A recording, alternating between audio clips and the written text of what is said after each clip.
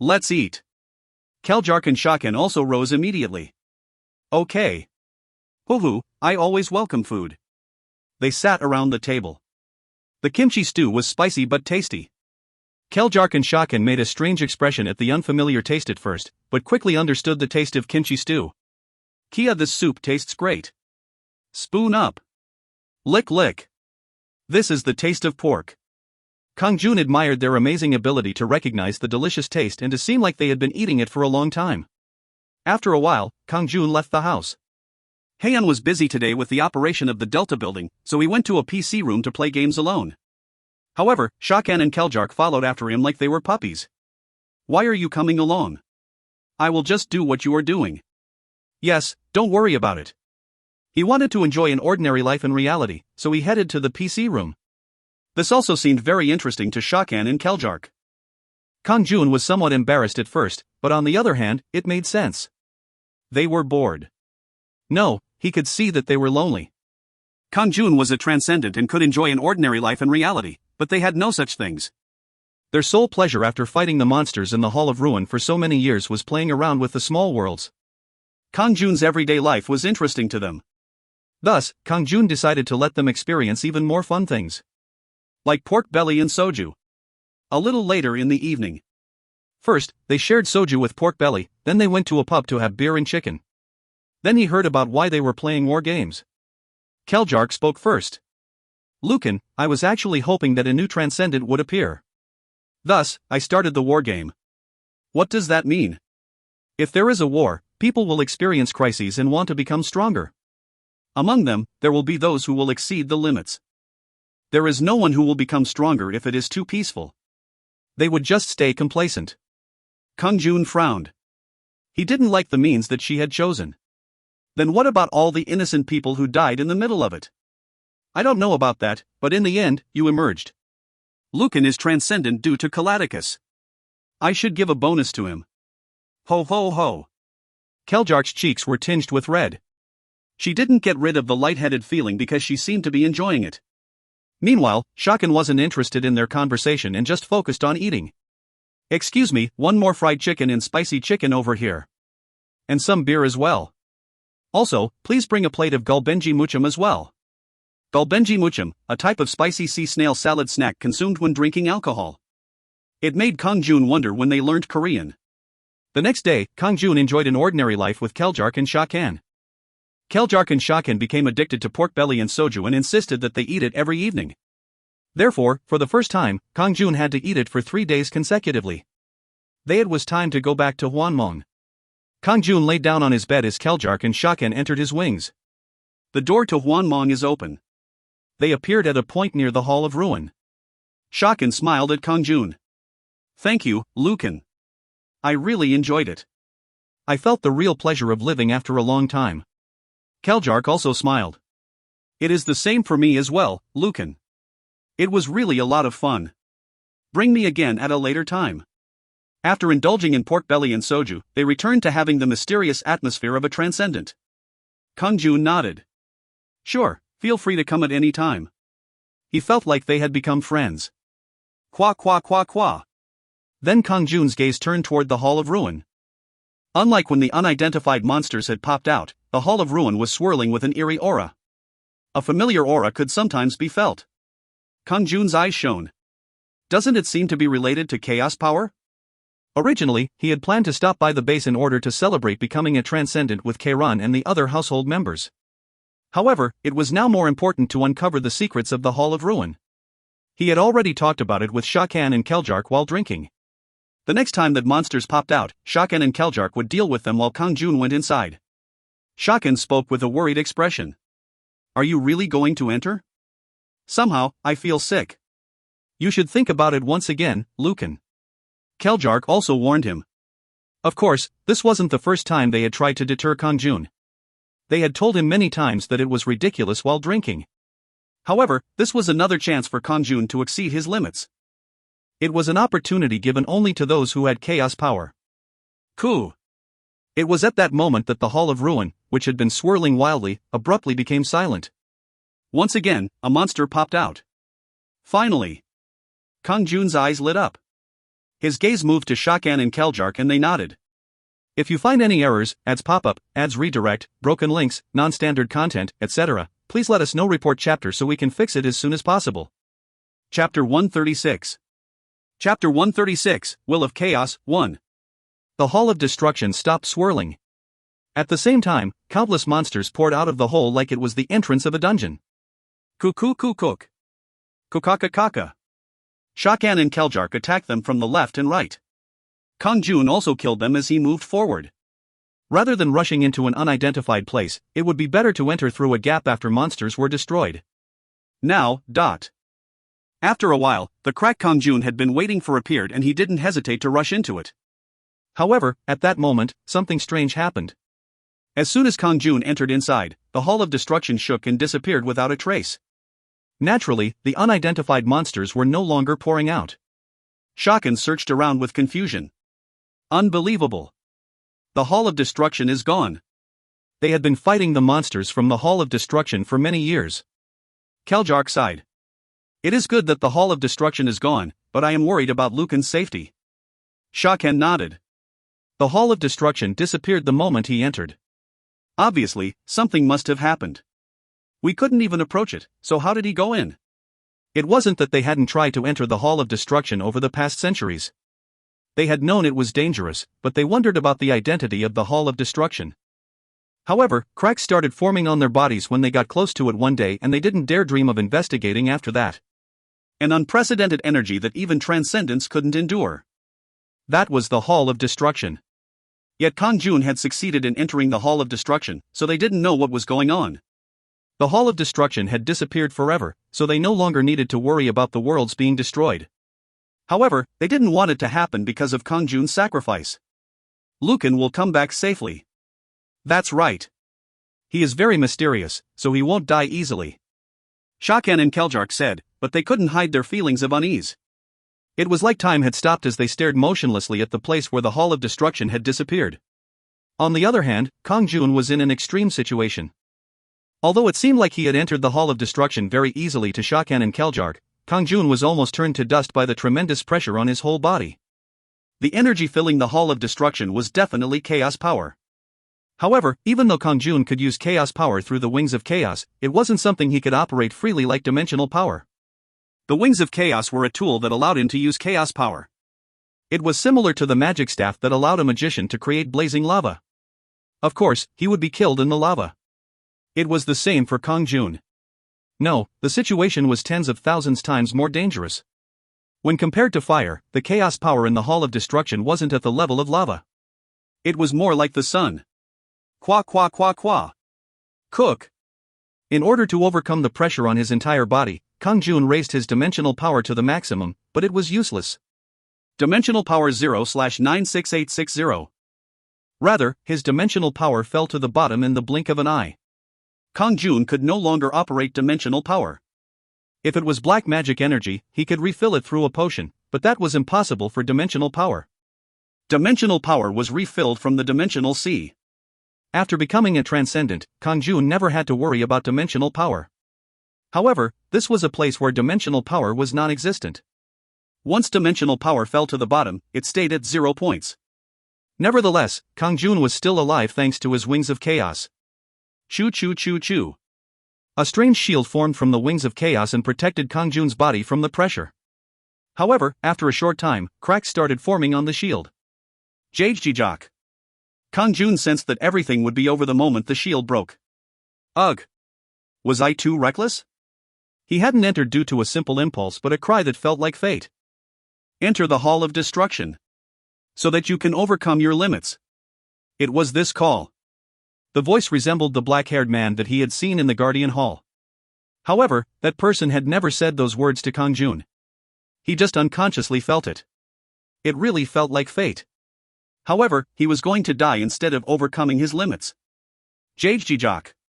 The shield disappeared completely and Kang-jun's body was exposed to the pressure of the chaos power. He was going to die at any moment. One memory from his time in Hwanmong flowed in his head. It was that last attack that he saw in the Guardian Hall. Kang-jun didn't know why it popped into his head at this moment. However, his mind felt strangely calm after remembering it. Shoot. His body was melting. The durability of Katayana's demonic scaly armor couldn't last. Once he was naked, bubbles formed all over his body as it melted down. The only thing unaffected was his wings. However, they also appeared to be tearing. Even in this extreme situation, Kang-jun's mind was strangely calm. The terrible energy flowing around him started to feel familiar. Chaos power didn't move irregularly like the name implied. It had a flow. The flow of chaos. It was somewhat similar to the flow of that last attack. As soon as he realized it, Kang-jun's head cleared. His body was still melting and feeling tremendous pain. However, it was like his head and body were separate as Kang-jun's head started spinning faster than ever before. An astonishing thing occurred in the middle of this. Unbelievable. I am gaining chaos power so quickly. Chaos power needed to upgrade to stage 10, 373521/51200000. Chaos power needed to upgrade to stage 10, 1421422/51200000. Chaos power needed to upgrade to stage 10, 434521/51200000. Chaos power needed to upgrade to stage 10, 51200000/51200000. As the chaos power around him permeated into his wings, the chaos power rose to the maximum in the blink of an eye. The wing's chaos power is full. Do you want to strengthen it to the next stage? Yes/no. Yes. Strengthen. Could he really strengthen his wings to stage 10 at this moment? Kang-jun devoted himself to it. He ignored his melting body and the enormous pain as he strengthened the wings every time the chaos power was full. You have failed to strengthen the wings of chaos to stage 10. However, immediately after failure, the chaos power just rose again. There was no need to kill monsters and the chaos power everywhere around him entered his wings. You have failed to strengthen the wings of chaos to stage 10. You have failed to strengthen the wings of chaos to stage 10. You have failed to strengthen the wings of chaos to stage 10. After becoming a dimensional sovereign, his good luck stat had increased greatly, but he still failed to reach stage 10. However, in the midst of one more strengthening attempt, all the formidable pressure from his surroundings suddenly vanished. The chaotic storm subsided. At the same time, a brilliant splendor emerged from Kang-jun's wings. Wayak. Could it be called a feast of mysterious lights? The storm of chaos power that seemed as horrifying as hell, now looked beautiful due to the light from the wings. A message surfaced. The wings of chaos have been strengthened to stage 10. You can't strengthen the wings of chaos anymore. Your damage has increased greatly. Health has increased by 100,000 points. Dimensional power has increased by 100,000 points. You have awakened the will of chaos. Chaos power will be present in all your attacks. You can to understand and operate chaos power. Dimensional power has been turned into chaos power. Your war ability has increased to the chaos level. Reaching chaos warfare has increased charisma by 20. Reaching chaos warfare has increased good luck by 5. Continuous messages appeared. The wings of chaos had reached stage 10 and will of chaos manifested. At the same time, his power of war rose from dimensional level to chaos. Your level will rise to suit your war ability, which is at the chaos level. Your level has increased by 100. LV.300, max. War, chaos. Health, 201070/201070. Chaos power, 198110/198110. Strength, 304, plus 100. Agility, 305, plus 100. Intelligence, 298, plus 100. Good luck, 21, plus 13. Charisma, 63, plus 21. Kang-jun reached this state after facing destruction in the Hall of Destruction. The Hall of Chaos formed from chaos power disappeared. Even the Transcendents Shakan and Keljark had no idea about what happened. They just felt like the Hall of Destruction had disappeared after Kang-jun entered it. However, that moment felt like millions of years to Kang-jun. And after a long moment of pain, Kang-jun's body was completely restored. It was the same for his wings.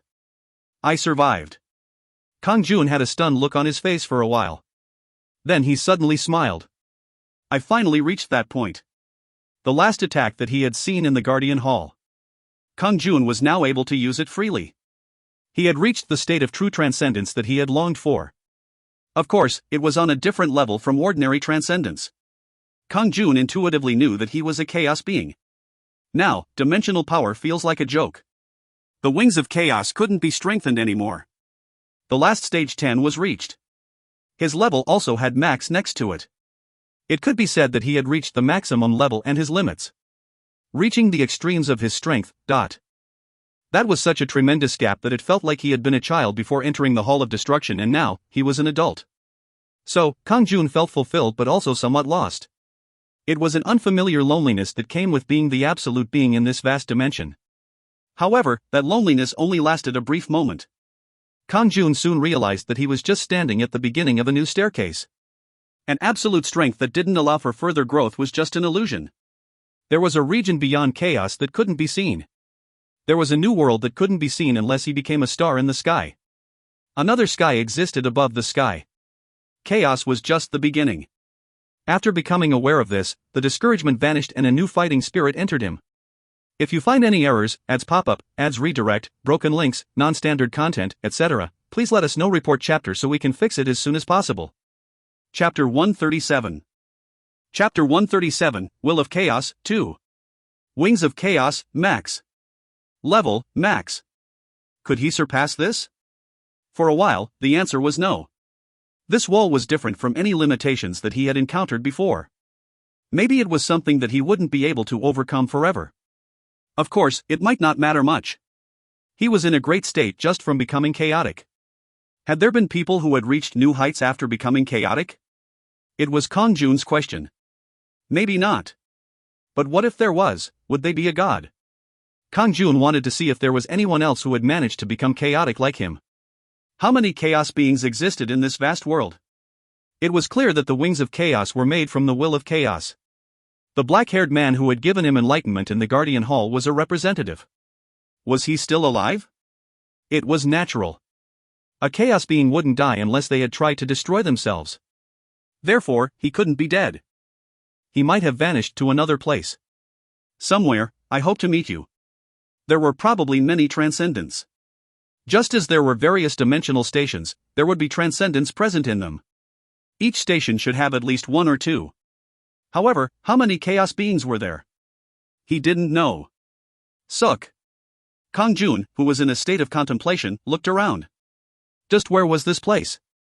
He had been moving through the Hall of Destruction. The surroundings were all dark. There is no dimensional cloud. It was a strange space where dimensional power didn't exist. At the same time, there was the energy of destruction everywhere. It was one of the many energies that made up chaos power, so Kang-jun wasn't damaged. However, an ordinary transcendent wouldn't last long in here. That's right. This place is like a grave. It was a space like a black hole which had caused stations to be destroyed. If there were any living beings in here, they would have to be chaos beings. A transcendent with some special fortune might be able to enter it alive, but they wouldn't survive unless they awakened as a chaos being like Kang-jun. Shall I take a look? It wasn't difficult to create a portal to return to Pavelia Station. He just had to consume a bit of chaos power. No one taught him, but he knew it instinctively, like how a spider knows how to make webs. It was just one of the many things that could be done with chaos power. He also realized these facts intuitively. Therefore, figuring out what he could do with chaos power would be Kang-jun's main work in the future. Chua-hak. Kang-jun flew quickly. This was a realm of death that even the anomalous phoenix Sagisha couldn't enter. Therefore, Kang-jun needed to fly through here himself. Still, there was no significant discomfort. His normal speed could be compared to an anomaloria, which was still fast even if the anomalous phoenix was far superior. There is a portal over here. Kang-jun finally discovered something. A space movement portal. However, it wasn't a portal but a hall of destruction. It was filled with the aura of chaos. Kang-jun moved toward it. Qua qua qua qua. It was a tunnel full of chaos power. Even transcendence would be turned to dust by the changing pressure. However, Kang-jun felt no discomfort. Rather than discomfort, it was a place that gave him strength. His chaos power would be restored just becoming here. Kang-jun flew along the tunnel like he was walking. The end of the tunnel was connected to another world where something very strange was happening. There were shadows of humans, elves, orcs, and other species at the end of the tunnel. Then the chaos power transformed them into giant monsters or, more precisely, the energy of destruction that was a part of the chaos power. And they exited the tunnel. Kuku-kuku. Kukaka-kaka. 5 beings outside the tunnel started charging at the monsters. They came out again. Infernal bastards! Come on, get rid of them. If we miss any, the small worlds will be in danger. Kang-jun instantly knew that they were transcendent. This was one of the stations in the vast dimensional system. It was somewhere other than Pavalia Station. Surprisingly, there were 5 transcendent beings. 2 dragons, 2 demon kings and 1 elf. They were the guardians of this station and were trying to protect the small worlds here. I'm glad to see them. Kang-jun was watching them, but they weren't aware of it. It was because no one could recognize Kang-jun if he concealed himself in the chaos power. Then Kang-jun headed back into the Hall of Destruction. Getting rid of this Hall of Destruction was a very easy task for him. However, it wasn't difficult to realize that he shouldn't do that. Those shadows were those who came close to transcendence in their world but couldn't reach it. Kang-jun knew this through the chaos power. They are turned into monsters through the energy of destruction and attack so that the transcendents will fight against them. The monsters were loathed by transcendents. However, the monsters were absolutely necessary to prevent the transcendents from taking advantage of their power. It created a sense of crisis where their world may be destroyed. This stopped them from fighting in order to join together. Otherwise, it wouldn't be easy for transcendents to know each other. Rather, they were likely to kill each other. This could be very deadly to the subdimensional worlds. Shakan and Keljark had welcomed Kang-jun because they had another ally who could fight against the destruction monsters. However, there was a greater meaning behind the Hall of Destruction. It allowed a transcendent person to become a chaos being. A method to break the limits of transcendence. That was the Hall of Destruction. Of course, it was impossible to enter the area. There were any roads but only a few could enter. Kang-jun had entered the realm of the impossible. Kang-jun flew for a while and saw many such halls of destruction. They were all connected to other stations where transcendents were waiting. What about the stations that didn't have any transcendents? There were none. If there was such a place, it would already be incorporated into this dark space after being dominated by the power of destruction. It is really amazing. Surely, all of this couldn't be created by chance? It couldn't be. It wasn't a coincidence that this tremendous arrangement made it possible to control the transcendents belonging to the dimensional system as well as allow some to enter the path of chaos. Someone must have done this. Who was the person? Would they be a god? Or a higher-level chaos being? I hope to meet them someday. He would either come on his own or Kang-jun would find him after reaching a higher level. Pa-hot. Kang-jun returned to Pavalia Station. A chaos portal was created in the dark space without another Hall of Destruction. Even Kang-jun couldn't recreate the Hall of Destruction if he wanted to. In other words, the fearsome place known as the Hall of Destruction could no longer exist in Pavalia Station. Oh. Lucan. You came back safely.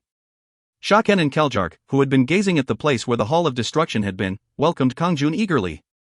They breathed out sighs of relief and their eyes were filled with joy. Looking at their expressions, Kang-jun felt that they were sincerely looking forward to his safe return. After confirming that Kang-jun was safe, they asked out of curiosity. What was in the Hall of Destruction, Lucan? Was it connected to another world? Kang-jun just smiled. It was a dark space. It was filled with the energy of destruction. It was like that. It is great that you survived such a place. I nearly died. Anyway, you don't have to worry about the Hall of Destruction appearing here any longer. Looking at Kang-jun's relaxed appeared, Shakan and Keljark once again felt that Kang-jun was stronger than them. However, Kang-jun never revealed his chaos ability, so he only seemed a little stronger as a transcendent. It was because Kang-jun's power was incompatible with Shakan and Keljark. He finally found people who could be friends in this vast dimensional system, but they wouldn't feel comfortable with him if they discovered the difference in skills. On the other hand, Shakan and Keljark cheered after hearing that the Hall of Destruction was gone forever. Really? We no longer need to see those damn monsters. Ha! Now, I can relax my feet and sleep well. I don't know the last time I rested properly. Keljark really did look weary. However, she smiled brightly like she felt much better. What are you going to do now, Lucan? I am thinking of traveling a little bit. Travel? To where? Keljark and Shakan became interested. Kang-jun didn't have any special destination yet. I'm going to visit other stations. It will be a little cramped if I stay here. Shakan nodded. The Hall of Destruction is gone, so it won't be a problem if we leave Pavalia Station for a bit. That's right, I'm bored. They acted like they would naturally go on the trip with Kang-jun. Kang-jun was dumbfounded. Are you thinking of following me? Of course. I want to have fun with you. Are you leaving right now? They once again seemed like puppies. Kang-jun waved his hand. Not right now. I should look at my household before leaving. Then I'll be sleeping until you call. Can I enter your wings for a while? Kjelljark asked with a yawn as she pointed to Kang-jun's wings. As Kang-jun nodded involuntarily, she entered his wings. Shaken thought it was a good idea and said the same thing. I will rest inside your wings, so call me when you will leave for your travels. Wait. Don't you have a house? Kang-jun was dumbfounded. It was a little strange to know that his wings were being used as portable hotel. Of course, Kang-jun knew that there was a resting place in his wings. For most wings, only special beings such as spirits or transcendents could enter. However, Kang-jun's wings had no such restrictions. If he allowed it, anyone could stay. Shaken explained with a smile. After becoming transcendent, I have lived without a home. I also released all my household members. It was annoying. There are those who followed me, but it is their freedom to do so and I didn't really care. There was no such thing as Shakan's headquarters. It was the same for Kjelljark. Kang-jun felt sorry after hearing those words. They were transcendent, yet they were wandering around without a home. Indeed, what need did a transcendent have for a house? They could just stay anywhere and it would soon be a home. Then you can go in there and rest. Thank you. Shaken entered Kang-jun's wings after permission was given. Now, shall I return to headquarters? Kang-jun returned to Earth Hwanmong through warp movement. After taking the portal in the bloody battlefield, he moved to his headquarters at the Delta building. Kjelljark, it has been a while. Oh. Lord. Kjelljark welcomed him. It was the first time Kang-jun had visited the base since becoming transcendent. I heard that you became a dimensional sovereign, Lord. Kjelljark bowed with an expression full of turmoil. If you find any errors, ads pop up, ads redirect, broken links, non-standard content, etc., please let us know. Report chapter so we can fix it as soon as possible. Chapter 138. Chapter 138, Encouraging the Household Members, 1. Kjelljark already knew that Kang-jun had become a transcendent sovereign. This was because one of the shadows that enforced the rules of Hwanmong was at the base of the Delta building. Of course, it was possible for him to feel it with the intuition of an advanced military advisor even without the shadow. His lord had become a transcendent. It is amazing that Lord has become a dimensional sovereign. It is my best luck that I managed to join Lord's household. Kjelljark said to Kang-jun with an excited expression. Kang-jun smiled gently. Kiran, it was possible due to your help. I could become stronger without worrying about my bases. It was just something I was supposed to do. I am telling the truth. Kang-jun then looked at Kjelljark with a strange expression. I remembered something you once asked me. If you want, I will grant that request now. What request? Kjelljark was confused. Then Kang-jun said, You said you wanted to become a sovereign as well. If you want, I will release you from my household and also give you a sovereign token. At that point, a tumultuous expression formed on his face. He remembered his words when he first joined Kang-jun. However, he shook his head. No thanks, Lord. I don't want to become a sovereign. Why? Kjelljark laughed bitterly. In fact, my desire to become a sovereign has long disappeared after becoming Lord's military advisor. Why? From the very beginning, I didn't fit as a sovereign. Rather, as Lord's military advisor, I am more joyful and energetic than all my previous lives. So, please forget about my previous request. I will do so. In fact, Kang-jun had wanted to hold on to Kjelljark. It was because Kjelljark was necessary as his military advisor. Kang-jun wanted to travel. Traveling as a dimensional sovereign. If he found a new world without a master, he planned to establish a base there. All the worlds would be linked to Earth Hwanmong and the headquarters at the Delta building. If Kjelljark was at headquarters, he would be able to take care of everything. However, there had been the promise from when he first met Kjelljark. Thus, Kang-jun decided to give Kjelljark a chance to leave if he wanted. He wouldn't forcibly hold on to Kjelljark. However, Kjelljark voluntarily told him to take back the old favor, so that was welcome news to Kang-jun. Instead, I want to ask you for something else. Tell me what you want. If it is something I can do, then I will listen. He said it sincerely. Kjelljark hesitated for a moment before saying. I didn't know if I could ask Lord for this favor. Can you get a sovereign out from hell for me? Hell? That's correct. Lord is a transcendent and can make deals with those who rule over Hwanmong. If they listen, you can get anyone out of hell. Well, a shadow was here, so Kang-jun was planning to meet it anyway. It was because he wondered what type of deals were available. However, one of those deals involved removing a sovereign from hell. Who is it? Sovereign Enyel. She was one of my allies and my lover during my last life as a sovereign. Unlike me, who escaped from hell as quickly as possible, she is still suffering in there. Kang-jun smiled at the end of the words. If that is the case, I will naturally help you. Call the shadow right now. After a moment, a shadow appeared. Unlike the other shadows, this one was hidden so deeply by black hooded clothes that no one would be able to tell it was a shadow. I greet Dimensional Sovereign Lucan. In the meantime, Kang-jun sat on a throne in his headquarters and the shadow bowed with a very polite attitude. Kang-jun nodded and said, I was told that I could make deals. Of course. Anything that belongs to this Hwanmong can be done according to your will. Just grant us one small request. Okay. I want to free a sovereign from hell. Is that possible? The shadow respectfully bowed and replied. It is possible if they are a sovereign in hell, but we have a condition. Tell me what it is. You only need to find one destruction piece. Kang-jun made a confused sound. Destruction piece? There is a place called the Hall of Destruction in the Dimensional Stations. Killing those who emerge from there can sometimes get you a destruction piece. Kang-jun pulled out one item from his space after listening. He hadn't known the purpose of the unknown piece and had just kept it in his space. After becoming a transcendent, the distinction between the inventory and space had become blurred. Now that he was a chaotic being, he no longer needed to worry about the number of spaces. It was possible to create a space and store as much as possible. Oh. This? The shadow expressed admiration after Kang-jun showed it the item. That is a destruction piece. The shadow's eyes lit up. At that moment, an item description window showed up in front of Kang-jun. Destruction piece. Rating, myth. A piece with the energy of destruction. There is a rare probability of it dropping from a monster with the destruction attribute. It was a destruction piece, not an unknown piece. Kang-jun had 52 of them, but he could get hundreds of thousands more. He could move to the dark space and go to any hall of destruction to beat the monsters. Fortunately, he didn't need to do such a tedious thing because only one was required. Kang-jun handed it to the shadow. Take this and bring Sovereign Enyel to this place. Yes, Lucan. The shadow bowed respectfully and disappeared somewhere. After a while, a balding, skinny woman appeared anxiously. Kairon looked at the woman with mixed emotions. Oh. Enyel. It is definitely you.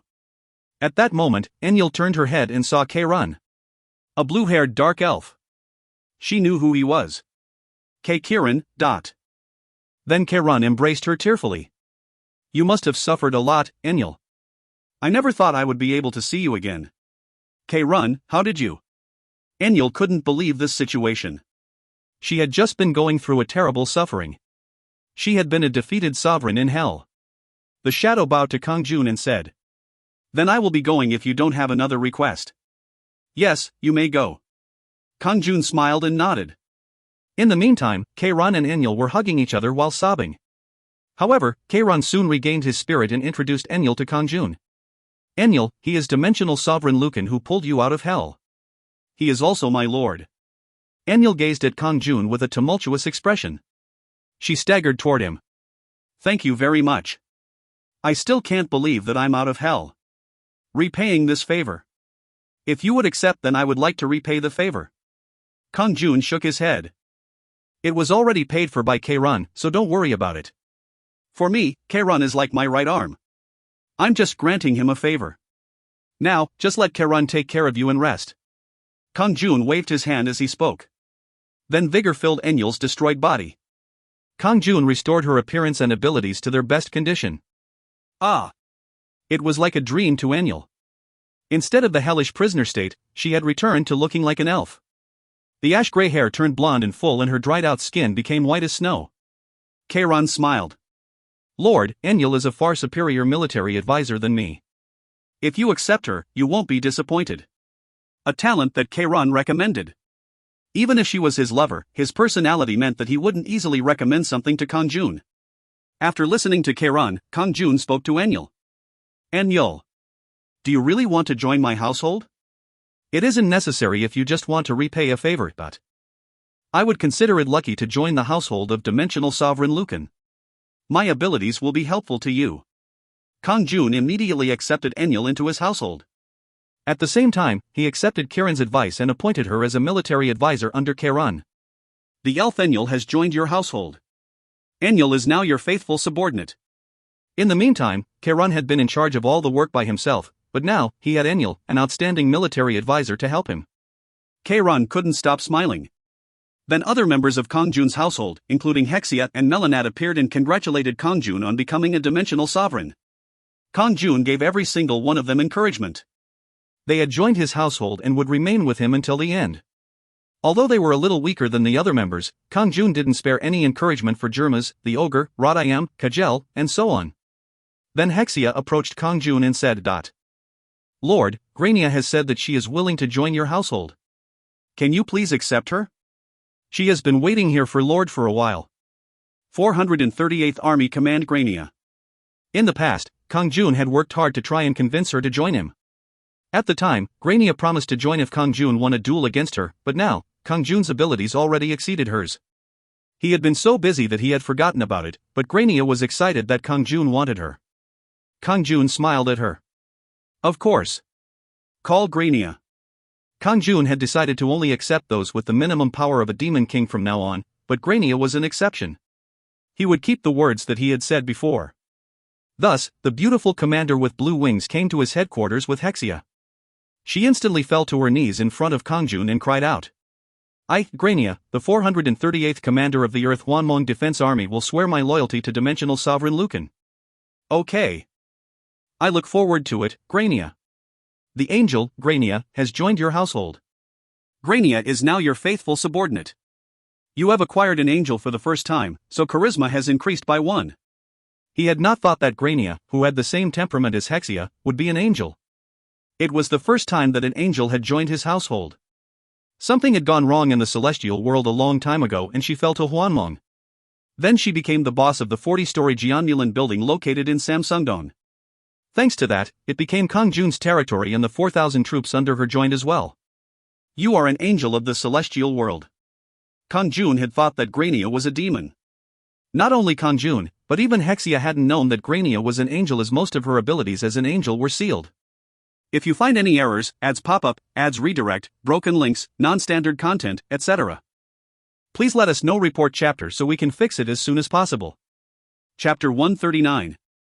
Chapter 139, Encouraging the Household Members, 2. However, Grania couldn't remember what she did wrong or the location of the celestial world. All memories of the celestial world had been erased. She just remembered faintly that she was an angel. Wayak. It was at that moment that suddenly, a mysterious but sacred light started to emerge from Grania. The power of an angel. The momentum coming from her was equivalent to T-hat of a demon king. Unbelievable. Grania was also baffled by such a situation. Kang-jun was amazed. What is going on? You must have been quite strong as an angel. I still can't remember the celestial world. Only my power as an angel was restored after joining Lord's household. I'm glad to hear that. Then Grania approached with an inspired expression and knelt down, kissing Kang-jun's hand. I'm really glad that you accepted. I was worried that you wouldn't need me anymore. Grania was regretful that she hadn't joined Kang-jun sooner due to her pride. That's why you should have joined earlier. Kang-jun smiled and stroked her head. At that time, the merchant, Papilio, entered his headquarters. Dimensional Sovereign. Croden is here to visit you right now. Croden, the Dark Dragon. In reality, they were the boss of the Black Dragon law firm. Kang-jun nodded. Enter. Then a moment later, a familiar black-haired woman in a black dress entered. To his surprise, she was Han Yun-soo. Han Yun-soo, a lawyer from the Black Dragon law firm. However, unlike the last time he saw her in reality, she now had something magic and bewitching around her.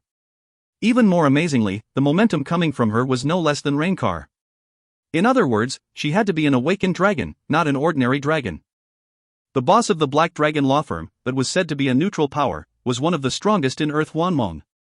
I am the Dark Dragon, Crowden. It is a pleasure to see Dimensional Sovereign Lucan. Crowden bowed politely to Kang-jun.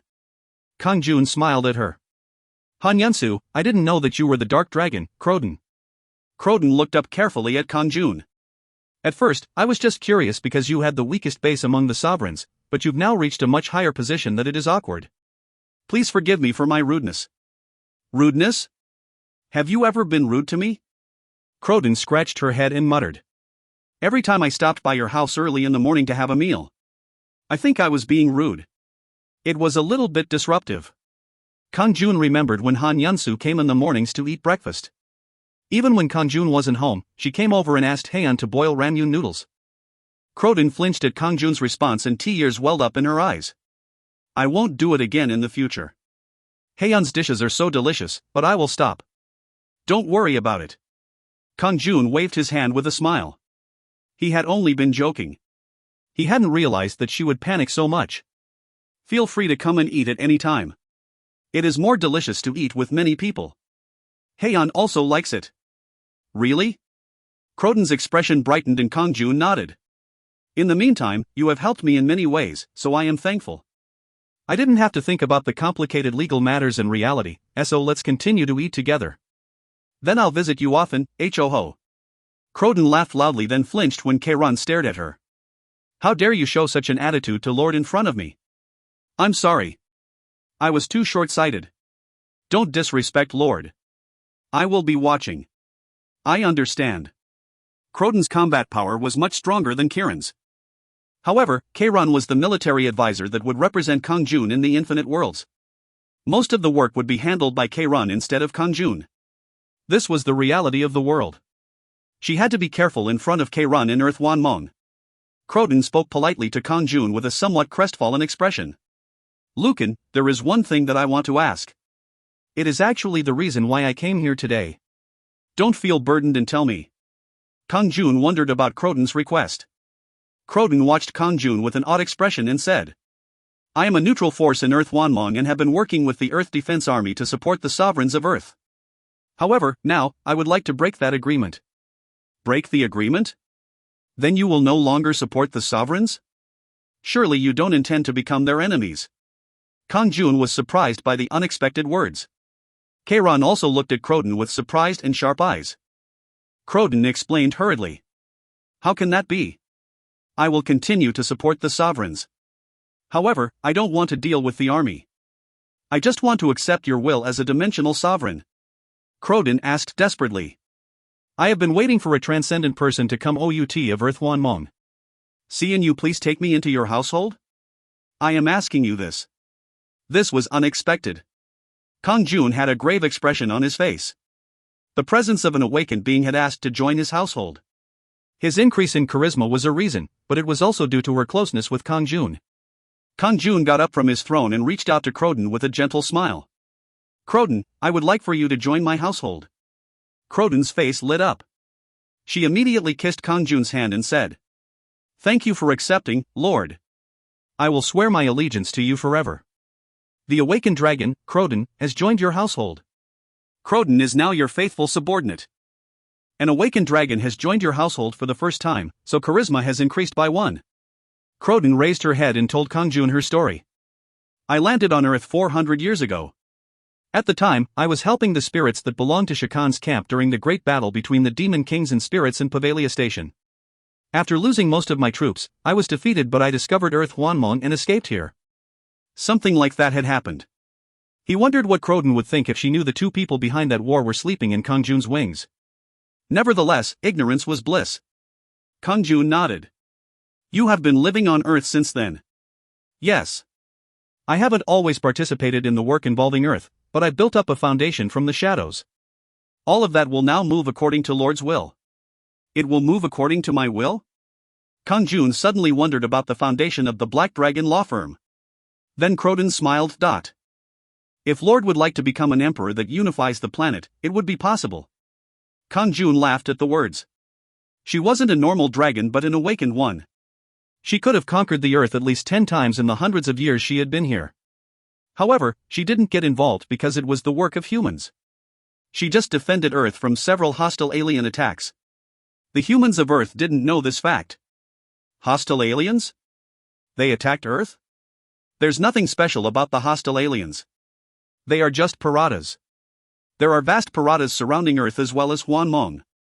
I just call them aliens. Indeed. It was natural. It would be surprising for normal people, but not for Kang-jun, who had experienced Hwanmong in bigger worlds. Anyway, I won't become an emperor. I don't want to get involved in reality. Just leave the people there to take care of the job. Then Kang-jun spoke carefully. However, Lord, some of Earth's sovereigns want to get involved in the world. They want to prevent unnecessary war and change the absurd world. Kang-jun nodded. It is a good idea, but there needs to be a consensus among the sovereigns. Otherwise, it will be troublesome. The sovereigns had the ability to get involved in many of the political and economic problems of the planet. Of course, they might have different ideas and conflicts of interest. However, they were conscious of Kang-jun's existence as the absolute sovereign, so they wouldn't do something so extreme. He would interfere if anything happened. Kang-jun didn't want to be directly involved in ruling Earth, but he would allow the sovereigns to get involved. There was no special reason. He just wanted to live an ordinary life on Earth. He would separate reality and Hwanmong. I will leave reality alone. In the dream world, he was beyond transcendent and became a chaos being. There was literally nothing he couldn't do on Earth. However, if he tried to control reality, all the fun of living might disappear. He was a landlord of buildings with total assets of over 16 trillion won, so he was already far from normal. Still, if Kang-jun wore a hat and sunglasses, he would pass off as an ordinary person. It was fun to play games in the PC room, have beer and chicken and go on dates with Hyeon. That wasn't all. He would curse at politicians like normal, vote on election days and help the poor people. Sometimes he would act as a landlord and cheer for teams during baseball games. He would curse if his team lost and cheer if they won. If all the joys of everyday life were gone, then what would be fun? Kang-jun noticed Kang-jun's intentions. Yes, Lord. I won't get involved in Earth's affairs unless there is an emergency or an alien attack. I will convey Lord's will to the sovereigns. Okay, good work. Kang-jun was full of relief after Kang-jun accepted her as a member of the household. Kang-jun called all his household members. In the meantime, everyone has suffered. Today, I will have a festival party, so please enjoy it. Those who want to take a vacation should go. Kae-run and Yul. The two of you should rest as much as possible. In the future, you will be busy again. Wah! Lord! Thank you. Ha-hot! A festival. Everybody cheered. A festival was joyful for everyone. At that time, Kajel ran over with a tense expression. Lord, a large number of Demon Kings Havi appeared at Lucan's base. A huge battleship had also appeared in the bloody battlefield, but Kang-jun just smiled. I called them. They are all household members. Aboard T-He Rota's battleship T-He Demon Kings, including Rota's, had been summoned by Kang-jun to Earth Hwanmong. Not only that, Aquana had also appeared at Lucan's base. Kang-jun didn't want to alienate any of his members from the festival. If you find any errors, ads pop-up, ads redirect, broken links, non-standard content, etc., please let us know. Report chapter so we can fix it as soon as possible. Chapter 140. Chapter 140, An Unexpected Encounter, 1. The festival was held for quite some time. Kang-jun had 20 round trips to reality and Hwanmong. For more than 2 months in real time, there was a holiday filled with festivals and parties at Kang-jun's base. Until now, he had only been focused on getting stronger, but he didn't have to do that now that he was a chaos being. To be honest, increasing the number of members and troops by hundreds of times didn't matter when Kang-jun was so powerful. It was because all their powers combined couldn't cope with a transcendent being. It was meaningless for Kang-jun, a chaos being, to increase the number of troops. However, after the festival was over, Kang-jun would continue to gain power as usual and summon more troops. As a dimensional sovereign, Kang-jun wanted to expand his worlds. It was like a fate given to a dimensional sovereign. I will start with the unknown small worlds of Pavalia Station and then expand to other stations. This was Kang-jun's plan. Of course, during the festival, Kang-jun also rested with his household members and enjoyed the party. Shakan and Keljark, who had been sleeping in the wings, woke up and participated in the festival. They returned to reality and Hwanmong whenever Kang-jun did. Reality became interesting from the moment they sat down in Kang-jun's home in the Delta building. It was their intention to turn into ordinary humans and enjoy an ordinary life on Earth. It was more interesting to them than exploring new unknown worlds in the dimensional sea. At first, they only sat in the Delta building and didn't come out of the house except to eat. Kang-jun then found out that Shakan had built a big pork belly store near a university and Kjelljark was the owner of a chicken house. When they were in a good mood, they not only paid for food and drinks but also played with the customers. Their stores soon became famous and people would line up to enter. In addition to Th, Shakan built an Oding bar as well. He would head straight to the Oding bar once the pork belly store closed at 10 p.m. He had infinite stamina and sleep didn't matter, so the official business hours were until 5 a.m., but sometimes, he extended it until 10 in the morning. He would talk and drink with guests at the Oding bar. The Oding bar had a narrow bar and only one table, so it was a place where people came and drank with strangers. Of course, it was only focused on the owner, Shakan. In fact, Shakan was originally a very wise and dignified dragon, but that interest had disappeared. However, as he listened to the troubles of the people who came to drink every day, his sense of justice was revived. From then on, strange things started happening on Earth. No, it started from South Korea, not Earth. The salaries of hired employees rose, presidents were forced to apologize and pay for missing salaries as well as give bonuses. Additionally, terminally ill cancer patients suddenly became better. That wasn't all. The politicians who had lied and deceived the people apologized and retired. Suddenly, large corporations and rich people were donating everywhere. It wasn't just a show and tell donation but ones that truly helped to eliminate social inequality. Some perpetrators of violent incidents admitted to it and committed suicide while parents miraculously found their missing children. These things were going on but people didn't realize that Shakan was doing it.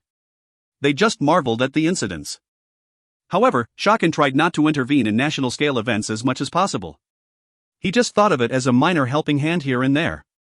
He was worried that Kang-jun would become angry if he did anything too significant. However, Kjelljark was different. A sense of justice was non-existent for her as she was originally a demon king. She reveled in slaughter and destruction. However, as she became transcendent, she realized that killing and destruction were impractical. Of course, she didn't do anything for justice. Her hands and feet would shrivel if she did such work. She was just satisfied with not going as far as slaughter and destruction. So far, the only justice she did was fight with the destruction monsters who wanted to destroy Pavalia Station. However, she became vaguely annoyed when she realized there were bad people on Earth. It was disgusting to see humans, who weren't sovereigns, live in silence while being exploited. Of course, she tried to make sure that Kang-jun was as unaware of her work as possible. She got rid of it according to her nature, but she just did it quietly. From that point on, the notorious people in the newspapers joined her household. She was famous for being very harsh on her members. She didn't make them join in order to use them, but to harass them without them being able to doing anything. Although she was a transcendent, she didn't know she would have to go back to the drawing board. Annoying. Too many of them are joining my household. She decided to screen her targets carefully. The screening was simple, as he just read the memories of the subject. She concentrated on those who were in a position to commit more bad acts in the world. Since then, she spent half the day running her chicken house and the other half abusing her household members. She never killed. There was no harm to their life, but there was daily mental education through thorough control and restraint. Naturally, a beating was a basic part of it. It was a demon king teaching humans. Those who were educated went through such terrible times that they couldn't speak. They had to try and do good on a voluntary basis, Tihan she would release them. All types of bizarre things started to take place all over the world. The authorities with their own power and properties started stepping down. There were rumors that Korea would soon be unified. Once the original power was withdrawn, a new power would appear again which often added to the confusion. However, strangely, there were no such cases of this occurring. Thus, after strange things occurred on Earth for a few months, Kang-jun eventually found out that Shakan and Kjelljark were getting involved in Earth's affairs. However, Kang-jun didn't stop them. He didn't want to touch reality itself, but he saw no need to prevent this. He didn't want to become the ruler of Earth and Shakan and Kjelljark didn't either. Both sides of light and darkness were very efficient. Still, he did say something to them. Take it easy. Ha ha. Of course. Don't worry. I am very gentle, so don't worry. Kjelljark and Shakan were pleased when Kang-jun allowed them to intervene. On the other hand, Kang-jun was comfortable that the two transcendents were playing well. Until then, it had been quite inconvenient since they were always stuck to Kang-jun. Thanks to this, he could spend some quality time in reality with Heian and explore the knowledge about water spirits with Aquana in Hwanmong. Naturally, he didn't have any more knowledge to obtain since he had already gotten the highest level. Despite that, Kang-jun still spent a lot of time on Freya Island. However, even though he spent a happy time with two lovers, Kang-jun didn't stop studying. He sought enlightenment toward one step higher. However, there was no progress since he was tightly blocked. Sometimes, he tried to return to the dark space to get inspiration, but it was useless. It can't be helped. I won't rush and will just wait for the time. If he tried hard without giving up, then one day he would break through the wall. Before he knew it, the festival was over and Kang-jun started exploring Pavalia Station with the Rhoda's battleship. The Rhoda's battleship remembered a lot of warp spots, so it was easier than flying alone. He remembered worlds that already had defenders, so he searched around for newly emerged small worlds like Freya Island. Then he found a world filled with the energy of fire. Finally! It was Sarmandia continent that was dozens of times larger than Freya Island. There were volcanoes everywhere and lava rivers flowed instead of water. It was unsuitable for humans to live, but it was the best place for fire spirits. Not surprisingly, Clater the Fire Spirit Queen showed up after hiding in his wings for a while. Waykak! Wararuk! A red light spilled from his wings and took the shape of a beautiful female. She hadn't even come out when the festival was occurring. Aquana had entered the wings and tried to call her out, but she had failed. Even Shaken had tried, but Clater had pretended she was sleeping. Oh, this? She looked around with an expression of wonder. Her depressed eyes came alive again. Then she saw Kang-jun standing to one side and said with a mixed expression, "Thank you for the help. I haven't been able to say it since I hadn't come out of the wings." She hadn't always been sleeping in the wings and also looked outside. Therefore, she knew that Kang-jun had become transcendent and a dimensional sovereign. Unlike when she first met Kang-jun, she showed a very polite attitude. Kang-jun just smiled. The war in Pavalia Station has ceased, so forget about the past. The two transcendents have become my friends and the water spirits are reborn. Yes, I am aware of that. She had heard it directly from Shakan and Keljark. Therefore, she forgot everything about the past. She just didn't have the motivation to live a new life. However, it seemed like she gained new motivation after discovering a world full of fire energy.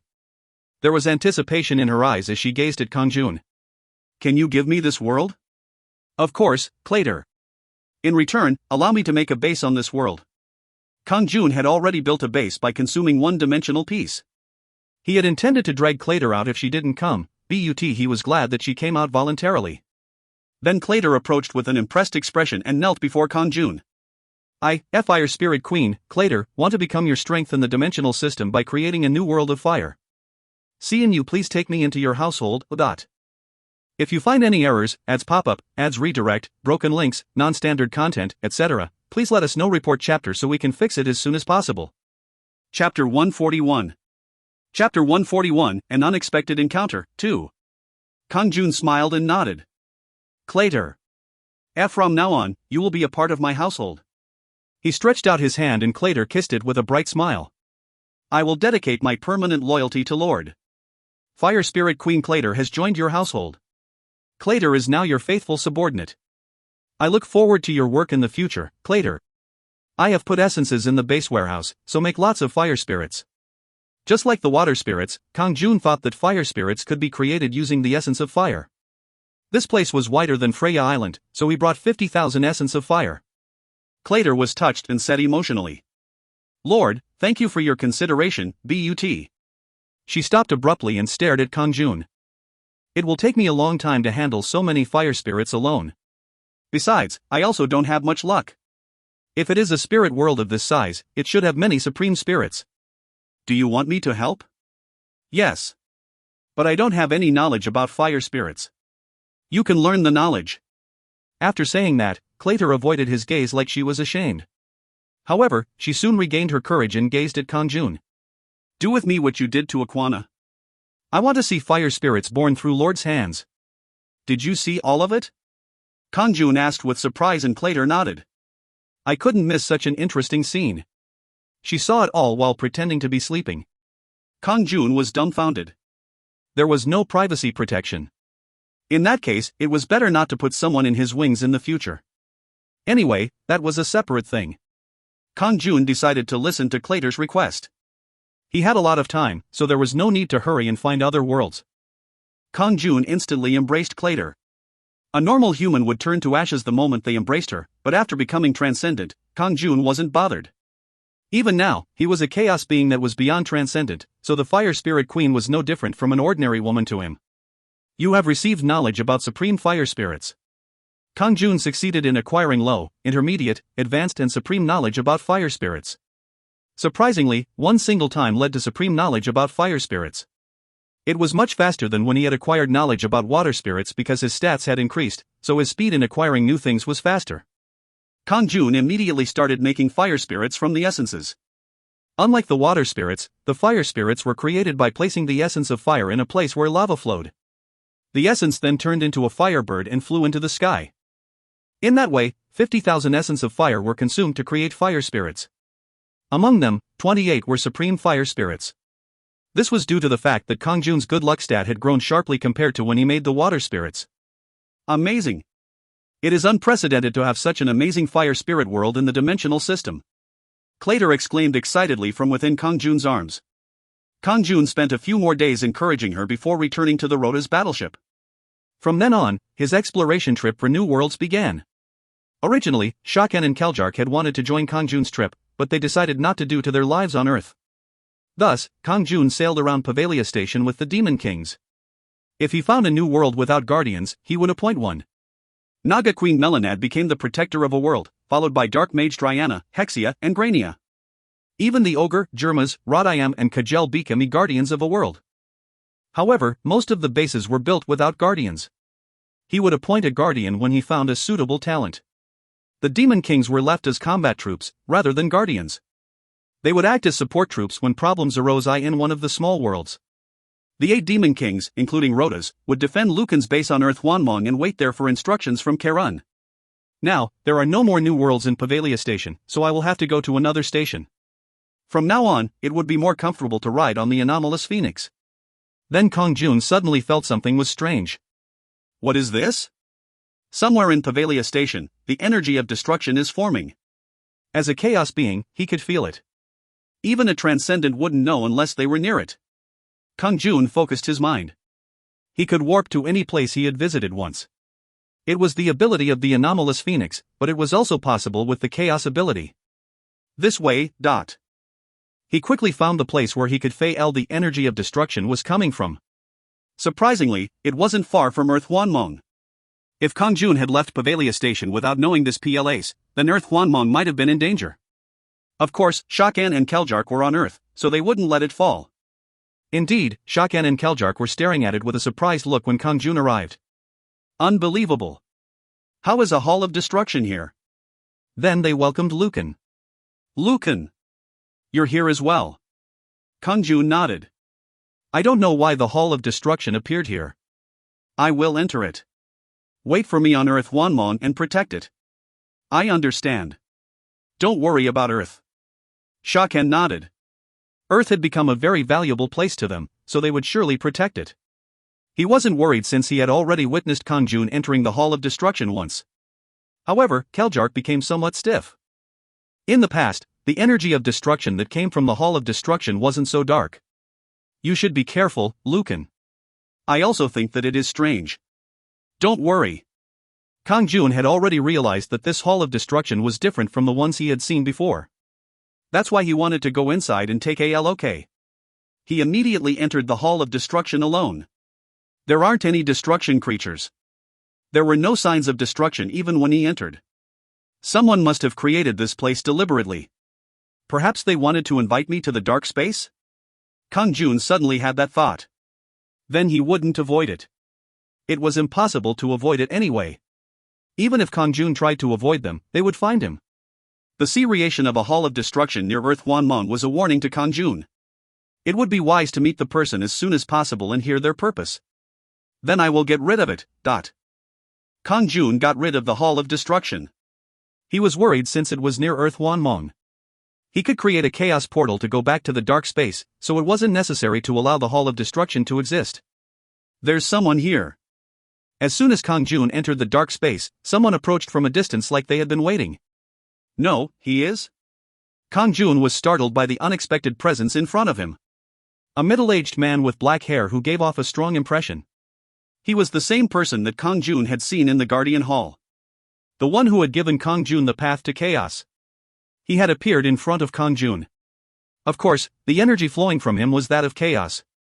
However, the poisonous energy of destruction was embedded very deeply in the chaos energy. There was a significant incompatibility, so Kang-jun couldn't understand his condition. It was like he was being shackled by the energy of destruction. Kang-jun was surprised. How was all of this visible? It couldn't be seen unless Kang-jun was equal or slightly stronger than the man. He decided to set the questions aside and talk to the man. You came? The man spoke first. He was watching Kang-jun with an indifferent expression. Kang-jun nodded. Didn't you call me here? That's right. After confirming that the Hall of Destruction in Pavalia Station had disappeared, I sensed that you would be a chaos being. The time it took was a lot faster than I had expected. Even so, the man's expression didn't change. Kang-jun asked. You are the one who made the arrangements in the Guardian Hall. That's right. I am also the founder of the Heaven's Blood Sword style. The man didn't deny it. Kang-jun bowed respectfully towards the man. I wanted to meet you. Can I ask for your name?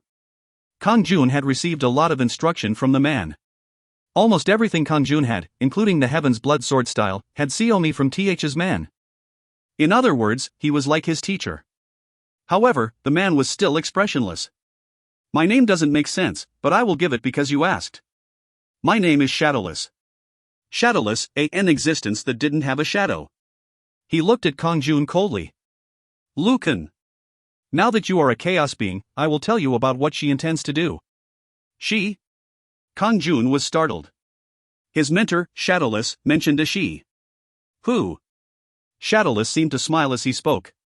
She is Kurosio. Kurosio? It was the first time he had heard that name. Yet, somehow, goosebumps started to form all over his body. His subconscious was sending him a danger signal. Who was Kurosio? Then Shadowless opened his mouth again. She is the Lord that controls all chaos beings like us. Lord? An existence that governed chaos. Who was she? In other words, she is also called the Goddess of Destruction. Unbelievable. The Goddess of Destruction. Kang-jun's heart thumped in his chest. A goddess? Not an ordinary goddess but a goddess of destruction? Kang-jun was anxious after learning about an unknown entity. He had never thought there would be a goddess involved. The name also implied that she wasn't a good goddess. She was probably a demonic god. Kang-jun asked with a worried expression. What does that mean? Shadowless replied bluntly. All of you came from me. If you rebel against me, everything you have will disappear. What does that mean? This is the warning given by Kurosio. She wants you to join in her work. What is she trying to do, specifically? Kurosio doesn't like the current dimensional system.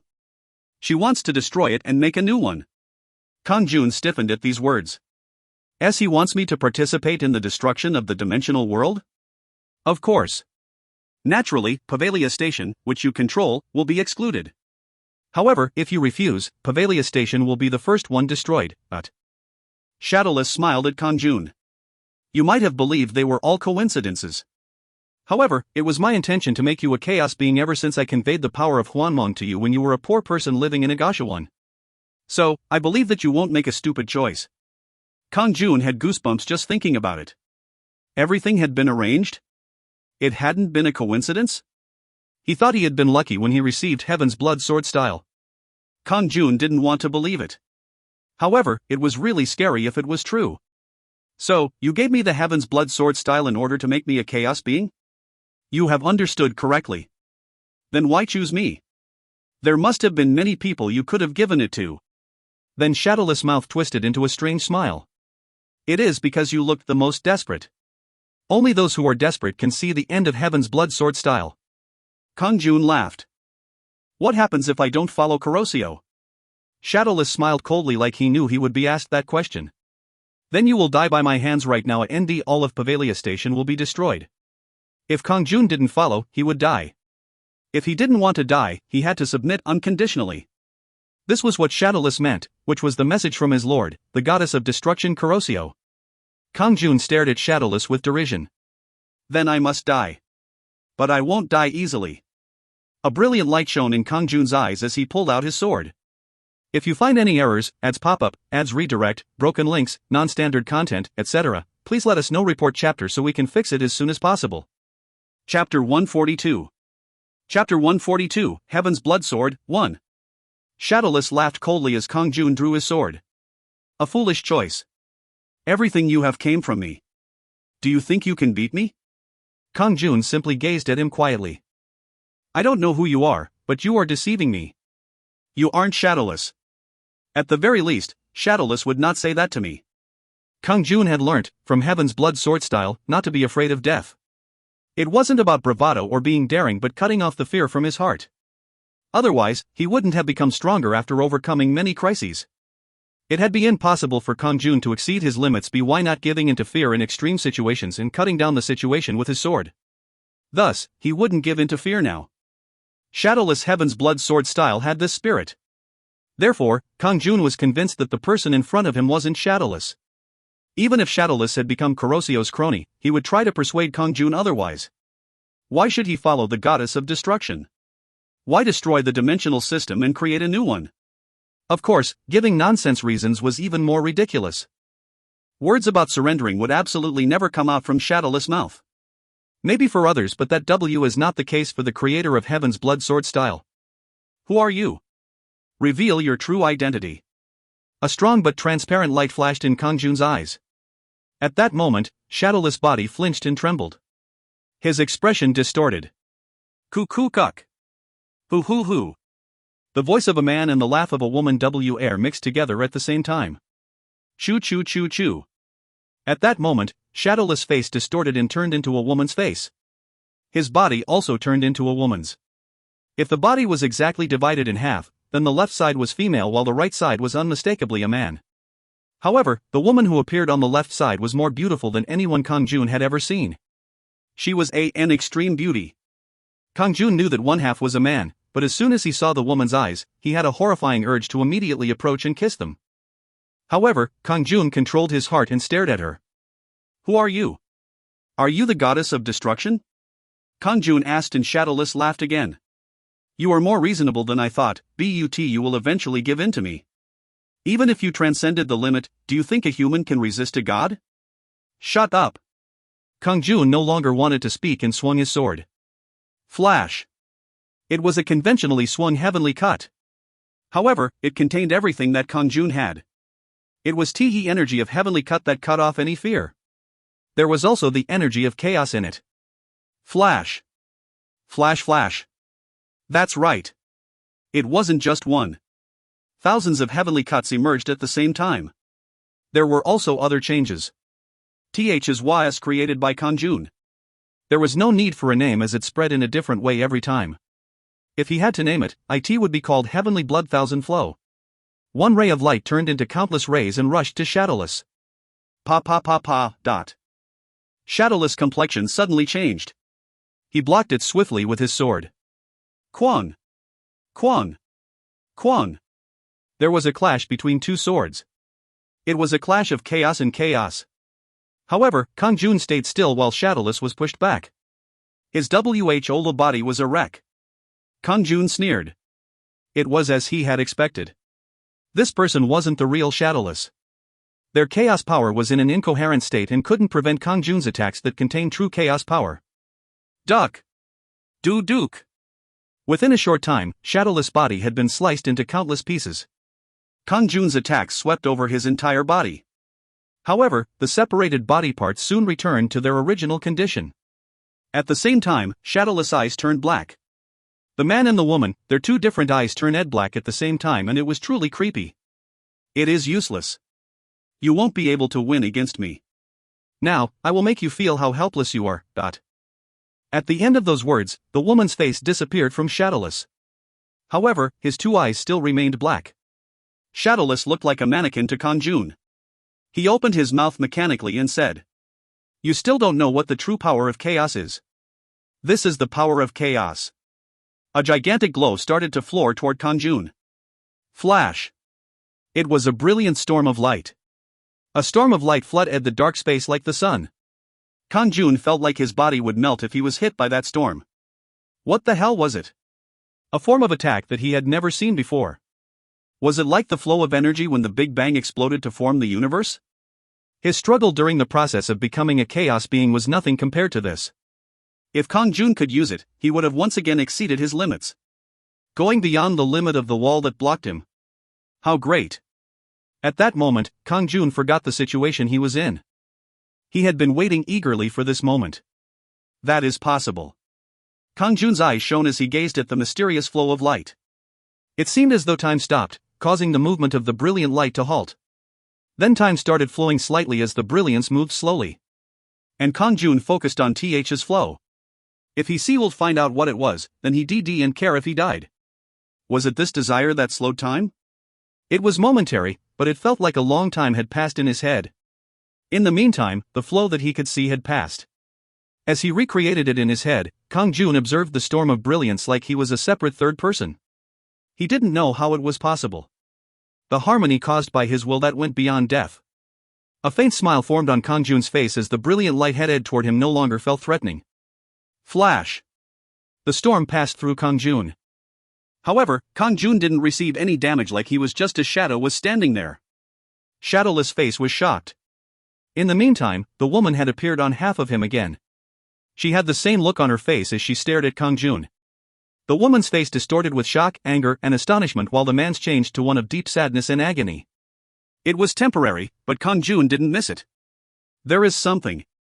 Kang-jun realized that there were two egos within Shadowless. One was his original self while the other was the woman. Oh hot. Nice. You become more desirable the more I see you, but it can't be helped if you won't become mine. Now, I'm going to destroy everything of yours. You will regret how silly you were to think you could go against me. The woman said with an eerie eye from the left side of Shadowless. Before that, you should die. Kang-jun brandished his sword. Flash, dot. At that moment, the flash from his sword melted half of Shadowless. Exactly half. The remaining half was still alive. However, he started to disperse slowly after a short period of time. At that moment, the male half bowed toward Kang-jun and declared, "Thank you. It has been a while, but I regained my spirit." His voice was weak, but dignified. Kang-jun sensed that this was the real Shadowless. However, he didn't ask anything. Shadowless couldn't say much. He was on the verge of disappearing, so he had to say as much as possible. You are not what I chose. The words from the goddess of ruin about conveying you the power of Hwanmong aren't true. I did invent Heaven's Blood sword style, but... Indeed. Shadowless words had been a trick designed to make Kang-jun give up. From now on, you will be fighting with demonic gods. However, if you are as strong as you are now, you won't be defeated so easily. Just watch out for Kurosio, the goddess of destruction, especially her seduction. I fell for her seduction and lost everything. No matter how strong you become, don't forget that you can lose everything in a moment if you aren't alert. Shadowless gazed at Kang-jun with warm eyes. Finally, thank you for freeing me. With my death, the Heaven's Blood sword will be yours. After those words, he literally scattered into dust. Your level limit has risen to LV 400. You have gained a large number of experience and have gained 10 levels. LV.310, EXP 32.8%. War, Chaos. Health, 201270/201270. Chaos Power, 198230/198230. Strength, 314, plus 100. Agility, 315, plus 100. Intelligence, 308, plus 100. Good luck, 21, plus 13. Charisma, 65, plus 21. Enlightenment seems to break the level limit. As soon as he understood Shadowless sword and broke it, Kang-jun's level limit that had been at max was also increased. At the same time, his level rose. Although he was in a dissonant state after being tempted by the goddess of destruction, Shadowless was still a chaos being. Moreover, he was a person who had been one step higher than Kang-jun. Kang-jun didn't know how, but Shadowless had temporarily showed his original ability. It was supposed to be a crisis situation for Kang-jun, but he used it to break through his limits. He gained a huge 10 levels. Levels below LV 300 didn't significantly affect his combat strength. It was because most of Kang-jun's power was from transcendence or chaos. However, he could now feel the difference as his level rose. It wasn't due to his stats or health, but rather, his combat capabilities rose significantly with every level. Therefore, it was clear from now on that he would be able to feel every increase in level. However, Kang-jun was feeling somewhat bittersweet. This was because he gained the experience from killing his teacher. It was due to the temptation of the goddess. Shadowless had been overcome by the temptation of the goddess, not by this battle. The charm of the goddess of destruction was so enormous that she distracted the will of chaos. There was no guarantee that Kang-jun wouldn't fall for it as well. It was because he almost lost his reason after seeing just half of her appearance. What if he saw all of her? Would he be able to survive the temptation? I have to be careful. Shadowless words to be vigilant echoed in his ears. If you find any errors, ads pop-up, ads redirect, broken links, non-standard content, etc., please let us know. Report chapter so we can fix it as soon as possible. Chapter 143. Chapter 143, Heaven's Blood Sword, 2. The Chaos Knowledge Script, Chaos, has been acquired. The Heaven's Blood Sword, Chaos, has been acquired. Meanwhile, items were also dropped. Shadowless had left them behind when he died. Both were Chaos items at one step higher than Transcendence. Chaos Knowledge Script. Rating, Chaos. The Chaos Knowledge Script is an object possessed by Chaos beings. If you collect 3 Chaos Knowledge Scripts, you can get a glimpse of a new world. The Chaos Knowledge Script looked like a broken blade. A mysterious energy could be felt from it. One alone had no function, but he would be able to glimpse a new state if he gathered 2 more. Kang-jun stored it in his space. Heaven's Blood Sword. Rating, Chaos. A sword that Shadowless created by refining Chaos power. Only Chaos items can be mounted on it. The power of Heaven's Blood Sword style will be enhanced when used with this sword. Capable of attacks that ignore the target's defense. Absorbs Chaos power when attacking. Power jewel that can be mounted 0 out of 2. Level restriction of 305. A sword that Shadowless created. He vented to Kang-jun despite Kang-jun being the one T had killed him. It had a level restriction of 305. If he hadn't raised the level limit today, it would have been impossible for him to use it. Shoot. He got a feeling of unprecedented power from the moment he held the sword. It condensed Kang-jun's Chaos power. He didn't need to use the energy separately as he could just swing the sword and it would deal a critical attack that ignored defense. It would also amplify the damage of Heaven's Blood Sword style. In addition to that, he could absorb Chaos power when striking the opponent, so he could virtually use his skills with no limit. There was no need to worry about Chaos power consumption. The unusual thing was the power jewels. It is possible to mount 2 of them, but what are they? So far, Kang-jun had yet to hear about a power jewel. Then he saw that there were 2 rounded parts at the bottom of the blade. It seems like there will be an effect if I attach the power jewels here, but perhaps it was similar to the hearts that were attached to legend or myth grade weapons. Of course, the power was incomparable. He knew about it now, so he would eventually get it in the future. Kang-jun equipped the Heaven's Blood Sword and exited the dark space. He wanted to know if anything had happened to Earth Hwanmong and moved there immediately. Fortunately, there didn't seem to be anything unusual. I don't know when the attack from the demonic gods will come, so I should refrain from traveling. The enemy was a person called the Goddess of Destruction. According to Shadowless words, Kang-jun would fight the demonic gods in the future. There was a possibility that the Goddess of Destruction and demonic gods would attack in large quantities. Therefore, it was now forbidden to leave Pavalia Station. At present, not only Kang-jun's household members but the 2 Transcendents as well wouldn't be able to exert any power against the demonic gods. There was also a possibility of Chaos beings who were lured. He had to be prepared for attacks. There was another contrast. Kang-jun would have to face them alone. He could fight against other Chaos beings, but the problem was the demonic gods. Would he be victorious in a fight against the demonic gods? Shadowless said he wouldn't be defeated, but Kang-jun still couldn't feel relieved. Thus, Kang-jun's heart was in a very heavy state. Lord! It is me. Grania. Someone sent a message to Kang-jun. It was the angel Grania. Kang-jun asked her what she wanted from him. Do you have something to say to me? Yes, please come and see me. I'm currently at headquarters. Grania was a protector for one of the small worlds. Yet she was currently waiting for Kang-jun at the Delta Building headquarters. Kang-jun headed straight to headquarters where Kairon, Enyel and Grania were waiting. It is great to see Lord. They greeted Kang-jun instantly. Kairon seemed to already know why Grania had come to headquarters. Kang-jun sat on the throne and spoke. You must have something important to say if you came all the way to headquarters. Please tell me what it is, Grania. Grania replied with a bright smile. Actually, I received a revelation. Revelation? Grania nodded. It was from the celestial world. It was the first time since I regained the power of an angel, so I was also surprised. A revelation from the celestial world. Kang-jun wondered about why it had been given. What is it? You who have the power of chaos. The celestial world has been fighting the demonic gods for a long time and the war is still continuing. Now, the goddess of destruction Ha has stretched her arms out to the dimensional worlds, including Pavalia Station, so the celestial world will send reinforcements. Grania repeated the revelation exactly as she had received it. It was a message to Kang-jun since Grania said it was for the person with the power of chaos. Oh. Support of the celestial world? Kang-jun was surprised at the unexpected reinforcements. As he would get reinforcements from the celestial world, he wouldn't need to fight the demonic gods alone. If so, it would be very powerful. On the other hand, he doubted that this would be a trick from a demonic god.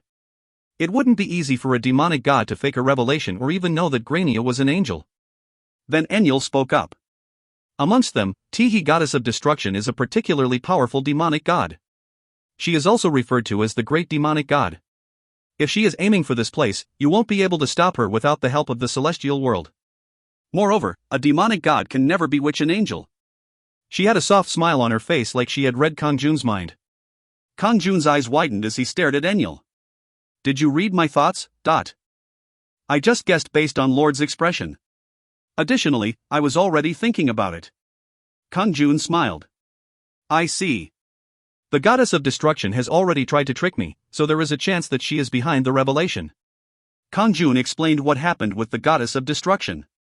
In fact, Kang-jun would be fighting alone, but it was necessary to inform Keiran and Enlil so that they could prepare. Grania spoke with a surprised expression like she knew what Kang-jun's concerns were.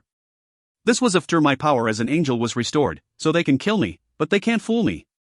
It must have come down from the celestial world. I'm glad to hear that. At that moment, Grania closed her eyes. Then she opened them again with a bright expression. Lord! I just received another revelation. The reinforcements from the celestial world should arrive here soon. Oh! Kang-jun was delighted. He wondered how many would come. Aren't they existences capable of fighting against a demonic god? If so, the SH will be very powerful. After a while, there was a brilliant light above Earth Hwanmong as a group of people with sacred wings appeared. They flew towards the roof of the Delta building where Kang-jun and the military advisors were waiting for them. There were exactly 5 people from the celestial world. One of them was a young man with blue hair who gave off a gentle impression. The mere sight of him reminded Kang-jun of an angel. I'm an advanced angel, Luminal. I came with the angels to support Lucan. A powerful atmosphere could be felt from Luminal, and Kang-jun determined that Luminal had the combat power of a chaos being. Additionally, the 4 angels behind him. Surprisingly, Tihei were transcendent. One was equivalent to a chaos being and 4 equivalent to a transcendent. A mighty power had indeed joined Kang-jun's camp. Of course, the opponents were demonic gods, so the transcendents might not be a big help. We welcome you coming here from the celestial world. Kang-jun greeted Luminal. Luminal scratched his head inside. Thank you for your hospitality, but I have to apologize. What does that mean? There is an emergency in the celestial world these days due to the demonic gods running around. There are many demonic gods, so we are lacking angels to deal with them. Luminal spoke with a solemn and regretful expression. In particular, Corrosio, the goddess of destruction, is a very demanding opponent. Originally, there should have been much more reinforcements. Kang-jun sighed after hearing the T. Still, having some angel supporters was better than nothing. Kang-jun smiled. We'll have to work together.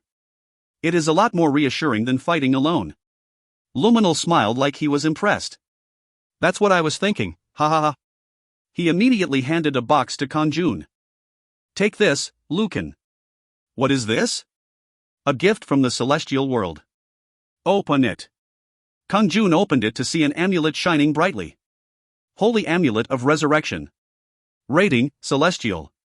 If you possess one of the treasures of the celestial world, you will be resurrected immediately at the moment of death. After resurrection, you will receive the Wrath of the Heavens for 10 seconds. When Wrath of the Heavens is active, you won't receive any damage and your combat power will increase significantly. It is possible to use it once. Oh. This is? Kang-jun was startled. A celestial grade item. He was intuitively aware that it was of a higher grade than chaos-ranked items. Not only would he be resurrected in his best state at the moment of death, he would receive Wrath of the Heavens and become invincible for 10 seconds.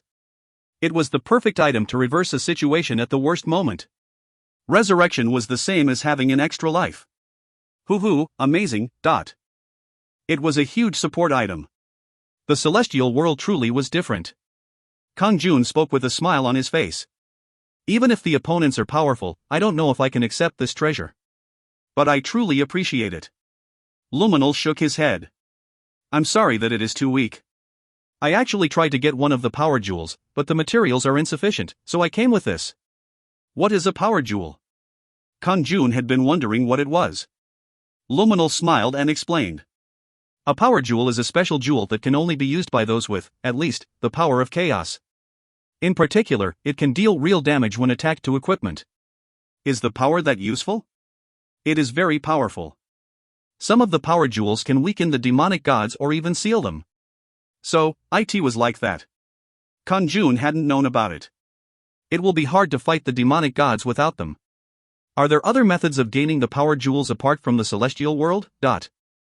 Kang-jun asked, but Luminal scratched his head again. I'll try to find a way. His eyes suddenly lit up. I think the first demonic god has appeared. At that moment, Kang-jun also felt the presence of a demonic god.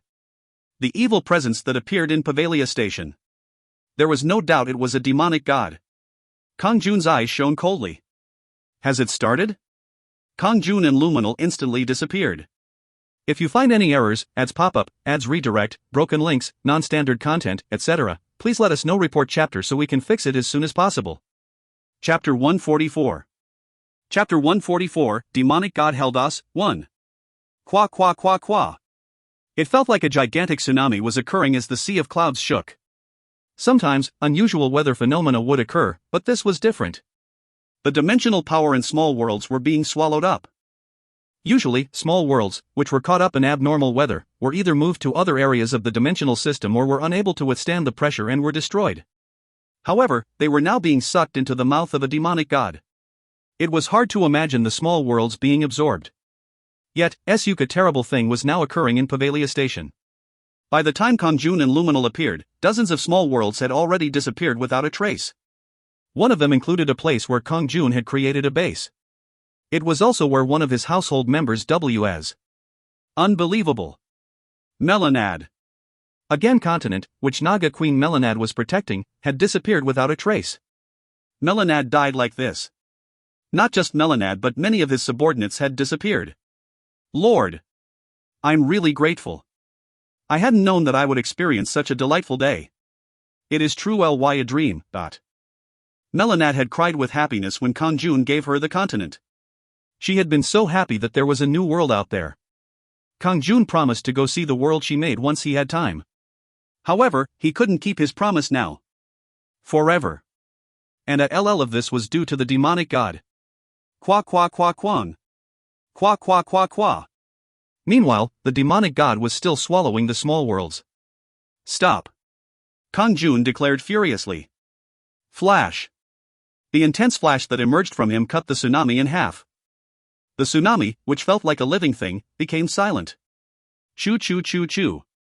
Some of the dimensional sea was removed, revealing part of a body. It was a huge dragon with hundreds of heads. Luminal saw it and laughed coldly. Demonic god held us. Even you have joined Corrosio, the goddess of destruction? Annoying celestial people. This isn't the place for you. Helda's giant body emerged from the top of the dimensional sea. Countless dragons appeared behind him. All of them were Helda's subordinates and there were transcendents among them. Susu Susu. In the meantime, the other 4 angels appeared behind Kang-jun and Luminal. Heldas laughed like it was ridiculous. Are you going to block my troops with only 4 angels? Cuckoo cuckoo. I know about the circumstances of the celestial world. Don't waste your strength and just go back to the heavenly world. There won't be any great damage to the celestial world just because this dimensional system disappeared. Kang-jun glared at him. Demonic god held us. I am the one you should be worrying about. Kang-jun's sword glowed again after his words. Flash. A long line of light appeared on Helda's body and he was cut in two according to the light. Flash flash. That wasn't the end. Hundreds of rays of light emerged and cut off Helda's heads. Luminal made a shocked expression at the astounding sight. Of course, simply cutting the body didn't mean that Heldas would die. It just slowed him down for a while before he recovered his original form. However, it wasn't easy for someone to reach the chaos stage, let alone slice apart a demonic god's body for a while. Yet Kang-jun had done it so casually. The separated parts of Helda's body joined back together again. It is useless. Do you think you can keep attacking me like this? It was at that moment. A flash of light emerged from Kang-jun's sword once again and flew toward Heldas. Flash! Ayo-ak! Kwaya-ak! Screams burst out. They came from the mouths of Helda's subordinates. The moment the incensed Heldas was going to attack, Kang-jun sliced him in half again. Luminal shouted. Great! Kang-jun looked back and asked. Is there any way to completely eliminate him without him reviving? Although you can't seal a demonic god without a power jewel, you can weaken it through repeated killings. They would retreat once they were in a weakened state. Then they wouldn't be able to appear for a while until their power was restored. There isn't a way to kill him? Demonic gods were immortal existences that couldn't be killed. That's why they were called gods. However, Kang-jun was a chaos being, not a god, so it would over once he died. Of course, he could revive with the holy amulet of resurrection, but that was only once. Shit. It is really unfair. However, there was no use grumbling. It was nonsense to argue about fairness while fighting a demonic god. Okay, then I will keep on killing him. From then on, Kang-jun only focused his attacks on Heldas. His anger was blazing due to Melanad's death. I will take the demonic god. Luminal, you and the other angels will kill his men. I understand. Luminal agreed to Kang-jun's plan. He had already witnessed that Kang-jun's battle power was superior to Heldas. Wayak. Dot. Blue streaks emerged from the staffs Luminal and the angels held, immediately turning Helda's subordinates into dust. Meanwhile, Kang-jun was killing Heldas continuously. Kill, kill, and kill again. However, Kang-jun had to use his best attack every time. This was because his opponent was a demonic god. Simple skills wouldn't be able to damage him. He used the energy of Heavenly Cut with Heaven's Blood Sword on Heldas, consuming chaos power every time. Therefore, originally, his chaos power would have already been exhausted. However, the Heaven's Blood Sword had the ability to absorb chaos power, so Kang-jun's chaos power was rising constantly. He had unlimited power. Kang-jun was also surprised by this situation and suddenly recalled shadowless words. From now on, you will be fighting with demonic gods. But if you are as strong as you are now, you won't be defeated so easily. He wouldn't be defeated so easily by a demonic god. Kang-jun finally understood the meaning of shadowless words. As long as Heaven's Blood Sword gave him infinite chaos power, he wouldn't be defeated even if he couldn't kill the demonic god. Shadowless, is this your revenge? That's right, it was shadowless revenge shining through the Heaven's Blood Sword. The strongest weapon against a demonic god.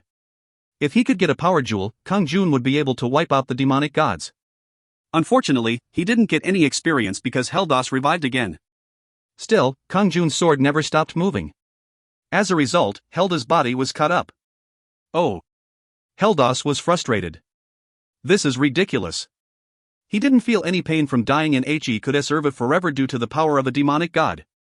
Therefore, the opponent would eventually become tired and reveal their limits. However, he was confused. A person who defied common sense had appeared. My strength is weakening. This meant that it would take a long time for him to recover. However, he was even more frightened of the possibility of meeting an angel with a power jewel in his current state. It can't be helped. In the end, Heldas disappeared somewhere with his broken body. He had retreated. Qua! At that moment, the dimensional sea, which had been shaking roughly, started to calm down. The remnants of Helda's men disappeared without a trace. In the end, I didn't get revenge. He didn't even get any experience. Additionally, none of Helda's men had dropped any Japtum. This was because Helda's men didn't actually die but were summoned to his world at the moment of death. In fact, no one had been killed. Rather, Kang-jun was the one who suffered tremendous damage. It was because dozens of small worlds in Pavalia Station had disappeared. In particular, the loss of Melanad was painful. Originally, Kang-jun's household members were supposed to be resurrected at the base immediately after death. However, at base had been destroyed. It would be nice if she was resurrected at a nearby base, but he couldn't feel Melanad's presence at all. Then that had to mean she was be dead. At that time, Luminal approached Kang-jun. "Lu-kun. You're much stronger than the rumors say. It was an easy win thanks to you." Kang-jun shook his head with a bitter expression. "I didn't lose, but it is also hard to say that I won. I have lost precious household members and troops." Luminal smiled. Don't worry about it. As Heldas escaped and his subordinates returned to his world, the small worlds he swallowed will return to their original state. "Oh. Is that true?" Kang-jun was delighted.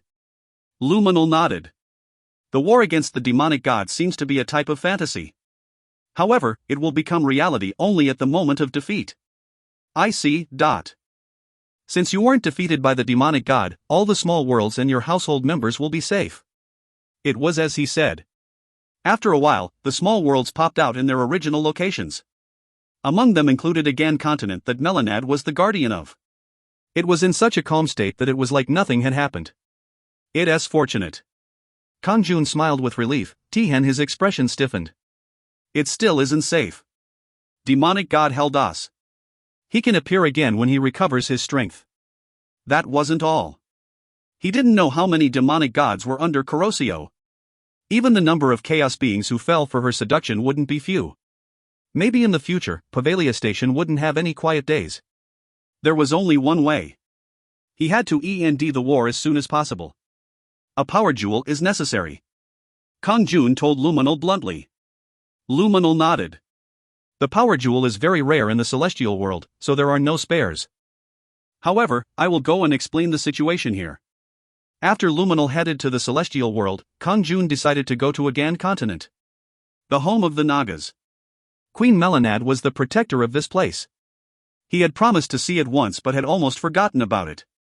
Now that the world was right before his eyes, he couldn't just pass by. Moreover, it was necessary to confirm that Melanad was okay after almost losing her to Heldas. Su. Kang-jun appeared in the sky above a Gan continent. If you find any errors, ads pop up, ads redirect, broken links, non-standard content, etc., please let us know. Report chapter so we can fix it as soon as possible. Chapter 145. Chapter 145, Demonic God Heldas, 2. The sky was clear with a few sparse clouds. There were forests, swamps and beautiful grasslands. The dimensional sea was a mess, but a Gan continent was very calm. Even Naga Queen Melanad didn't know that the continent had just been swallowed by a demonic god. Something like that happened? I didn't know at all. Melanad was surprised by Kang-jun's visit and even more surprised to hear that he had fought with a demonic god. Kang-jun laughed. He would rather that she didn't know. However, she was a guardian, so she should have some idea of what was happening in the dimensional sea. You don't have to worry.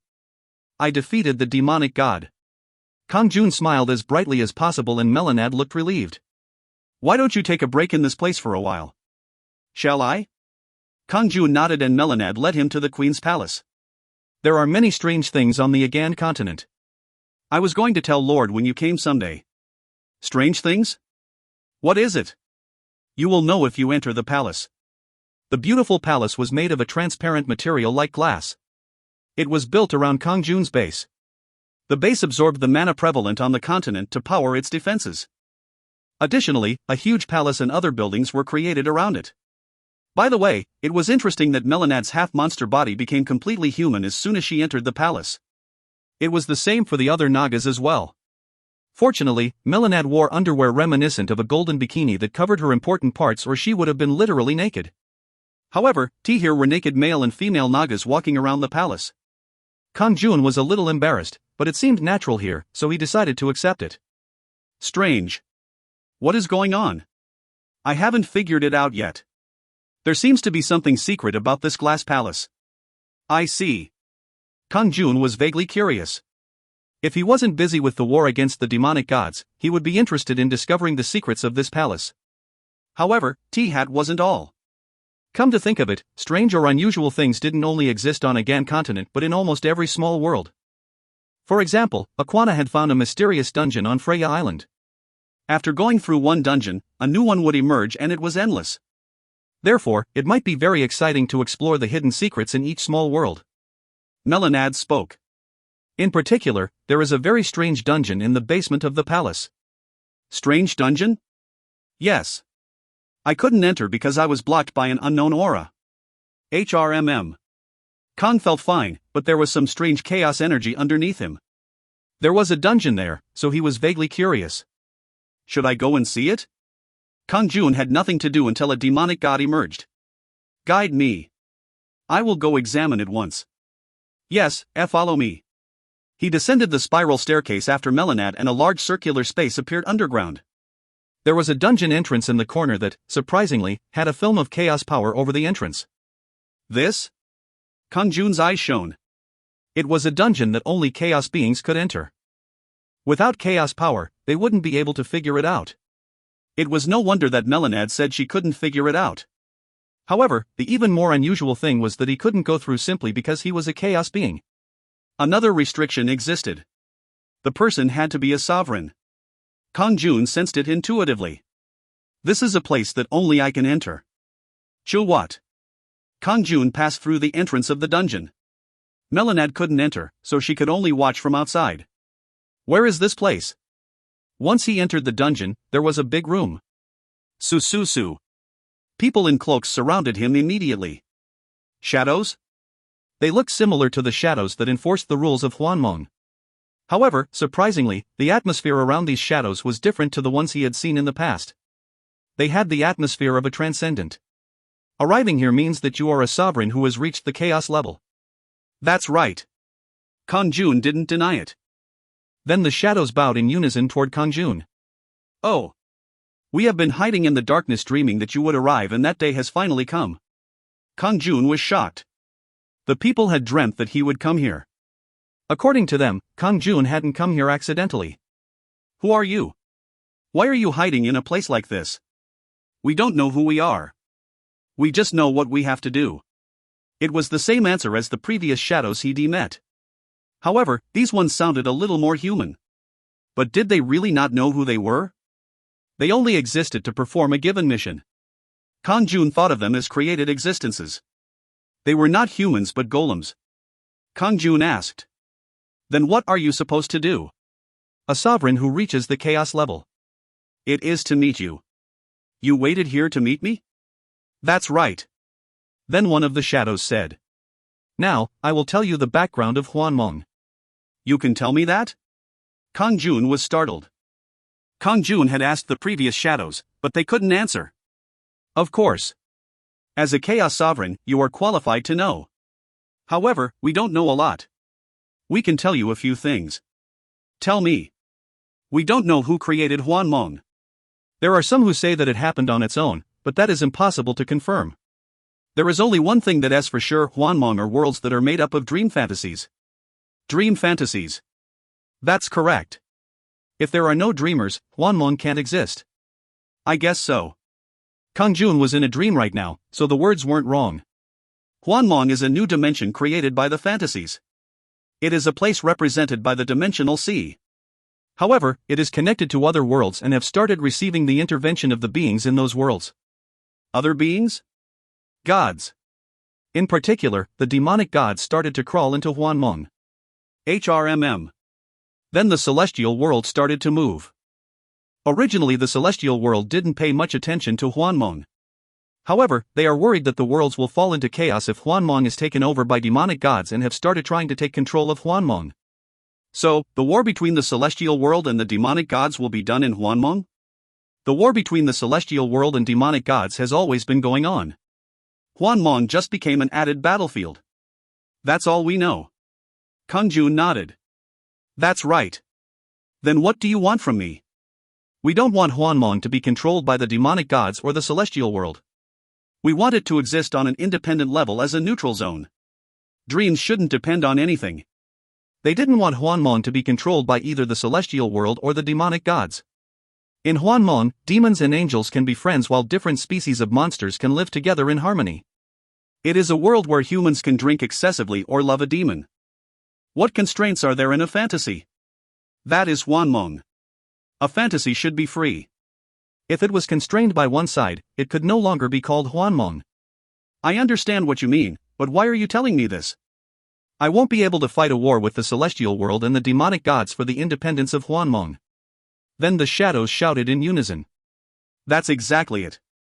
You are a sovereign who has reached the chaos level. So, it is possible. Kang-jun was dumbfounded by the outrageous words. Right now, I am at war with the demonic gods. I am receiving the support of the celestial world. Yet you want me to fight the celestial world as well? You don't have to be enemies. It is just necessary to establish Hwanmong as a neutral zone where the two sides can't fight. How can I do that? I don't have the ability to seal a demonic god right now. In order to deal with them, the power of the celestial world is necessary. One of the shadow sighed and said, It is likely that the celestial world won't give you the power jewel right away. They will use excuses such as having an insufficient supply. Then that isn't true? It might be true, but as the celestial world gradually increases its support, it is certain that Hwanmong will become subordinate to the celestial world. It meant that Kang-jun would be tamed by the celestial world. It seemed unbelievable, but what if it was true? Kang-jun couldn't help but feel disappointed towards the celestial world. It would be different if he had a power jewel. Kang-jun asked suddenly. Are you sure it isn't good for Hwanmong to be controlled by the demonic gods or celestial world? The power of Hwanmong will disperse after it is controlled. This actually happened to another Hwanmong. Then the same thing will happen to you. You will lose everything you gained from Hwanmong and return to the original world without any memories. It meant Kang-jun would return to the time when he was living in the Gashawon. Just like the illusion he had seen previously, he would be lame, balding, and urgently trying to find work. They were extreme words. Kang-jun didn't like the shadow's words, but he kept in mind that it could happen. However, right now, it is impossible to win against the demonic gods without the help of the celestial world. There is a way. What is it? We don't know. However, a chaos sovereign will be able to find the way. In other words, I can find my own power jewel to seal the demonic gods? Perhaps even more than that. Look in the mysterious places on small worlds, just like you found us here. The true power of Hwanmong exists in those small worlds. The true power of Hwanmong existed in the small worlds. Perhaps, more than a power jewel would be hidden. If that was truly the case, he would be able to seal a demonic god without relying on the celestial world. If you find any errors, ads pop up, ads redirect, broken links, non-standard content, etc., please let us know. Report chapter so we can fix it as soon as possible. Chapter 146. Chapter 146, Sealing Power Jewel, 1.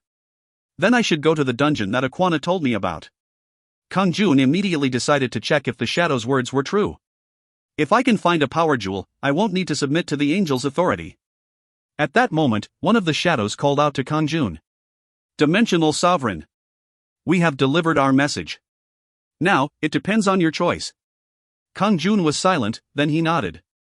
If your words are true, then I will ensure that Hwanmong won't be controlled by the demonic gods or the celestial world. The shadows cheered in unison. We believe in you. Now, we will be your strength. You have the same will, so the power of Hwanmong will help you. The bodies of the shadows faded away. At the same time, an unknown light appeared around Kang-jun. Messages popped up. The power of Hwanmong has recognized you as the guardian of Hwanmong. Now, the power of Hwanmong will guide you using the missions to ensure that you get what you need most. Mission? More related messages appeared. The power of Hwanmong will create the mission you need now. Mission, Melanad's Dream.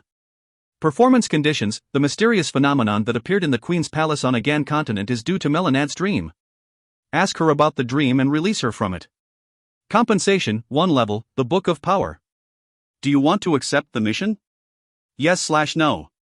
The mission can be abandoned at any time without a penalty. However, once abandoned, the mission can't be accepted again. It was the first time he could choose whether or not to accept a mission. After becoming transcendent, it was possible to make deals with the shadows.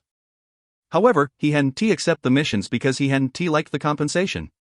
However, the rewards for this mission were truly astonishing. Right now, just gaining 1 level was incredible. It was because such a huge amount of experience was required for 1 level that even defeating a transcendent wouldn't make him level up. However, the level up was nothing compared to the next reward. Book of Power? Then perhaps? Kang-jun was convinced that the reward had something to do with the power jewel. It must tell of a way to get the power jewel. The rewards for the mission had changed from the past. Additionally, the description of the mission had changed as well.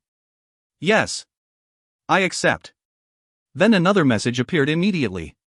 You've accepted the mission, Melanad's dream. Fulfilling Melanad's dream will accomplish the mission. Furthermore, the contents of the mission had now disappeared. The mission requirements for Kang-jun were changed automatically.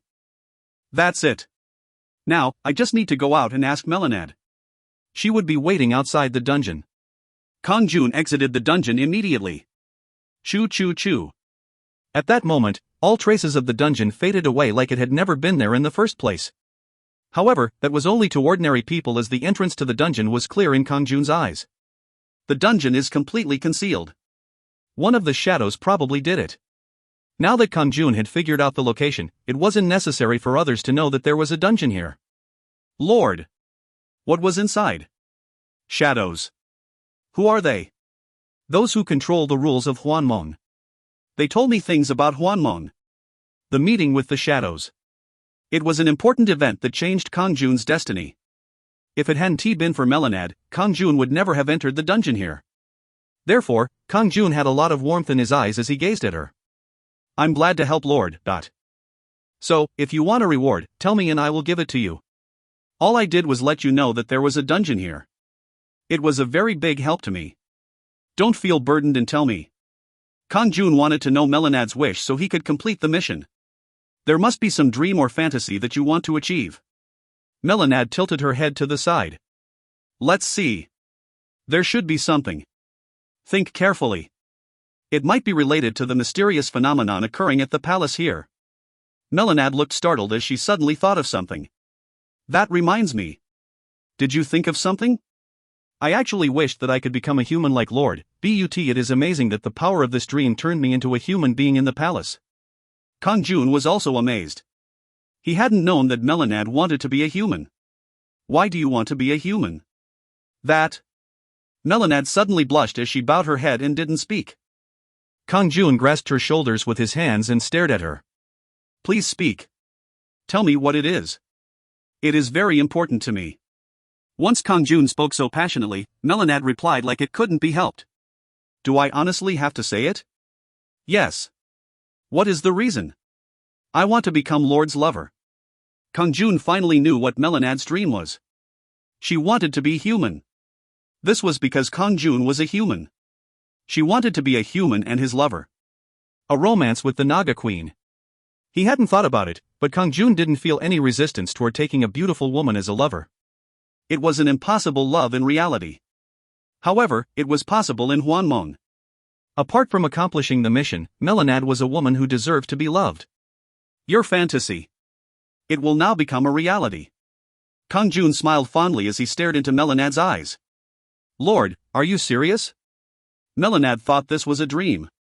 Kang-jun gently embraced her and declared, I'm serious. Ah. A smile of joy bloomed on Melian's face. Kang-jun immediately moved to her bedroom and they spent time together. He also went out on walks with her. The unusual thing was that this time, Melanad kept the appearance of a human even after leaving the palace. This was also her dream. Then he found a dungeon by accident. The entrance to the dungeon was visible behind a waterfall. Lord, there is a dungeon here. Wait, I'll go in. There were no threats in the dungeon. One of the Aoks without a master had harmonized itself, transforming the Aok into a dungeon that settled on a Gan continent. The treasure obtained was a silver harp that was unusually small. It was like a palm-sized toy. It was a myth-grade item. A hand wasn't needed as it played by itself with the help of emotional thoughts. It was only possible for women to wear it. The harp could be mounted in the shape of a bracelet and the magic defense increased when it was equipped. Kang-jun handed it to Melanad. Take this. It is a gift. Thank you, Lord. A beautiful melody played the moment she took the harp. A sweet but fun melody that made his heart feel joy. The melody that rang out was according to Melanad's feelings. However, if there was any emotional dissonance, it would emerge in the music. It was pleasant and calm music when the person was pleased or terrible when they were angry. In particular, there was a fantastic melody when she was in bed with Kang-jun. The joy was amplified by several times. This music is addictive. In fact, the harp had the effect of filling health or black magic energy very quickly. However, that was meaningless to Kang-jun, so he just thought that the music itself was good. Kang-jun was eager to continue hearing the music. It showed that she was very happy. Kang-jun closed his eyes and could see Melanad's bright smile from the melody. Her dream was to see Kang-jun. She kept on thinking it was a dream, but at this point, she realized that it was no longer a dream. Like Kang-jun said, he had turned it into reality. Then finally, the messages that Kang-jun wanted to see popped up. You have fulfilled Melanad's fantasy. The mission has been accomplished. He received messages stating that the mission was complete. He had merely spent a fun time with Melanad, yet the mission had been completed. It would be nice if all missions were like this. Kang-jun glanced at the messages with a large grin. As a reward, enough experience will be given to increase your level. The Book of Power, Hwanmong, has been given as compensation. He gained 1 level and reached LV 311. He also acquired the Book of Power. Book of Power. Rating, Hwanmong. A book about power jewels that can only be read by the guardian of Hwanmong. Indeed. As expected, the Book of Power contained information about the power jewels. Moreover, it was Hwanmong ranked. It was an unusual rank that was different from the items that went from transcendent to chaos and then to celestial or demonic. He was certain that the Hwanmong rating was the best. Kang-jun sensed it intuitively. Shall I read the book? Kang-jun opened the Book of Power. A bright light emerged and penetrated Kang-jun's head. Through the Book of Power, you can get the recipe for the jewels of Sealing, Guardian, Destruction or Endurance. Please choose what you want. Sealing, seal the target. Guardian, defense ability will rise. Destruction, attack power will rise. Endurance, survival capacity will rise. I will select Sealing. All of them seemed useful, but Sealing was the one he needed most when dealing with the demonic gods. Then new messages appeared. You have obtained the recipe for the Sealing Jewel. Sealing Power Jewel Recipe. 10 sealing pieces, 1 essence of power, 3,000 destruction pieces and 100 synthesized essence of chaos. Sealing pieces can be obtained by destroying Aokes. An essence of power can be obtained by disassembling items of the celestial, demonic or Hwanmong rank. A destruction piece have a certain probability of being obtained from the destroyers at the Hall of Destruction. You must know the art of alchemy in order to make the sealing jewel. Materials are necessary. Thanks to the Book of Power, Kang-jun learned how to create the sealing jewel. There were many materials, but they weren't hard to find except for the essence of power. The Aokes were easy to find and it would be easy to collect 3,000 destruction pieces if he traveled through the dark space to other halls of destruction. Furthermore, thousands of essence of chaos had accumulated in his space due to Sud's work. The only problem was the essence of power. It could be obtained from disassembling an item with a celestial, demonic or Hwanmong rank. Fortunately, Kang-jun had received a new item with the celestial rank. The Holy Amulet of Resurrection. I can disassemble it. If you find any errors, ads pop-up, ads redirect, broken links, non-standard content, etc., please let us know. Report chapter so we can fix it as soon as possible. Chapter 147. Chapter 147, Sealing Power Jewel, 2. It was a celestial ranked item that would allow him to resurrect at the moment of death. To be able to survive in the worst situation. That was very reassuring to Kang-jun. However, that wasn't always a good thing. I became reliant on it. Being glad at the thought of resurrection at the moment of death. The team and Kang-jun's mind had weakened. Dying once was the end.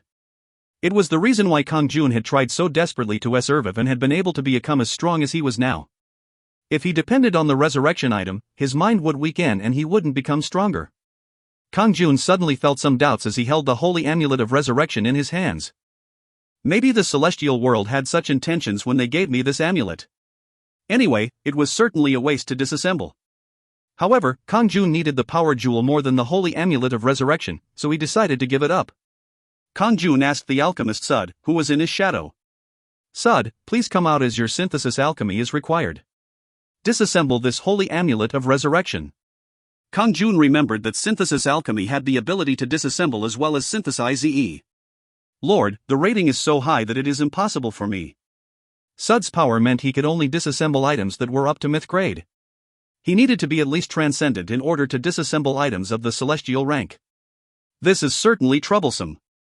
I need to disassemble this to make the power jewel. While he was worrying, Sud asked suddenly, What if I give Lord the synthesis alchemy? In particular, Lord's luck is high, so more than one essence of power might appear. That's a good idea. Sometimes, he made everything so complicated that he couldn't see the simple things. Kang-jun was able to comprehend even the most complicated of magics because his intelligence had risen to 309. It was the same for skills. It was possible for him to transcend the occupation and learn any skill. You have learnt synthesis alchemy. Synthesis has been learnt. Disassembly has been learnt. As expected, Kang-jun instantly learned synthesis alchemy from Sud. He immediately tried disassembling. Disassemble, the Holy Amulet of Resurrection. The Holy Amulet of Resurrection is a celestial grade item. The disassembly can't be reversed. Are you sure you want to disassemble it? Yes/no. Yes. Disassemble. Kang-jun didn't hesitate. The amulet in his hands disappeared. At the same time, messages appeared. The disassembly of the Holy Amulet of Resurrection has succeeded. 3 essence of power have been acquired. 1,200 dimensional pieces have been acquired. Oh! He got 3 essence of power. There was also 1,200 dimensional pieces. In the past, he had only GO10 one-dimensional piece at a time. Yet, he had just gained 1,200 all at once. However, this much was expected after disassembling a celestial grade item. He now needed to get the rest of the materials. 10 sealing pieces and 3,000 destruction pieces. It will be over soon.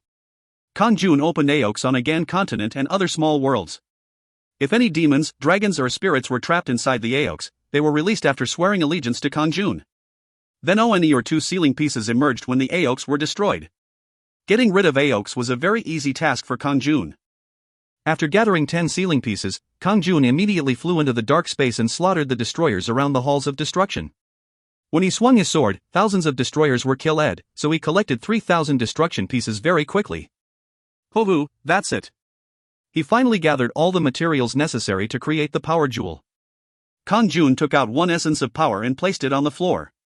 The other 2 were kept in his inventory. They would be useful for creating other power jewels later. He continued with the other materials. 10 sealing pieces, 3,000 destruction pieces and 100 essence of chaos. It was now the moment he had been waiting for. Kang-jun gathered them together and used a skill. Synthesis. At that moment, the materials shone brightly. The sealing power jewel has been successfully created. Sealing power jewel. Rating, Hwanmong. You can seal the target in a Hwanmong world. It will be effective when mounting on a weapon. Oh! It's a success. Kang-jun cheered and immediately attached the sealing jewel to Heaven's Blood Sword. The sealing power jewel has been attached to the Heaven's Blood Sword. A Hwanmong ranked item has been attached, so the Heaven's Blood Sword has been upgraded from Chaos to Hwanmong. The attack power of Heaven's Blood Sword is greatly increased when in Hwanmong. Heaven's Blood Sword. Rating, Hwanmong. A sword that's shadowless created by refining chaos power. Only chaos items can be mounted on it.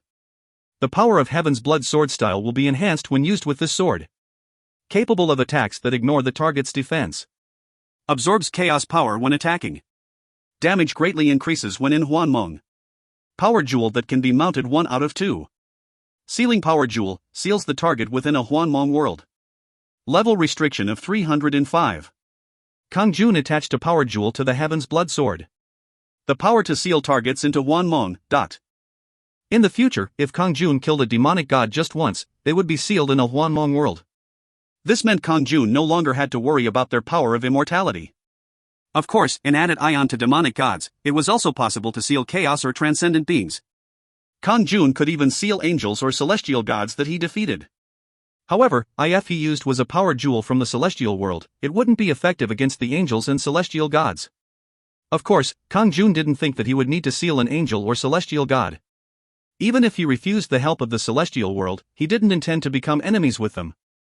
Therefore, the target of his seals would be the demonic gods. I wonder who will be the target of the first seal. Kang-jun put the Heaven's Blood Sword away in his space. However, Luminal, who had gone to the celestial world, returned just then. He smiled bitterly at Kang-jun and said, "But Lucan, unfortunately, I didn't receive a power jewel." But don't be too disappointed. I have comforting news instead. What is it? Luminal relaxed and gave a big smile. The celestial world wants to spread a blessing with the Delta building as the heart. Oh.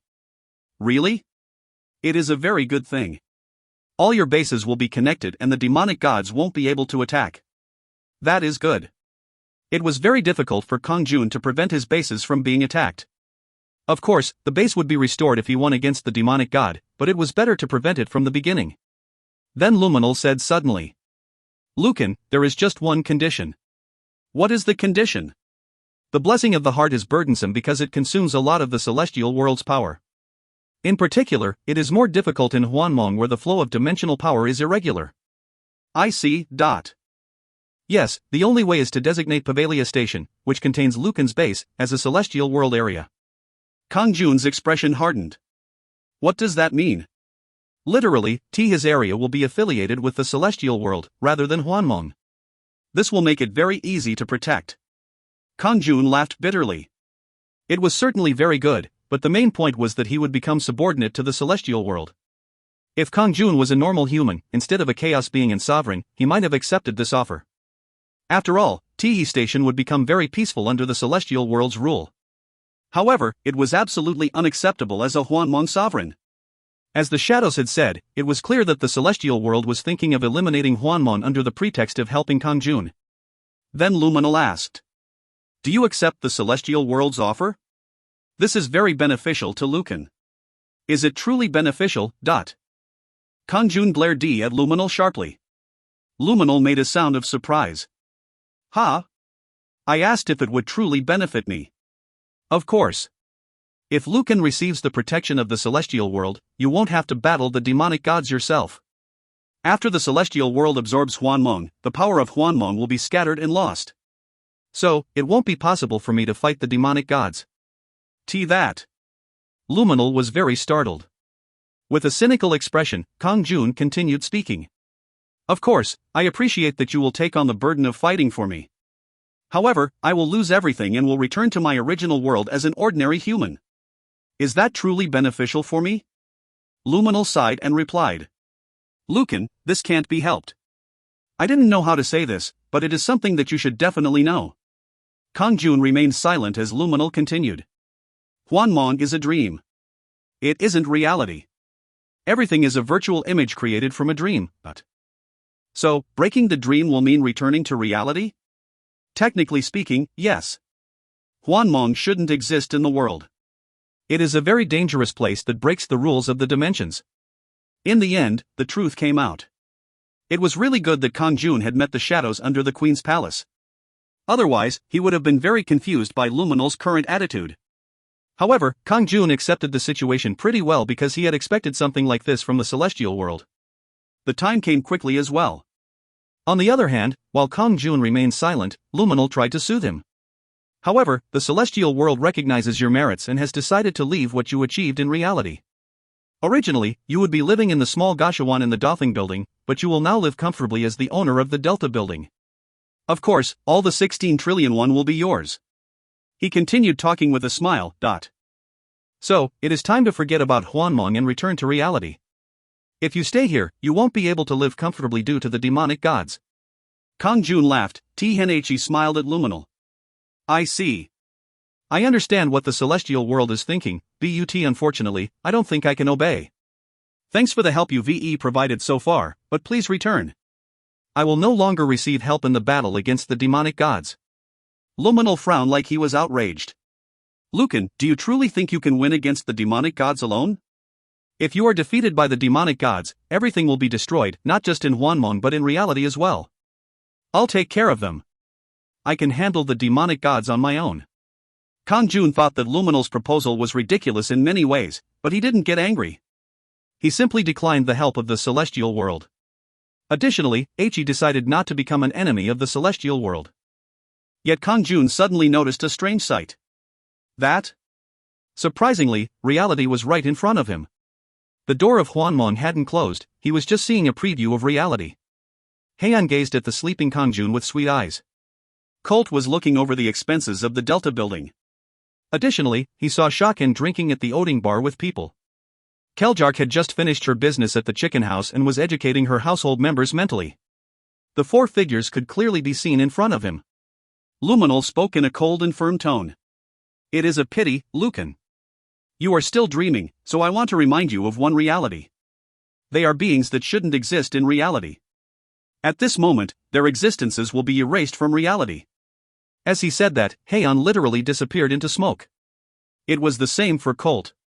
Shaken and Keljark faded away without a trace as well. However, no one knew that they were gone. The moment they disappeared, all memories of them had been erased. Kang-jun's eyes widened and he stared straight at Luminal. That is a real situation that is occurring right now? That's right. If you are lying to intimidate me, then tell me honestly. Luminal smiled coldly and shook his head. Would an advanced angel lie? This is a real situation. Now, give up on Hwanmong and return to reality. Otherwise, you will lose all your properties including the Delta building. At that moment, a light flashed in Kang-jun's eyes. He took out the Heaven's Blood sword with a creepy sneer. I hadn't expected that the target of the first seal would be an advanced angel. The Heaven's Blood sword sliced apart the space in front of him. If you find any errors, ads pop up, ads redirect, broken links, non-standard content, etc., please let us know. Report chapter so we can fix it as soon as possible. Chapter 148. Chapter 148, Punishment of Time, 1. Flash, dot. The light from Kang-jun's sword struck Luminal's body. Pasa Susu. Luminal's body then turned into dust. However, it had only been a clone as the real Luminal frowned at Kang-jun from a distant place. Do you really want to be stubborn, Lucan? You might regret it. This is the final warning. Return Hwan and the others intact. Kang-jun hadn't used the power jewel yet. He thought about trying to seal Luminal but decided to give him one last chance. The illusion wasn't a welcome thing. It was obvious that Hwan and the others had been summoned to the celestial world.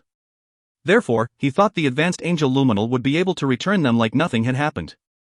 However, Luminal ignored Kang-jun's warning and said with a sigh. Whatever you do, they won't be able to return.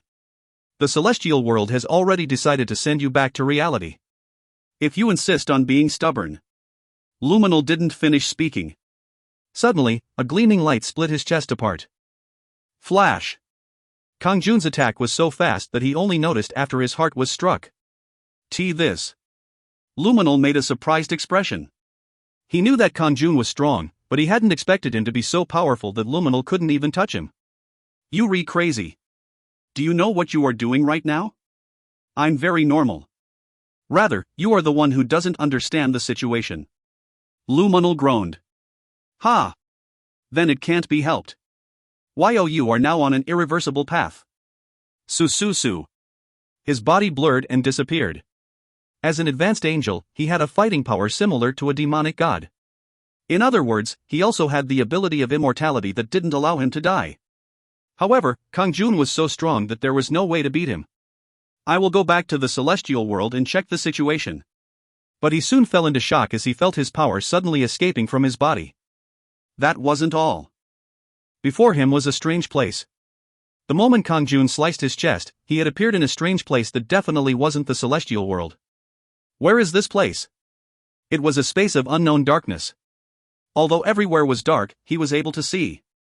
Unbelievable. My divine power has been exhausted. He was in a state where his ability as an advanced angel had been lost. This state meant he was no different from an ordinary human and he couldn't return to the celestial world either. Sususu.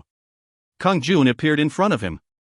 In fact, this was another world that Kang-jun had created using the power of the sealing jewel. Therefore, Kang-jun could use all his strength but the sealed Luminal couldn't use his.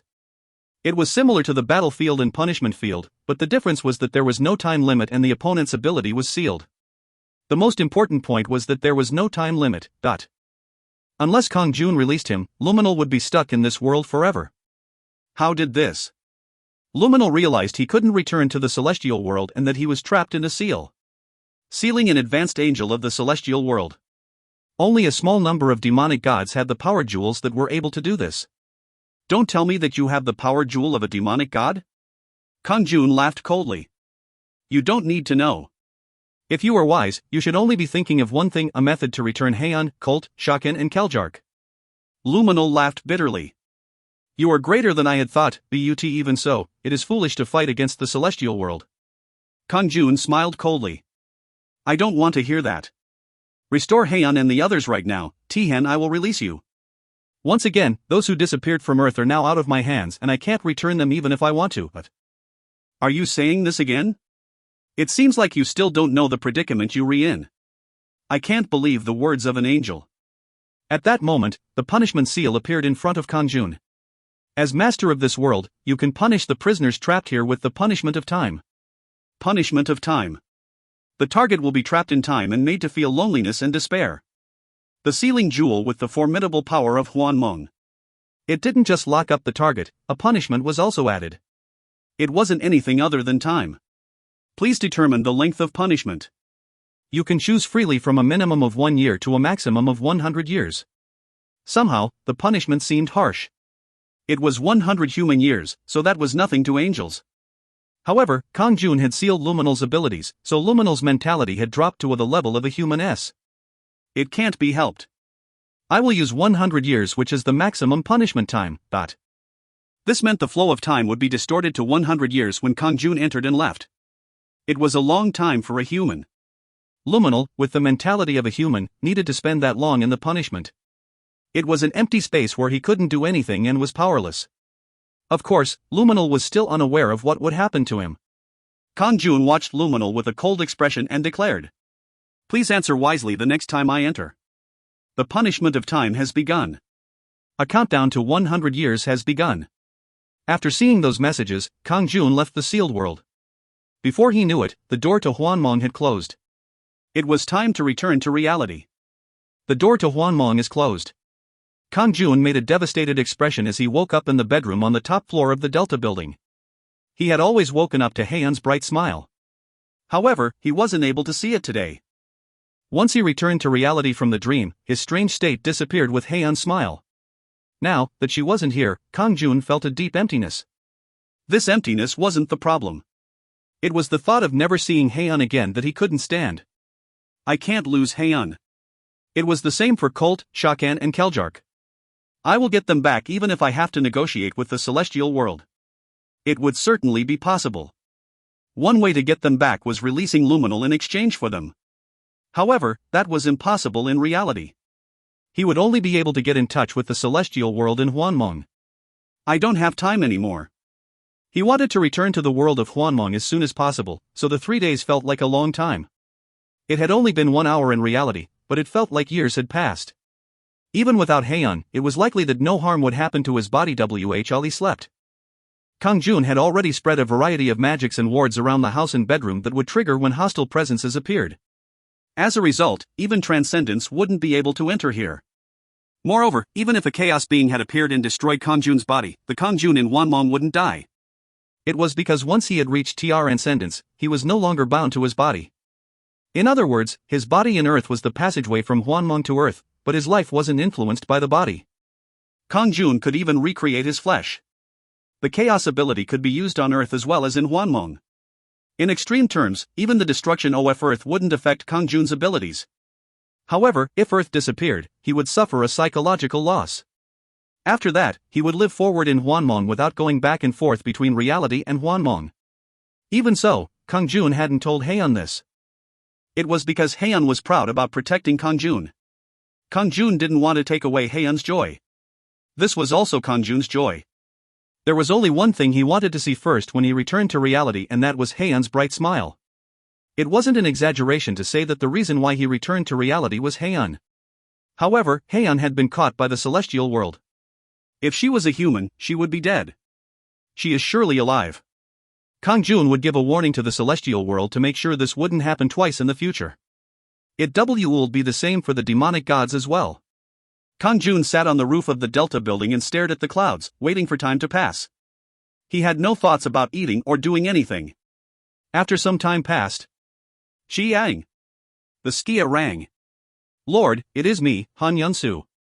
In fact, she was Croton, the Black Dragon who was in charge of the Black Dragon law firm that influenced Earth from the shadows. Of course, she was also one of Kang-jun's household members. Fortunately, the celestial world hadn't caught Croton as well. What's going on? Kang-jun was very glad to hear from Han Yunsu. Other than Kang-jun, he was the only other alien being on this Earth. There is something strange regarding the aliens. Aliens. What's going on? Kang-jun summoned Han Yunsu immediately. Han Yunsu panicked as she suddenly appeared on top of the Delta building, but she then smiled carefully. She knew of Kang-jun's abilities, so summoning an awakened dragon, who was part of his household, was nothing to him. I greet Lord. She fell to one knee in front of Kang-jun. Kang-jun nodded and asked. Aliens. Are there aliens coming for Earth? That is my guess. Actually, I activated a magic called Watcher's Eye around the Earth and solar system. That way I can handle any annoying enemies before they get close to Earth. She had set up hundreds of warp points in this solar system. Each of those warp points contained a wide-range detection magic called Watcher's Eye, allowing her to know when enemies approached. Suddenly, they all disappeared yesterday. The hundreds of Watcher's Eyes are gone? Yes. So, I have to think that something is aiming for Earth. I think so as well. Kang-jun nodded. Someone had released the magic of Han Yunsu, who was an awakened dragon. What type of power was coming from outer space? Furthermore, why so suddenly? It could be a coincidence, but Kang-jun didn't think so. It was obviously related to the celestial world or demonic gods. Setting the demonic gods aside. Would the celestial world do such a thing? In the past, He would have thought it was ridiculous, but Kang-jun could no longer trust anything in this world. The advanced angel, Luminal, had done such an unscrupulous thing to Hwan and the others. Anyway, it didn't matter who it was. The war had already started with both sides. I just want some quiet time in reality, but even in here, they won't leave me alone. Do they really want to try it? He didn't need to guess who was behind this. It would come out when he grabbed and questioned the ones attacking. If you find any errors, ads pop up, ads redirect, broken links, non-standard content, etc., please let us know. Report chapter so we can fix it as soon as possible. Chapter 149. Chapter 149, Punishment of Time, 2. At that time, Han Yunsu spoke with a sullen expression. I didn't want to hassle you while you were busy in Hwanmong, so I tried to tell Sha Kan. However, I couldn't get in touch with him. I couldn't even call Hwan.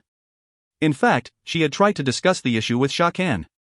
Not long ago, Sha Kan had appeared in front of her. He had told her that Kang-jun was busy in Hwanmong and she should call him regarding any problems related to Earth. Han Yunsu had been shocked at the time. She had joined Shakan's camp to fight in the war against Keljark's side, so she had been beyond surprised after meeting him on Earth. She had learnt that not only was he a friend of Kang-jun but that he also owned a pork belly store near Seoul University. Even more remarkably, one of the guests that often went there to eat meat had been Keljark. As Han Yunsu stared at her in disbelief, Keljark had simply laughed and placed a pork wrapped in lettuce into her mouth. She had told Han Yunsu, I am living quietly, so pretend you don't know. Han Yunsu had agreed. She had been surprised that Sha Kan and Keljark were friends as well as the fact that Keljark was friends with Kang-jun. Anyway, Han Yunsu felt that some of the burden on her was lifted after learning that the two transcendents, Sha Kan and Keljark, were guarding Earth. However, strangely, Sha Kan hadn't been seen since yesterday. She couldn't reach him at all. She had gone to the chicken house run by Keljark, but they weren't there. It was the same for Hwan. In the end, she gave up and reported it to Kang-jun. Kang-jun laughed bitterly. Something has happened. They'll be back soon, so don't worry. Kang-jun wasn't worried about the unidentified beings attacking Earth. As soon as he heard Han Yunsu's words, he opened his chaos ability and found traces of them.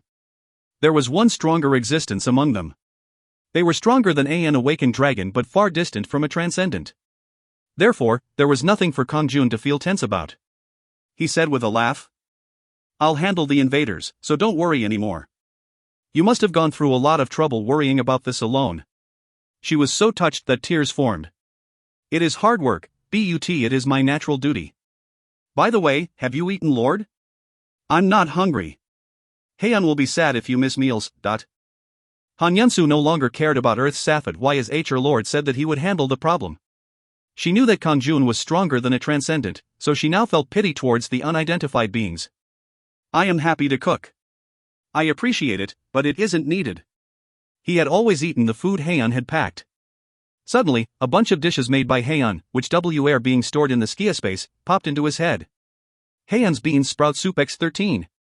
Hwan's pollock soup x11. Hwan's bowl of rice x82. Hwan's ramyun x30. He chose the ramyun. Of course, the ramyun was a finished dish. Eating a bowl of it recovered his health, but the effects of such buffs were now meaningless. He just ate it whenever he wanted to. Once he saw the dishes, his appetite reappeared. Yes. I'll have one bowl of ramyun. A bowl of ramyun immediately appeared before Kang-jun. Wah! This is? Han Yunsu's eyes widened with surprise. Of course, she wasn't surprised because something had suddenly popped out of the skia space. The skia was a present that she had given to Kang-jun. Her eyes widened because she guessed who had cooked it. It was the same Haeun's cooking but placed in another dimension. Haeun made this. Do you want to eat? If you want to give it to me, then of course. Kang-jun pulled out another bowl with ease and handed it to Han Yunsu. Thank you, Lord. Han Yunsu exclaimed with an earnest expression. Kang-jun brought a table and chairs up to the roof to make it easier to eat. Additionally, kimchi couldn't be forgotten. Please enjoy, Lord. Thank you. It is good to not dine alone. Kang-jun was about to raise the chopsticks to his mouth when he frowned suddenly. When he thought about it, there was one thing he needed to do first. Suk. Immediately, a bizarre form was summoned near Kang-jun and Han Yunsu. It was approximately 3 meters in height. Its whole body was made of metal with 2 eyes embedded in its head, like blue jewels. Who are you? Kang-jun asked the creature. At that moment, it flinched and trembled. It was shocked by the unexpected situation and stared at Kang-jun with fright. Amazing.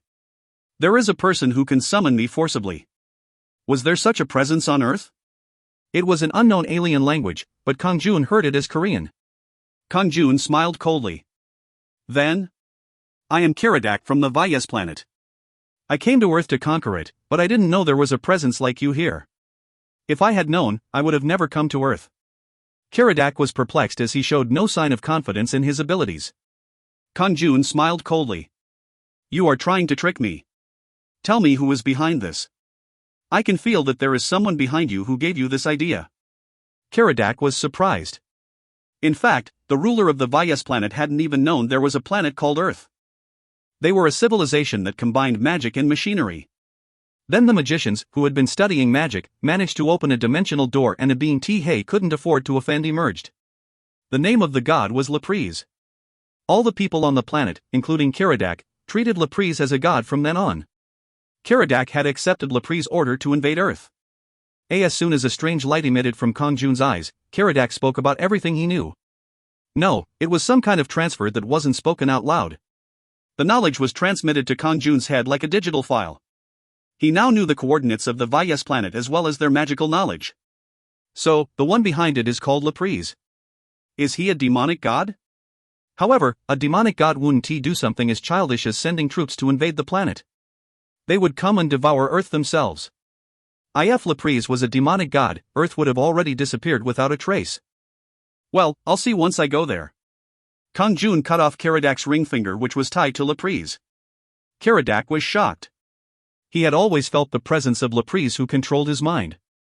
He had taken it for granted that Laprise was a god, but Kang-jun let him discover that he was mistaken. At that time, Kang-jun glanced at Karadak and exclaimed. Karadak! Regardless of the reason, you tried to attack Earth. If I wasn't here, Earth would have been destroyed by you. Therefore, my punishment is to turn the Vyas planet into ashes. Karadak trembled and begged. Please forgive me. Vent your anger against me as I am the ruler. Just please, leave the Vyas planet alone. Kang-jun was silent for a moment. They had come to Earth with the intention to destroy it, so it was right that he destroy theirs. However, Earth hadn't been touched yet. They had been caught by Kang-jun before the crime. At that moment, Kang-jun's personality as a sovereign fired up again. He had made demon kings join his household, so there was no reason why he couldn't acquire the ruler of an alien planet. Moreover, Karadak's power was quasi-transcendent. He was above an awakened dragon who, until now, could be called Kang-jun's strongest subordinate. It was because Shakan and Keljark were friends, rather than household members. Then join my household and swear your eternal loyalty to me. I will accept. I will serve Lord along with the Vyas planet. Thus, Karadak, the ruler of Vyas planet which was far from Earth, joined Kang-jun's household. At that moment, Han Yunsu spoke. Lord, the ramyun is getting cold. I'll be back soon, so just wait a moment. Kang-jun boarded Karadak's ship. It was a huge space warship with advanced technology that couldn't be detected by Earth's current science. There were dozens of similar warships waiting near Mars. It wasn't unreasonable for them to be able to take control of Earth. Kang-jun had absorbed Kiradak's knowledge, so he knew this well.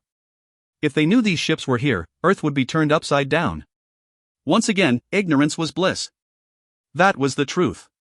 Anyway, everything that threatened the planet had now become Kang-jun's property. If this knowledge is given to Earth, there would be a golden age. However, that was something to think about in the future. Move to Vyas planet. Yes, Lord. Upon receiving Kang-jun's order, Kiradak warped all of the Warshur PS to a point near Vyas planet. The size of Vyas was similar to Earth. Laprise will be in the temple, Lord. Kang-jun headed toward the temple instantly. Is there no one? Did Laprise flee in the meantime? The door to the temple was destroyed. It must have been destroyed at the same time that someone had escaped through the dimensional door. Then Kang-jun could see writing scratched into the ground. You found this place, Lucan. However, the Earth you care about will perish. Additionally, everything you've accomplished in Hwanmong will disappear. That is the punishment for enraging Kurosio. Goddess of Destruction Kurosio. Laprise was one of Kurosio's household members. Is Kurosio aiming for Earth? So, he wanted to destroy Earth in reality as well as in Hwanmong. However, Kang-jun wasn't worried. Now that I know, I can prepare. The goddess of destruction and the demonic gods could only attack Earth in reality by appearing as divine beings to other planets. They couldn't attack Earth directly. Kang-jun called Kiradak and ordered. You will protect Earth with your men.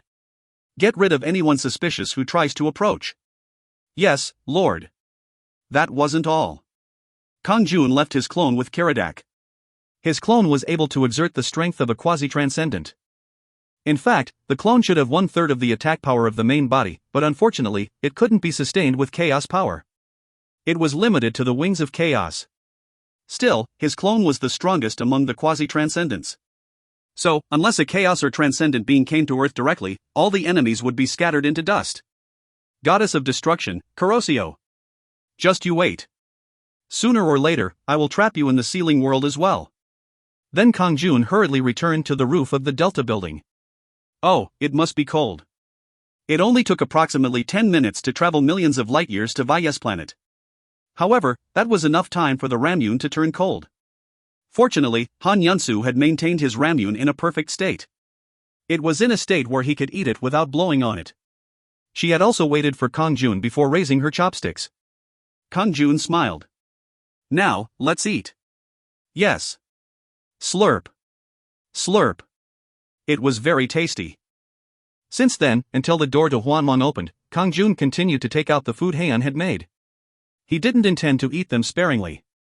Heian would be back before the dishes in the space were gone. He would make it so.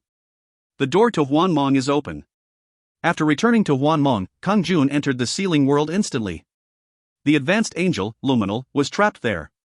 As Kang-jun entered, Luminal opened his eyes from where he was lying on the ground as though he was dead.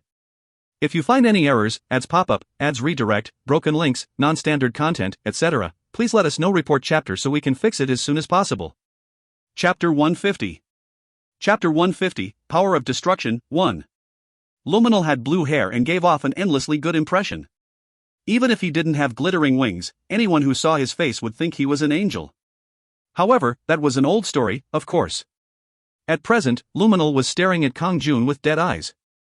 His skin was all dried up like a land that had experienced a long drought.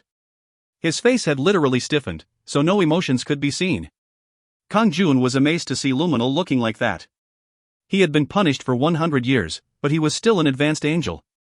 The punishment of time must be more severe than I thought. In fact, it was a really terrible punishment for Kang-jun, who was a human.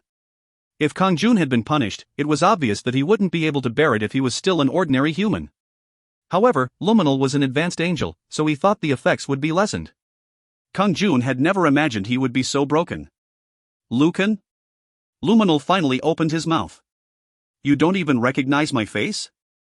Luminal made a bizarre expression and laughed wildly. His eyes flashed as he spoke. Why, you bastard? You are the real Lucan. Damn scum. Ugh. I'd rather die. This ex-bastard. I will kill this piece of shit. I will pull you to hell with me. Curses emerged from an angel's mouth. Kang-jun stared at Luminal with a bemused expression, then laughed suddenly. That's right. I forgot. Once Luminal was in the sealed world, he didn't have the mentality of an advanced angel but merely that of a human. Even a punishment of 1 year would be awful. Yet, he had to spend 100 years in this empty space. It was natural that Luminal would lose his spirit. Kang-jun clicked his tongue and said, "It wouldn't have been like this if you had listened to my words sooner. It isn't too late even now. Return Heian and the others to their original states." Luminal's body shook like he had been struck by lightning. He recalled the terrible swearing that had just emerged from his mouth and spoke with a miserable expression. How much time has passed? His mind was slowly returning. It was only a moment outside, but in here, 100 years have passed. Ha! Was that the case? Luminal's expression worsened. I hadn't expected that I would have a mental collapse in just 100 years. It is because you spent that time as a human, not an angel. If you want, you can experience it one more time. Luminal's body shook as he pleaded. Please. He finally moaned and said, I have gained a sense of humanity, so I understand it. I know why Lucan is so angry. He looked at Kang-jun with pathetic eyes. I am really sorry. I will accept any punishment. After swearing, he had now returned to angel mode. Kang-jun's cold expression hardened even further. I don't want to hear apologies.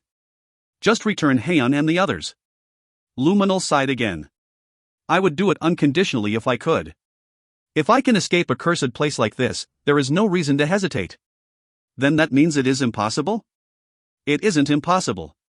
It is possible if you negotiate with the celestial gods, but I don't know if they will do you a favor. Negotiating with the celestial gods. Luminal said they could do it, but it wouldn't be easy to convince them. Kang-jun stared straight at Luminal. Do you really mean it? Luminal, you can't do anything with your power? Unfortunately, that is correct. Luminal nodded without any strength. It meant that he had no power. If he was in a company, he would only be a low-ranking employee. The condition that Kang-jun wanted needed to be judged by the executives. He thought an advanced angel was great, but they didn't have as much authority as he had originally thought. If so, he needed to add more kindling. Kang-jun was silent for a while before speaking. Then you can't get out of here.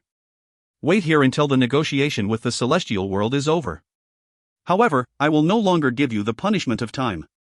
Kang-jun waved his hand as he spoke. At that moment, the empty space turned into a lush forest. There was a humble hut in the middle. Trees grew densely and there was a small lake. It was an ordinary forest scenery. Oh! Luminal shouted excitedly. It was frustrating to remain trapped, but a forest was 1,000,000 times better than empty space. Furthermore, it might be sloppy, but there was a hut. There was also a lake next to it.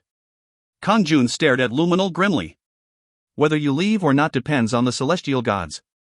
If they are wise, you can exit sooner. Thank you for the consideration, Lucan. Luminal knew that Kang-jun wouldn't release him while the negotiation with the celestial gods was still ongoing.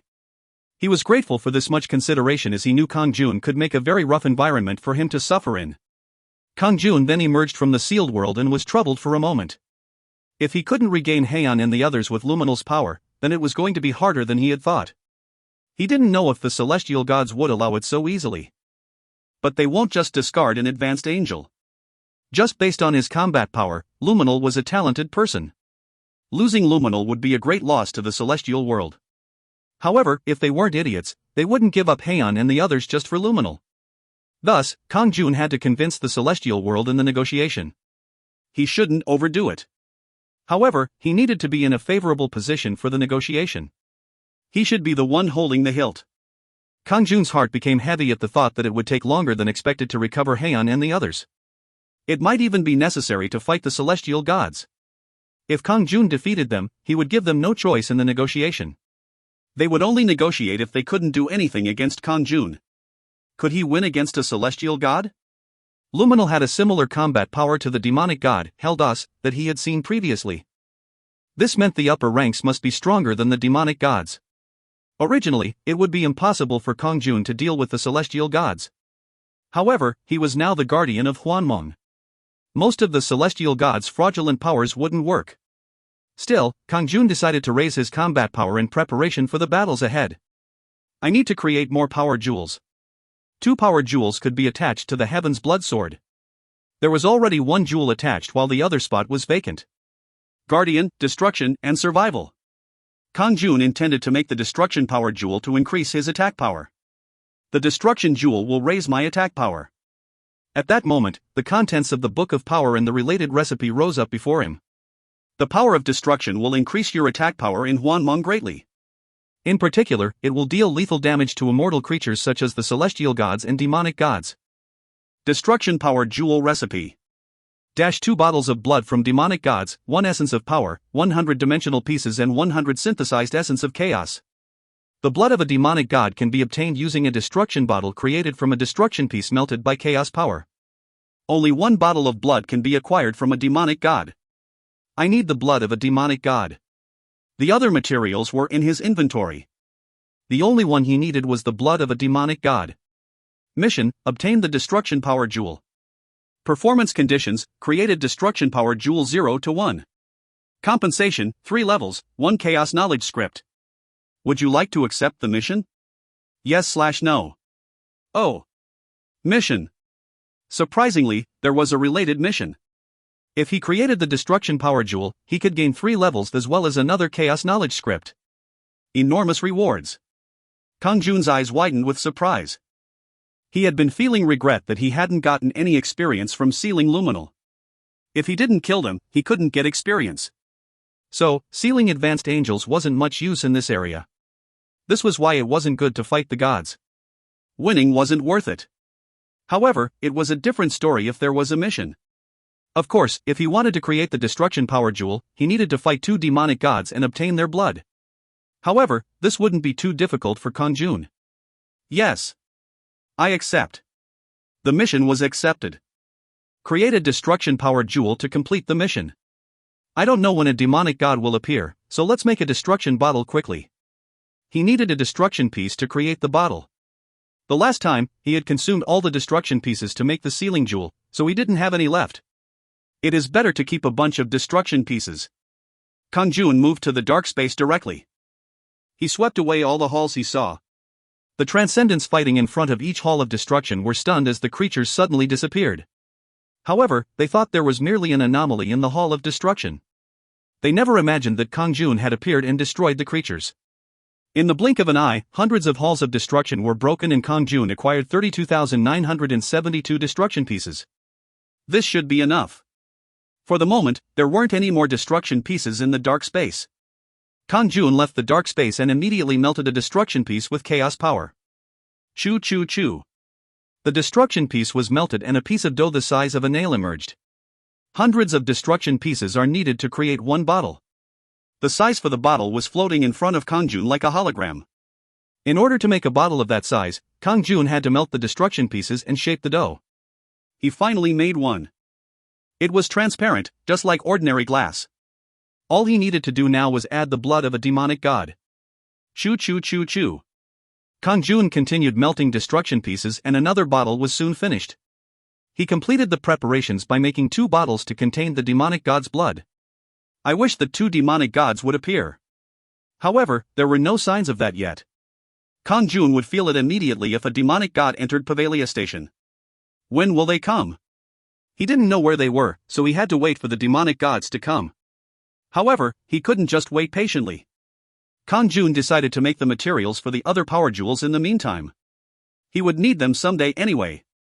If you find any errors, ads pop up, ads redirect, broken links, non-standard content, etc., please let us know. Report chapter so we can fix it as soon as possible.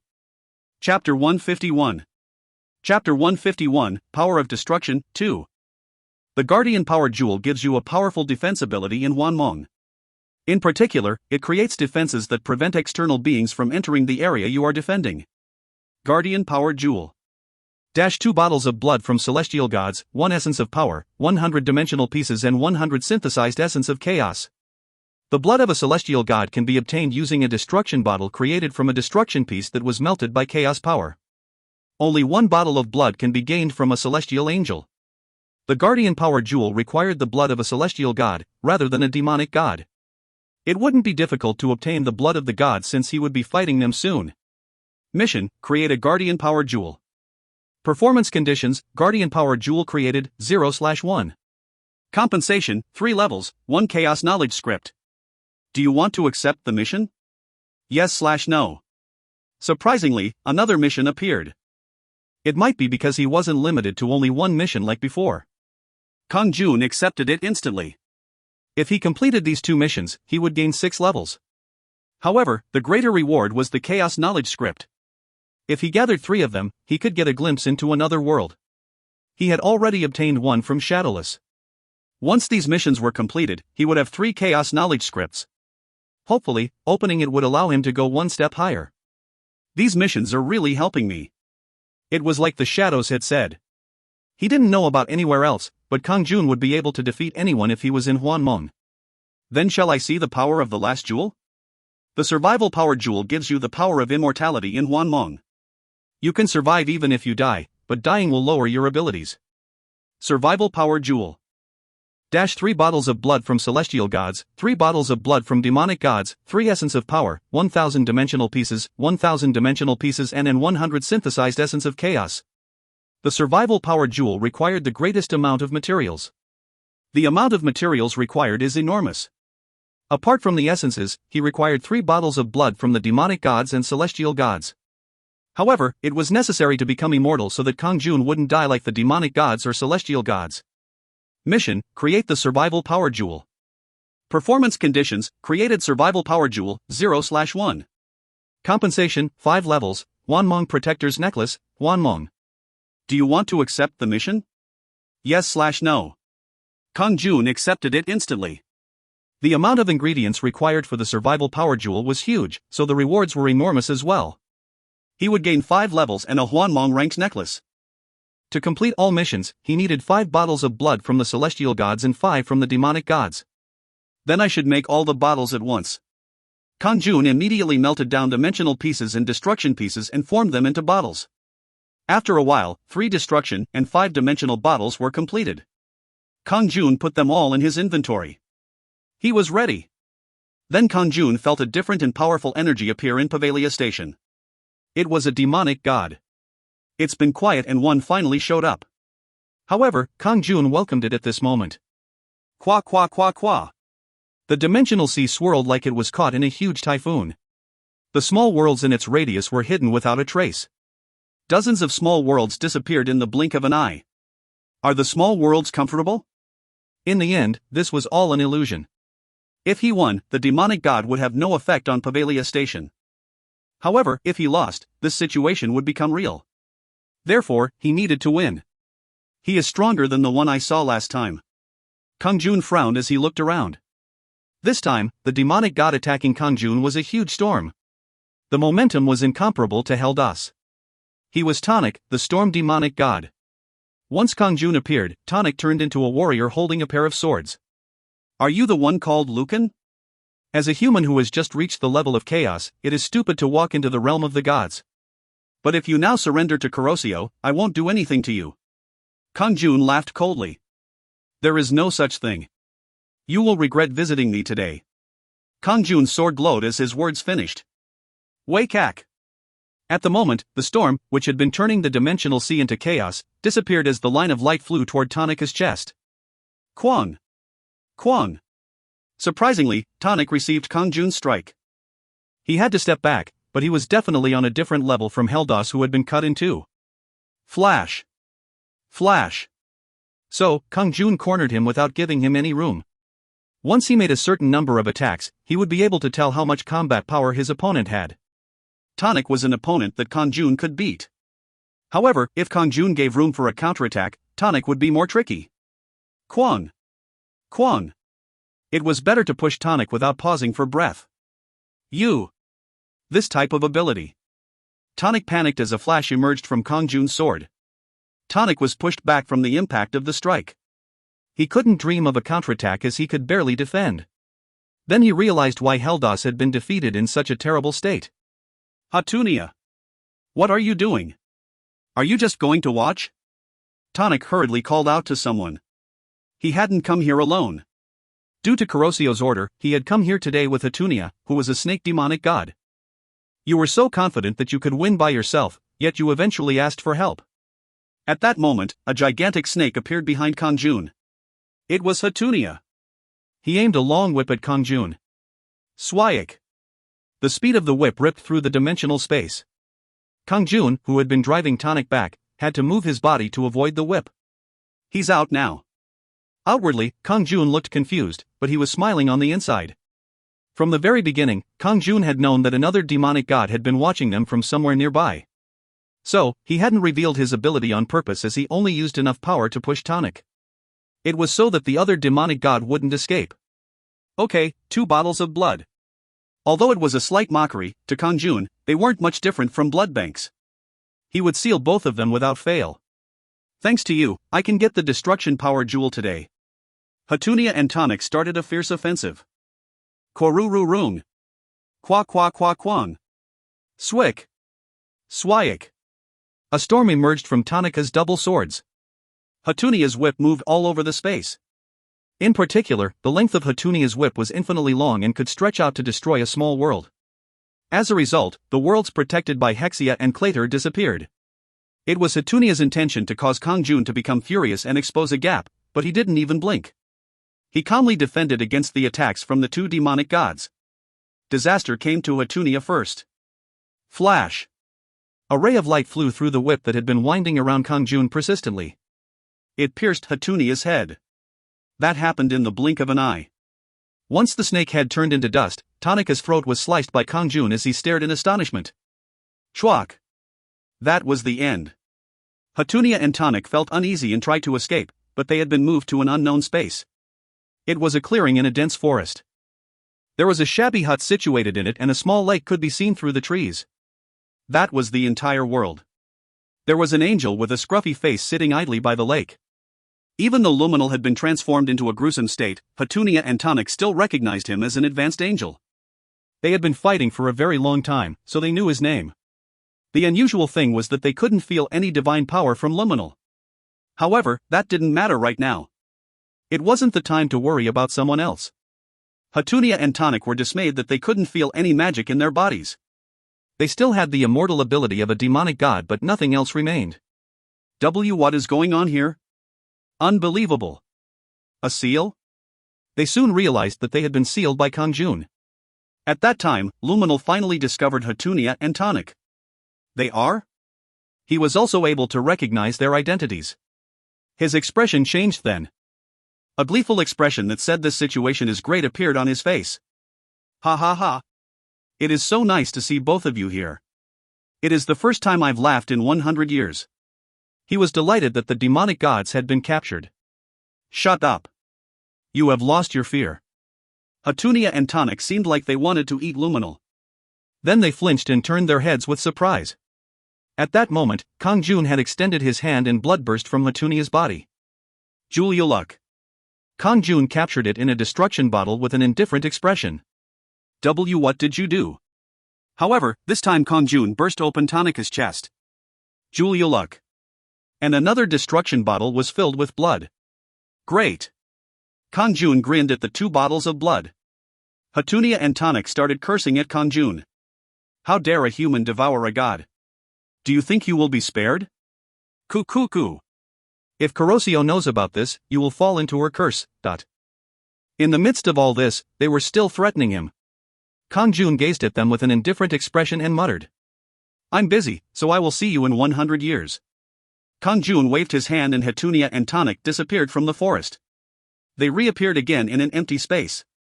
However, they were thrown there separately. This was the solitary prison that Kang-jun had created. Of course, each solitary prison would receive the punishment of time. The first target had been the advanced angel, Luminal, and there were now 2 demonic gods. The punishment of time has begun. A countdown to 100 years has begun. The demon gods also had to endure a long time with the mentality of a human. Kang-jun was still standing in the forest with Luminal, and he pulled out the alchemy ingredients instantly. Synthesis. There was a momentary flash and all the materials disappeared. The destruction power jewel has been successfully created. Destruction power jewel. Rating, Hwanmong. Damage will increase significantly. In particular, lethal damage will be dealt to immortal beings such as celestial gods and demonic gods in Hwanmong. It will be effective when mounting on a weapon. It is a success. Kang-jun was delighted. The mission has been accomplished. You have gained enough experience to increase your level by 3 as a reward. A Chaos Knowledge script has been acquired as compensation. Kang-jun rose to LV 314 and gained his second Chaos Knowledge script. He immediately attached the Destruction Power Jewel to Heaven's Blood Sword. The attack power of Heaven's Blood Sword has greatly increased. You can cause fatal damage to celestial gods, demonic gods, etc. in Hwanmong. The Heaven's Blood Sword shone intensely. A power that seemed to be able to destroy the world rose from the blade. Luminal quivered as he saw it from a distance. Ah, that is the Destruction Power Jewel. What to do? Lucan was already terribly strong, but he had now obtained the Destruction Power Jewel. Luminal moaned inwardly. It would be wise to give Lucan what he wants, but they will never make such a choice. It is a big deal. Luminal knew better than anyone how knowledgeable and inflexible the celestial gods were. They would press Lucan to carry out their will. However, Lucan wasn't an easy opponent. He didn't know about anywhere else, but it was true in Hwanmong. So, he had been uneasy thinking about what would happen in the future. However, the situation he had been worried about was happening now. Kang-jun was stroking the Heaven's Blood Sword when his expression changed suddenly. In the skies of Pavalia Station, a woman with brilliant wings looked down with a cold smile. Kang-jun sensed it the moment he saw her. She was a celestial goddess. At last, a celestial god had come to Kang-jun. If you find any errors, ads pop-up, ads redirect, broken links, non-standard content, etc., please let us know. Report chapter so we can fix it as soon as possible. Chapter 152. Chapter 152, Celestial Goddess Shaeniel, 1. Lord. That is the celestial goddess, Shaeniel. Once Kang-jun appeared, Grania, who had received a revelation in advance, sent him a message hurriedly. If possible, I wish that Lord Nt become an enemy of the celestial world, but I will follow Lord's will. Kang-jun smiled at Grania. Leave it to me, Grania. Just return to your base. Yes, Lord. He didn't think it would be good if Grania was here. Of course, Kang-jun had no intention of simply starting a fight with Shaeniel, who was staring at him from above. It would be good if he could resolve it through conversation. If the celestial world returned Ed Heian and the others and would make no future interferences, Kang-jun would maintain a good relationship with them in the future. Of course, he would release the advanced angel, Luminal, immediately as well. However, if the celestial goddess, Shaeniel, ignored his request and continued to adhere to the position of the celestial world, then Kang-jun wouldn't tolerate it. Kang-jun should also consider the demands of the celestial world. Give up on Hwanmong and return to reality. However, T-Hat was telling Kang-jun to just die. Although he got angry when he thought about it, Kang-jun smiled silently and spoke politely to Shaeniel. You are the celestial goddess, Shaeniel. It is great since I wanted to have a conversation with someone like you. Her beauty was comparable to the goddess of destruction, who had made Kang-jun lose control temporarily. His heart thumped even when he had only seen half of Kurosio. However, it was impossible to feel nothing when seeing Shaeniel. She was literally the culmination of beauty. It was the moment when Kang-jun realized the difference between a beautiful girl and a goddess-like beauty. He was now seeing a real goddess. She was he beginning of all beauty.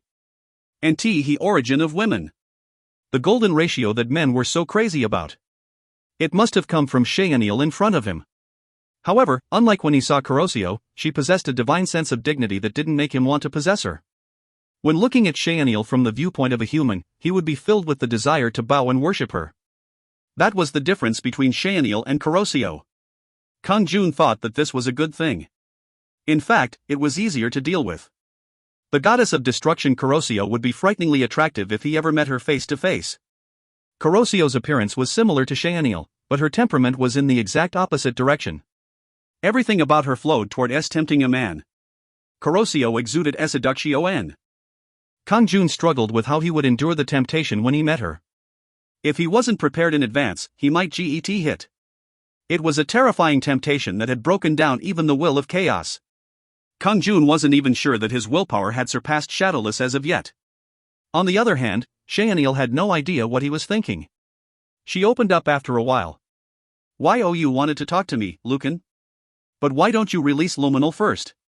Then I will have a conversation with you. It was obvious that she felt angry about the advanced angel, Luminal, being sealed.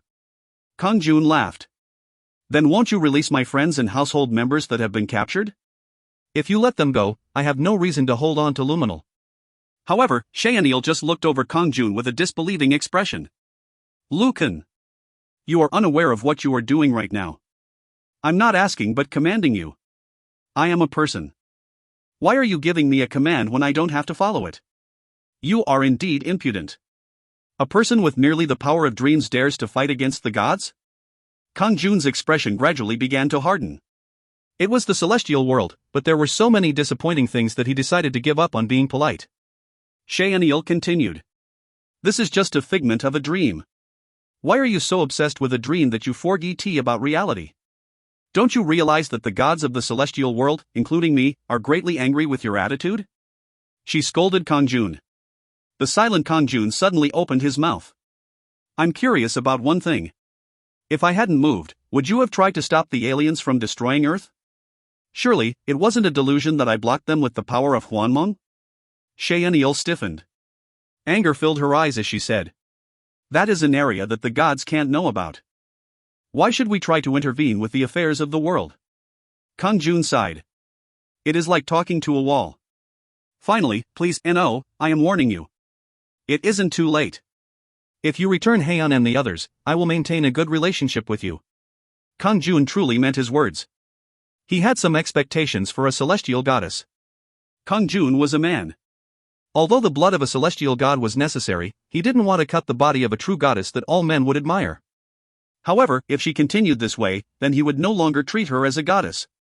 Unfortunately, Shaenil simply rebuked Kang-jun with even more anger. Lucan, you don't know how to turn around. You have committed terrible sins against the celestial world and the angel you sealed. Are you asking for my sins? Of course. This dream world will disappear as well as everything that belongs to you in reality. Once you have spent a long time screaming, the price of your sins will be death. Kang-jun was silent for a moment. Tihen he sneered at Shaenil. Try it if you have the ability to do so, Shaenil. The look in Kang-jun's eyes and his tone changed. He had shown a polite attitude to the celestial goddess, but now that politeness had disappeared. I warned you, but you didn't accept it. Now, you will feel how helpless you are. The outraged Shaenil shouted. Indeed, a terrible existence. I will make you feel the wrath of the celestial gods. At that moment, the space around him changed. It had become a space filled with light, the dimensional sea. However, the light gave off an eerie power that wasn't favorable toward Kang-jun. Wei kak. Wei wa ak. A flock of light came from everywhere.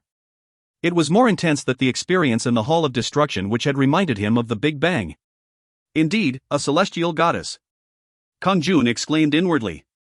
She was on a different class from the advanced angel and demonic gods he had dealt with before. I have to focus and do my best. Even after defeating Shadowless, Kang-jun had continued to grow stronger. Moreover, he had just equipped himself with the Destruction Power Jewel. Therefore, he wondered how strong he truly was. He was now facing an opponent strong enough to force him to his limits. So, Kang-jun focused everything he had on the battle. Flash. Flash flash. His sword collided with Shaenil's ray of light and destroyed them. In response to Shaenil's expression of amazement, Kang-jun came aiming the Heaven's Blood Sword at her. Pa hot. Shaenil escaped Kang-jun's attacks using space movement. However, her face was stiff. I can't believe it. No matter how much power he gained from Hwanmong, he shouldn't be able to prevent my attacks. Too scary. She couldn't let Kang-jun grow even further. A human shouldn't have this power. I will overthrow you with all my strength. A glorious light emerged from her eyes. Wakak. Wayak. Using all her abilities, Shaenil activated her shackles of light. Kang-jun's body was surrounded by an infinite net of light. Then they all rushed toward Kang-jun. Shwa-ah-ah. Kang-jun's body was hidden by the shroud of light and couldn't be seen anymore. The net of light became smaller, reaching the size of a fist, then a few millimeters. The ceiling is a success. Shaenil sighed with an expression of relief. It was too dangerous. She had to pour out all her power. However, now that he was sealed, everything was resolved. Shaenil was going to take this bead back the celestial world and discuss how to deal with him. However, at that moment, Pu hak. A sword was stuck in her chest. Then a surprising presence appeared in front of her.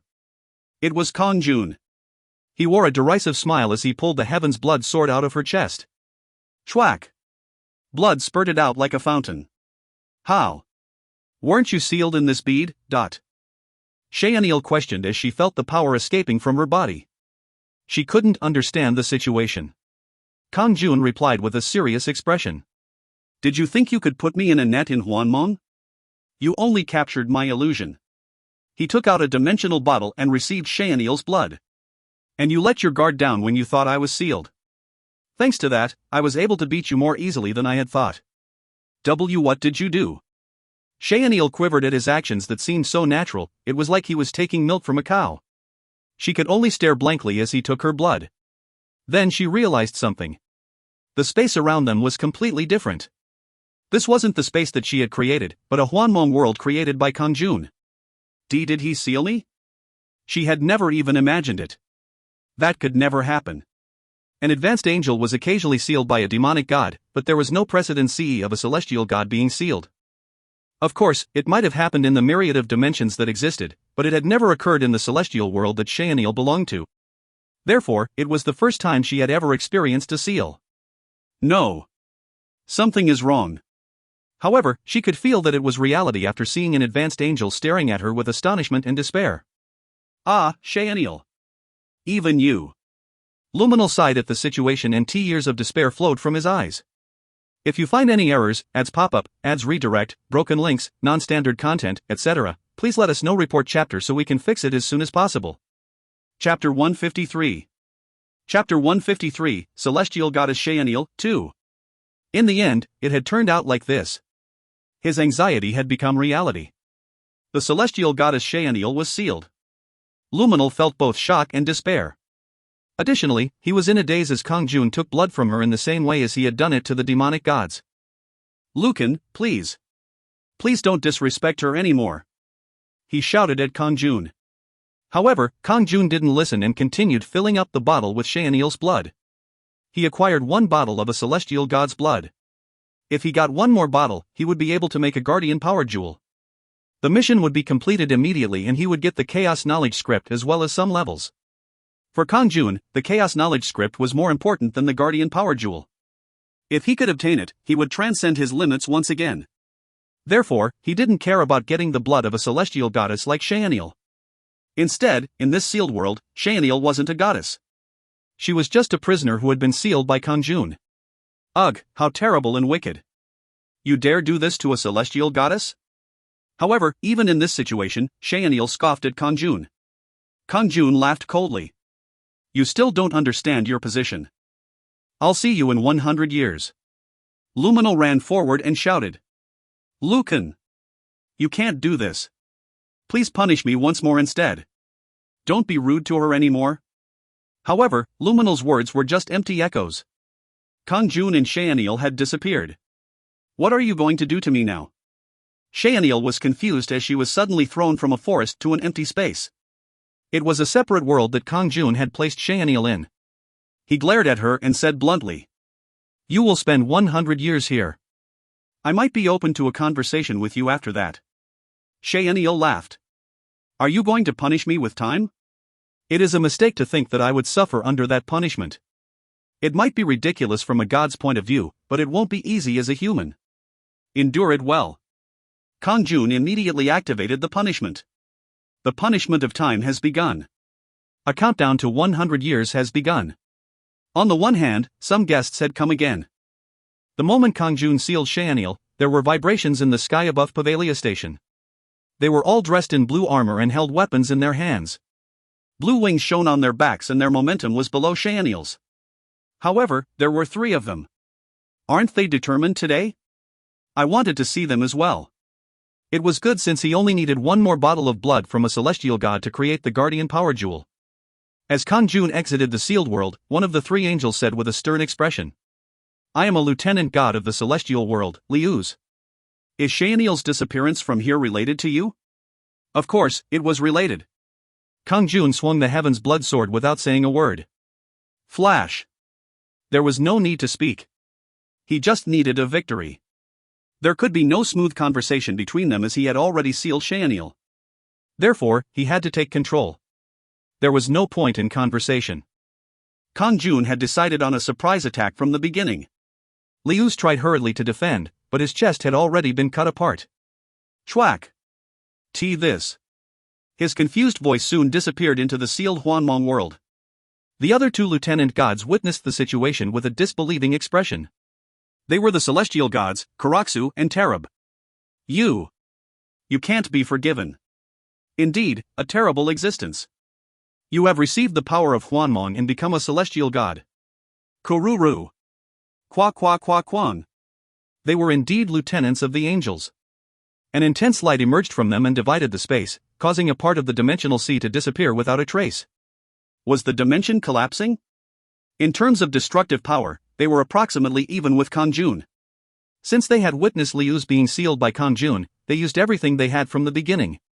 Flash. Kwang. Quararum. Numerous lightning bolts were aimed at Kang-jun.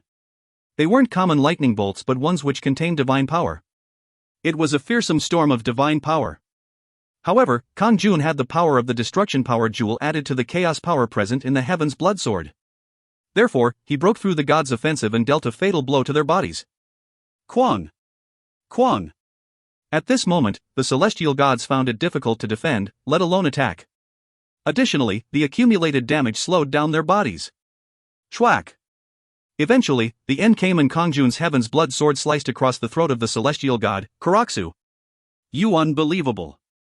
Karaksu cried out bitterly as he disappeared. Chwack. Puwahak. Subsequently, the celestial god, Terab, had his body split in half, horizontally at the waist. You won't be safe. Terab disappeared into the sealed world. Suk. Kang-jun looked around, but there were no more celestial gods. There are no more. Kang-jun instantly entered the sealed world. The three celestial gods, including Liu's, sent Kang-jun menacing looks. Demonic god, Lucan. You are now an enemy of the celestial world. Lucan. You might believe in the blasphemous power of Hwanmong, but you will pay the price soon enough. They called Kang-jun a demonic god. Then it didn't matter. Kang-jun brandished his sword. Chwack. Blood flowed from the bodies of the three celestial gods and Kang-jun placed dimensional bottles in front of all of them to receive the blood. The blood of a celestial god has been acquired. The blood of a celestial god has been acquired. The blood of a celestial god has been acquired. Kang-jun gazed with pleasure at the messages that popped up once the bottles were full. However, Liu's and the others couldn't restrain themselves as they saw their blood in the bottles. What is this evil behavior? You will absolutely never be forgiven. All they could do was curse at him. Then Kang-jun waved his hands like his work was over. I'll see you guys later in 100 years. I hope you realize the situation properly then. Liu's and the others disappeared. Kang-jun's work was now accomplished. Keeping them around wouldn't be good for his blood pressure. Didn't they need a good punishment? If they were still like this after 100 years, he could give them another 100 years. Kang-jun could use the punishment of time as much as he wanted. What are you trying to do, Lucan? Are you really going to become enemies with the celestial world forever? Luminal had seen Shaeniel and the other celestial gods being sealed. This was because Kang-jun had filled the blood near the forest where Luminal was. Please stop now. This is a request. Why should I stop? Will the celestial world stop? Kang-jun stared straight at Luminal. I wanted to stop from the beginning. You were the ones who brought on all these things. Did I barge into the celestial world to do this? Luminal had nothing to say in response. It wasn't an exaggeration to say that the celestial world wouldn't cease and desist anymore. Not only would the celestial world eliminate Kang-jun's Hwanmong, they would also inflict great punishment on him. Both sides were now irreversible. Either the celestial world would collapse or Lucan and his Hwanmong would disappear. It had to be one of these two consequences. Of course, Luminal was sure that the celestial world would win. In the end, the chiefs will move. The sacred chief gods that guarded the north, south, east and west areas.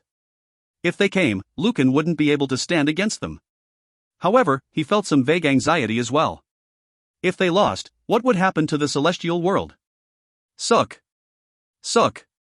On the other hand, Kang-jun was pulling out materials from his inventory and placing them on the ground.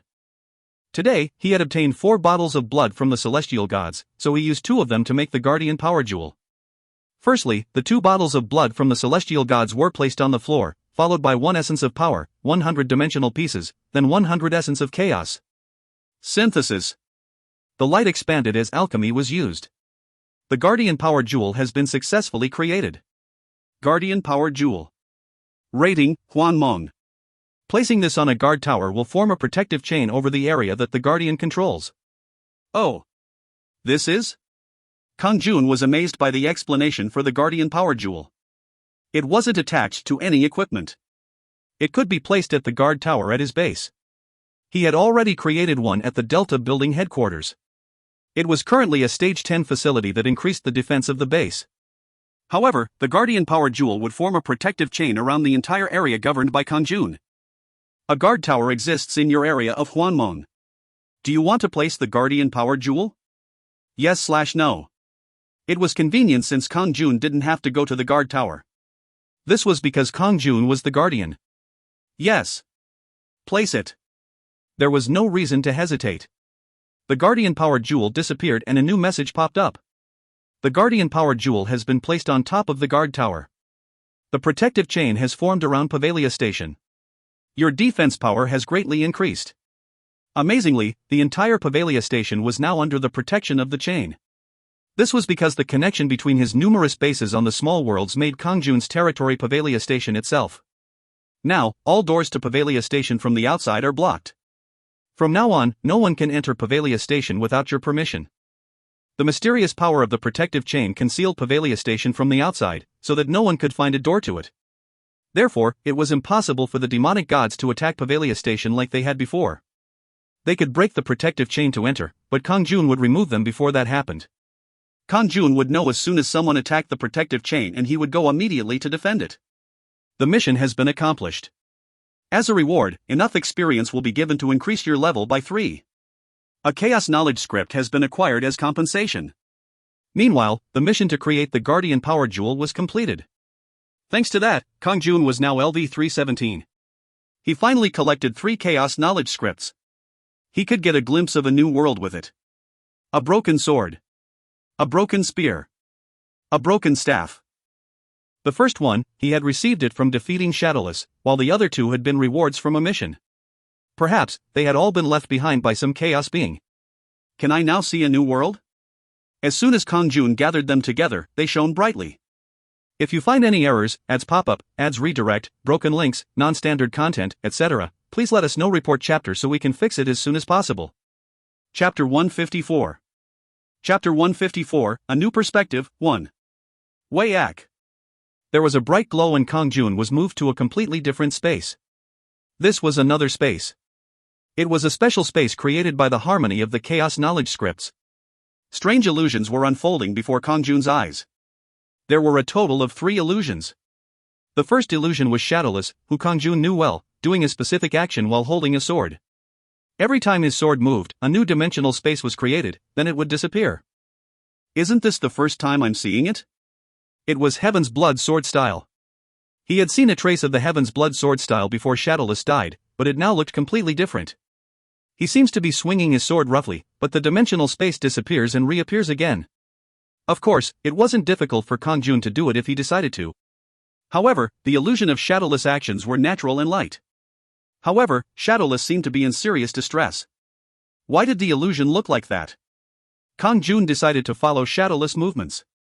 Kang-jun used Heaven's Blood sword and instantly assimilated Shadowless movements. Papa Pat. Su. Su-pak. However, Kang-jun felt something strange as he followed the actions. It was a sense of stuffiness. What did it mean? Kang-jun followed Shadowless movements without hesitation. After a while, he was moving completely like Shadowless. That's right. Kang-jun's eyes shone. It is incomplete. An incomplete technique. It was a knowledge piece for a new technique. That's why Shadowless was frustrated. The technique wasn't perfect. Kang-jun's heart started beating wildly. However, what if it was completed? He couldn't even imagine what the result would be. Although it was incomplete, it showed a way to move forward. It was at that moment. After gaining enlightenment through the Chaos Knowledge script, you have gained a lot of experience and your level will rise by 13. He reached LV 330. he leveled up just from enlightenment. As a result, Kang-jun felt a dramatic increase in his attack power. However, there were still new perspectives to consider.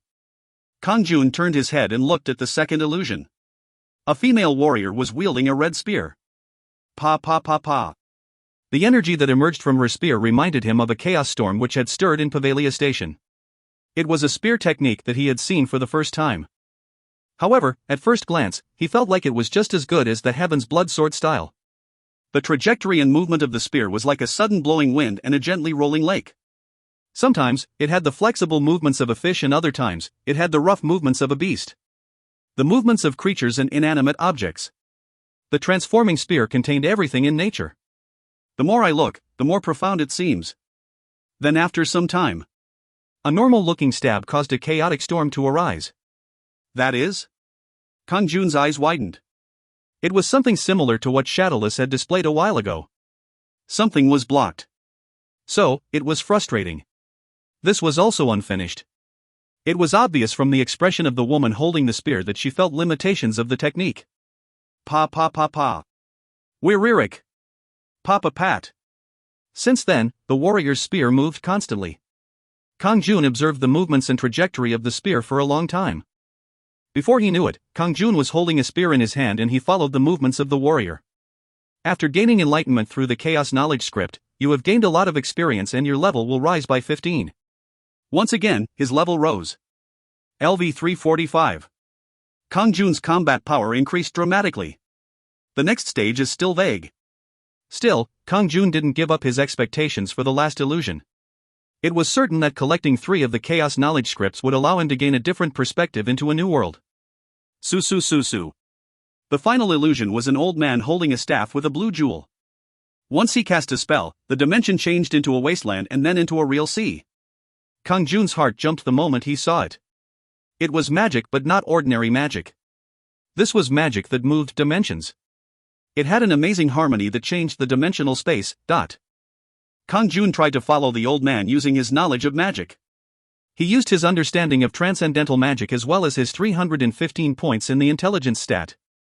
The ability to see the essence of magic had been added after he became a chaos being, so it wasn't difficult for Kang-jun to follow the old man's magic. Swa. Swa. Kwa kwa kwa kwa. Kuku kung. It was a series of processes that transformed constantly and recreated dimensions, rather than attacking or defending something. However, Kang-jun felt like it could exert tremendous havoc in battle. After gaining enlightenment through the Chaos Knowledge script, you have gained a lot of experience and your level will rise by 12. His level rose again. It rose by 12 to reach LV 357. Kang-jun felt his power increase, but something was missing. This is also incomplete. That magic is nothing more than an illusion that the old man dreamt of. Although his battle power increased continuously, Kang-jun couldn't help feeling disappointed. Rather, he felt a wall. There was a wall in front of him, so he felt like the 3 knowledge scripts were simply a prank. In the end, Shadowless technique, the female warrior's spearmanship and the old man's magic were just illusions they'd had during their lives. They weren't abilities that existed but the dreams they grasped for. So, they could only be called illusions. He had to piece through these illusions to overcome the absolute wall. It was an absolute barrier that had to be broken through. Kang-jun suddenly closed his eyes. He had thought they were simply illusions. However, the 3 illusions merged strangely in his imagination.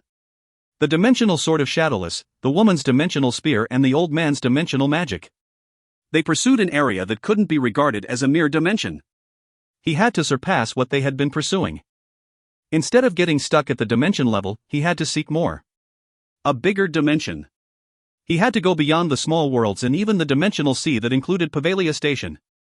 In Kang-jun's imagination, images of a myriad of dimensions appeared like illusions and started to orbit around each other. It was like watching a myriad of galaxies revolving around the universe. Kang-jun's eyes turned blurry like he was dreaming. He closed his eyes. It was no longer an illusion. At least, that was the case in Hwanmong. An absolute wall didn't exist. Your level limit has risen to LV 500. At that moment, a message appeared. His limit had risen from LV 400 to LV 500. However, he had only just peeked at the road. The next stage definitely existed and there was a possibility he might reach it someday. Meanwhile, the illusions of Shadowless, the female and the old man disappeared. He floated alone in Pavalia Station, not the space of nothingness. After a while, he went into the sealed Hwanmong world. There were 8 separate spaces. One was the forest where Luminal was. This place could be described as the prison for good behavior. The remaining 7 prisoners were all in solitary spaces. All of them were receiving the punishment of time. Demonic God Tonic 100 years punishment complete. Demonic God Hetunia 100 years punishment complete. Celestial Goddess Shaeniel 100 years punishment complete. Celestial God Terab 100 years punishment complete. By the time Kang-jun arrived, all of the punishments of time were over. They had spent 100 years in those solitary spaces. I don't know if their mindsets have been reset yet. Kang-jun erased all the solitary areas and called them to Luminal's forest. Everybody looked different. The 2 demonic gods seemed sluggish while Shaeniel kept twisting around like she was seeing ghosts. The celestial gods, including Liu's, were a wreck of their former selves. The demonic gods cursed as soon as they saw Kang-jun. Oh Duduk! Do you think you will be safe like this? I will make you suffer 1,000 times more. Kill! I will kill you! Kukakaka! It wasn't just the demonic gods. Liu's and the other heavenly gods also cursed him. Kukak! Do you think I will give in to you? An insignificant human thinks he is superior just because he has the power of Hwanmong. Kwahahaha! Sooner or later, the chief gods will come. Then it will be your end. Luminal had also cursed him at first. However, his expression soon turned apologetic attitude at the thought of facing punishment again. However, the demonic gods and celestial gods weren't like him. It seemed like 100 years of punishment wasn't good enough. However, there was an exception. While all the others looked vengeful, only Shaeniel was quiet after seeing Kang-jun. She couldn't look him in the eye. What was she thinking? He wanted to find out. Kang-jun glanced into her eyes. When she looked at Kang-jun, anger poured out of her eyes. Resentment and anger. However, it was only temporary as her eyes soon turned gloomy. They were full of despair and sorrow. She was different from the others. Even so, all of their attitudes weren't what Kang-jun wanted. Kang-jun stared at them and said coldly, I don't see any signs of proper reflection. Then it can't be helped. I can only give more punishment. All of them flinched. The demonic gods, who had been screaming about tearing Kang-jun to death, shut their mouths abruptly and the demonic god, Tonic, exclaimed, Wait a minute. Please let me go. If you release me, I won't go near you again. I promise. The demonic god Hetunia also exclaimed hurriedly. I will also stop if you release me. I will never near you or Pavalia Station. The demonic gods seemed to be afraid of the punishment of time. Kang-jun stared at them and said, What are you talking about? You still don't understand, . They said those words, but their eyes didn't show any signs of truth. Besides, he didn't like their tone. Thus, Kang-jun waved his hands and said, I'll see you in 100 years. If you find any errors, ads pop-up, ads redirect, broken links, non-standard content, etc., please let us know. Report chapter so we can fix it as soon as possible. Chapter 155. Chapter 155, A New Perspective, 2. Qua. And no. Oh Duduk. You will see soon. I will kill you. You bastard. Kill. The calls of the 2 demonic gods echoed as they disappeared. They had been moved to their punishment spaces again. Then the bodies of the celestial gods, including Liu's, trembled. They became nervous after seeing that the demonic gods were punished for another 100 years. I'm sorry. I didn't understand what I was doing when I cursed at you. I've reflected fully, so can you please stop the punishment of time? Liu's and the others tried to smile as much as possible. However, their eyes were still full of hostility. However, their words and expressions were better than the demonic gods. Kang-jun stared at them and said, You still don't understand the situation. Don't forget that you are not gods but just prisoners here. The faces of Liu's and the others distorted at the word prisoner. Celestial gods being treated as prisoners? It was impossible. However, they endured it with patience. They felt bad but didn't show it in their expressions. At that time, Kang-jun spoke. Keep in mind that if you truly reflect over the next 100 years, you will be able to stay there. Kang-jun pointed toward Luminal. Liu's and the others stiffened as they heard his words. Wait a minute. Another 100 years? This bastard. I won't forgive you. The wrath of the chief gods will fall upon you. They immediately tried to grab at Kang-jun, but they disappeared quickly without a trace. They had been moved to their punishment spaces once again. Finally, Kang-jun looked at Shaeniel. She also felt uneasy. However, she bowed her head and didn't say anything. She didn't ask to be let off from the punishment of time because she didn't want to sound like the demonic gods. Why aren't you saying anything? Shaeniel finally looked up at Kang-jun. Her eyes were full of despair and sadness, but she didn't grovel. I know that you will punish me no matter what you say. She was sure that she would receive another punishment of time. Kang-jun smiled coldly. You understand. I gave you a warning, but you didn't listen. At that time, you never imagined that you would be so helpless. She was the one who had ignored Kang-jun's offer of good faith. Thus, Kang-jun was more angry at Shaeniel than anyone else. Then Shaeniel sighed. Go ahead. I didn't do anything good and will receive the punishment. Kang-jun was puzzled. He was curious about the meaning of Shaeniel's last words. It was obvious that she was regretting something. In a sense, wasn't that reflection? What did you do that wasn't good? Shaeniel hesitated before replying to Kang-jun's question. Once I became human, I became aware of the human heart. Lucan, I understand why you're so angry with me. This was similar to how it had been with Luminal. Shaeniel had the same thoughts he did. However, Kang-jun's expression was still hard. You have now realized a small portion of your mistakes. If you had shown such an attitude from the beginning, then my relationship with the celestial world wouldn't be so harsh. Shaeniel nodded without any strength. I admit that your words are correct. If the celestial had recognized Hwanmong, this wouldn't have happened. I was wondering about that. Why do they disapprove of Hwanmong? Shaeniel smiled faintly and replied. It is a new world that violates the existing order. How can the celestial world welcome a new world that it can't control? It is so irritating that they can't control the world? We lived quietly without damaging the celestial world. Rather, I was helping the celestial world by fighting the demonic gods. Even if you didn't do any damage, it is unbearable for something outside the control of the celestial world to exist. However, it isn't just about the celestial world trying to destroy Hwanmong. What is the other reason?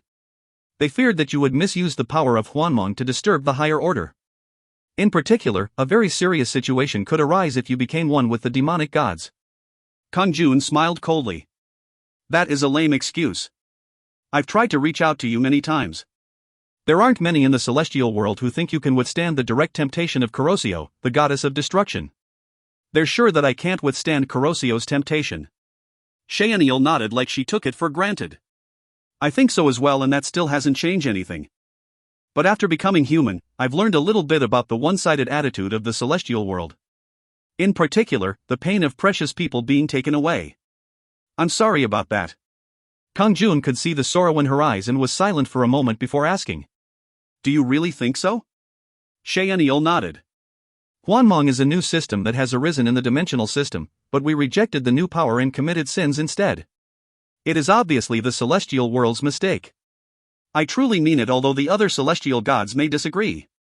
Kang-jun just smiled. It would have been good if it had been like this before. Now, we are finally talking. Shaeniel. If you truly think this way, I can return you to the celestial world. Are you confident about convincing the other celestial gods? You will free me? Shaeniel's eyes widened at the expected words. Kang-jun nodded. In exchange, return my household members and friends immediately, and the celestial world will no longer interfere with Hwanmong. Then I will seal Kurosio and the other demonic gods. They are my enemies anyway. Shaeniel was silent for a while, then she shook her head. There is no point. What does that mean? Unfortunately, anything I do won't make a difference. It is impossible even with your strength? On the contrary, I will be directed by the chief gods to go against you again. So, if you are releasing me for that purpose, it is better not to. It doesn't matter if you let me go without any conditions. The angel Luminal and the celestial goddess Shaeniel. They were too honest. It would have been wiser for them to not say anything and be released. Therefore, Kang-jun liked both Shaeniel and Luminal. At least, they didn't lie. Then I can't release you. Instead, it seems like you've reflected, so I won't give you the punishment of time. You can stay there from now on. Kang-jun made another hut near Luminal's. That is nice to hear. Shaeniel's complexion brightened. She was a goddess of the celestial world, but right now, she couldn't even make a hut for herself. She was grateful to Kang-jun for making the hut. She couldn't be killed due to having the power of immortality, but her physical state was that of a human's, so she was tired. If there was a hut, then she could rest there from time to time. Besides, she didn't have to be alone now. There was also the advanced angel, Luminal. Luminal also seemed glad about the situation. He spoke through his tears. Ah, has Shaeniel suffered a lot? Luminal, there is no point in speaking like that here. Haven't you also suffered? He sobbed, I'm fine. However, my heart is tearing up from seeing the Honorable Shaeniel get locked up. Don't worry. I will endure it. Shaeniel then turned and looked at Kang-jun. Lucan, if you allow me to, I will send a letter to the celestial world. It might be useless, but it is better than doing nothing. Letter? This situation will be more effective than if I'm released. Kang-jun must have one celestial god as a prisoner for the celestial world to consider negotiations. Then try it. It couldn't hurt to try. Kang-jun nodded easily, thinking it would be better if the situation was somehow resolved peacefully. Then Shaeniel's eyes shone as she spoke. Then can you release my power for a while? That won't be hard. Kang-jun waved his hand and moved Shaeniel to another space. It was also a sealed space. However, the difference was that Shaeniel could use all her powers as a celestial goddess. However, no harm could be done to Kang-jun. After all, she was in Kang-jun's home. Suk suk. Shaeniel immediately used her power to write on a scroll. The contents of the scroll were the same as what she had said to Kang-jun. Release Hwan and the others. Additionally, the celestial world should no longer interfere with Kang-jun and Hwanmong. She wrote in the scroll carefully and handed it to Kang-jun. Just throw it anywhere once you're outside and it will be passed on to the celestial world. So, it was a scroll for the celestial world. Kang-jun just smiled.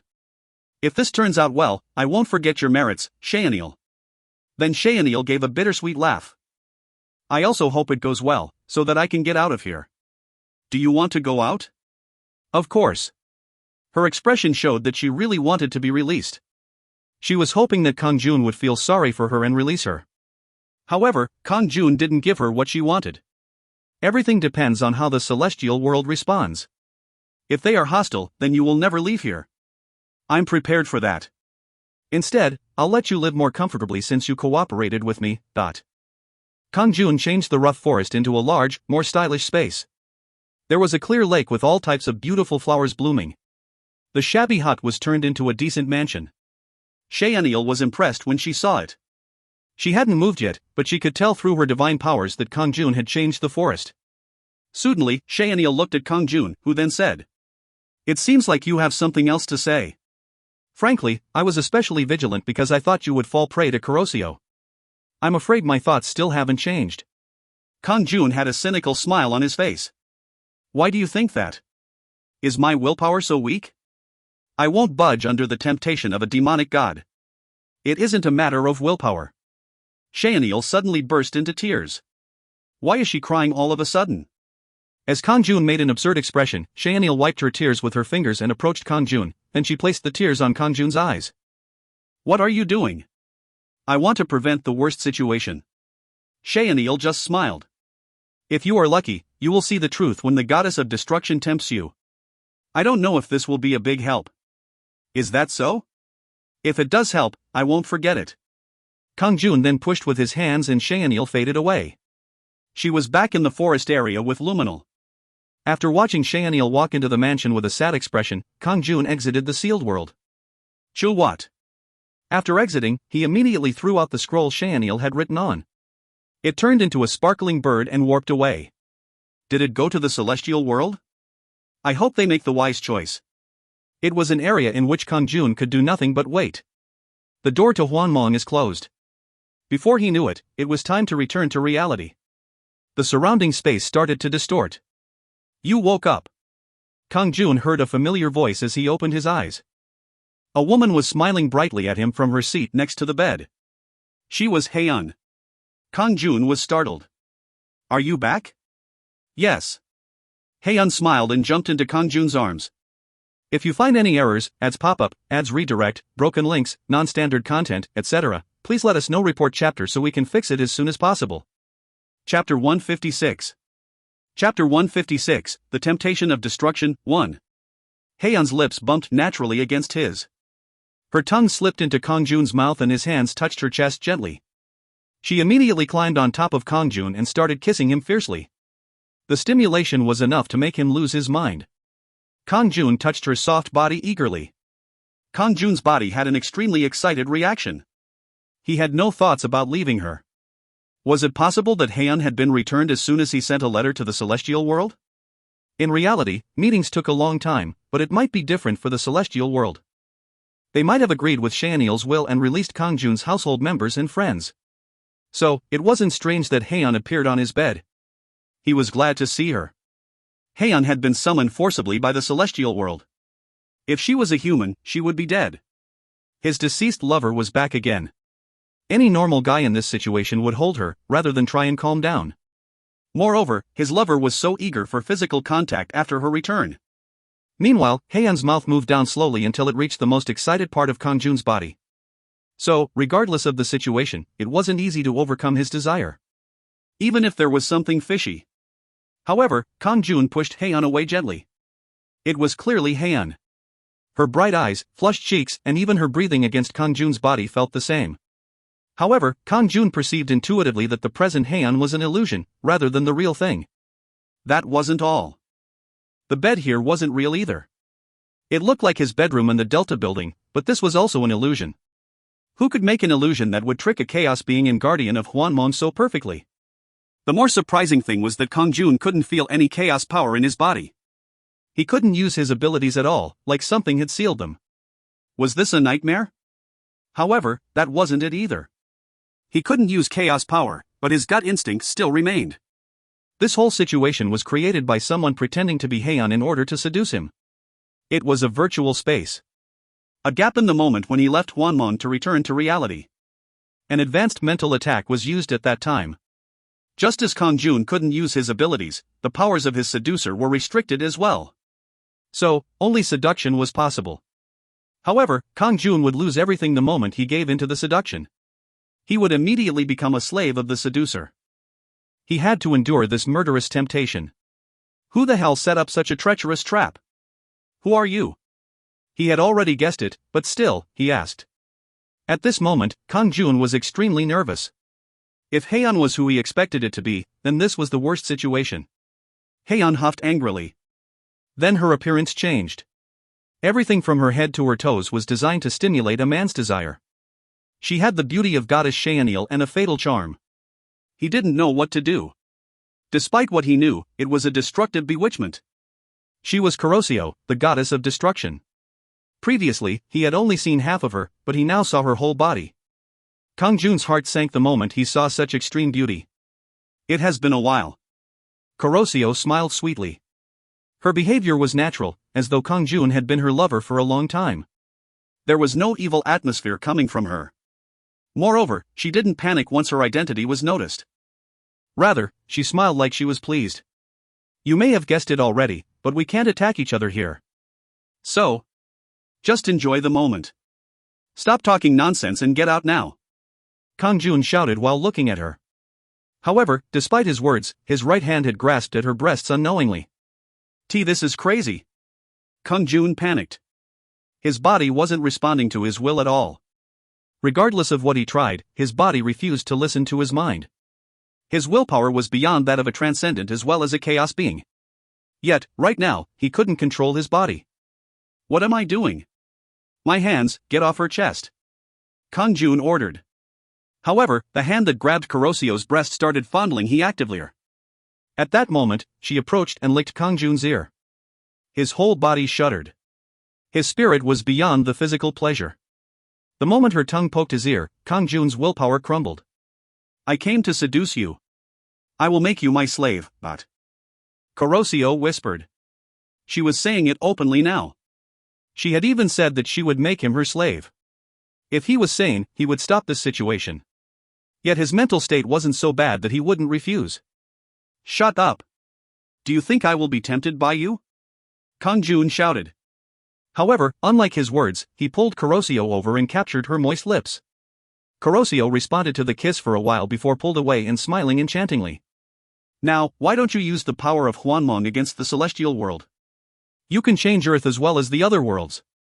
Stop talking nonsense.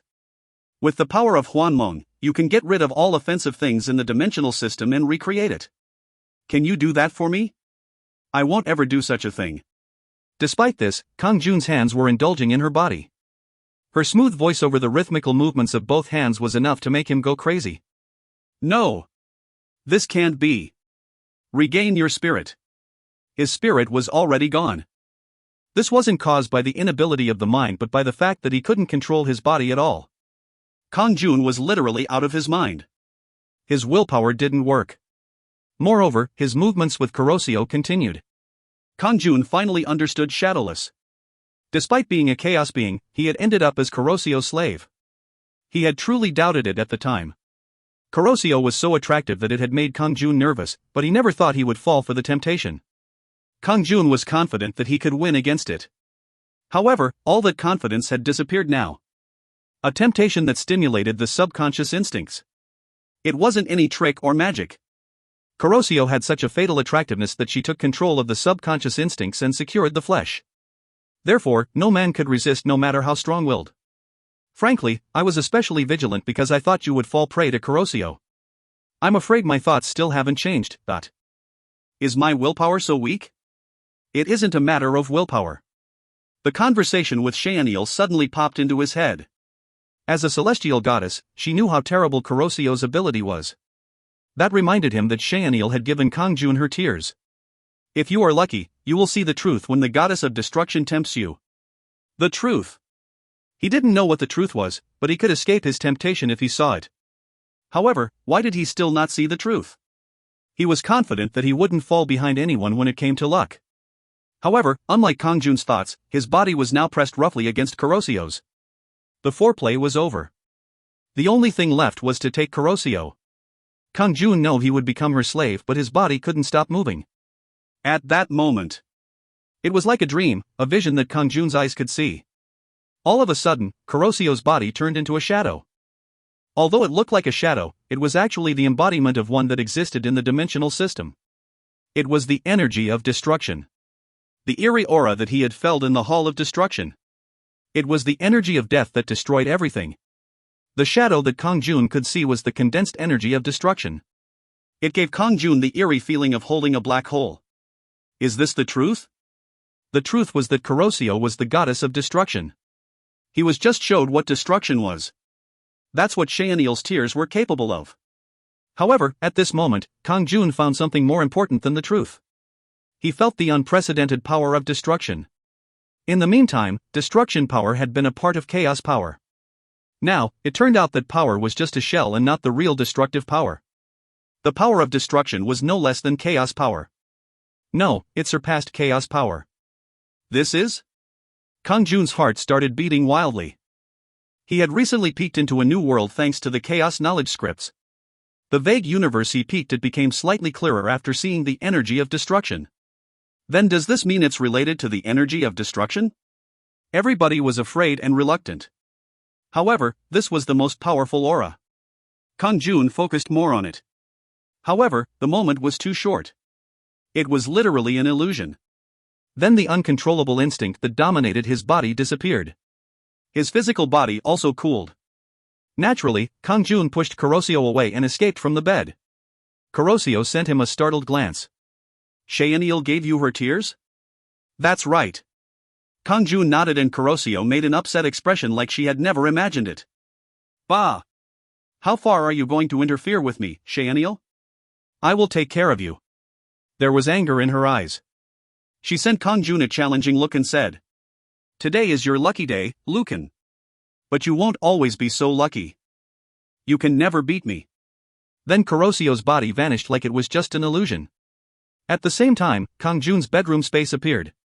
If you find any errors, ads pop-up, ads redirect, broken links, non-standard content, etc., please let us know. Report chapter so we can fix it as soon as possible. Chapter 157. Chapter 157, The Temptation of Destruction, 2. When he woke up in his bedroom, he was lying alone in bed and Haeun's seat was empty. That's right, this was the real reality. It was reality, not the virtual space created by Kurosio. Of course, Hwan wouldn't be here. Kang-jun got out of bed with a sigh. That was an unexpected surprise. It had been possible to create a virtual space in the gap between reality and Hwanmong. Furthermore, with such an enormous temptation. The demonic god called the goddess of destruction. No matter how strong you are, your mind will collapse in an instant. These had been the last words Shadowless said to him. However, Kang-jun had remained alert. His mental state was very good, but he hadn't been able to do anything against the terrible power of the goddess of destruction. Luckily, thanks to Cheonil's tears, he had been able to escape from the crisis. The probability was high that Kurosio's temptation wouldn't end with just this one time. Could he endure it if the temptation came again and again? Even then, the tears of truth needed to be activated in order for him to bear the temptation. There was a chance that the power of the tears of truth wouldn't trigger at all. He needed to be lucky. Regardless of how good Kang-jun's luck was, he couldn't expect such a thing every time. Measures are necessary. Otherwise, he would become Kurosio's slave. Should I have something to eat? Kang-jun went out to the living room. There was no one there. Despite all the fancy furniture, the house seemed empty without Hwan. Lord. Then the door opened and Han Yunsu entered with a large smile. You woke up, Lord. What are you doing so early in the morning? Kang-jun cried out in amazement and Han Yunsu lifted the bags held in both hands. As you can see, these are cooking ingredients. Hwan wouldn't like Lord eating from the space. The bags were filled with a large variety of ingredients such as vegetables and meat. Kang-jun laughed. Thank you. You should also eat something. After consuming a lot of power to fend off Kurosio in the virtual space, Kang-jun was starving. Originally, he had planned to take out Hwan's bean sprout soup. However, Han Yunsu had prepared ingredients, so he couldn't do that. Others might fear the dark dragon, Corden, but she was kind and gentle to Kang-jun. Karadak was now defending Earth, so the amount of work she had to do had decreased. By the way, I left Kim Haina in charge of the buildings that Hwan were managing. After Han Yunsu joined his household, she had taken the position as Kang-jun's secretary while Kim Haina, the original secretary, had been dismissed. Kim Haina's abilities weren't bad, so Han Yunsu hired her as a member of the Black Dragon law firm. Well done. You don't need to bother reporting things like this. Yes, Lord. Kang-jun was comfortable since he knew she could handle it. After a while, Kang-jun finished the meal with Han Yunsu and moved to Karadak's warship. In the meantime, there had been no special invaders aiming for Earth. After encouraging Karadak, he headed to Vyas planet that was millions of light years away. He also looked at all the planets formerly colonized by Karadak. Nothing special happened, so he was only exposed to a light breeze. Of course, his head was constantly trying to think of ways to overcome Kurosio's temptation. He thought that something would inspire him if he walked around, rather than sitting in a corner. However, he couldn't come up with any specific countermeasures. He tried to study the flow of destruction through meditation, but there weren't many results. He returned to Earth in frustration, then went fishing on the beaches of the South Pacific and watched the satellites orbiting Earth. Of course, those were just his outward actions as his head was still deep in meditation. The virtual space itself is a problem because there is no room for chaotic intervention, so we can't use all our abilities. In the end, I just need to hope that the tears of truth are effective. His willpower didn't work against the goddess of destruction. So, this mental battle was hundreds of times tougher than fighting with a sword. Just like that, 3 days passed instantly. It was finally time to go to Hwanmong. However, it was clear that the goddess of destruction would strike. There was no guarantee that this was true, but Kang-jun prepared his mind. As Kang-jun closed his eyes, the space surrounding him disappeared. When he opened his eyes, loud club music was playing. What is this? This wasn't Hwanmong. There was loud music, strong lights, and beautiful women dancing. The women were equally enchanting. However, among them, there was one woman so enchanting that he couldn't keep his eyes off her. She was Kurosio. Under the sparkling lights and music, her fatal attractiveness shone even more. Damn! She is acting again so soon. However, despite his grumbling, Kang-jun's eyes were fixed on Kurosio. The dancers around her weren't fascinating, yet her hand gestures, expressions and gaze seemed to captivate Kang-jun. Should he just call it quits and live as Kurosio's slave? It was a terrifying temptation that took over his will. In the meantime, Kurosio was moving closer to Kang-jun. She was wearing a provocative attire and was almost half naked. It was more stimulating than complete nudity. Today, I will make you mine. Shut up. Kang-jun tried to step back. However, it was just a thought as his body was kissing her without realizing it. He had gotten excited after watching Kurosio dance. It had been more provocative than any stimulating foreplay. Kurosio was also in a heightened state of excitement. Thanks to the failure last time, Kurosio was in a hurry today. However, Kang-jun's body was more aggressive than hers. He pushed her against the wall of the club and started to take her clothes off roughly, not caring who was watching. I am such a bastard. As Kang-jun became outraged, it was like he was watching himself from somewhere else. If this continued, it would be the end. His body had become a slave to lust and he couldn't control it. This was despite him being the guardian of Hwanmong and having chaos power. He felt disgusted with himself. Then after some time, Kang-jun felt something and closed his eyes. The eyes of truth weren't triggered. Unfortunately, he didn't have that luck today. However, Kang-jun ignored what his body was doing and focused on a single illusion. He was observing the illusion of the energy of destruction. Rather than an illusion, it was more just in his imagination. The aura of destruction that made everything dark. An infinite power that destroyed everything. That was destruction. What if he could control the energy of destruction completely? In addition to going beyond the confusion of chaos, he wouldn't need to fear the goddess of destruction anymore. However, Kang-jun didn't focus on the energy of destruction. He looked at its essence amidst the destruction. He had been dwelling on it constantly over the past few days, so was he seeing the benefits now? In a crisis situation where his body had been turned into a slave, his mind had found a new breakthrough. As it turns out, the essence of destruction being a new power is just a trick. It was more complete and powerful than chaos power, but it wasn't so great. Kang-jun started to see what the people in the chaos knowledge scripts desired so badly. Hwanmong. That was it. It was a power he already knew. A mysterious power that had been created by the Hwanmong system. The true source of Kang-jun's power. It wasn't an abstract existence but a true power. It wasn't something that could be handled like dimensional power or chaos power. However, Kang-jun was assured that he could grab it. Hwanmong power. If he could understand and use Hwanmong, he would be an absolute existence. An invincible existence in Hwanmong that no one could resist. However, it was just up to there. Unfortunately, Kang-jun couldn't penetrate the wall. He stopped just short of fully understanding the nature of destruction. However, that alone caused a tremendous increase in combat power. You have understood the nature of destruction. The enlightenment has given you a lot of experience and increased you level to 400. Despite not feeling the level rise in the virtual space here, it would be felt when he moved to reality or Hwanmong. This was a place where only mental power existed. Still, Kang-jun was tempted by Kurosio in this virtual space. At that moment, Kang-jun was just on the verge of joining with Kurosio. Ho, the situation is over now. There was a smile of satisfaction on Kurosio's face as she gazed at Kang-jun. You are now my slave, Lucan. She had finally succeeded in luring him. Her mind was inspired by the thought of making a slave from someone with the power of Hwanmong, one of the most mysterious powers in the dimensional system. However, at that moment, Kang-jun's eyes lit up. The black energy of destruction was in his eyes and Kurosio's complexion changed suddenly. This. She felt a sudden change in Kang-jun. It was clear that the energy of destruction was currently coming from his eyes.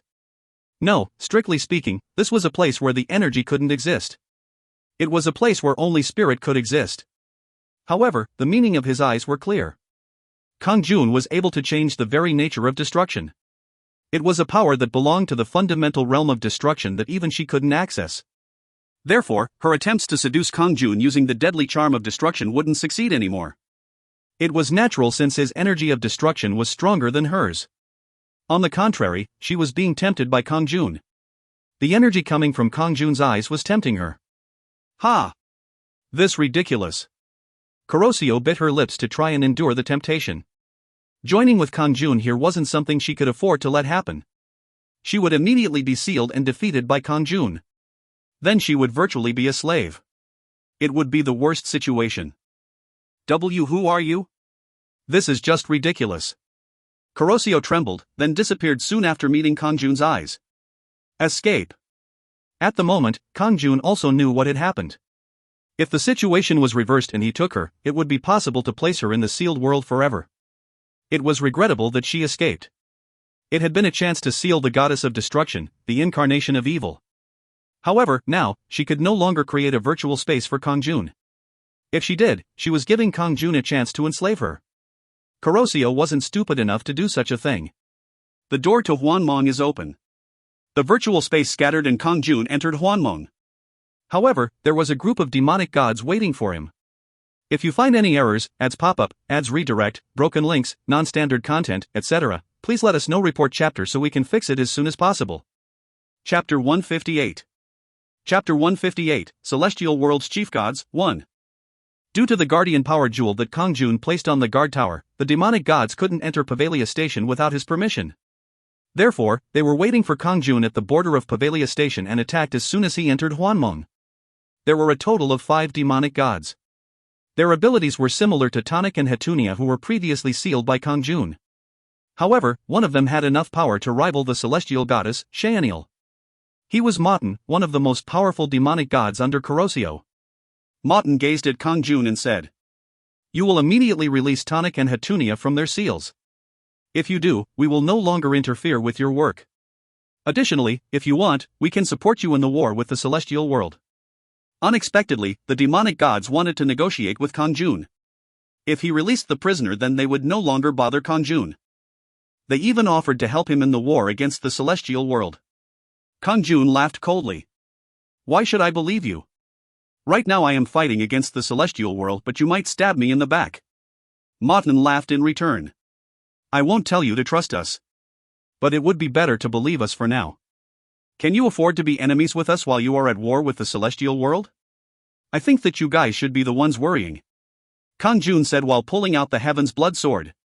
Creating the survival power jewel needed the blood of demonic gods as well as celestial gods. From the beginning, Kang-jun had needed more blood from the demonic gods. There were only one of 2 choices for the demonic gods: be killed or give in. Although he couldn't kill the demonic gods, he could make them succumb through his seals. Thus, there was no other way from the beginning. Catch and seal everyone. As Kang-jun showed his desire to fight, Moten and the other demonic gods stared at him. "You seem to think that we offered to negotiate because we are afraid of you. We will let you know that it isn't the case. Cuckoo. Cheeky human. Don't think that you can defeat me with just the power of Hwanmong." The demonic gods surrounded him. Kang-jun laughed. "Why are you pretending to be so great when you are surrounding me? You don't have the confidence to face me alone." But the demonic gods just laughed at his words. Moten shouted with a smile. "We are different from the celestial gods. Is it necessary to take the hard way out when you can go the easy way?" With those words, Moten swung a huge sword at Kang-jun. Pa. A huge light split apart the dimensional space. However, the light then split into a large number of rays and flew towards Kang-jun. As expected, it was similar to when Shaenil attacked Kang-jun. At that moment, Kang-jun swung the Heaven's Blood Sword in front of him. Kwang! All the lights that Moten had created faded away. Moten was forced back. Kang-jun soon caught up and brandished his sword. Kwang! Kang! Kwang! Moten could only defend without dreaming of a counterattack. Cook! Too strong. In the end, Moten stepped back. At that moment, the other 4 demonic gods used their strongest secret techniques. Pa. Kururung. Kang-jun was forced to turn away from Moten in order to defend against these attacks. Although they weren't as strong as Moten, they couldn't be ignored. Moten saw the gap and rushed back in. Flash. Warururu. Huge flames emerged from his greatsword. The flames constantly grew and rushed towards Kang-jun. Moten was desperate this time. He used his strongest secret technique. Waruru. In the blink of an eye, flames surrounded Kang-jun. Everywhere that he could see contained flames. Kang-jun laughed coldly. "Do you think you can kill me with something like this?" He then swung the Heaven's Blood Sword a few times and the flames were quenched. At the same time, a ray of light from the Heaven's Blood Sword pierced Moten's left arm. Pak! Ko-wuk! This isn't possible. Moten's left arm started bleeding. He panicked and moved away again. In the meantime, the other demonic gods relentlessly pursued Kang-jun. Kang-jun frowned and yelled. "Get lost!" Flash! Flash! Flash! Light furiously emerged from his sword. The throats of the 4 demonic gods were cut before they could even defend. Kiok! This! They screamed as their heads were separated from their bodies and disappeared somewhere. It was the same for their bodies. All of them had entered the sealed Hwanmong world.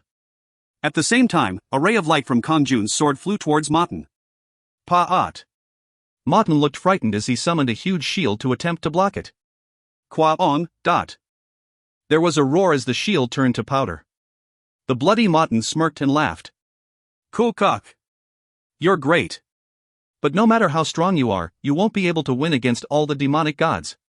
At the end of his speech, he faded away. He managed to escape. Shit. I missed him. He hadn't expected to catch all 5 demonic gods from the beginning. A calm smile formed on Kang-jun's face. Still, I gained 4 bottles of demonic god blood. It wouldn't be hard to seal Moten while attacking him. However, the rest of the 4 demonic gods would escape. As a prisoner, Moten might be better, but in terms of quantity, he preferred the other 4 demonic gods. For the survival power jewel, 3 bottles of blood from both the celestial gods and the demonic gods were required. Currently, Kang-jun had 2 bottles of blood from the celestial gods in his inventory. With all the blood of the demonic gods I gathered today, I only need 1 more bottle of blood from a celestial god. Kang-jun entered the sealed world and immediately grabbed the blood from the demonic gods. The blood of a demonic god has been acquired. The blood of a demonic god has been acquired. 4 bottles in total. 3 bottles would be used for the power jewel while 1 bottle would be used for other purposes. Even if it wasn't used for a power jewel, the blood of a demonic god was a very rare material. On the other hand, the 4 demonic gods were furious. Not only did they suddenly have their throats cut, they were also sealed by Kang-jun and had their chests sliced and their blood put into bottles. They were being treated like beasts. Yet they couldn't resist. What are you doing? Do you think you will be safe? You are already enemies with the celestial world and now you have turned us into enemies as well. You are crazy. Kukuku, sooner or later, it will be your end. They could only threaten him. Kang-jun stared at them and said, I'll see you in 100 years. It was too annoying to explain. It was smarter to mentally educate them using the punishment of time. Before the demonic gods could say anything, they were thrown into an unknown space. And each of them started their 100-year punishment. Shaenil and Luminal just watched Kang-jun. At first, they had trembled at Kang-jun's behavior but now they just let it pass. Kang-jun was originally such a person. Then Kang-jun turned towards them and both of them jumped with surprise. Blood was still pouring out from the wounds Kang-jun caused on their chests. Kang-jun laughed. Don't worry. I won't bother you guys anymore. And Shaenil. I was able to safely survive Kurosio's temptation thanks to you. Shaenil stared at Kang-jun with wide, shocked eyes. You must have met up with Kurosio and won against her temptation. I'm glad. I was worried that you would have fallen for her temptation. In the future, Kurosio won't appear before me. Shaenil, your tears were a great help. I really appreciate it. Shaenil smiled. If you want to thank me then release me. Her eyes were filled with expectations but Kang-jun shook his head. Don't even dream about it until the negotiations with the celestial world are complete. Instead, you'll be able to go between the resting areas to your heart's content. Resting areas? I created a place to rest at my base. Your powers will be sealed but you can freely go there from within this place. At the end of his words, a small portal formed in the garden of Shaenil's mansion. The portal is only available to you and you can use it at any time. It doesn't matter if you stay at the rest area, but come here if I summon you. The resting place at base headquarters had risen to stage 10 and was now a paradise of fantastic facilities on a huge island. Shaenil could see it through visions. Of course, some amazing paradises existed in the celestial world. But Shaenil couldn't go there right now. Being able to go to the rest area was very nice for her after the forest and lake. I didn't know that I would receive such preferential treatment in this sealed world. You are entitled to these benefits. Kang-jun just smiled. If it wasn't for the conflict with the celestial world then he would have freed Shaenil right now. However, Shaenil had a certain position in the celestial world so her being his prisoner wasn't something that could be ignored. This was the best consideration that he could give her. Demonic God Tonic 100 years punishment complete. Demonic God Hatunia 100 years punishment complete. Celestial God Terab 100 years punishment complete. Then Kang-jun called the ones that he put into the room of punishment twice. They spent a total of 200 years in solitary confinement. Tonic didn't have a rebellious attitude like last time. Do you have a proper mindset now? Tonic sighed at Kang-jun's question. What do you want me to do? Your tone shows that you still don't have the proper mindset. Do you want to receive the punishment of time again? Tonic flinched and smiled awkwardly. No. My mindset is proper, so please. The same was true for Hatunia. I will be quiet, so don't send me there anymore. Being in solitary confinement for 200 years with a human spirit had definitely changed their attitudes. Then I will watch you for a while. Kang-jun built 2 huts on the side of the lake that was opposite to Luminal and Shaenil. If you find any errors, ads pop up, ads redirect, broken links, non-standard content, etc., please let us know. Report chapter so we can fix it as soon as possible. Chapter 159. Chapter 159, Celestial World's Chief Gods, 2. From now on, you guys will stay here, but the demonic gods received shabby huts. However, it was a new world compared to the punishment of time. Thank you. I'll be quiet. Hatunia and the others responded politely to Kang-jun before quickly moving to the huts. Kang-jun turned and looked at the celestial gods, including Liu's. They also spoke with the utmost politeness. We will be quiet as well, so please stop the punishment of time. Okay. You also have the right mindset. Kang-jun made another 3 huts near Luminal's. They received huts unless they were very special like Shaenil. Still, Liu's and the others rushed eagerly towards the huts. Shaenil and Luminal greeted them. Did you suffer a lot? No. It is nothing compared to Shaenil's hardships in this place. Shaenil was above Liu's in the celestial world, so they treated her very politely. Shaenil smiled. As you can see, you don't need to worry about me. I just hope the day will come when we can return to the celestial world. Liu's eyes widened as he stared at the mansion where she lived. I'm glad that Shaenil is staying in a place like this. Shaenil sighed. But let's hope to be released. We can't be sealed away forever. Then Liu's glanced at Kang-jun, who was far away, and spoke to Shaenil. Sooner or later, won't one of the chief gods come? In other words, Kang-jun would be unconditionally defeated by one of the chief gods and they would be released from the seal. The celestial gods Karaksu and Tarab seemed to also think this way. Thus, they decided that they would stay silent and not disobey Kang-jun until that time. However, Shaenil just laughed. She was a celestial goddess, but she didn't want the chiefs to kill Kang-jun just to save them. Instead, she thought that he had enough abilities to rival the chiefs.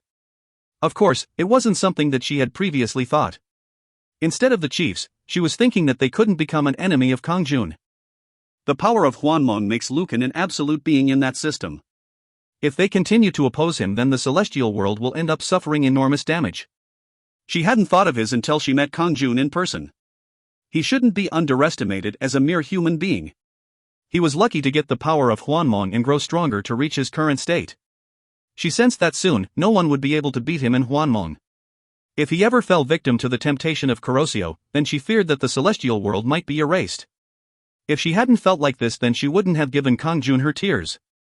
It was in order to prevent the worst-case scenario. Fortunately, the tears worked to prevent Kang-jun from becoming a demonic god. The problem was now the celestial world. The celestial world should no longer persecute Hwanmong. I hope the chief gods will make a wise choice, so that all her anxiety would disappear. However, the situation flowed in the exact opposite direction of Shaenil's expectations. The celestial world has invaded Pavalia Station.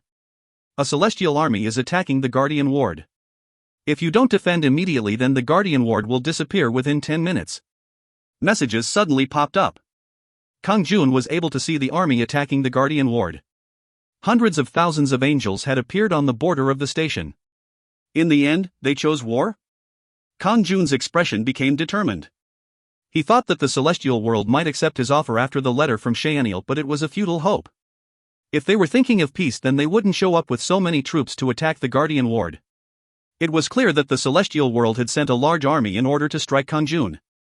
Moreover, one of them gave off such a strong aura that Kang-jun was shocked. Who is he? This war really wouldn't be easy. It wasn't possible to fight against this enormous strength alone as well as protect the Guardian Ward. Kang-jun had a feeling that there would be huge damages in this war. This couldn't be avoided. Kang-jun knew that if he avoided it, then the Guardian Ward of Pavalia Station would be broken and all his bases would be occupied by the celestial world.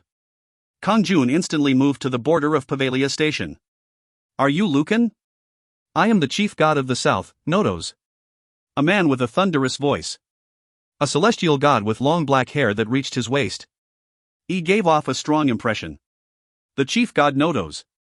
He had the strongest presence among everyone that Kang-jun had met. And the divine abilities behind him was no less than Hwanmong. But Kang-jun didn't hesitate to speak to Nodos. Nodos, chief god of the south, it is an honor to meet you. I know that goddess Hwanmong sent a letter to the celestial world, so what does this response mean? Lightning flashed in Nodos' eyes. A mere human dares to go against the will of the celestial world and seal the gods.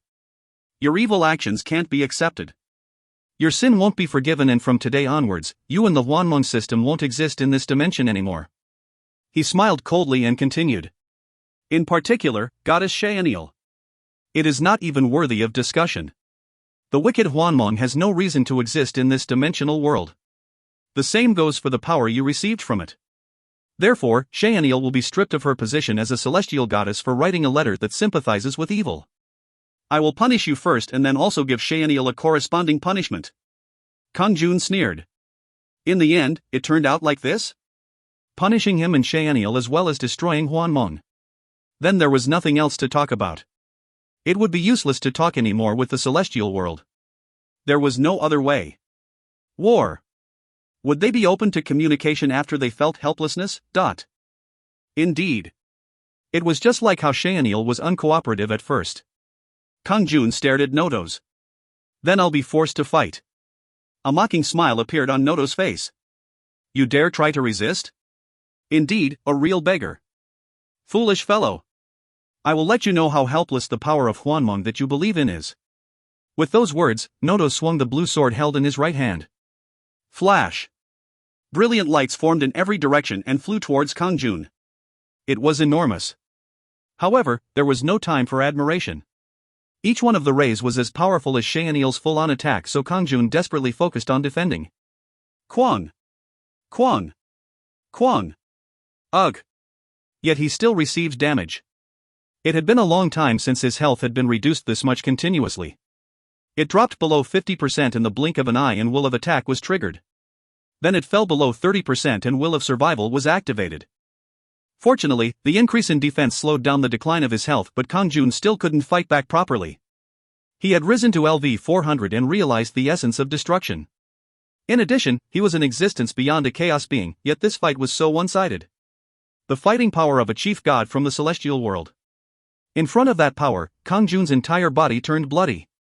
His head was cracked, his forearms burst and blood flowed from his sides and chest. The sweat and blood flowing from his face made him look like he was shedding tears of blood. In fact, he actually was shedding tears of blood. It was because of the messages he just saw. The celestial gods have struck the Guardian Ward. It can't hold out any longer. The Guardian Ward around Pavalia Station has been destroyed. Your headquarters at the Delta Building has been occupied by the celestial world. While Kang-jun had been focused on his battle with Nodos, the other gods attacked the Guardian Ward and captured Pavalia Station. It was the same for Kang-jun's Delta Building. Although Kairon tried to resist, the celestial gods were too powerful. This was by far the worst situation he had ever been in. Of course, the fact that the Delta Building had been occupied had little impact on Kang-jun's abilities. After becoming transcendent, he could exist regardless of the base. Even now, his abilities as a sovereign remained the same. However, the effects that were due to the base declined. The guard tower has been occupied and your defense is reduced. The lucky tower has been occupied and the good luck stat has dropped by 3. Your military advisor Kairon has been captured by the celestial world and the charisma stat has dropped by 1. There was a decline in his stats, defense, and combat power, but the impact on his overall combat strength was minimal. However, all his household members, except for Sud, became captives of the celestial world. Nodos coldly shouted. Lucan! Now I have made you realize how helpless you really are. The power of Hwanmong is nothing but a delusion. Any more resistance is futile. If you repent and surrender, then I will spare your household members from your sins. Shut up. I will never surrender as long as I am still breathing. And today, I will make you return to the celestial world. A light flashed on Kang-jun's bloody face. Even with his body like this, the light in Kang-jun's eyes didn't diminish. Nodos just snorted. You still don't repent until the end. Foolish fellow. You don't know how many demonic gods I have sealed with my hands. You will also be one of them. Now let's end this, Lucan. Noto's attacks became even rougher.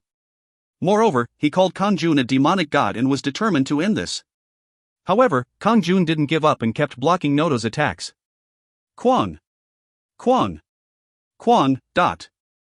Blood poured from Kang-jun's body whenever the lights from their swords collided. Was there any more blood left to come out?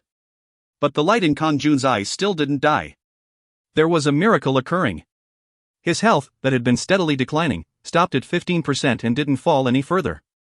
This was due to the effects of will of survival, but also because he had identified the pattern of Noto's strikes. Noto's weapon was more like a whip than a sword. A whip of light that split apart the dimensional space. Furthermore, the divine power in it caused tremendous havoc. It attacked Kang-jun with a myriad of changes. It was due to the divine power that Kang-jun's body had been torn like this. However, Kang-jun started to be able to block all of Noto's attacks and even scattered the divine power with chaos power. Kwang. Kwang. Kwang. Kang-jun's health, that had fallen to 15%, started to climb and quickly exceeded 50% before finally recovering to 100%. Noto's attacks no longer damaged Kang-jun. His counterattack towards the shocked Notos began. If you find any errors, ads pop up, ads redirect, broken links, non-standard content, etc., please let us know. Report chapter so we can fix it as soon as possible. Chapter 160. Chapter 160, Judgment 1. Flash. Flash. Whenever Heavenly Cut was used, the whips of light that Noto swung disappeared without a trace. The nets of light that surrounded Kang-jun were all scattered in a moment. Kang-jun's sword rushed towards the surprised Notos. Kwang. Kwang. Kwang. The situation had reversed. Kang-jun had been on the defensive, but now Notos was in that state. But in contrast to Kang-jun, Notos had a perfect defense. Kang-jun always used chaos power in his melee attacks, but Notos defended lightly and didn't receive any wounds. How great! Indeed, a chief celestial god. Kang-jun was extremely angry at Notos, but he was also forced to admire his abilities. It was impossible for Kang-jun to injure Notos in the current situation.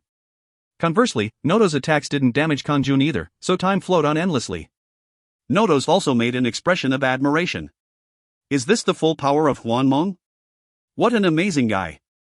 But it is still a detestable power. You must die today. Kang-jun was strong, so Noto's desire to remove him rose even further. Kang-jun scoffed. Are all powers other than yours detestable? According to that logic, your power is also detestable to me. On the one hand, this situation was shocking. How did this happen? He wasn't fighting with a demonic god but a celestial god. It was also a chief god who was trying to kill him. A duel against someone who was said to be among the strongest in the celestial world. Even if he won the battle now, what other struggles would he have to face in the future? Where was the end? Was it so sinful to gain the power of Hwanmong? Was something unregulated so abhorrent to the celestial world? Moreover, a demonic god. The celestial world had branded Kang-jun as a demonic god. Such a self-righteous attitude from them was disgusting. Kang-jun gritted his teeth. I will never give in to you. Rather, I will force you to surrender. Originally, he didn't feel like this towards the celestial world. But now Kang-jun was no longer willing to defend them. The celestial world had occupied Kang-jun's bases and captured his household members. Therefore, Kang-jun intended to retaliate at the celestial world without holding back. Of course, in order to do that, he had to become stronger than he was now. Hwanmong. It was possible if he trained in that power. It was close enough to be grasped in his hand, but there was a wall blocking him. Kwang. Kwang. Kwararung. Meanwhile, the clash between Kang-jun and Notos continued. How long would they fight? However, Kang-jun couldn't withdraw. Where would he even go if he escaped?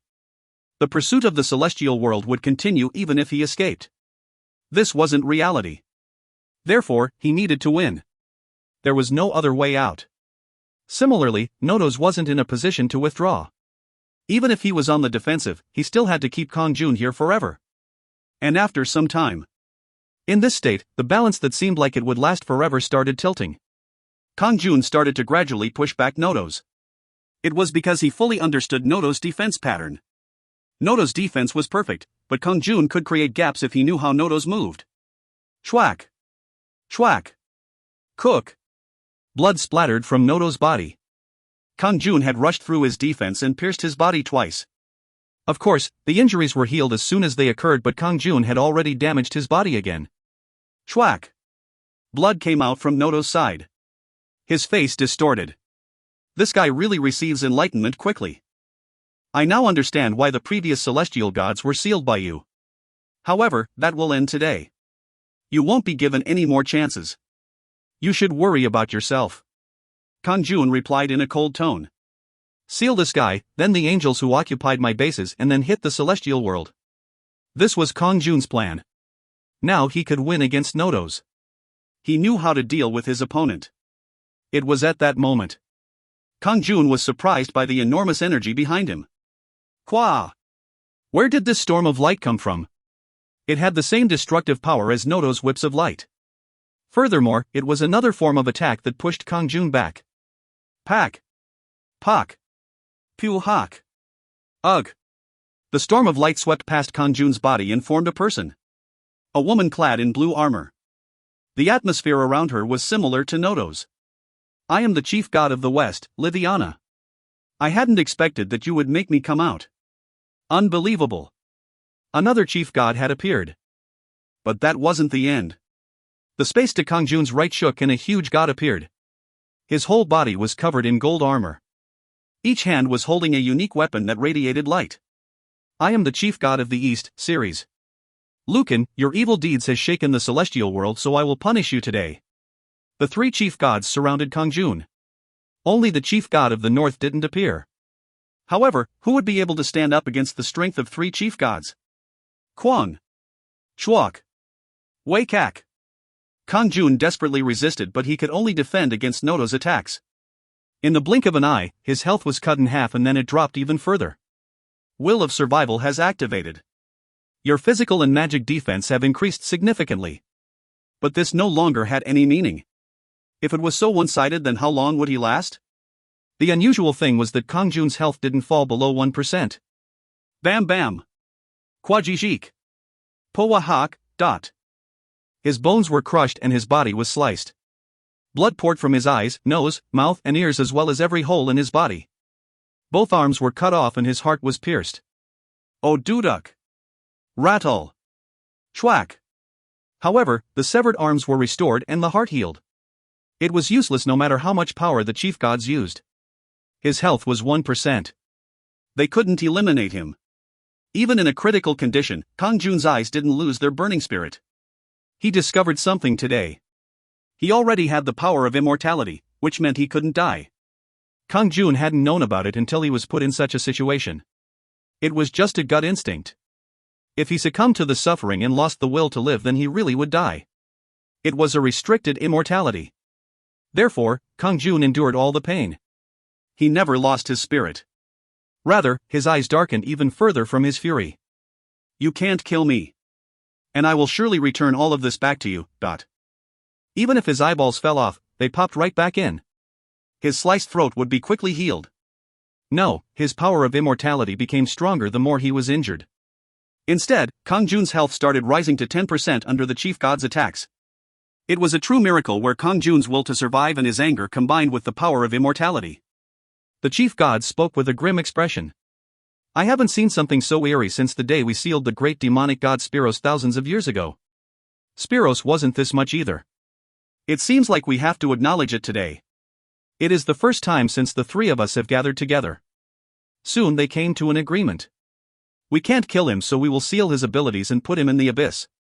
Liviana jumped with surprise at Nodo's words. Abyss. It is where the great demonic gods are sent. Wouldn't hell be good enough? Nodo shook his head. No. His ability resembles that of the great demonic gods. It is possible that he will escape from the seal if he goes to hell. We can't afford for that to happen. Then Ceres said. But in order to send him to the abyss, all four chief gods must agree. It is possible that the North Chief God, Diana's, won't agree. If we look at the reality of this person, he isn't much different from us. A being of the dimensional system with the ability of immortality. However, there was a fear that another great demonic god would be born. The three chief gods surrounded Kang-jun in a triangular formation and created the shape of an amulet. Waruru. Chwak. Kwararung. The amulets were made of fire, water, and lightning. The 3 amulets surrounded Kang-jun and attached to his body. Cook! Kang-jun's recovering health stopped the moment the amulets were attached. It stayed at 15%. Of course, his body was left as it was. He only had 1 point left in chaos power. That wasn't all. The Heaven's Blood sword left his grasp and floated in the air. View 1. The sword started shaking violently. It seemed to be wailing sadly. Perhaps the sword sensed its destiny? One of the chief gods made a gesture and the sword was broken. Kwang! Kwang! At the same time, the 2 power jewels attached to the Heaven's Blood sword turned to powder. The destruction power jewel has been destroyed. The sealing power jewel has been destroyed. The sealed world that Kang-jun created started to disperse. Su. The celestial goddess Shaniel and the advanced angel Luminal were freed. The demonic gods were sealed again as soon as they appeared, leaving behind only the celestial gods. Ah! Shaniel groaned as she saw the 3 chief gods and Kang-jun, who was bound in a helpless state. Was she sad or relieved? A bittersweet expression covered her face as she glanced at Kang-jun. Then, Notos started scolding Shaniel. Shaniel, you are a goddess of the celestial world, yet you tried to intercede in the matter regarding the one with the evil power of Hwanmong. This sin is much too great. Once we go to the celestial world, you will be informed of your sins and be punished. I am willing to be punished. Shaniel bowed with a look of despair. If you find any errors, ads pop up, ads redirect, broken links, non-standard content, etc., please let us know. Report chapter so we can fix it as soon as possible. Chapter 161. Chapter 161, Judgment 2. After a while, in the celestial world, Kang-jun was forced to kneel and was bound in the middle of a huge room. The amulets on his body meant that he couldn't use any of his strength. He had to leave his body to the celestial gods. Many celestial gods were looking down at him with disdainful expressions. The 4 chiefs were sitting on huge thrones above him. 3 of them were familiar to Kang-jun, while 1 was a stranger. She was the chief god of the north, Diana's. She was the strongest celestial god here but agreed to control the celestial world with the other 3 chief gods. Are there any objections to putting Lucan in the abyss? No. The demonic god Lucan must be put into the abyss. Notos explained why Kang-jun should be put into the abyss and all the celestial gods agreed. Diana suddenly looked at Shaniel. She was originally one of the higher gods in the celestial world, directly under the chief gods. However, she was going to be punished after defending Lucan. Still, she received some respectful treatment due to her previous position. Shaniel, I'll ask you. Do you think it is right for us to acknowledge and reconcile with Lucan and Hwanmong? The reason for her question was to let Shaniel lower the level of her punishment. If Shaniel acknowledged her mistake and withdrew her opinion, then it would end without much punishment. This was because Shaniel's accomplishments weren't small. The other chief gods also looked at Shaniel with expectation. They were strict, but they also didn't want Shaniel to be punished. Shaniel made a tense expression. She sighed as she looked at Kang-jun, who was bound in the middle. This can't be. She understood Kang-jun after a while. He was stubborn but not self-righteous. In fact, this war had started due to the celestial world. He wouldn't have fought against her if she hadn't attacked him first. Even in the sealed world, Kang-jun didn't bother the celestial gods for no reason.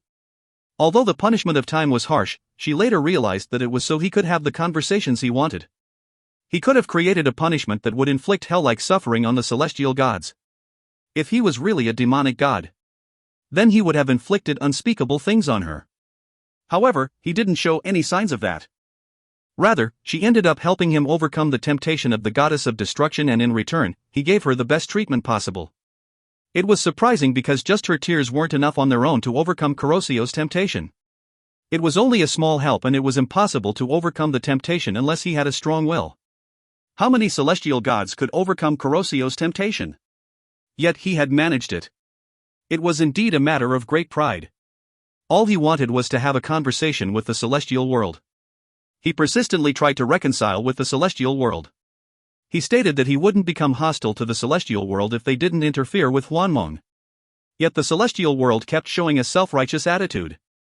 In the end, 3 chief gods acted to capture him, and now they wanted to throw him in the abyss. This is too much. Putting him in the abyss with the great demonic gods is really wrong. But there was still hope about being released in hell, but there was no such thing in the abyss. A permanent seal. It was a place that the celestial gods couldn't enter, and it was impossible to get out. It was the end once you entered. Even though they weren't destroyed when they entered, even the celestial gods didn't know what happened to the beings that entered there. It was literally a sealed place. But now the celestial gods had decided to throw Kang-jun in there. However, she would receive a terrible punishment if she didn't let go of her pride. Even so, she thought about reducing his punishment. Although he might still get punished, it wouldn't be as bad as being thrown in the abyss. She gazed at the chief gods and said, "As I have noticed, Lucan has never done anything bad enough to be called a demonic god. He was an ordinary human on earth and one day received the power of Hwanmong. Then he became stronger in order to survive as a sovereign. He gained a special opportunity and became strong enough to become a potential threat to the celestial world. However, he never actually did anything that could endanger the celestial world." The complexions of the chief gods and celestial gods started changing. There were very few who agreed with Shaenil's opinion. Most of them looked very angry. Nodos glared at Shaenil and asked, "Then you think that we should let Lucan go his own way?" "That's correct.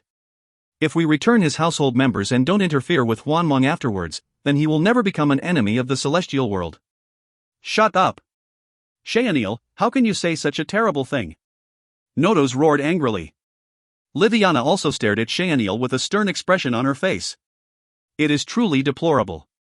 A noble goddess of the celestial world falling under the influence of a wicked demonic god of Hwanmong." Ceres declared with a hard expression. "Shaenil, you also can't avoid punishment. You are no longer qualified to be a celestial goddess after sympathizing with a demonic god." Shaenil bit her lip. It had turned out this way. She shouted with an anxious expression, "If you need to punish Lucan, then hell is more reasonable. Please don't treat him the same as a great demonic god and send him to the abyss." However, the expressions of the chief gods became colder at her appeal. Only Diana's looked somewhat distressed, but it couldn't be helped since the other chief gods were so stubborn. In fact, Diana's thought that Shaenil's claims weren't wrong. She didn't think Hwanmong was an existence that threatened the celestial world. Rather, if Hwanmong cooperated with the celestial world, then it would help diminish the number of demonic gods in the dimensional system. However, the other three chiefs were so stubborn that her differing opinion didn't matter. It would only cause a division in the celestial world. It would be divided between those who agreed with the opinion and those who didn't. The power of the celestial world would eventually weaken and the demonic gods would be pleased. It can't be helped. "Lucan, I'm sorry, but the celestial world has decided not to coexist with Hwanmong. You must disappear for the peace of the celestial world and the dimensional system." Diana's nodded to the celestial god Katios, who was in charge of discipline in the celestial world. Katios graciously nodded to Diana's and the chief gods and shouted loudly for everyone to hear. The chief gods have agreed to send the demonic god Lucan of Hwanmong to the abyss. In addition, Shaenil will be deprived of her status as a noble goddess of the celestial world and condemned to hell. Kwang. Shaenil sat down with a heartbroken expression. It was shocking that she was being punished with hell, but it was more shocking that Kang-jun was being sent to the abyss. But that wasn't the end. Katios continued. In addition, all those who followed the demonic god Lucan will be sentenced to hell. All of Kang-jun's household members would also be sent to hell. It was natural that they would be punished after goddess Shaenil was sentenced to hell. Shaenil gazed at Kang-jun with a look of despair. On the other hand, Kang-jun couldn't even look up due to the force of the amulets. The power of the amulets was formidable. It was like this space was filled with solid steel beams. He couldn't even blink or breathe. He could only listen to the voices of the celestial gods. In addition, he heard Shaenil defending him. Kang-jun was moved. If Shaenil had denounced Kang-jun, then she wouldn't have gone to hell. Yet she went to hell without protecting herself. Choo choo choo. Kang-jun's head moved despite the strength of the amulet suppressing him. He smiled gently at Shaenil. "Shaenil, I will never forget that you spoke such words to defend me. Even if I kill all the celestial gods in the celestial world, I will spare you." Instead, the chief gods and celestial gods were shocked. The three chief gods had created the sealing amulets with their enormous powers. The fact that Kang-jun could speak was shocking. "The power of the demonic god is stronger than I thought. It would be better to seal him more strongly." They hurriedly made more amulets and attached them to Kang-jun's body. This time, it included Diana's amulets as well, and Kang-jun couldn't say anything more. Nodos exclaimed loudly. "Katios, throw Lucan into the abyss." Move him through hell and let him see how his household members are suffering due to his disastrous actions. As you command. Take him away. Yes. Katios and his angels moved Kang-jun away. Meanwhile, Shaenil was also dragged somewhere by them. Jill. The angels grabbed Kang-jun's arms and pulled him. Kang-jun was dragged along. Katios and the angels entered a cave and showed Kang-jun the scenes of hell. Aoak. Kayak. There were people suffering in various ways. Then Kang-jun saw some familiar people. Haeun, Cold, Jermas, Radayam, Aquana and his other household members. He also saw his friends Shakan and Keljark. Sud was taken from his shadow while the goddess Shaenil was making a pained face over the heat of a hot fire. Ugh! Kang-jun's eyes became bloodshot. He gritted his teeth. He could see them, but they couldn't see him. Kang-jun's eyes burned as he saw them crying in pain. You dare! I won't forgive you. What the hell did he do that was so wrong? Was it such a crime to want to live well with the power of Hwanmong? Do. Kang-jun's body trembled. The amulets attached to his body seemed to shake. Heek! This! Katios panicked as he saw the situation. There is no time. Throw him into the abyss. Yes. He had previously planned to show Kang-jun all the sights of hell in a relaxed manner, but he changed his mind. Katios and his angels immediately went to the abyss. Darker than black. A prison that one could never escape from once thrown inside. The angels looked down at it nervously. They didn't delay and threw Kang-jun down. Wike! In the darkness of the abyss, Kang-jun disappeared in an instant. If you find any errors, ads pop up, ads redirect, broken links, non-standard content, etc., please let us know. Report chapter so we can fix it as soon as possible. Chapter 162. Chapter 162, Abyss, 1. Oh duck! I will get rid of all of you. I will kill all of you. Just wait. He would surely return. If he didn't die, then he would make them feel an eternity of pain. Kang-jun's anger reached its peak. Not only was he thrown in the abyss, his household members who hadn't done anything wrong were sent to hell. It was enough to make him regret that he didn't join hands with the demonic gods to attack the celestial world. Fury burned in his body. In the meantime, his body continued to fall. Just where was he falling to? It had been a while since he was thrown into the abyss, but he was still falling. At first, Kang-jun had only been trembling with anger at the celestial world, but now he started to question the abyss. Is this a place without a bottom? That's right. The abyss was a place of endless falling. He couldn't feel any strength in his body.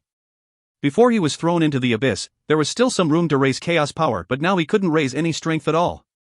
Thus, Kang-jun felt a sense of despair at his hopelessness. Was this the end? An eternal fall. Endless despair. Kang-jun gritted his teeth. There is no absolute despair. His eyes filled with flames. Any extreme space must have a way of escaping. In order to do that, he had to suppress his anger. He had to understand what this bizarre space was rather than focusing on his vengeance against the celestial world. What the hell is this place? The abyss was an area where time and space didn't seem to exist. Was this the beginning of an earlier state? I seem to be the only one who exists here. Kang-jun soon felt like his existence was fading. This was a place where nothing should exist. Anything thrown inside would completely disappear and return to nothingness. A space that destroys everything. This is the abyss. Before he knew it, most of Kang-jun's body had scattered and disappeared. Once his entire body scattered, his consciousness would also cease to exist. Complete death. Complete annihilation. Before entering that abyss, he had tried to guess what had happened to the great demonic gods thrown inside. However, a light flashed in Kang-jun's eyes. If there is a power that can destroy me, it means that another power rules this place. The power to turn everything into nothingness. As long as that power existed, this place wasn't empty. It was another world dominated by a strange power, not dimensional power. And Kang-jun already knew what this power was. Due to his feeling of vengeance towards the celestial world, he had been delayed in grasping this power. Kang-jun's falling body stopped for the first time. Choo. At the same time, his body stopped being scattered and he was restored to his original state. There was a relaxed smile on Kang-jun's face.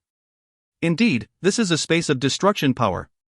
It was only possible to survive by understanding the essence of destruction. He had realized the essence of destruction when overcoming Kurosio's temptation, and now he saw it in this space. It wasn't difficult for Kang-jun to find out that this space was dominated by the power of destruction. Pararuru. The amulets that sealed him trembled. In fact, he had threatened the power of the amulets while he was still in the celestial world. It wasn't with chaos power but with destruction power. He subconsciously realized that he couldn't beat the chief gods with chaos power and used destruction power. It was just that the power was so small that he couldn't show its proper strength. However, that alone was enough to make the celestial gods afraid. They panicked and threw Kang-jun into the abyss. In fact, it was very wise that the celestial gods threw Kang-jun into the abyss when just looking at that aspect. If Kang-jun was kept in hell, then it would be possible for him to quickly take off the sealing amulets. However, this place contained the power of destruction, so Kang-jun no longer needed to be bound by any constraints. Now let's get rid of all these things. Pararak. Pasa Susu. Kang-jun's eyes flashed and the amulets on his body turned into dust. Chalk. He landed on the ground. A white snow-covered space. Surprisingly, this was the bottom of the abyss. A beautiful snowy field with no end. Only those who understood the nature of destruction could land here. Otherwise, they would continue falling for thousands or tens of thousands of years. No, it wouldn't be that long, since they would abandon their own existence in despair. That was the frightening thing about the abyss, a space of destruction. But for those who understood the nature of destruction like Kang-jun, this was no longer a space of despair. It was just another new world. Chobiak. Chobiak. Kang-jun slowly walked over the snowy ground and examined the area around him. It was a white world everywhere he looked. Snow was falling from the still sky. However, although they might look beautiful, but they were actually crystals filled with the power of destruction. Nevertheless, Kang-jun felt comfortable. He understood the nature of destruction, so this was a place of rest and recovery. There's someone else here, but this snowfield wasn't restricted into certain divisions. It was an infinite space wide enough to remind him of the dimensional sea. Even so, he could feel some other existences.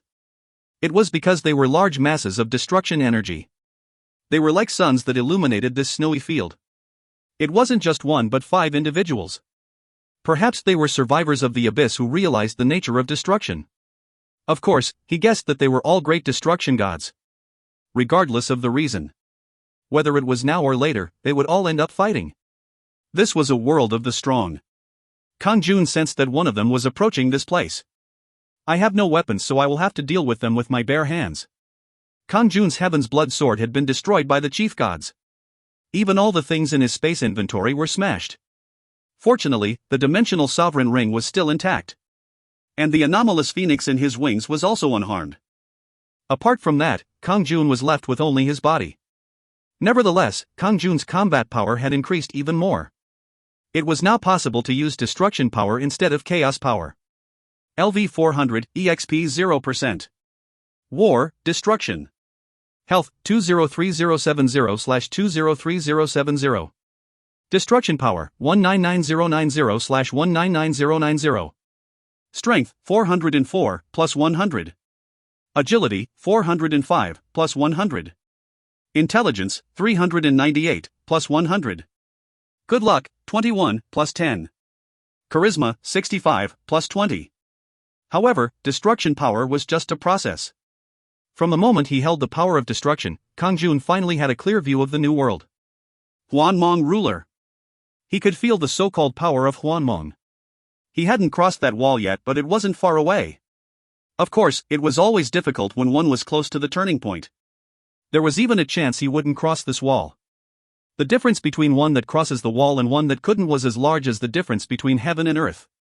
I have to cross that wall before I leave this place, but he just managed to survive this new world due to the power of destruction, so if he couldn't get the power of a Hwanmong ruler, he would stay here forever. Therefore, Kang-jun was more glad than afraid about the hostile existence heading towards him. In a situation where his destruction power reached the limit while facing a great enemy, it would be a great help to cross the wall. However, the great demonic gods weren't able to cross that wall. Hwanmong ruler. It was only possible for him to obtain the power of Hwanmong. This was because only those with the power of Hwanmong could become a Hwanmong ruler. It is a bit too much being barehanded, so I'll have to make a weapon. Kang-jun imagined the shape of a sword and injected energy. Choo choo choo choo. After a while, a snow-white sword was created. The color was different but the shape was the same as the Heaven's Blood sword that the chief gods had shattered. It was because the shape of the weapon was natural for him. Kang-jun suddenly frowned. Damn! They just had to break my sword. It was only a small problem if they took it away, he could regain it later. However, they ended up breaking his sword. The power jewels were also destroyed. He couldn't leave this matter alone. Kang-jun formed tight fists as he recalled everything he went through to collect the materials. He became angrier the more he thought about it. Although he could freely use the destruction power, so he was no longer bound by weapons. It was a snow sword but the energy of destruction was condensed within it. That's great. I also have to make armor. It was a bit embarrassing to fight naked but that worry disappeared when he closed his eyes and created a suit of armor. Furthermore, the defense of the armor was stronger than any heavy armor he ever wore. He wouldn't budge even if he received an attack filled with chaos power. Choo choo choo choo. He visualized a white scale armor similar to the one he wore before. It is plausible. Once he finished with his armor and weapon, Kang-jun closed his eyes and waited quietly. He stood still like a stone statue while his right hand held the snowy sword. The great demonic god could arrive at any time. Kang-jun felt that they were pretty close but he didn't know the distance. This was an infinite space. So Kang-jun prepared for the battle by creating an imaginary space. As always, he created an enemy with the same abilities as himself and dueled with them. It wasn't training. After a few hours? Whying? There was a gust of wind and a man appeared in front of him. The handsome man was wearing a red armor. The man was beautiful enough to take away the soul of any woman. He could easily be called a male version of Kuroshio. However, he was much more powerful than her. How surprising. A human knows how to deal with the energy of destruction. Rather, what terrible thing did you commit to be thrown into this place? He gazed at Kang-jun, who still had his eyes closed, with an absurd expression. At that moment, Kang-jun opened his eyes and gazed at the man. Who are you? Then the man smirked. I don't know how long it has been since someone asked me this. Those who know my name call me Spiros. Spiros, the great demonic god who had been trapped here for thousands of years. If you find any errors, ads pop up, ads redirect, broken links, non-standard content, etc., please let us know. Report chapter so we can fix it as soon as possible. Chapter 163. Chapter 163, Abyss, 2. Kang-jun sneered. You are the one that the chief gods mentioned. Great demonic god Spiros. What does that mean? I heard it while dealing with Nodos, Liviana, and Siros.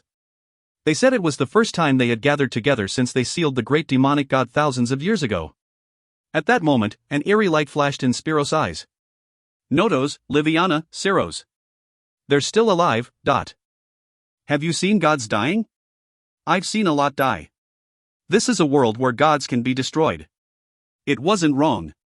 The power of destruction. If they couldn't deal with the essential energy here, then they would endlessly fall in the abyss and eventually die. If that wasn't a god dying, then what was? Therefore, the abyss could be called the grave of the gods. Kang-jun shrugged and said. Unfortunately, they are still alive. They are the ones who put me in here. Kokaka. It would be good to see their faces if you get out of here. I was just curious about something.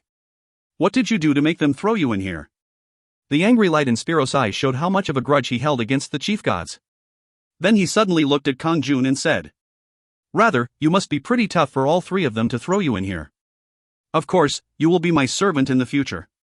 Spiros showed up in front of Kang-jun in order to subdue him. Kang-jun laughed.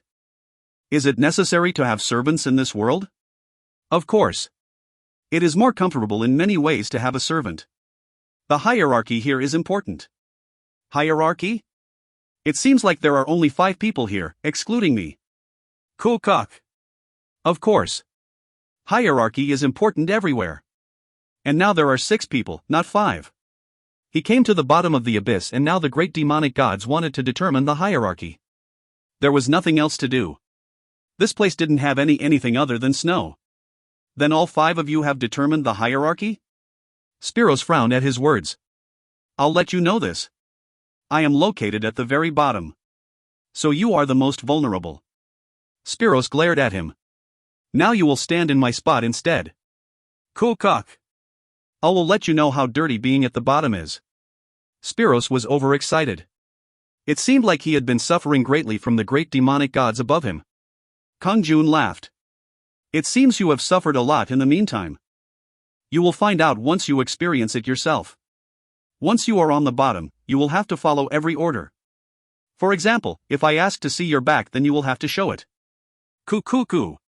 I'll let you experience what it means to be a slave. Kang-jun frowned. Show his back? It was similar to picking up a bar of soap. These crazy guys? It wasn't even a demonic god. A great demonic god. A great demonic god was at the bottom of the hierarchy and humiliated. Although this was the abyss, he was still the guardian of Hwanmong and reaching for the power of a Hwanmong ruler. Therefore, he couldn't let his body be violated like that. Kang-jun couldn't help but feel nervous. I can't let it happen. I need to win. He absolutely needed to win. Kang-jun couldn't stand it. Flash. Sukiok. Kang-jun swept his sword horizontally and Spiro's head disappeared. A surprise attack that occurred in the blink of an eye. Spiro's head was cut off instantly. However, Spiro's head returned to its original state as soon as it was cut. Nice move. But that isn't enough. I deliberately allowed it because I was curious about your skills. Kang-jun had already guessed this. The response had been too dull even if he had the element of surprise. Cool. Not surprisingly, a great deal of power started to emerge from Spiro's body. Then a whip unexpectedly appeared in his hands. What? Another whip? There were a surprisingly high amount of individuals who used a whip as a weapon, whether they were demonic gods or celestial gods.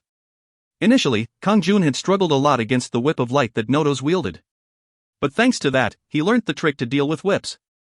Whether it was a whip of light or a whip of destruction, there was no big difference in the trajectory. Kwang.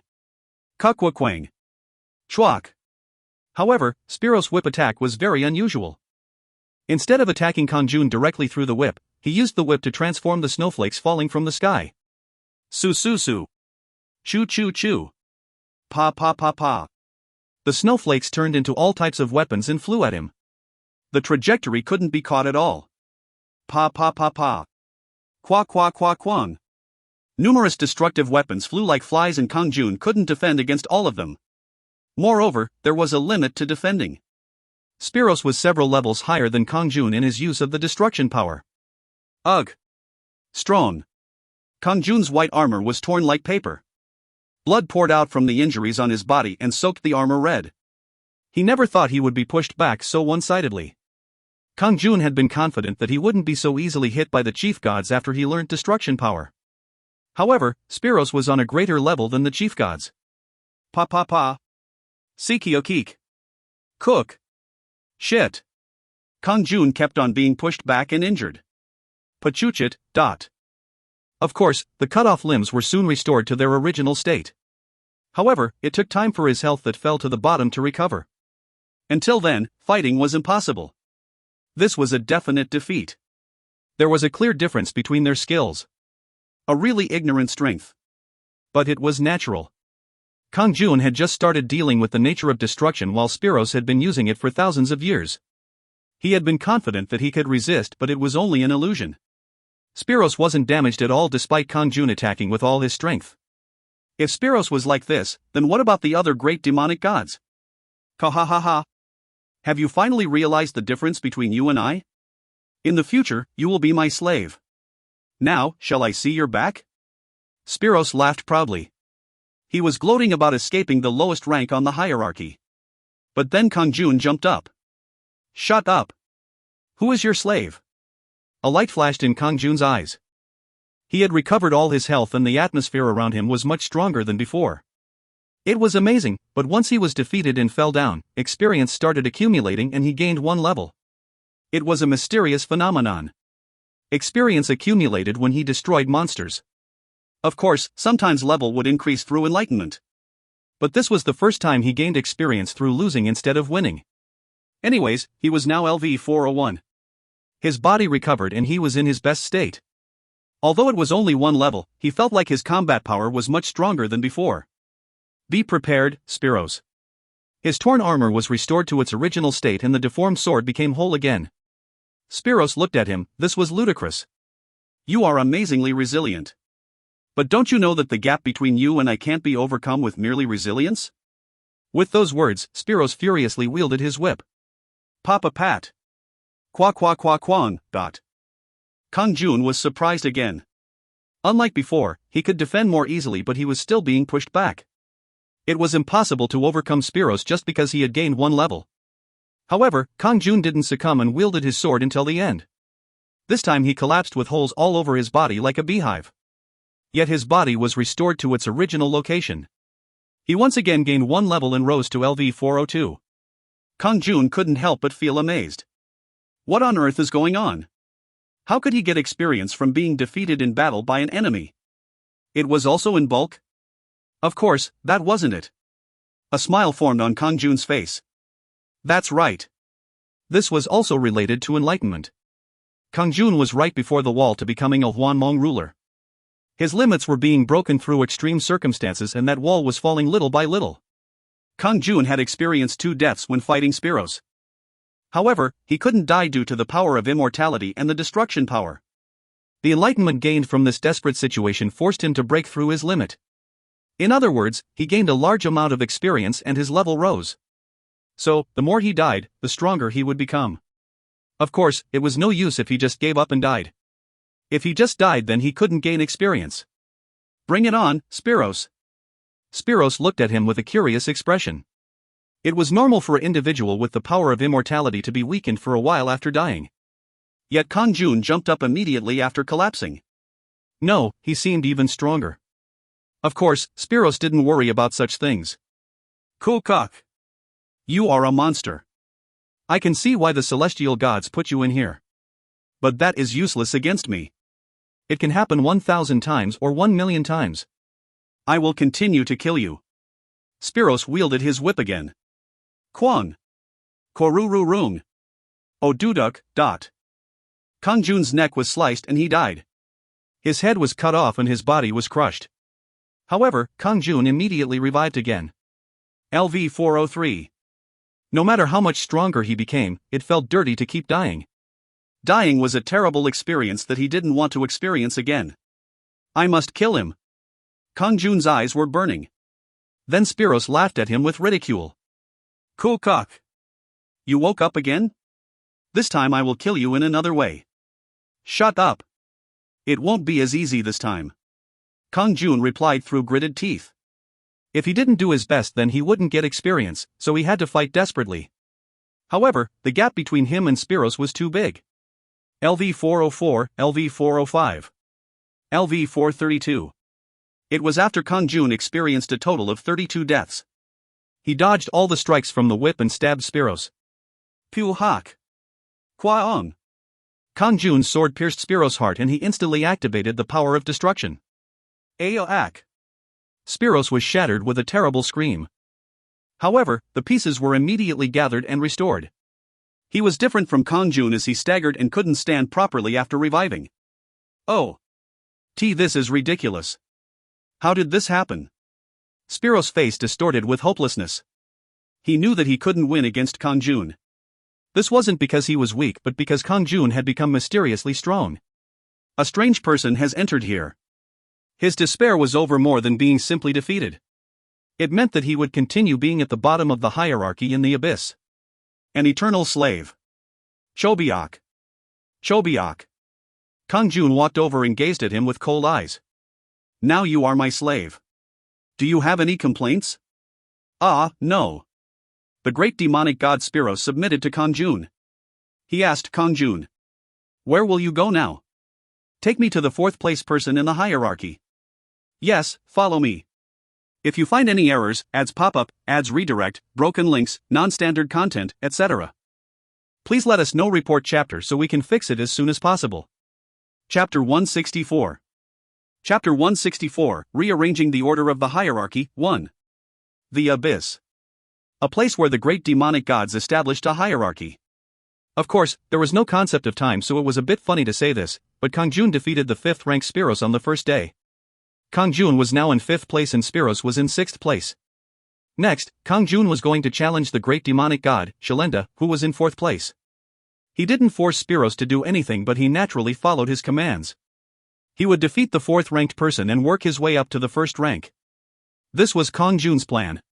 It is pretty normal. He didn't know how much distance he had covered on the snowfield. How much time had passed by in reality? After falling into the abyss, he no longer moved from Hwanmong to reality.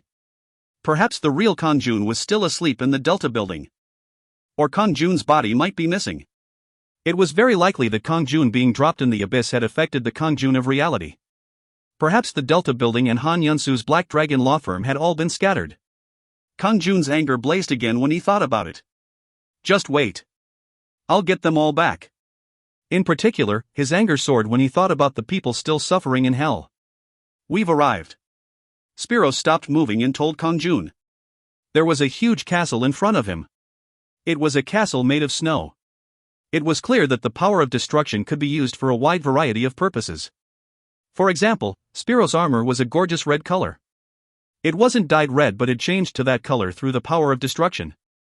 Now the fourth-ranked person showed the extremes of such an application.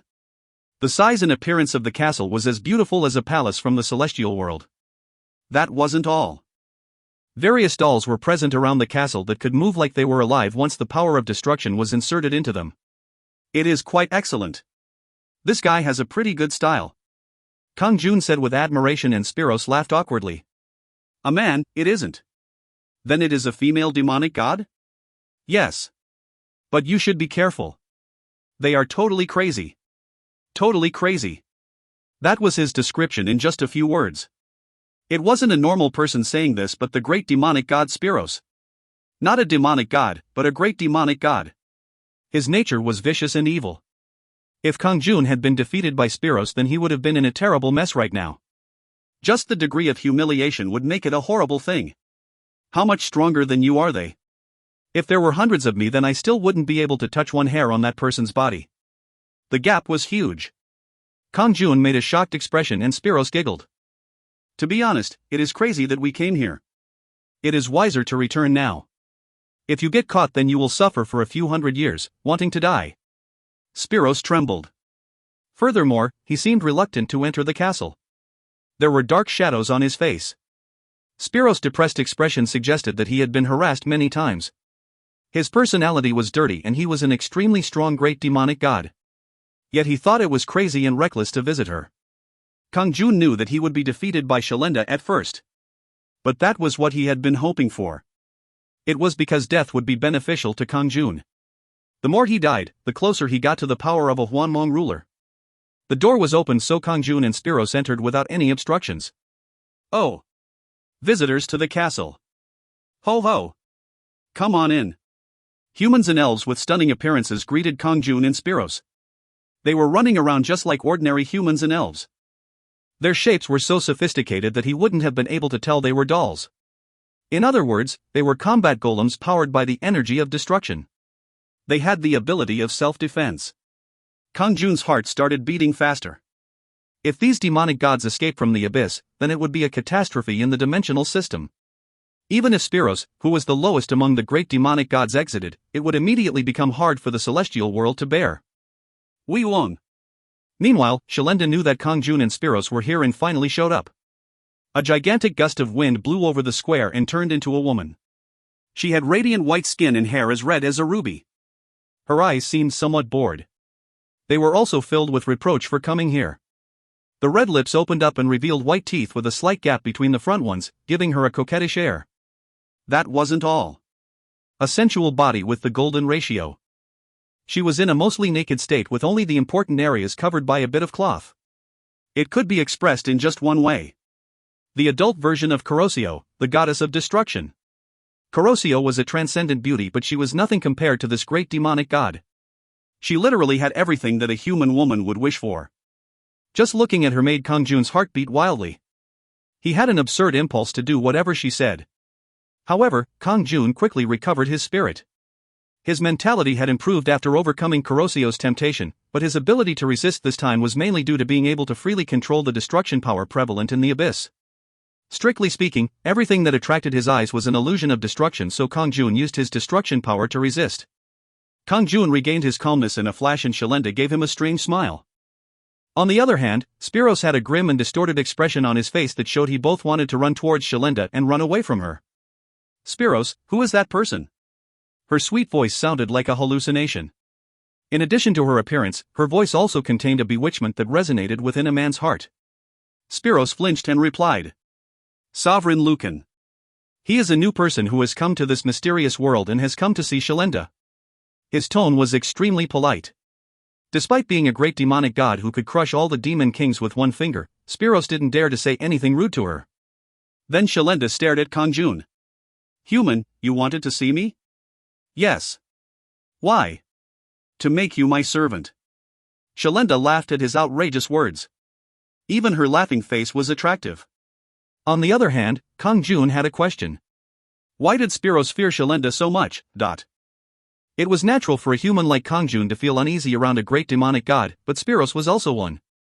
However, his question was immediately answered. As a transparent film covered her eyelids, bizarre expressions appeared on Shalenda's face. How could so many facial expressions appear simultaneously on one face? She stared angrily at Kang-jun, as well as with extreme craving and excitement. He could understand feeling something like that in this situation. However, other expressions also appeared at the same time. Violence, bloodthirst, and slaughter. A terrible desire could be seen on her face. A devilish desire to kill Kang-jun after abusing him and drinking his blood. It was a creepy desire to completely destroy Kang-jun. He already knew she wasn't normal from the beginning. Completely crazy.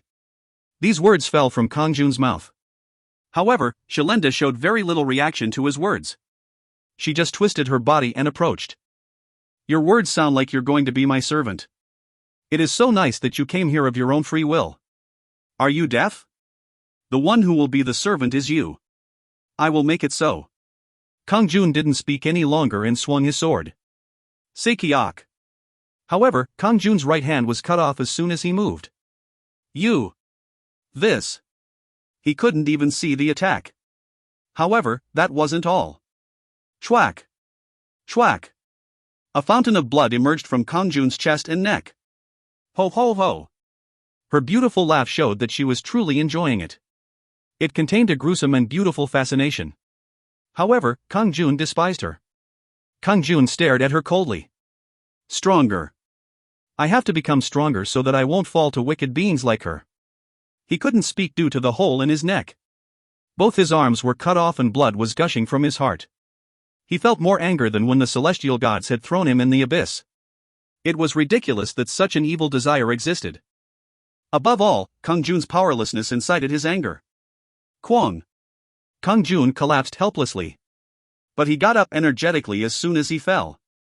LV 433. Not surprisingly, his level rose by 1 again. I'll kill you again. Kang-jun wielded his sword with all his power. Shalenda was confused by this unexpected situation.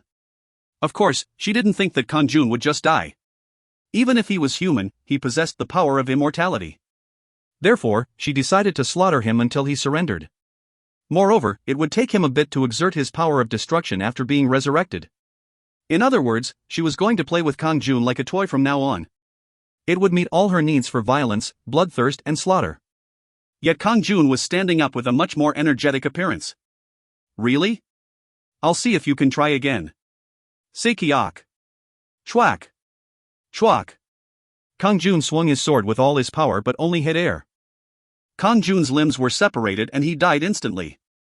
LV 434. Of course, Kang-jun immediately revived again. If you find any errors, ads pop-up, ads redirect, broken links, non-standard content, etc., please let us know. Report chapter so we can fix it as soon as possible. Chapter 165. Chapter 165, Rearranging the Order of the Hierarchy, 2. A cold smile appeared on Shalenda's face when she saw it. He, so that's the reason you managed to defeat Spiros. Then should I just not bother killing you from now on? She had realized that Kang-jun would become stronger after dying. Sekiak. Sekiak. Ugh. Kang-jun's arms were cut off again. However, no more deadly attacks were inflicted. You can look forward to it from now on. Time is infinite, so I will make you experience all the pain one by one. Shalenda made Kang-jun helpless and then started torturing him. Kang-jun's body was like a stone statue as he couldn't move. It was possible to become paralyzed even if his destruction power was intact. This was because the gap between Kang-jun and Shalenda was too great. Sick. Sick. Shalenda tore off all his skin. Then she inserted thousands of pieces of destruction energy into his veins. Cook. From then on, he felt the most excruciating pain. Cook. Cook. Quahawk. The worst pain a human being could feel. Kang-jun couldn't stop the horrifying screams from emerging as the great demon god laughed. But she had overlooked one thing. Kang-jun wasn't becoming stronger through dying, but through enlightenment.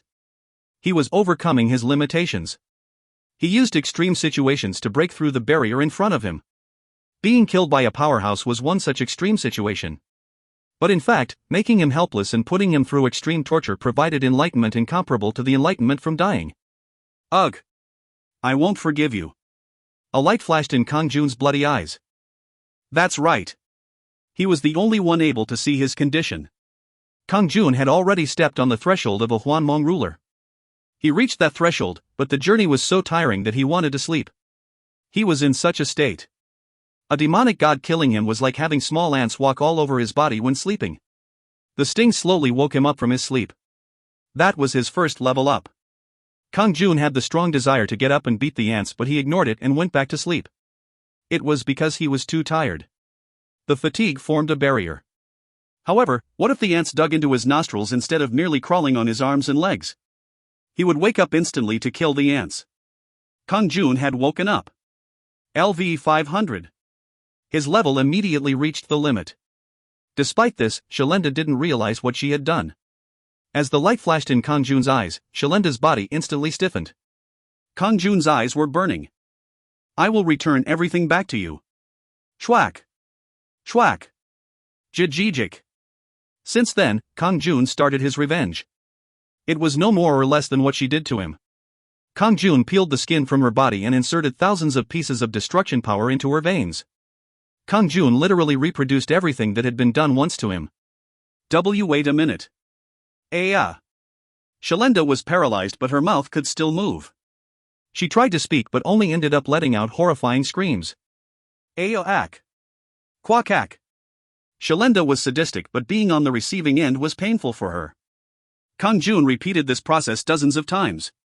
Torture, and kill again. The actions were repeated for the sole purpose of punishment. The opponent was a great demonic god. It was really only just punishment. After a while, Shalenda finally fainted. He realized today that even a great demonic god could faint. Like this, she died dozens of times. She no longer felt any pain or suffering. If left alone, she would be restored with the destruction power. You woke up again. Kang-jun wasn't upset. Meanwhile, Spiros felt a sense of déjà vu as he watched from a distance. You came too. Quackak. He woke up and saw two ants. If one of the ants bit his body, then, of course, he would kill them. He would get rid of both the ants, not just one. That was the case with Spiros. Shalenda was a great demonic god. It wasn't enough just defeating her a few times. After a certain amount of time, Kang-jun stood with his arms folded as he gazed down. The two great demonic gods were kneeling before him. Shalenda's charismatic face was full of discouragement. She was next to the uncomfortable Spiros. Then Kang-jun said, I'm going to ask. Who am I and who are you? You are my master and I am your servant. Lucan is my master. I am your faithful servant. The two individuals replied. Kang-jun smiled and nodded. Now guide me to the third ranked. Shalenda and Spiros' faces hardened. Once he saw the deep fear on their faces, Kang-jun realized that they were very scared of the third-ranked great demonic god. However, right now they were even more scared of Kang-jun. They nodded. I'll take you there. Follow me. After a while, a huge castle appeared again. It was a castle with a dismal atmosphere, unlike Shalenda's elegant and beautiful one. Anyone who saw it would think that a demon king or demonic god was living inside. Yei. And the occupant showed up without Kang-jun even going near the castle. There hasn't been much to satisfy my taste buds these days, then you came alone. It seems like I will eat something tasty today. It was a great demonic god with the same shape as an ogre. He was the great demonic god Derek, the third on the hierarchy. His face was only full of a desire to eat. Spiros and Shalenda flinched as they recalled it. They retreated like they were in front of a predator. Kang-jun was suddenly curious. Let me ask you one thing. How do the people you eat survive? Naturally, they wouldn't die. Immortality was a very special ability. In other words, they would eventually come back to life even if they were eaten. He was curious about how it worked. Derek smiled like it was a very good question. Don't worry. After being digested in my stomach, you will be resurrected from the residue coming from my anus. So it meant resurrection from shit. Kang-jun frowned slightly. He inwardly sighed with relief. I should thank Shalenda for reaching the level limit in advance. Otherwise, Kang-jun would have only been able to kill Derek after being eaten and resurrected from shit several times. However, such a process wasn't needed now. He just needed to turn his head to become a Hwanmong ruler. Gulp. Shall I taste the new ingredients? The moment that Derek approached Kang-jun, a light gleamed from the sword at his waist. Rattle. And that was the end. Derek's eyes were shocked like he couldn't believe it.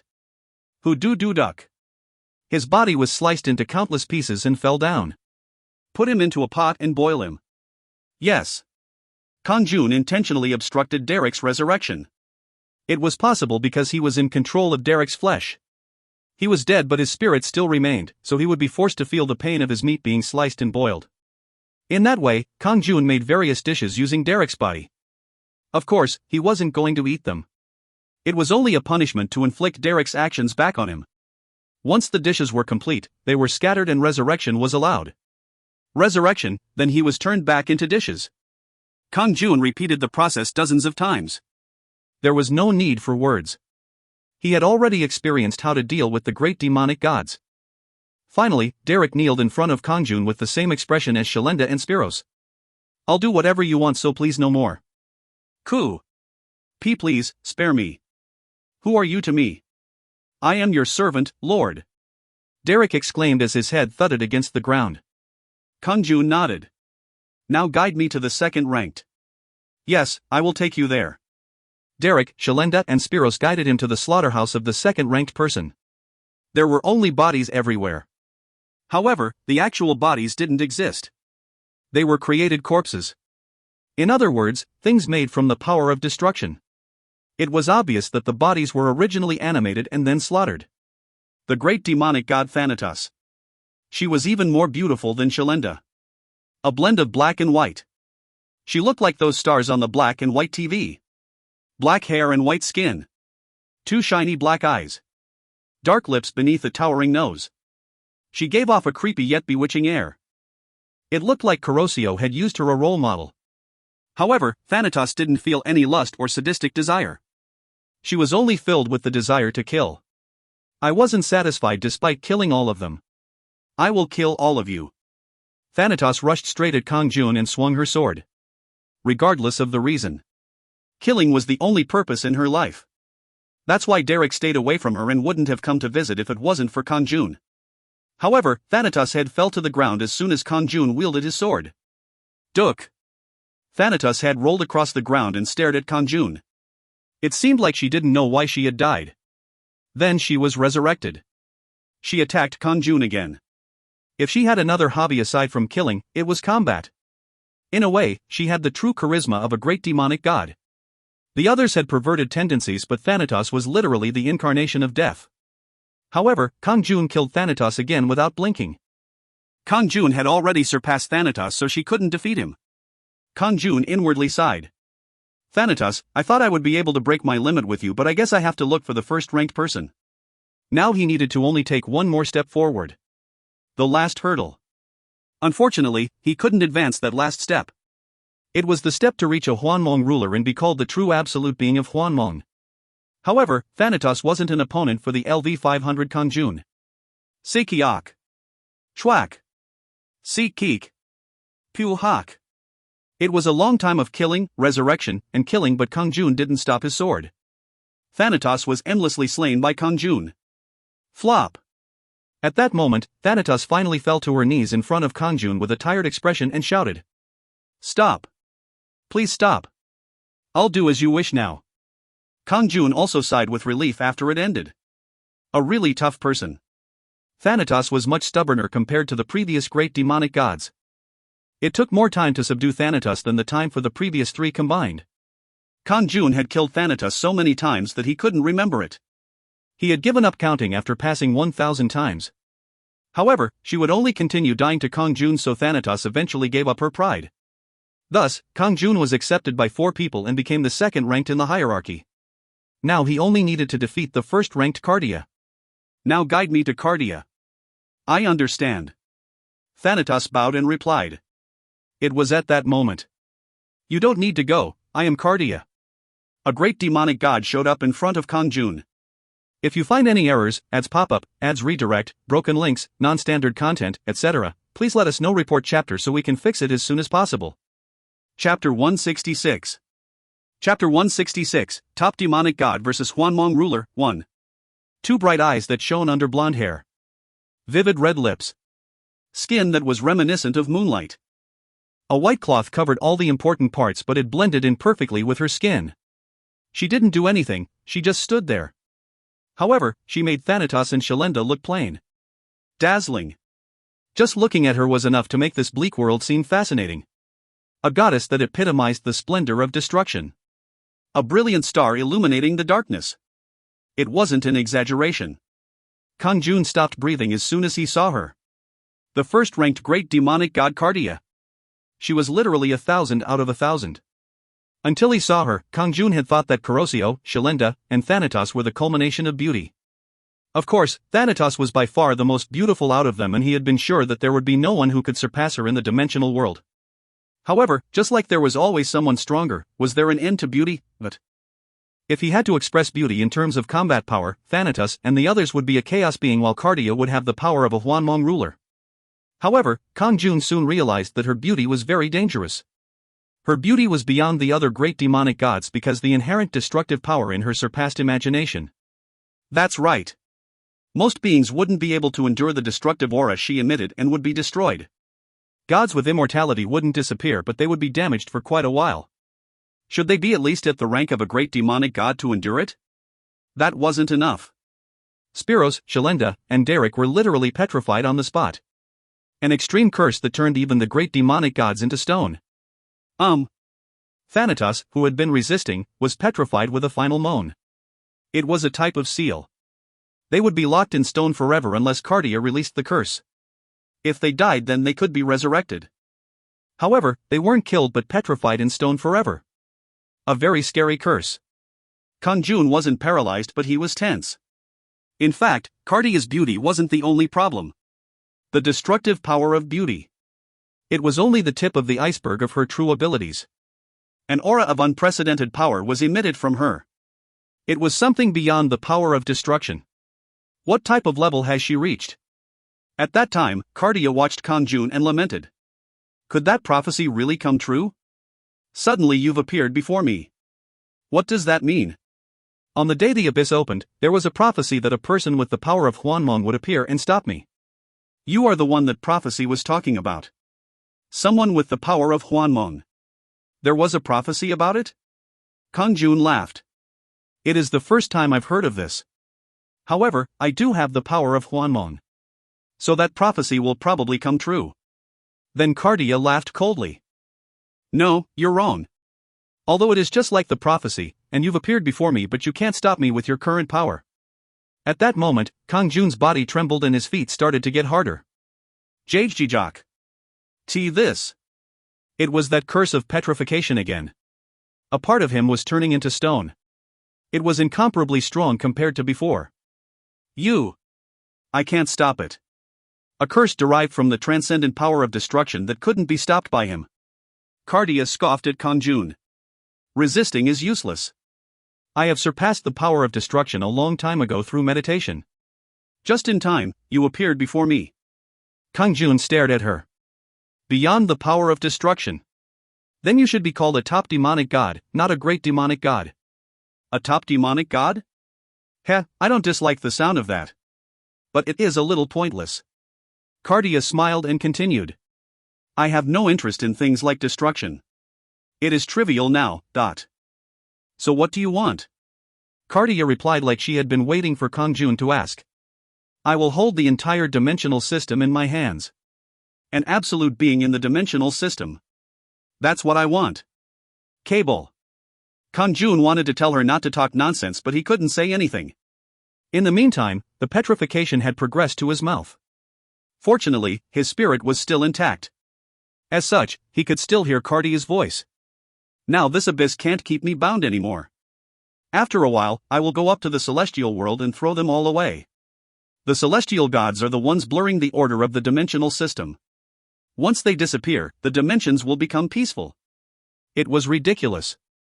Although Kang-jun was furious about the celestial gods, he had confirmed that they were necessary existences after coming to the abyss. The great demonic gods in this abyss. He couldn't imagine how much harm they would have done if they remained in the dimensional system. In other words, he wanted to praise them for throwing the great demonic gods into the abyss. However, he was angry about being treated the same as the great demonic gods. In addition, what did his household members do wrong that they were thrown into hell? Thus, Kang-jun was still thinking about how to handle the celestial world. Of course, he would still occupy the celestial world. He wouldn't let them get away with it. Kang-jun would pay back everything they had done. However, that didn't mean he would get rid of the celestial world. At first, he was angry enough to get rid of the celestial world, but now he realized the necessity of their existence. Kang-jun didn't want to be in charge of such a troublesome thing. Now the top demonic god said that she wanted to destroy the celestial world. If Kang-jun didn't stop her here, those words would soon become reality. She said that she wasn't interested in things like destruction, but her words showed signs of true destruction. Cartia approached and said, "Before that, I intend to seal you completely." Something still seems strange. Half the prophecy came true, so it would be very disconcerting if the other half came to pass as well. So what was she going to do? Did she mean to kill him? That was impossible. Kang-jun was already an immortal being. Therefore, Cartia could use all types of curses on Kang-jun, but she couldn't kill him. But now wasn't the time to be relieved that he couldn't die. Cartia was aware of this fact more than anyone else. In the meantime, her face that came close to Kang-jun was really beautiful. He could still see despite his eyes being changed to stone. It wasn't just sight. His sense of smell and hearing were all still alive. Cartia's voice sounded like it was coming from a dream. The mysterious fragrance coming from her body was enough to make his nose bleed. Ha! Cartia laughed at Kang-jun. Her smile was so fantastic that it even made Kang-jun's cursed stone heart beat wildly. The calm smile on her red lips was also extremely sexy. However, the words coming from that mouth wasn't beautiful at all. It is convenient to leave you here like this and troublesome to move you elsewhere. So I've come up with a good idea. Her two eyes shone brightly. I will break you up into several pieces. And I will lay another curse on each of them. I will even carry one piece. How about it? Isn't it a good idea? As expected from a top demonic god, saying such terrible words with a bright expression. Suck. Suck. She was already putting her own words into practice. She waved her hands and started separating Kang-jun's body into pieces. Duck. Duck. Duck. His head was cut off and his limbs separated into several pieces. What should I take? Indeed, the head is the best. Cartia picked up Kang-jun's head with both her hands and wiped off the dirt. Then Kang-jun's head was compressed to the size of a small pendant. She pulled out a golden string and inserted it into Kang-jun's ears. Thus, the necklace was complete. She hung him on her neck and said, "Don't be too saddened. It can't be helped since I've been stuck with the words of the prophecy for so long. If you were in my position, then you would also understand why I am doing this." She summoned a mirror and looked at the necklace with satisfaction. She patted Kang-jun's pendant head and smiled. "How is it?" The feeling of hanging around the neck of the ruler of the dimensional system. Of course, he felt dirty. Not that he was capable of answering. Kang-jun knew it was a strange world, but he never expected to be made into the pendant of a necklace. Not to mention it was also only his head. No. She is really crazy, but compared to Cartia, he thought that the great demonic gods Thanatos and Shalenda were very normal. And outside this world, Corosio, who was known as the goddess of destruction, could be called an angel. Especially when compared to Cartia. Speaking of which, the longer he spent in this world, the more insane it seemed. Did her extreme beauty lead to extreme madness? Anyway, now was the time to wake up. He couldn't just stay here watching. A top demonic god is nothing but a wicked demonic god. Yet you will be the one to break my last limit, Cardia. The string of the necklace holding the pendant suddenly broke and Kang-jun's head flew up. Su. The compressed head was returned to its original size. Chuck. Chak. Chalk. That wasn't the end. His mutilated body gathered and merged together like a Transformers robot. It was still petrified. However, the stiff body immediately began to move. What was going on? The curse created by the transcendent power of destruction was released. Surely Cardia hadn't changed her mind and released Kang-jun's curse? Of course not. It was Kang-jun who released himself. If you find any errors, ads pop-up, ads redirect, broken links, non-standard content, etc., please let us know. Report chapter so we can fix it as soon as possible. Chapter 167. Chapter 167, Top Demonic God vs. Hwanmong Ruler, 2. Now that he had stepped onto the threshold, he only needed to take a single step, but something was making him hesitate. It was caused partially by the mental fatigue accumulated through too many level-ups, but there was also another reason. A vague fear of being reborn as a new existence. He had already become transcendent, chaos and then destruction, but strangely, it wasn't easy for him to take this final step before becoming a Hwanmong ruler. Maybe he might become a completely different type of existence from now. It seemed unlikely, but that hesitation was surprisingly powerful. If Cardia hadn't left Kang-jun in a petrified state, it might have taken him quite a while to decide to take this step. In particular, the atrocity of turning Kang-jun's head into a pendant had backfired. It badly damaged Kang-jun's pride. No matter how tired he would still burst out in a tantrum. In other words, Cardia pricked his pride and gave him a chance to become an absolute being in the dimensional system. In the end, not half, but the whole prophecy came true. You have realized the essence of Hwanmong. You have understood and can deal with Hwanmong energy. Your war rating has risen to Hwanmong. Charisma has permanently increased by 50. Good luck has permanently increased by 10. LV.500, max. War, Hwanmong. Health, 205070/205070. Hwanmong energy, 201290/201290. Destruction power was transmuted into Hwanmong energy. His war rating increased to Hwanmong and his charisma rose by 50 points. Furthermore, good luck also rose by 10 points. However, his level remained unchanged. Then a message immediately appeared. Enlightenment as a Hwanmong ruler has given you a lot of experience, increasing your level greatly. It wasn't a surprise to see his level rise. LV501, LV502, LV503. His level rose indefinitely. More messages kept popping up. You have reached an ultimate world beyond levels. Your abilities will no longer be restricted by levels. Your abilities will no longer be restricted by tools or equipment. Kang-jun's status window changed after those messages appeared. Lu Kun. War, Hwanmong. Health, 500000/500000. Hwanmong energy, 500000/500000. Good luck, 31. Charisma, 115. His status window was very short. His level was no longer visible. His health and Hwanmong energy reached 500,000 while his stats such as strength, intelligence, etc. had disappeared. They no longer had an effect on his combat power. Therefore, there was no need for those stats to be displayed. Only the unique stats of charisma and good luck remained. Good luck and charisma are important to a Hwanmong ruler. The one sad thing was that his stat bonuses from the Dimensional Sovereign Ring no longer applied. In addition, any great equipment that he found wouldn't have an effect. If the water in the cup was full, that quantity of water wouldn't increase no matter how much more water was poured in. Of course, Kang-jun hadn't reached the peak of everything.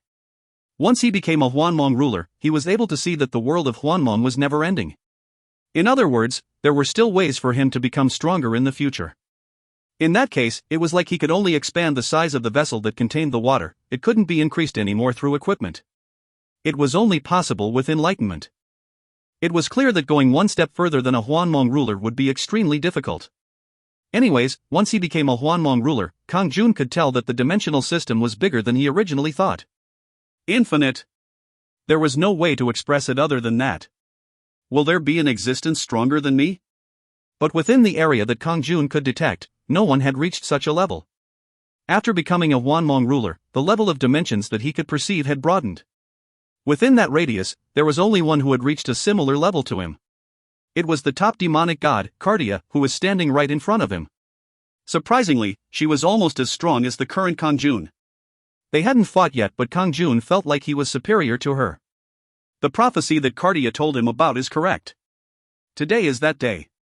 On the other hand, Cardia stared at the stretching Kang-jun with a strange expression. How surprising. It isn't so easy to unravel that curse. Is this the power of Hwanmong that the prophecy spoke about? That's right. Kang-jun laughed. However, his expression turned cold after he laughed. Great demonic god Cardia. No, top demonic god should suffice. Now that I've become a Hwanmong ruler, you will never be able to get out of here. How about you become my servant? Cardia laughed like it was ridiculous. Do you think I would just freely let you do as you want? I don't believe that the power of Hwanmong is that great. If you don't believe me, then I will make you believe. Kang-jun moved his hand, and the snow on the ground gathered together to form a sword. A sword? How interesting. Cardia's eyes fell on the weapon hanging on her waist. It was also a sword. A white sword. As she grabbed the sword with one hand, Kang-jun felt an overwhelming momentum pouring out from her. It was only natural. Cardia had been a demonic god who was crazy about swordsmanship. While other demonic gods poured themselves into their household members, she held a sword and devoted herself to swordsmanship. Once she raised her sword, other demonic gods would back away. After the enlightenment of her swordsmanship combined with the divine power of a demonic god, she overcame her limitations in the abyss and reached the level of a top demonic god. Thus, it wasn't ludicrous for Cardia to point her sword at Kang-jun. Feel free to use whatever swordsmanship technique you want. If you wish. As soon as Kang-jun pulled out his sword and took the posture of Heaven's Blood sword style, Cardia's expression changed. What? That is the Heaven's Blood sword style. I'm surprised that you know this. I made it when I was a great demonic god. Stop talking nonsense. This is a style that Shadowless created. Heaven's Blood sword style had helped him overcome transcendence to become a chaos being. If he hadn't received this sword technique, then it would have been hard to reach here so quickly. It was the greatest strength behind making Kang-jun who he was today. That was the Heaven's Blood sword style. Yet Cardia said that she made it in the abyss. Cardia just laughed. Then don't believe me. I just made it and sprinkled it into the consciousness of people. If someone stumbled upon it, then they would think they were the creator. You sprinkled it into the consciousness? It isn't difficult. You should be able to do that now. Apparently, that was the case. Kang-jun gritted his teeth. Damn. It was true. In the end, Shadowless was still Kang-jun's mentor in the Heaven's Blood sword style. Yet it was something created by Cardia that she had sprinkled into Shadowless' subconscious. In other words, Cardia had transmitted it to Shadowless beyond time and space. Of course, Shadowless didn't know that. Cardia laughed and laughed. Not only that. Perhaps the most useful thing I created in recent years was how to reach the realm of chaos. Even the celestial gods are practicing some of the sword techniques that I made. It is an honor. It was an honor to meet the genius in swordsmanship who created so many of the sword techniques. But a duel between warriors wasn't just determined by the skill in swordsmanship. A showdown between a top demonic god and a Hwanmong ruler. Kang-jun acknowledged that Cardia was a great genius with the sword, but he still thought he would win this fight. Taste the feeling of being hit by the sword you created. Kang-jun swung his sword. Flash. Heavenly cut. However, it wasn't the same as before, as it turned into an absolute force that destroyed everything in front of it. Pa pa pa pa.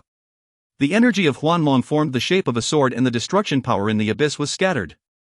Of course, the space in front of Cardia also evaporated. However, her body moved in a direction that Kang-jun hadn't expected. She avoided it, and then she swung her sword in retaliation. How great. When did she move there? Kang-jun quickly moved his sword to block her attack. Kaka-kong. At that moment, Cardia was pushed back. Blood was pouring from her mouth. What? That energy? Is it Hwanmong energy? Yes. You. What a scam. Cardia frowned. She didn't feel anything when she avoided Kang-jun's attack. The power was beyond imagination, but avoiding that attack wasn't difficult for her. However, a mysterious reaction occurred the moment her sword met Kang-jun's. Unbelievably, she received reflected damage. It was a blow to her power that had reached the level of a top demonic god. Not only had Kang-jun casually accepted the attack, he returned the damage. It was like she inserted a sword into her body herself. Ulkiak. Cardia staggered as blood emerged from her mouth. However, she instantly recovered. From then on, she tried to avoid meeting Kang-jun's sword as much as possible while they fought. Wyack. Papapapak flash. Kang-jun was alert and also evaded her attacks. It is really great. Cardia wasn't someone he could win against just by becoming a Hwanmong ruler. Chwack. Chwack. Pew hak. In the end, her sword struck Kang-jun numerous times and gave him some injuries. But the injuries did little damage. She stabbed her sword into his heart with all her energy, but Kang-jun's skin was only slightly scratched and recovered quickly. No way. Something like this. It doesn't make sense. That is why it is called Hwanmong power. You can't beat me, Cardia. The power of Hwanmong coursing through Kang-jun's body meant he wouldn't get any serious injuries. The slightest scratches or bruises caused by Cardia quickly disappeared. As time passed, Cardia started to get cornered. Her swordsmanship was better than Kang-jun, but that wasn't enough against the fraudulent power of Hwanmong. No matter what Cardia did, Kang-jun didn't budge. Every time her sword clashed with Kang-jun's, she was shocked and pushed back. In the end, the damage accumulated and Kang-jun aimed a final blow at her after she slowed down. Now let's end this, Cardia. Chwack.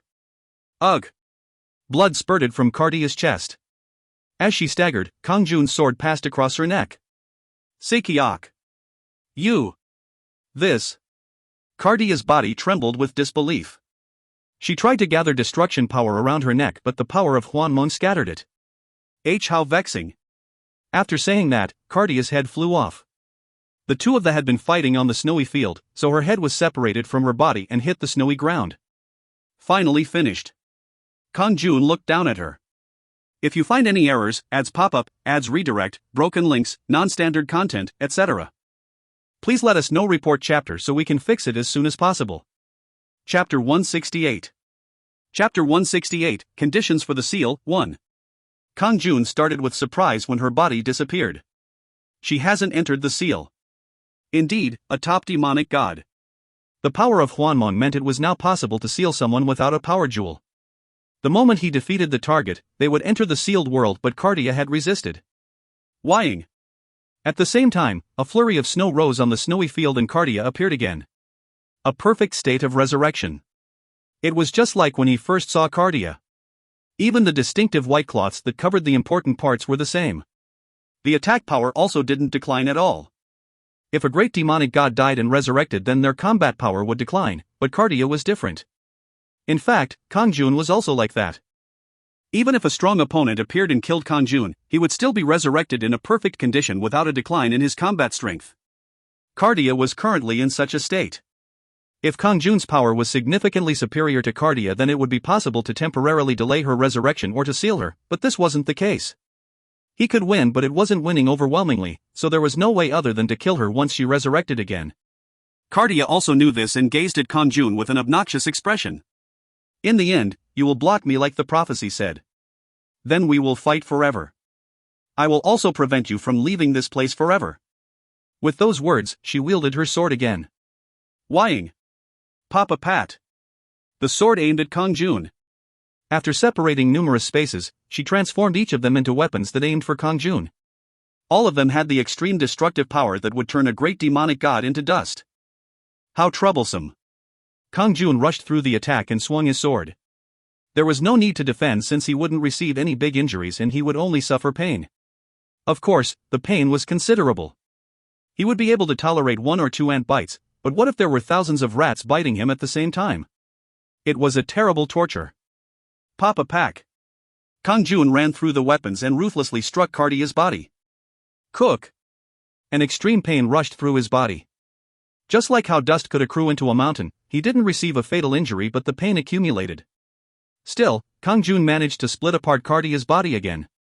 Sekiak. Ak. D-damn. I'm angry. A line was drawn from Cardia's neck to waist and her body disappeared. She stared at Kang-jun as she left. However, she immediately reappeared again after disappearing. In the meantime, Kang-jun's bloody body returned to its original state. He didn't have to use a potion or recovery magic as it just healed itself. There was no end to this battle. He didn't remember how many times he killed her after that. At a glance, it seemed like he killed her thousands of times. Kang-jun continued to kill and Cardia continued to die. But unlike Thanatos, her fighting spirit burned even more every time she died. Kang-jun determined where she would pop up and aimed his sword at her. However, she avoided it and then he was forced to chase Cardia and the time it took to kill her again became longer. Kang-jun asked sadly. Why don't you give up now? You can't beat me, Cardia. Shut up, you damn bastard. I will never let you leave this place unless you take me with you. How many more times do you intend to die? Let's see. I'm thinking about dying at least 1 billion times. I might consider it again after dying 1 billion times. If I die more than 1 billion times, then I might think about it seriously. But prior to that, there is no way. Kill me as much as you can. I'll just revive again. Cardia glared at Kang-jun. Kang-jun was dumbfounded. Her mentality was entirely different from a great demonic god. Kang-jun could finally see that Cardia would not surrender no matter how many times he killed her. So it would stay like this. He now had 2 ways. One was to further enhance the power of Hwanmong in order to become overwhelmingly stronger and seal Cardia. However, Kang-jun thought that was virtually impossible. So far, everything had become possible in a short amount of time, but this wouldn't be that easy. He had no sense of time thanks to being immortal, but it would take a great amount of time, training, meditation, and luck. Therefore, he couldn't use the first method. The second method was to negotiate with Cardia. But that was also nonsense. If he wanted to convince Cardia to be his slave, then he needed to give her something in return. What could satisfy her? What conditions would make a top demonic god agree? Such a thing was impossible. Or he would have to kill her 1 billion times and tell her not to leave this abyss forever. Cardia wouldn't accept any conditions that Kang-jun gave her unless she went mad. Furthermore, it was still a possibility. If he killed her 1 billion times and asked to negotiate, then Cardia would accept. Cardia was a huge poison. Once her escape from the abyss became impossible, she seemed to be trying to retaliate by keeping Kang-jun in the abyss. Kang-jun wasn't sure and just swung his sword. I will just keep killing her. He couldn't find another way. If he offered a ridiculous negotiation, then it would only be laughed at. Thus, he decided to just immerse himself in killing Cardia. Anyways, no other strong being could be sensed in the dimensional system. If Cardia entered the dimensional system, then a disaster would occur. Therefore, Kang-jun was protecting the dimensional system just by killing Cardia. Killing Cardia had such a meaning, but he didn't feel it afterwards. There was no meaning whatsoever. Only killing Cardia. He only focused on that. Sekiak. Chwak. Puhak. Kang-jun casually killed and Cardia revived with a poisonous expression. But inwardly, she was very frightened. Those eyes, it seems like he really plans on killing me for eternity. She hoped that Kang-jun would negotiate inside when he didn't act that way. In the end, it seemed like she would have to start the negotiations. Wait. Let's have a discussion. What discussion? Just die. Kang-jun said as he approached Cardia with his sword. Just let me kill you 1,000 times. What? If you die 1,000 times, then I will become your servant. Cardia stared at Kang-jun with a large smile. If he allowed her revenge, then she would become Kang-jun's servant. Kang-jun just snorted. He wasn't naive enough to believe her. He didn't intend to die 1,000 times, but even if he did, Cardia might not keep her promise anyway. Shut up and die. Kang-jun pierced Cardia's throat with his sword. After she resurrected, she stared at him with a frown. How about 100 times? There is nothing else. You will just die. If you don't want to die, then be sealed and become my servant. Kang-jun killed her again. Her eyes were filled with poison when she revived again. She was so frustrated that she felt like crying. 10 times. No, only once. Please die by my hands once, and I will be your servant. Once? Kang-jun thought about it for a brief moment. It was ridiculous. However, it wasn't difficult to die once. Even if she tried to deceive him, it wouldn't matter since it was just once. Just how much did she want to kill him? Will you really become my servant if you kill me once? Yes.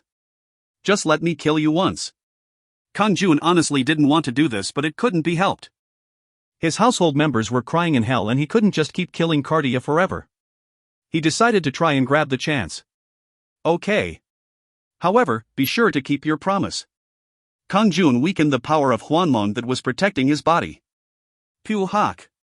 Then Cardia approached like she had been waiting for a long time and stabbed Kang-jun's heart with her sword. Ho ho ho.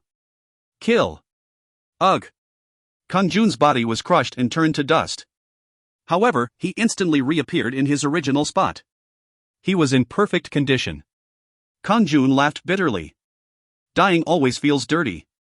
Even if infinite resurrection was possible, dying was never pleasant. On the one hand, Cardia was making an extremely satisfied expression. It was like she had killed an enemy of the clan or an enemy who killed her precious person. Were they the eyes of a group who defeated the bandits? He felt like he was seeing the dignity of a hero or an independence fighter who saved the country. Kang-jun was dumbfounded, but he declared towards her. Cardia. Now become my servant like you promised.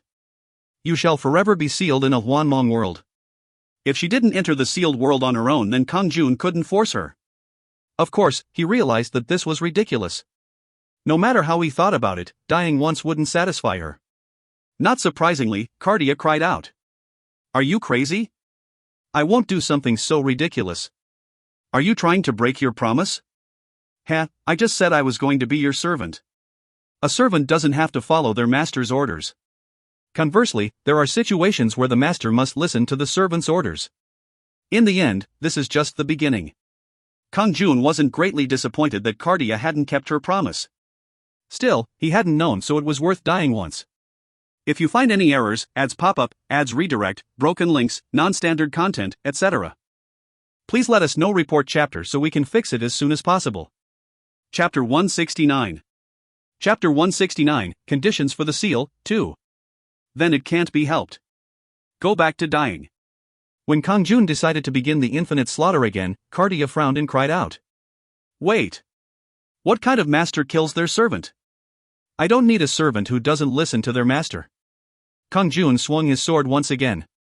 Cardia moved back to avoid it and stared at Kang-jun. She had a mournful expression on her face. This is really crazy. How long will you do this? Take a look at me. I will definitely live quietly without any incidents. A top demonic god can live quietly without any incidents? Do you really expect me to believe that? Cardia shrugged. She didn't reply, so it meant she also thought it was ridiculous. Why don't we split the control of the dimensional system in half? We won't interfere with each other and you can rule your half as you like. My answer is this, but if he was going to accept such a ridiculous proposal, then he would have negotiated from the beginning. It was impossible to hand over half of the dimensional system to the top demonic god. Sekiak. Kang-jun rushed forward and cut off Cardia's head. What type of negotiation can there be between a top demonic god and a Hwanmong ruler? Our relationship is one where we have to kill each other.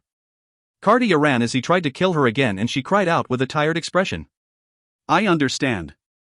I'll do whatever you want, so just stop. Kang-jun stopped. You will let yourself be sealed? I will let myself be sealed or anything else. However, I have a condition. What is it? If she was willing to be sealed, then he would listen to her conditions. Kang-jun looked at her expectantly. Cardia was staring at Kang-jun. Her expression showed that she was being serious now. First of all, the world that you seal me in must be the size of a station and I have to be in control of it, but making the sealed world the size of a station. It was possible to connect a seal to a station. It was annoying since he would have to move the other species in the station, but it wasn't a difficult task. Moreover, it was a chance to seal a top demonic god instead of killing her a billion times. Okay. I'll do so. Any other conditions? Kang-jun easily nodded. Cardia opened her mouth again. The second is to put as many demonic gods as possible in it in the future. Even demons, demon kings, and top demon kings. The more monsters there are, the better. I am going to make a demon world there. Okay. As much as you want. If Cardia could control the troublesome ones, then it would be good for Kang-jun. And the third. What? Another one? In fact, the two conditions above were barely enough to seal her. It would be better to listen as long as it wasn't too troublesome. What is the third condition? Cardia gazed at Kang-jun with a strange expression and said. This condition is the most important one. The first two don't really matter. If you listen to this one, then I will do whatever you want. Tell me. How great was it that she didn't care about the first two conditions? Kang-jun looked at her nervously. Then she opened her mouth. It is to become my lover. Kang-jun doubted his ears. A lover. The word lover suddenly came out. I think I might have heard it wrong. What does that mean? Cardia replied with a strange smile. Literally. It means to become my lover. She shrugged at Kang-jun's shocked expression. Do you like me or something? No. I hate you so much that I want to kill you. That was true. Fortunately, Cardia was still insane like he thought she was. Then why do you want to become my lover? Because you are stronger than me. I am only attracted to those who are stronger than me. You want to kill me but you can't, so you want me to become your lover? Yes. You have understood correctly. It was ridiculous logic to humans, but it was very logical to demonic gods. Kang-jun had already received the passionate gazes of Shalenda and Thanatos, who he had defeated. They were afraid of Kang-jun, but they also desired him. He didn't know if the other gods were like that, but the demonic gods were obviously sexually attracted to those stronger than them. However, Kang-jun was mistaken. The reason they were attracted to Kang-jun wasn't merely due to his strength, but because of his Hwanmong power. The mysterious attraction was given by the power of Hwanmong. Even before becoming a Hwanmong ruler, the charm given to Kang-jun by the power of Hwanmong already existed. If combined with enough strength, then she would have willingly become Kang-jun's slave. Needless to say, it wasn't disappointing now. It was enough to make Cardia, who hated Kang-jun, to crave his arms. But it was Kang-jun's freedom to accept or not. There was no need to take things by force. He had Heian on Earth and there was no need to be confined in Hwanmong. Anyway, Kang-jun still hadn't realized such a thing. Honestly, having one more lover in Hwanmong isn't such a big deal. Cardia could be called the best beauty in the dimensional system, so he welcomed it. Come to think of it, he had accepted quite a few household members after fighting them. Naga Queen Melanad had fought hard to kill Kang-jun at first, and she later became his lover. Therefore, it didn't seem strange to accept Cardia as a lover after he had just killed her. Rather than being strange, it was more natural. Kang-jun easily nodded. Okay. I will do so. Cardia's eyes shone. Really? Of course. I will accept all three conditions. Okay. Then prove it now. Proof? You have to prove that you will become my lover. Kang-jun quickly realized what Cardia's proof meant. Okay. I'll prove it to you. He wanted to exit the abyss and save his people right now, but the negotiations might be completely over if he couldn't get Cardia's heart. And he didn't know how long it would take to grab her heart. Maybe the door to her heart would never open. So it was best to focus on Cardia. Suraruk. Kang-jun grabbed the white strings covering Cardia's body and she became naked all at once. There were no constraints in this place. Floating up into a sky filled with snow. From then on, Kang-jun proved to Cardia that he could be her lover. Cardia was endlessly demanding and Kang-jun fulfilled all those demands. A long time passed. After spending some time on a transparent bed in the sky, Kang-jun finally came down to the snowy fields. Cardia also landed on him. I will be sealed as promised. Unlike before, she gazed at Kang-jun with warm eyes.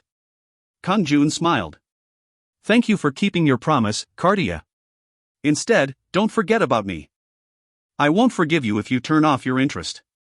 Don't worry about it. I will visit you often enough to annoy you. It wasn't flattery.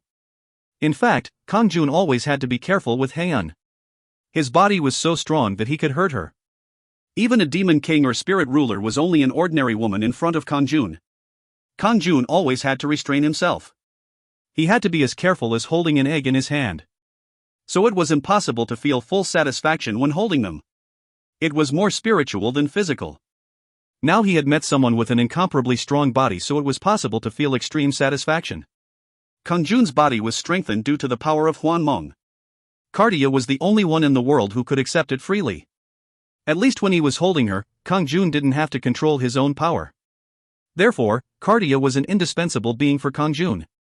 Kang-jun smiled at her and said, As soon as the work in the celestial world is over, I will select a station and connect it to your sealed world. If you control yourself well and don't emit a huge power, then I won't relocate the species living there. Cardia just laughed. That isn't a concern. You'll be surprised by how livable it will be. If so, there was no reason to seal Cardia. However, Kang-jun still meant to keep Cardia sealed. Cardia also wanted it. After being locked in Kang-jun's seal, she could live as she wished. But the moment she left the seal, she couldn't be assured how things could change. Wake them all up. Now it is time to go to a new world. Cardia waved her hands towards the petrified great demonic gods. They were immediately freed from the curse and returned to normal. Oh. Phew. They sighed in relief at the thought of living again. Cardia declared. If you have something to take care of, then do it. It won't be easy to come back here later. Yes. I understand. The great demonic gods all had their belongings. Of course, they were mostly golems made using destruction power, but they still wanted to keep them. Then Kang-jun smiled at them. There is no need to do it separately. All your castles will be moved as well. As Kang-jun waved his hand, a gigantic gap appeared in the sky and the castles built by the great demonic gods were sucked up. Cardia also made a beautiful palace, so she was delighted when Kang-jun moved it as well. That's great. Now I don't need a separate house. She smiled at Kang-jun and disappeared into the gap. The other great demonic gods bowed to Kang-jun and flew towards the gap as well. Shalenda and Thanatos didn't forget to wink at Kang-jun. It meant they would find him later. Kang-jun didn't care and just nodded. Ku kwa kwa kwa. They all disappeared into the crack and it faded away. It was a seal created by the power of Hwanmong. As a result, 4 great demonic gods and 1 top demonic god from the abyss were permanently isolated from the dimensional system.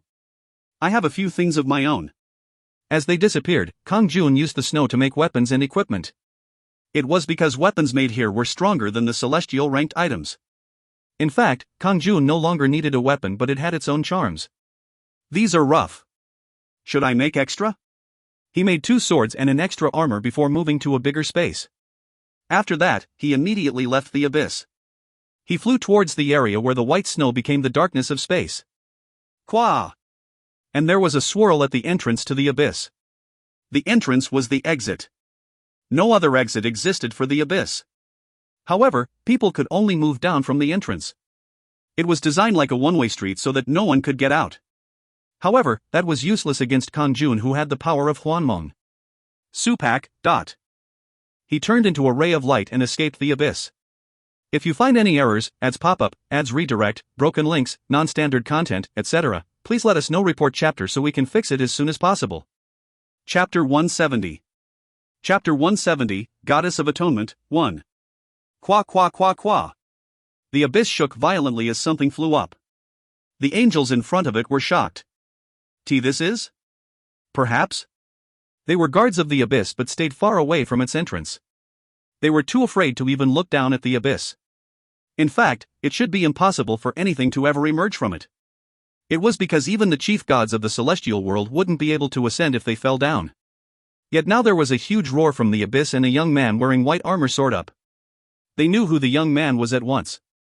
It was impossible for them not to know since they personally threw him into the abyss. Unbelievable. How did you get out of the abyss? The demonic god Lucan has escaped from the abyss. The angels couldn't say anything else. It was because the moment they met Kang-jun's eyes, they literally became stone statues. All the other angels that had rushed over also found themselves stuck in place. The curse of petrification. In the blink of an eye, the lowest level of hell that contained the abyss was captured by Kang-jun. Hell had a total of 100 layers. Among them, the 100th floor was where the entrance to the abyss was located. It was said that the lower the floor, the more severe the punishment. Therefore, the 99th floor was the scariest place in hell except for the abyss. Kang-jun ascended to the 99th floor and looked over it. He saw nothing. The barracks to imprison the captives were all empty and there were no guards as well. Was there no one imprisoned on the 99th floor? That couldn't be. There is another area separated by a veil. The 99th floor of hell itself was connected to another space. It was the true 99th floor of hell. Who dares come here?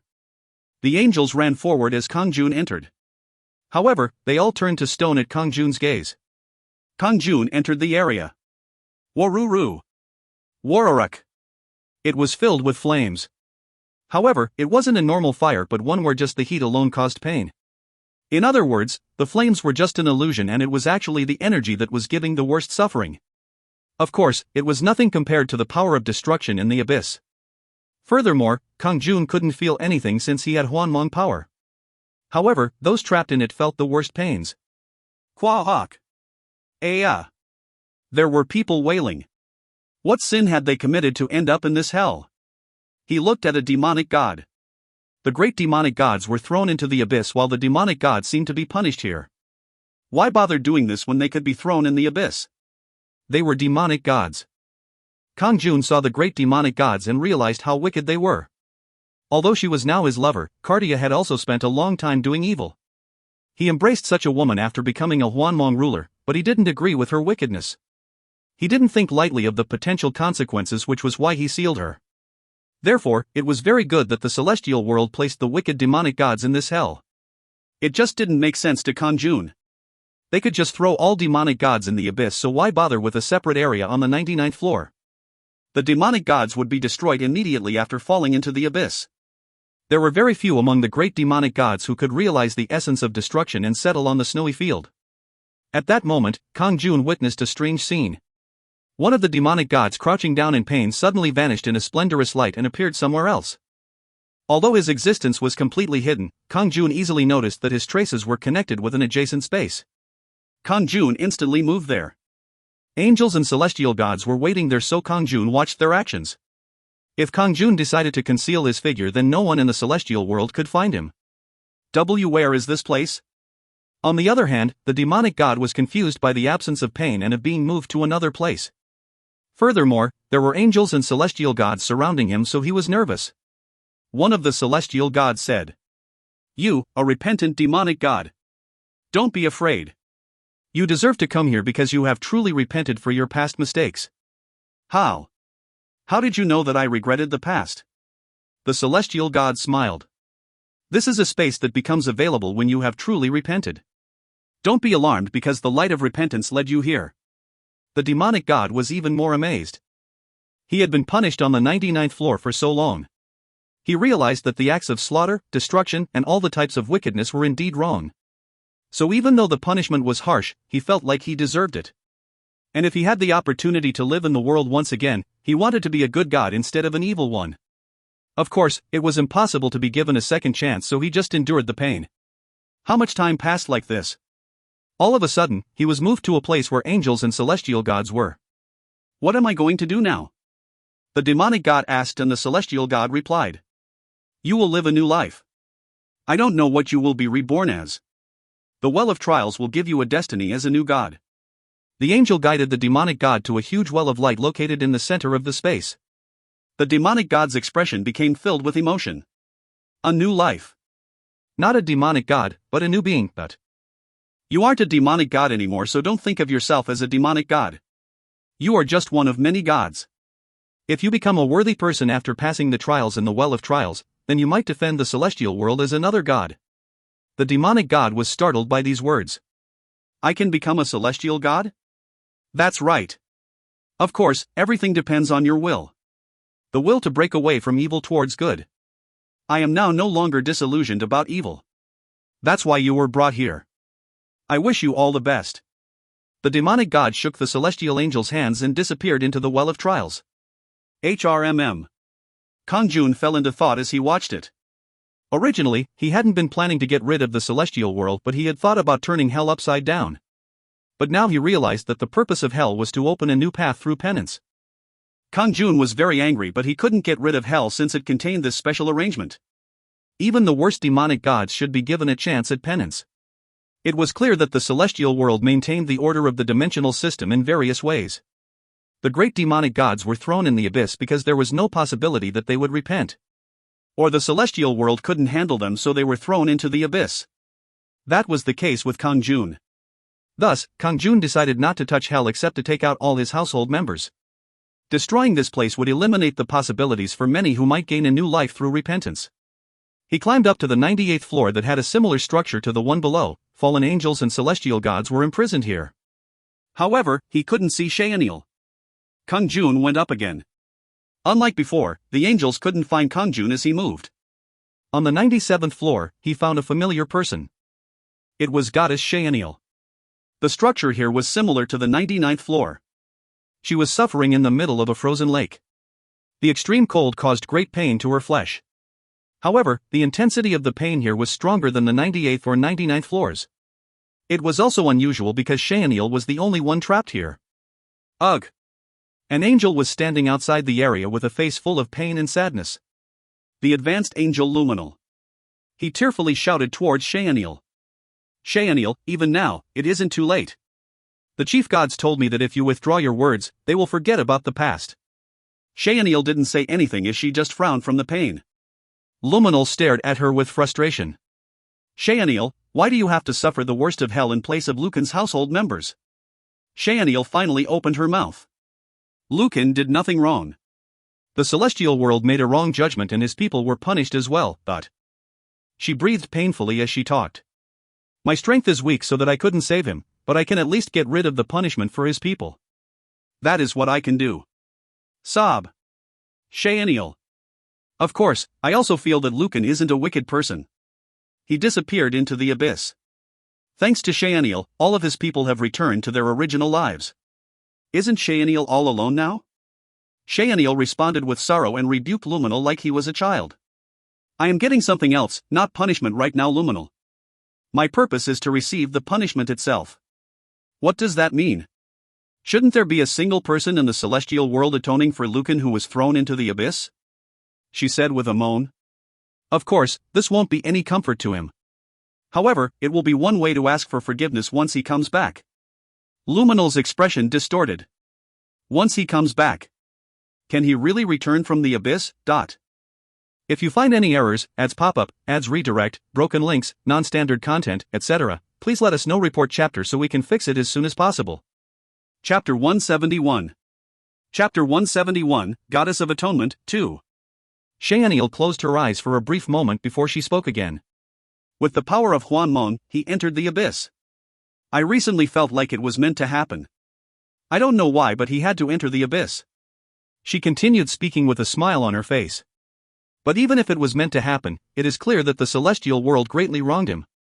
Thus, this is the only method to avoid his wrath. Luminal trembled.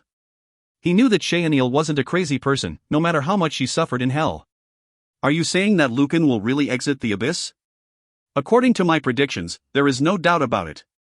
It might take many years, but it will definitely happen. It was at that moment.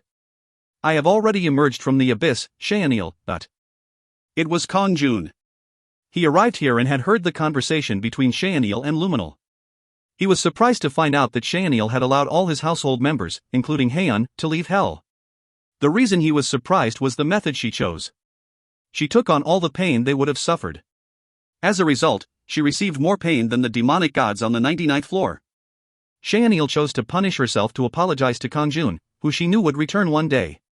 Kang-jun hurriedly pulled her away from the punishment area and said, "You are still very knowledgeable. You thought that I would still forgive the celestial world even after this?" Kang-jun spoke in a reproachful tone, but his eyes were warm. Although he was a Hwanmong ruler, he still had a sense of humanity. Once he saw Shaenil, his heart became choked with hot emotions that couldn't be expressed. Naturally, he was impressed. But it went beyond being just impressed. Due to her, Kang-jun's household members had avoided the pains of hell. He was impressed by that alone, but she had suffered in order to atone to Kang-jun. On the other hand, once she saw Kang-jun, Shaenil looked stunned and couldn't help crying. I guess I was right. I was sure that you would come back. Please forgive the celestial world. She didn't finish speaking. After suffering from the extreme pain, that pain had suddenly disappeared, so she fainted when she saw Kang-jun, as if all her tension had been released. It wasn't merely physical exhaustion but mental fatigue as well.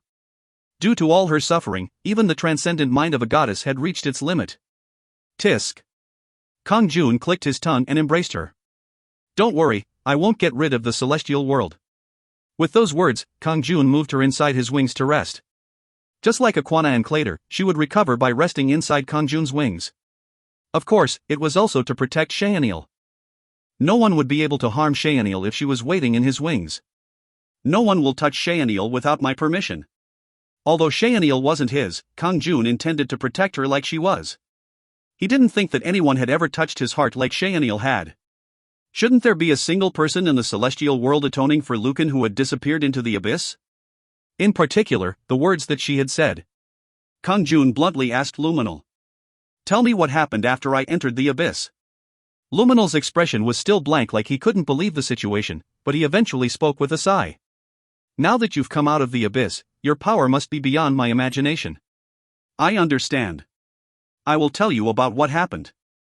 Luminal was worried that Kang-jun would go to the celestial world, so he was as polite as possible.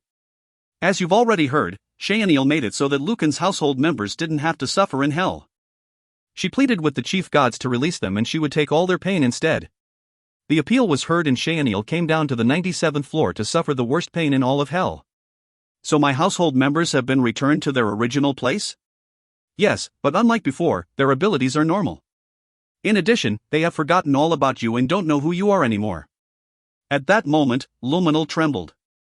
It was because Kang-jun's expression distorted the moment he spoke. All their memories of me were erased? Then their memories will be returned, including their original abilities. There will also be compensation for the damage they suffered. Isn't that right? That's right. Luminal started sweating. It wasn't an impossible task, but the chief gods of the celestial world were the only ones who could do it. But would they be willing to? Luminal was certain that the chief gods wouldn't bend even if the celestial world would collapse. So he was very concerned. Kang-jun had the ability to escape the abyss, so he could stop the chief gods. At that moment, Kang-jun looked at him and said, Don't worry so much. If we can talk well with each other, then I will hold back my hands. Anyway, it seems like I am now done with hell. Guide me to the southern area. Me? Luminal jumped at the suggestion that he should be Kang-jun's guide in the celestial world. Yes. Kang-jun nodded. Luminal hurriedly shook his head. I am an advanced angel of the celestial world. It is clear that you are going to the heavenly world for a bad purpose, so how can I guide you? Kang-jun sneered. You will guide me even if you don't want to. He waved his hand and a beautiful man in red armor showed up in front of him. The great demonic god Spiros. He was the lowest on the great demonic god's hierarchy, but he was unbeatable in the dimensional world. His abilities became stronger after surviving in the snowy terrain with extreme destructive power for many years. Lord, did you call me? As soon as Spiros appeared, he bowed without even daring to look at Kang-jun. Heek. That person? Luminal, who had the intuition of an advanced angel, noticed Spiros' identity and trembled. Great demonic god Spiros. How are you here? Lucan, did you drag him out? Spiros carefully looked up and glanced at Luminal. Beyond duck. Luminal felt faint with just one glance. He felt like a rat who had just met a cat or a snake. Kang-jun smiled. I pulled out not only Spiros, but everyone else. They are all my servants. That. Luminal looked desperate after hearing that all the great demonic gods in the abyss were Kang-jun's servants. Kang-jun laughed coldly. Spiros, question him and find out the location of the southern area. We will start by capturing the southern area of the celestial world. Yes, Lord. Spiros walked towards Luminal with a face full of interest. Luminal's entire body trembled. In fact, Kang-jun could find out the location of the celestial areas by intimidating Luminal directly. But he thought it would be more effective to use Spiros. They were capable servants, so as the master, he didn't need to take action. That was one reason why he only called Spiros. It wouldn't be good to call out all his servants just to take over the celestial world. Just don't take it too seriously, Spiros. Don't worry. I'll just check his back. I didn't know that I would be able to see an angel's back as soon as I left the abyss. At those words, Luminal immediately jumped up and cried out towards Kang-jun. It can't be helped. Then I'll guide you to the southern area. Luminal freaked out when he saw Spiros' strangely flashing eyes. It wasn't difficult to figure out what he saw. Sob. Anything else but that. I would rather apologize and face punishment in hell. Thus, an advanced angel collapsed due to the words from a great demonic god. Spiros bowed towards Kang-jun and declared. The mission is complete, Lord. Okay. Then let's move on to the southern area. Kang-jun smiled with satisfaction. The threats of the great demonic gods were on an entirely different level. He reduced an advanced angel to this pitiful state with just a few sentences. A portal to the southern area was immediately opened and Kang-jun and Spiros went through it. The frightened Luminal followed behind them. They are? Who dares come here? The southern area symbolically meant the southern sky, but that didn't mean there were no defenses. It was one of the separated worlds of the celestial world. A huge celestial world with vast areas. These 4 celestial worlds ruled over the whole dimensional system. There were countless angels in the southern area alone. The abilities of the angels varied. Among them, the upper-ranked were celestial gods and the lower-ranked were the angels. But right now, there appeared to be an invasion of this place. It was unprecedented in the southern area as well as in the entire celestial world. Kang-jun gave an order to Spiros as he looked at the angels coming towards them. Capture all those who resist. Yes, Lord. Spiros was completely excited. He had been dreaming of revenge. His desire to occupy the celestial world would finally be fulfilled. He never imagined that his wish would be fulfilled through Kang-jun. Kaka. Bring it on. Previously, Kang-jun had struggled against Spiros and had been killed dozens of times. Quararung. Flash. Papa Pat. Spiros swung his whip and countless weapons were created everywhere. This was the energy of destruction that existed in the abyss. It was shaped as weapons and flew towards the angels. All the angels ravaged by the weapons of destruction vanished without a trace. Of course, they weren't dead. They were just moved to the sealed world that Kang-jun created. Quararung. Kwang. Spiros flew along the southern sky. The angels and celestial gods within the radius of his attack all turned into dust and disappeared. These people. Evil demonic gods dared to show up here? It was the chief god of the south, Nodos. Behind him were Liviana of the west, Ceres of the east and Dianas of the north. The moment that the southern area got attacked, a warning rang through the entire celestial world. In particular, Katios informed the chiefs of the fact that the angels guarding the abyss were turned to stone and that Shaenil had disappeared. They immediately realized that there was a crisis in the celestial world. Therefore, the chiefs stopped everything and came to support the southern area. They were astonished to see that the identity of the demonic god was Spiros, who they had thrown in the abyss a long time ago. Spiros. Why are you here? I can't believe that you are out of the abyss. However, they were even more astonished after they saw Lucan, who was watching the situation with his arms folded. Lucan. Demonic god Lucan. Kang-jun laughed coldly. Everyone is here, so I don't have to go around looking for you. If you find any errors, ads pop up, ads redirect, broken links, non-standard content, etc., please let us know. Report chapter so we can fix it as soon as possible. Chapter 172. Chapter 172, Showing Them Despair, 1. The reason why Kang-jun had Spiros make such a big commotion in the southern area was to draw the chiefs here. It was tedious to go find them directly. Fortunately, they all came. Shalenda. Kang-jun called out Shalenda from the sealed world. Sususu. A great demonic god with ruby hair and white skin. Her red eyes were frightening and cold. However, she was extremely polite towards Kang-jun. Lord, did you call me? Show the chief gods your anger. Shalenda's eyes widened when Kang-jun pointed at the 4 chief gods. It was natural for her to want vengeance on those who threw her into the abyss long ago. As you command. She didn't appear overly displeased or excited like Spiros. Even if she was in a good mood, her expression wouldn't show it. Rather, she looked like someone who was becoming angrier. She used it to appeal to Kang-jun, but to others, it was a disaster. It has been a long time. As Shalenda approached them with a gentle smile, the expressions of the chief gods hardened. Great demonic god Shalenda. Unbelievable. You are still alive? The chief gods remembered when they tossed her into the abyss. An even more horrible existence than Spiros. At that time, all they could do was seal her power. However, Shalenda had appeared again after so many years and an even more terrifying power was emanating from her. Shalenda sneered at their surprised expressions. Of course I am alive. I am very well. Her hand stabbed into the air and the chief god staggered with a scream. Chwak. Sukiak. Puhak. Sakak. Nodo's wrists were cut off. Liviana's legs were cut off while Ceres' neck was sliced. Diana's heart was crushed. Of course, they had a strong resilience unique to the chief gods. However, Shalenda just separated their bodies again once they returned to their original state. Sekiak. Sekiak. Sekiak.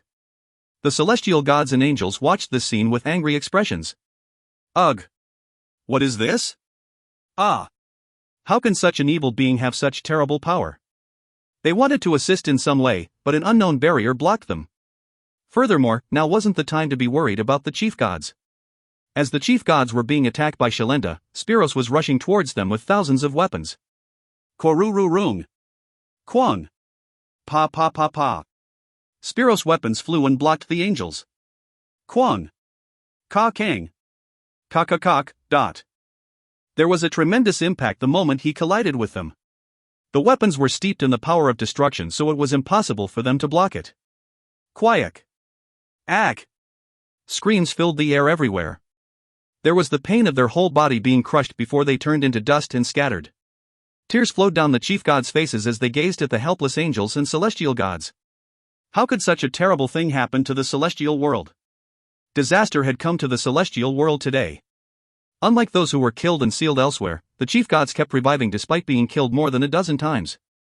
This meant that Shalenda was intentionally not sealing the chief gods. No, strictly speaking, it was Lucan's order to Shalenda.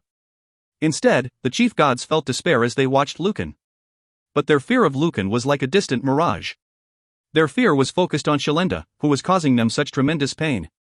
As rulers of the celestial world, the chiefs had transcended pain long ago. However, the pain Shalenda caused them was so tremendous that they couldn't help but scream. Kwa hak. Ak. Please stop now. Ku. I'd rather die. The chief gods howled from the pain. This was because Shalenda first poured the power of destruction into their bodies, making the chief gods feel immense pain. At this moment, a situation similar to what happened in the abyss was occurring to the chief gods. Pain. Pain. Pain. Falling into an endless pit of despair. Kang-jun gazed at them with a nonchalant expression. Shalenda turned to ask if she should continue and Kang-jun nodded. It is still far from enough, so keep going. Yes, Lord. Shalenda was excited. As the screams of the chief gods continued, Spiros swept up all the angels and celestial gods in the southern area. Kang-jun watched them blankly, but his mind wasn't that good. If they accepted my offer, then this wouldn't have happened. Don't blame me when you were the ones who caused my anger. Instead, the chief gods decided that Hwanmong was evil and threw him into the abyss like he was a great demonic god. If Kang-jun didn't have his desperate will to survive and good luck, then he would have already been destroyed. No, he might be in the terrible position of living as Spiros or Shalenda's slave. Kang-jun had used everything and survived. He had stabbed a sword into the heart of despair, and now he was in control of the despair. To those who had fallen into the hell of despair, he would make them feel what true despair truly was. They would feel the despair. The despair of being punished for their decisions. They would feel what a heavy punishment felt like. As Kang-jun watched the chief gods being punished, Shaenil woke up in his wings and let out an aghast sound. Ah! Shaenil grieved as she saw the southern area being turned into hell. Tears flowed down as she stared at Kang-jun. Lucan, please have mercy. Please forgive the celestial world. She knelt in front of Kang-jun and begged. Kang-jun shook his head and lifted her up. Then he smiled gently and said, Shaenil, there is no need for you to get on your knees since you have done nothing wrong. Rather, I should be rewarding you. I will accommodate it if it is possible, so tell me if you have a wish. Shaenil was the only one who tried to defend Kang-jun when the chief gods had unanimously decided to throw Kang-jun into the abyss. As a result, she also suffered in hell, but she never gave in. Therefore, he intended to save Shaenil even if Kang-jun killed all the other celestial gods. No, he would listen to whatever she wanted. Shaenil realized Kang-jun's meaning and begged. I want only one thing. Please forgive them. I can't do that. Kang-jun laughed coldly.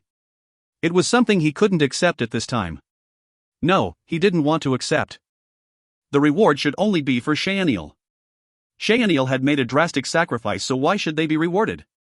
Those people deserved to suffer for what they did to the innocent Shaenil. It was nonsense to reward them. Kang-jun continued.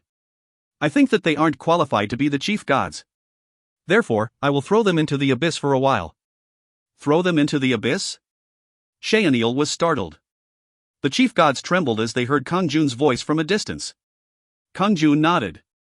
I will show them what the abyss truly is, and they will feel true despair. Can't you forgive them if they are sealed and repent? Shaenil asked anxiously. I think that they misjudged you. Those people will feel regret that they misunderstood you and Hwanmong, so please let go of your anger. Kang-jun shook his head. It was not just a mistaken judgment but a result of their arrogance. An arrogance that defines everything that didn't come from them as evil. As long as there is such arrogance, they won't change and will repeat the same mistakes. Of course, I won't let them repeat these mistakes. Kang-jun was adamant. He tapped Shaenil's shoulders for encouragement and said, I don't think we need 4 celestial skies. I will unite the celestial world and it will be ruled by Shaenil. Shaenil was shocked by these unexpected words. Kang-jun was saying that he would make her the ruler of the celestial world. It wasn't a lie. Kang-jun had the abilities to make it happen. He had practically occupied the celestial world. Shaenil was silent for a moment before carefully opening her mouth. It is possible to do it by force with your strength. However, the celestial world will lose its vision. I truly appreciate it, but I can't accept. Kang-jun frowned lightly. Do you want the celestial world to stay like it is now? The celestial world will change. Today's lesson will never be forgotten. Let's see. How can you guarantee that? I will guarantee it. Shaenil declared with spirited eyes. If they let you down again, then I will follow your words. However, I want you to watch it just once. Until then, I won't be a celestial goddess but your goddess of Hwanmong. You will become mine? It doesn't matter if you treat me as your servant. I'll do anything you want. If you find any errors, ads pop up, ads redirect, broken links, non-standard content, etc., please let us know. Report chapter so we can fix it as soon as possible. Chapter 173. Chapter 173, Showing Them Despair, 2. Kang-jun was inwardly baffled by Shaenil's words. Of course, Kang-jun had no intention of treating her like a slave. Although she could be called a servant due to the chief gods being defeated by Kang-jun, Shaenil had always helped him. How could he treat her like that? Therefore, he wanted to send the chief gods to the abyss and make her the ruler of the celestial world. However, he felt a little bitter when she said she would rather become his slave. On the other hand, a new greed was sparked in Kang-jun. She wouldn't be a celestial goddess but a Hwanmong goddess. That's right. It would be nice if Shaenil was Kang-jun's goddess instead of the celestial world's. Among Kang-jun's people, there were many evil gods but no good ones. There were spirit rulers and a Naga queen but no good goddesses. He was crawling with demonic gods. There was even a top demonic god. Therefore, having a heavenly being, who was the incarnation of good, would balance them out. Moreover, it was the greatest beauty, Shaenil, so his heart would warm just by looking at her. There was also something persuasive about Shaenil's words. If the celestial world made such a mistake again, he could put Shaenil in their place. There was no need to rush. As Kang-jun became silent, Shalenda and Spiros stopped their slaughter. They waited quietly for Kang-jun to decide, and the chief gods were staring at him as well. They had already realized that resistance was meaningless and knew that the celestial world's fate would be decided by Kang-jun's next words. It was a miserable situation, but they had to accept reality. In particular, the northern chief god felt a sense of responsibility. I didn't say anything even though I should have. It is clear that his anger was caused by our actions, which we made despite me knowing that it was wrong to do so. Diana's had used the pretext of preventing the division of the celestial world as the reason for their actions. However, now that she looked back, she didn't like that a new world, which was out of the celestial world's control, had appeared. It was true that the demon gods were trying to obtain Hwanmong, but Lucan was the guardian of Hwanmong and he was going against the demonic gods. Therefore, Diana's broke the silence first and spoke up. I, Diana's, on behalf of the northern area, take responsibility for all this. Please give the celestial world another chance. We will never interfere with Hwanmong and your work. Moreover, the celestial world will be glad to cooperate if it is necessary. The words Kang-jun wanted to hear before entering the abyss were now coming from Diana's mouth. Kang-jun glanced at her. If I had taken action sooner, I could have prevented the celestial world from becoming like this. I don't know why I didn't speak up, but I am now feeling the bitter taste. Diana's bowed her head humbly and didn't say anything else. This time, it was Nodos of the South who spoke. Lucan, it was me who instigated the idea that you were evil. Now, I know that it comes from my ignorance of you as well as my arrogance. Therefore, I am determined to receive any punishment, but please limit your anger to just me. I'd like to ask for mercy for the others. Nodos had a very self-deprecating expression on his face because he thought the celestial world had become like this due to him. Liviana and Ceres also spoke up. I will support you if you throw us in the abyss and appoint Shaenil as chief. I realize and take responsibility for today's situation. I will as well. So, please release all your wrath onto us and spare the other angels and celestial gods. They are bound to follow our orders. Kang-jun's expression relaxed noticeably. To be honest, Kang-jun didn't intend to throw them into the abyss now that the chief gods had come out like this. This was the difference between the demonic gods and the celestial gods. The celestial gods could reflect on their own. They acknowledged their mistakes and were even willing to accept punishment. On the other hand, the demonic gods simply obeyed out of fear. So, it was easier to deal with the demonic gods. The demonic gods were worthy to be his servants. Kang-jun was silent for a moment. I will give you one last chance because of Shaenil. Of course, there will be some conditions. Shaenil's face regained its color. Ah. Really? The chief gods also had tumultuous expressions on their faces. They were actually thinking that Kang-jun would throw them into the abyss. Thus, they had wanted to at least save the angels. The chief gods hadn't expected Kang-jun to give them new opportunities. They couldn't help but be surprised by the unexpected words that emerged from Kang-jun's mouth. Truly? Are you really going to give us another chance? Kang-jun nodded. As long as you return my household members and Hwanmong to its previous state. Additionally, it should be the same for Earth and reality as well. We will do so. Diana's accepted instantly. Not only that, the other three chief gods nodded like they agreed. Kang-jun had a pleased expression due to their cooperative attitude and continued with his conditions. I believe there will be no complaints if Shaenil becomes the goddess of Hwanmong instead of the celestial world. Of course. We will respect Shaenil's will. The celestial world might cause trouble later on, but for now, he felt positive about them. Kang-jun continued. She is the only goddess of Hwanmong. Although she is a goddess, there are no angels or celestial gods to assist her. Diana's nodded before Kang-jun even finished his words. We will send 4 celestial gods, 10 advanced angels and 100 general angels to defend Shaenil, who will permanently be the goddess of Hwanmong. Kang-jun's expression brightened. I guess that is reasonable. As a result, for celestial gods, 10 advanced angels and 100 angels now belong to Shaenil and Kang-jun. Kang-jun turned toward the portal in the south and pointed to Luminal, an advanced angel who had been looking on with a devastated expression. I want him to be one of the advanced angels. Diana's accepted that like she had already expected it.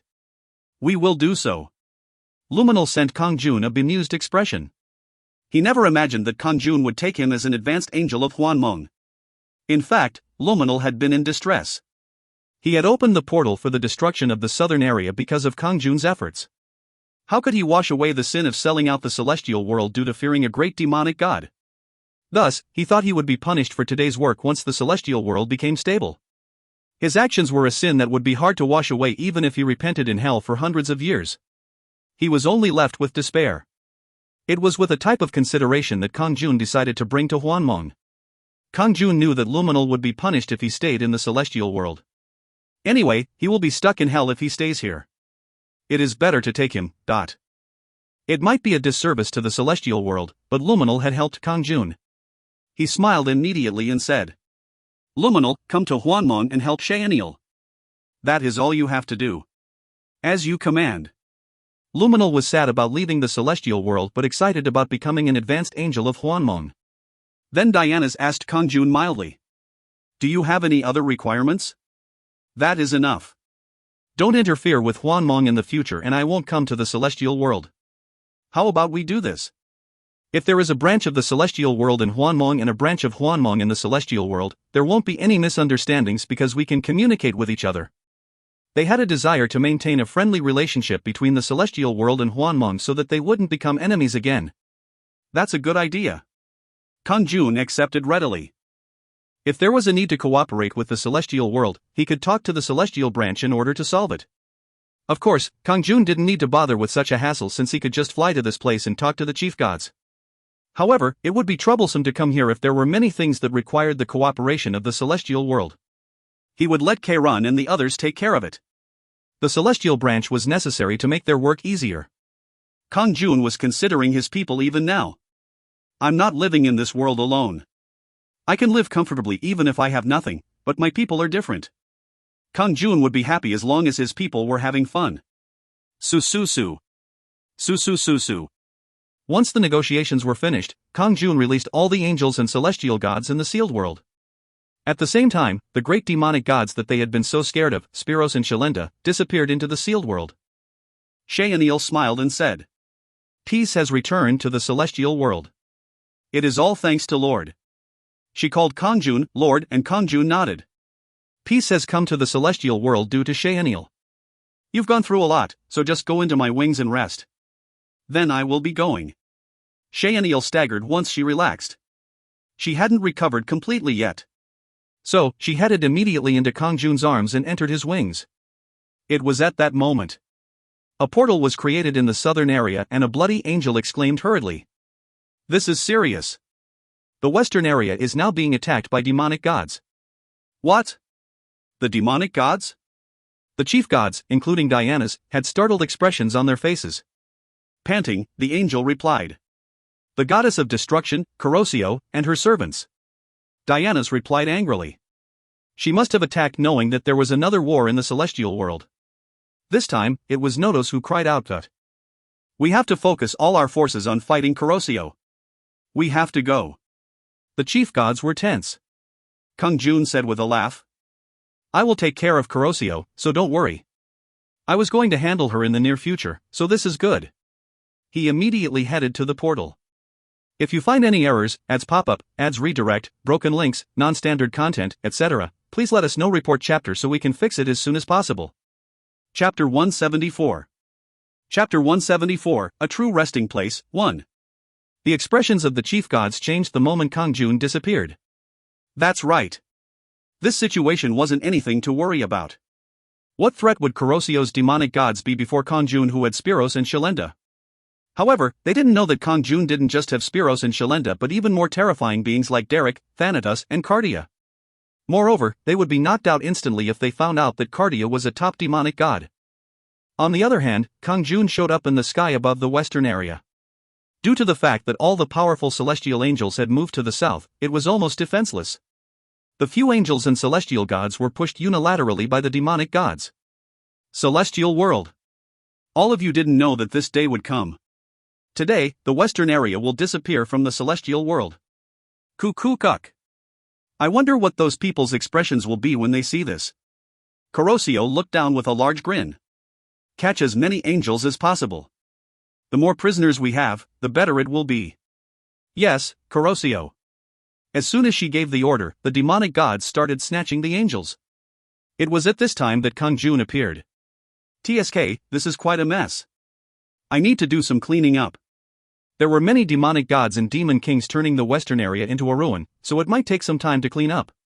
Of course, he had people to do such inconvenient things for him. Thanatos. Yes, Lord. A body that appeared to have a color scheme of only black and white appeared. She was the best beauty in the dimensional system aside from Cardia, but those who saw her felt an overwhelming sense of fear. Thanatos was a great demonic god who slaughtered everything in front of her eyes. Yet this Thanatos was looking at Kang-jun with a bittersweet expression. She reached out anxiously to Kang-jun as she ignored the attention of others. Did you call me? Yes. Go to the people over there and show them the bitterness of defeat. Kang-jun pointed to Kurosio's group that was running all over the western area. Thanatos nodded. As you command. There were targets for slaughter, so life was already filling her eyes. Of course, in her eyes, there was still longing for Kang-jun. Kang-jun thought that her eyes were too pathetic, so he should hug her once in a while. However, it was something to do in the future. Right now, it was imperative to clean up Kurosio's group. Thanatos smiled as she received a certain assurance from Kang-jun's eyes. He felt like the western area had lit up from how beautiful her smile was. Of course, that smile could only be seen by Kang-jun. Thanatos returned to her distinctively expressionless face and approached Kurosio. Whying? Kurosio felt something unusual was approaching and looked up. Her eyes widened the moment she discovered Thanatos. As surely, that isn't? Although Kurosio was called the goddess of destruction and was revered as head of the demonic gods, there was a legendary being that she had never dared to face. Horror filled her eyes, but she couldn't speak. It was an ancient legend that occurred long enough to be forgotten now. However, Kurosio recognized her at once. The great demonic god in front of her now was Thanatos. Great demonic god of slaughter, Thanatos. She froze on the spot the moment she realized it. The great demonic gods such as Spiros, Shalenda, Derek and Thanatos were incomparably strong to Kurosio, so her response was natural. That wasn't all. The movements of the demonic gods and demon kings running over the western area suddenly stopped. They discovered the existence of death in the sky and lost all of their will to fight. They bowed immediately. Regardless of whether they were on the ground, in the air or in water, they all knelt down. Everywhere became silent. The few angels and celestial gods, who hadn't become prisoners, were wondering what had happened. Kang-jun had called Thanatos for this reason. This is the difference in skills. It was natural for the demonic gods to be scared when Spiros showed up, let alone Thanatos. Thanatos had an absurd expression on her face as she faced no resistance. Anyway, the mission was complete. She walked over to Kang-jun and said, "As you can see, I didn't have to use my hands, Lord, but..." "That's right. Good work." Kuroshio was doing nothing other than staring at Thanatos. Still, the result was that all the demonic gods gave in. Thanatos brightened visibly at Kang-jun's praise. Kang-jun stroked her head thinking that she was cute. "Leave only Kuroshio and bring the others in. Make sure that you educate them mentally." "Yes, Lord." "Don't worry." Thanatos' expression became brighter as her head was stroked. The demonic gods were stunned to see such an expression. It was because they hadn't expected Thanatos, the master of slaughtering, to make such a charming expression. Thanatos was a presence who caused fear. In particular, Kuroshio was particularly shocked. "This is impossible. Such a ridiculous thing." She knew very well that Kang-jun's presence was unusual. It was because she had been tempted to become Kang-jun's slave when she had tried to seduce him. Even now, her body was trembling due to the effect that Kang-jun had on her. However, if she gave in to that desire, she would become Kang-jun's slave. It was impossible for a great demonic god to be someone else's slave. Yet he was Thanatos' lord? Kuroshio was tempted to become his slave. What am I thinking right now? Kuroshio bit her lip and controlled her dangerous urge. Meanwhile, Thanatos dragged all the other demonic gods and demon kings into the sealed world. In the western area, only Kang-jun and Kuroshio remained. Kuroshio moved backwards like she wanted to avoid what was coming. It was because she still had the thought of becoming Kang-jun's slave. In that case, escape was the only answer. Then Kang-jun waved his finger and scolded her. "Come here. You should die once for me." "Huh? Why?" Regardless of her will, Kuroshio moved toward Kang-jun. "Pu hak. Ak." Kang-jun's sword pierced through Kuroshio's heart. Kuroshio gazed at Kang-jun with puzzled eyes as pain flared up in her body. "Why?" Kang-jun stared at her coldly. "You dared to seduce and kill my teacher, Shadowless. You have many other sins, but this one makes me want to kill you." "Ah, Shadowless." Kang-jun stabbed her chest once more. "Pu hak. Ah." Kuroshio moaned as she died. Within a short period of time, she revived and said to Kang-jun in a giggly voice. "Ah, it is really hot. More please." "What?" "Please kill me just once more." "As you wish." "Pu hak. Sekiak." Kang-jun stabbed Kuroshio's chest and sliced her neck again. "Ah." Kuroshio scattered with another strange moan.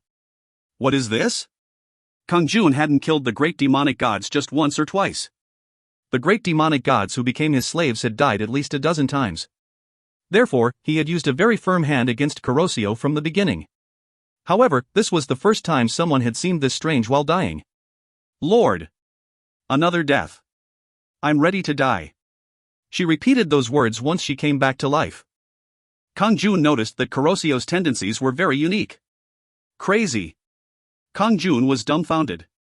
He knew that most of the great demonic gods weren't normal, but Kuroshio was the opposite of Shalenda. The more he saw, the more M-oriented that she seemed. Normal people had a range of pain that they could accommodate, but Kuroshio had no such limitations. She had the ability to survive even after dying. Her excitement became obvious the more Kang-jun killed her. She might be a demonic god who loved falling into hell. At this moment, Kuroshio gazed at Kang-jun and said, "In the end, it turned out like this. Lord. I'll become your slave if you kill me." Kang-jun laughed and asked, "Do you want me to send you to hell since you like pain?" "No, I think you would be very excited if I gave you to Shalenda or Thanatos." Shalenda liked dealing pain and Thanatos liked to kill, so they would be perfect for Kuroshio. However, Kuroshio sighed and shook her head. "Ha! You're misunderstanding me. They are just scary beings. They haven't captivated my heart. Lord is the only one who has been able to do it." This meant that she wanted only Kang-jun to kill her. Hearing this, he was impressed. Kang-jun wanted to swing his sword for some reason, but simultaneously, he also didn't want to. Okay, then enter the sealed world. Yes, Lord. Call me at any time. Kuroshio disappeared with a sad expression. Somehow, Kang-jun felt uneasy. Why were all the demonic gods so strange? He felt like he would lose his mind if he thought about the great demonic gods. Anyway, this problem is solved. Before the demonic gods entered Kang-jun's seal, they released all the angels they had captured. Meanwhile, the chief gods were impressed to see that the situation was over. Are you done already? They had no choice but to be surprised. In fact, the time it took to summon Thanatos and for the demonic gods to enter the seal was less than a minute. Rather, it took longer for Kang-jun to play with Kuroshio. If you find any errors, ads pop-up, ads redirect, broken links, non-standard content, etc., please let us know. Report chapter so we can fix it as soon as possible. Chapter 175. Chapter 175, A True Resting Place, 2. Lucan. On behalf of the celestial world, I want to sincerely thank you for protecting the western area. We have once again confirmed that the guardian of Hwanmong is the enemy of the demonic gods. The four chief gods thanked Kang-jun politely. Kang-jun smiled. If the demonic gods bother you again, tell me anytime. Ah, no. Well, we will do so. Diana's laughed bitterly. It was a bit strange for the celestial world to ask for cooperation in dealing with the demonic gods. However, Kang-jun was an exception. Before him, they had no pride. The western area had almost been turned into a ruin and countless angels would have become slaves to the demonic gods. It was Kang-jun who stopped this. As they had said, the enemy of the demonic gods was Kang-jun. They gazed toward Kang-jun and said, Lucan. As you wished, the memories of your household members and all your bases in Hwanmong have been returned to their previous states. Only their memories of hell and the celestial world have been removed. It doesn't matter. Kang-jun nodded. It was easier if they didn't retain their memories of hell and the celestial world. Once Kang-jun returned, he would now be able to meet Heian as before and enjoy life with Shakan and Keljark. The same was true for his household members in Hwanmong, including his military advisors Kairan and Enel. Kang-jun would visit them one by one. Then Diana smiled and said, In order to ensure that there aren't any inconveniences on Earth, I will send 4 angels from the celestial world there again. The celestial world will cooperate as much as possible, so feel free to tell them if you need anything. I will. I look forward to accepting your sincerity. In fact, ever since Kang-jun came a Hwanmong ruler, he was no longer constrained by the limit between reality and Hwanmong. In other words, if he wanted to go to reality now, he could. He was no longer constrained by space and time. Therefore, he could fly to the celestial world at any time to communicate his will. He didn't need the angels but decided to accept them as a sign of sincerity. Moreover, when he thought about it, the angels were probably required. It was comfortable to be able to communicate with words without bothering to fly to the celestial world. Kang-jun gazed at them and said, Now, I will leave the celestial world. I don't want to interfere with the work of the celestial world. If you need my help, don't feel burdened to ask. Instead of the chief gods, Kang-jun was the one saying this. However, the chief gods couldn't accept his words. It is great that you've said so. The celestial world is ready to cooperate with Hwanmong at any time. I will do so. Kang-jun nodded. He finished conversing with the chief gods and decided to go back to reality. Are you sure you want to enter Earth from Hwanmong? Yes/no. Of course, this was something that was dependent on Kang-jun's will. For a Hwanmong ruler who had the power of immortality, life on Earth was nothing more than a game. However, Kang-jun felt reality was more precious than entertainment. Having infinite abilities didn't always mean being happy. Rather, it was a hollow feeling. Sometimes he wouldn't be able to withstand the lonely feeling. Therefore, his people were particularly precious. He would be lonely without them. Even the sealed demonic gods were important beings who helped Kang-jun to keep him company. However, the real Earth was the most thrilling place. He wasn't sure why, but he couldn't help smiling at the memories of those times of frustration and despair. So, once the work in the celestial world was finished, he felt like going back to reality to rest. Reality, not Hwanmong, was the real resting place for him. Yes. Return to Earth reality. The power of Hwanmong will return you to Earth reality. Kang-jun closed his eyes as the message popped up, then he was moved to a different place. You woke up. Heian smiled brightly and welcomed Kang-jun. As always, the dazzling smile reminded Kang-jun that he had returned to reality. She pointed to a window and said, "Look! The first snow is falling down." She didn't seem to remember that Kang-jun and the celestial world had a great war or that she had gone to hell. How long had Kang-jun been apart from her? He didn't know it had been this long.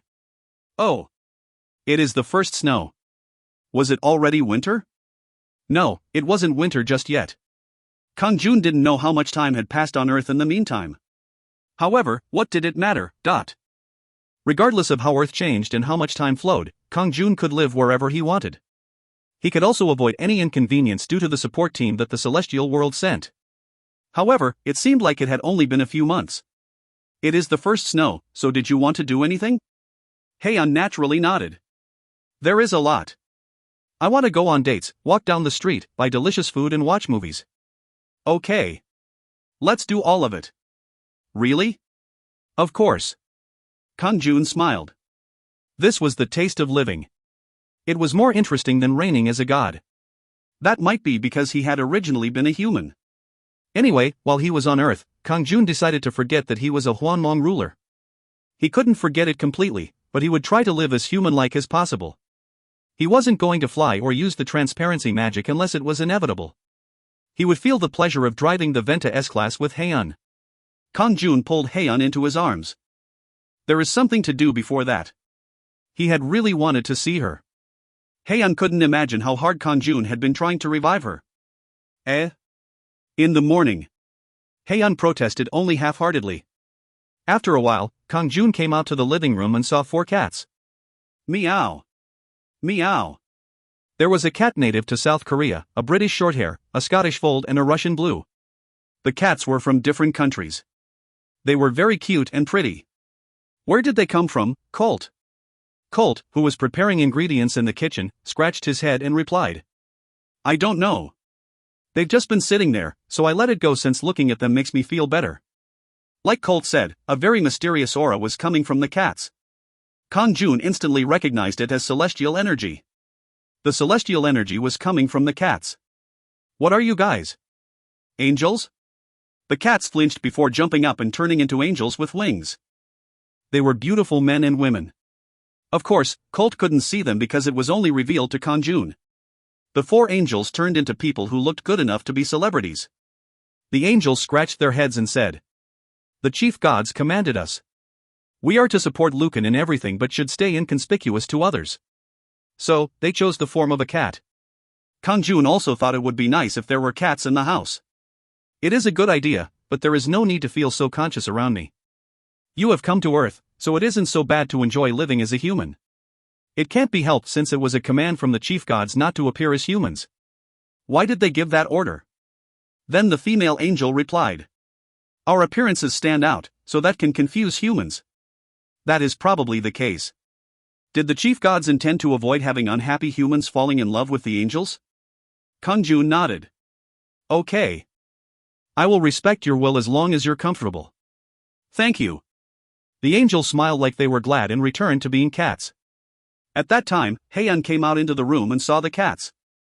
What are these cats? They will be with us in the future. Really? Ho ho ho. I will feed them right now. Hwan liked the cats a lot. They seemed embarrassed as she approached and stroked them one by one. No matter what they looked like, they were still angels. However, they had to be prepared for such things after turning into cats. They had no choice since they looked like normal, cute cats. Those limpid eyes. They had gazes that gathered attention to their cuteness. Hwan's eyes glowed intensely as she started to hold the cats in her arms. Tickle, tickle. Bubi. Sook, sook. As she stroked their fur and rubbed their chins, the cats showed how good they felt at the expressions of affection. What do I do? So cute. Kang-jun was happy after seeing Hwan so excited. Okay, the angels are doing well. If Kang-jun said that, they would receive a great prize when they returned to the celestial world. After eating breakfast, Kang-jun watched a movie with Hwan before stopping by the pork belly store Shaken operated. Shaken had the door of the shop open and was cleaning. Oh. Welcome, Lucan. How did you know that meat was coming today? Call me Kang-jun here, instead of Lucan. Ah, that's right. Kang-jun? The red-haired Shaken laughed. He also didn't know about what happened in the celestial world. Kang-jun kept the war with the celestial world a secret from Shakan. Once again, ignorance was bliss. Moreover, if Shakan knew that the celestial world didn't dare go against Kang-jun, he would no longer be able to regard Kang-jun as a friend. Shakan knew that Kang-jun was more powerful than a transcendent, but not much beyond that. So, he treated Kang-jun as a comfortable friend. It was the same for Kang-jun as well. It was good to have friends. In the future, he should get more ordinary human friends on Earth. It would enrich his life as a Hwanmong ruler. Then Shakan laughed while holding a bottle of soju in his hands. Ha ha ha. It is the first snow, so how about we drink? Kang-jun was dumbfounded, so he asked Shakan. Don't you get tired of eating meat and drinking all day?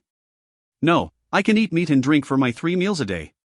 Shakan was originally a dragon. So, of course, he liked meat. Have you picked a human name? Shakan wasn't a human name.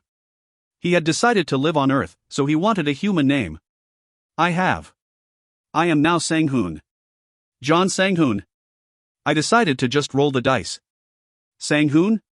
That isn't a bad name. And Keljark's name is Ji-un. Kim Ji-un. Oh. Really? That name is good as well. Keljark was a top demon king. She named herself Kim Ji-un because she also wanted to live like a normal human on Earth. Thanks to Kang-jun, both of them had become Korean. By the way, how would he handle the immigration forms of a top dragon and a top demon king? Kang-jun didn't worry about it. Han Yunsu and the Black Dragon law firm would take care of it. Sizzle. In the meantime, the pork belly started sizzling. Come on, have a drink. Okay. Shakan no, Sang-hoon started pouring out the alcohol. If you find any errors, ads pop-up, ads redirect, broken links, non-standard content, etc., please let us know. Report chapter so we can fix it as soon as possible. Chapter 176. Chapter 176, Rewards and Punishment, 1. Sang-hoon told his employees to go home as he was going to drink with Kang-jun today. It was a normal occurrence for the employees working there. Moreover, they still received their salary. Where was there such a good job in this world? Rattle. Someone came in the door. They were guests, but Sang-hoon waved his hand. Business isn't open today. Come next time. Again? Boss Nim. Please. Just one meal please. Sang-hoon frowned. They were college students who came often. You guys again? You're loud, so go somewhere else. How about we take care of cooking it ourselves? Ho ho. Great Boss Nim. Please, please. We'll eat quietly. Sang-hoon kept frowning, but he brought over 10 servings of pork belly. Sheesh, such a bother. At least you know how to have delicious meat. Anyway, this should be enough. Eat it quietly. Wah! Boss Nim is the best. Wahahaha. Thank you, Boss Nim. The policy of this shop was that the owner, not the guests, was king. It was open for business only when the owner wanted it to be. Of course, he wasn't unkind. Even the customers needed to be polite to the boss. Once again, the owner of the meat house was king, so any guests he didn't like would be removed immediately. However, the customers kept coming back because the meat was really good. Although it wasn't certain, there were rumors that those who ate the meat here would become healthier. It was because Sang-hoon sprinkled some of the finest restorative ingredients on top of the meat. Those who ate the meat often might miraculously have their cancer cured, but he didn't do it intentionally. It was just a little consideration for the guests who came to this meat house. Kang-jun asked suddenly. Do you like it here? Of course. It is a million times better than keeping the destruction beings from destroying Pavalia Station. Sang-hoon had decided to live on Earth until it was destroyed. It wouldn't be destroyed easily because he was a strong being who loved Earth. There was also Kang-jun in the background. Will you keep this pork belly house open? I'll probably do something else after a decade or so. I'll start with a chicken house before moving to a duck shop. You sure eat well. Isn't eating the best? Ho, there are so many things to eat such as ham hocks and sundae. The dream of Sang-hoon, the dragon, was to open restaurants of all different kinds of meat. As Kang-jun was eating meat with Sang-hoon, a familiar person came by. What? If you were going to do this, you should have called me. Why are the two of you eating alone? It was Keljark, the top demon king who had become synonymous with fear in Pavalia Station. Of course, she was now Kim Ji-un of South Korea. Her appearance was atypical, homely style as most of her charm as a demon was hidden. She did this because she didn't want to attract attention from human males. She was tired of the troublesome people who clung to her every day. Sang-hoon laughed. Kang-jun just appeared suddenly. I didn't get a chance to call. Kang-jun laughed. Welcome, Keljark, no, Kim Ji-un. Hee, I really feel like I am Korean after hearing Kang-jun call me that. Shall we have a drink? Ji-un seemed to be in a good mood as she sat in front of the fire and drank soju. How many drinks did they have? Suddenly, the door of the store opened and somebody came in. It was a woman in a suit with the slim body of a model. She was also someone familiar to Kang-jun. It was Jang Seoyeon Sovereignavia, who was part of Kang-jun's sovereign alliance. After Kang-jun became the absolute sovereign of Earth Hwanmong, it had been meaningless to be in an alliance. What is going on? I tried to contact the Delta building and was told I would find you here. Jang Seoyeon said respectfully. Of course, she didn't know that Kang-jun's abilities had gone beyond transcendent. However, Kang-jun was the absolute sovereign of Hwanmong, so he was an extremely honorable figure to her.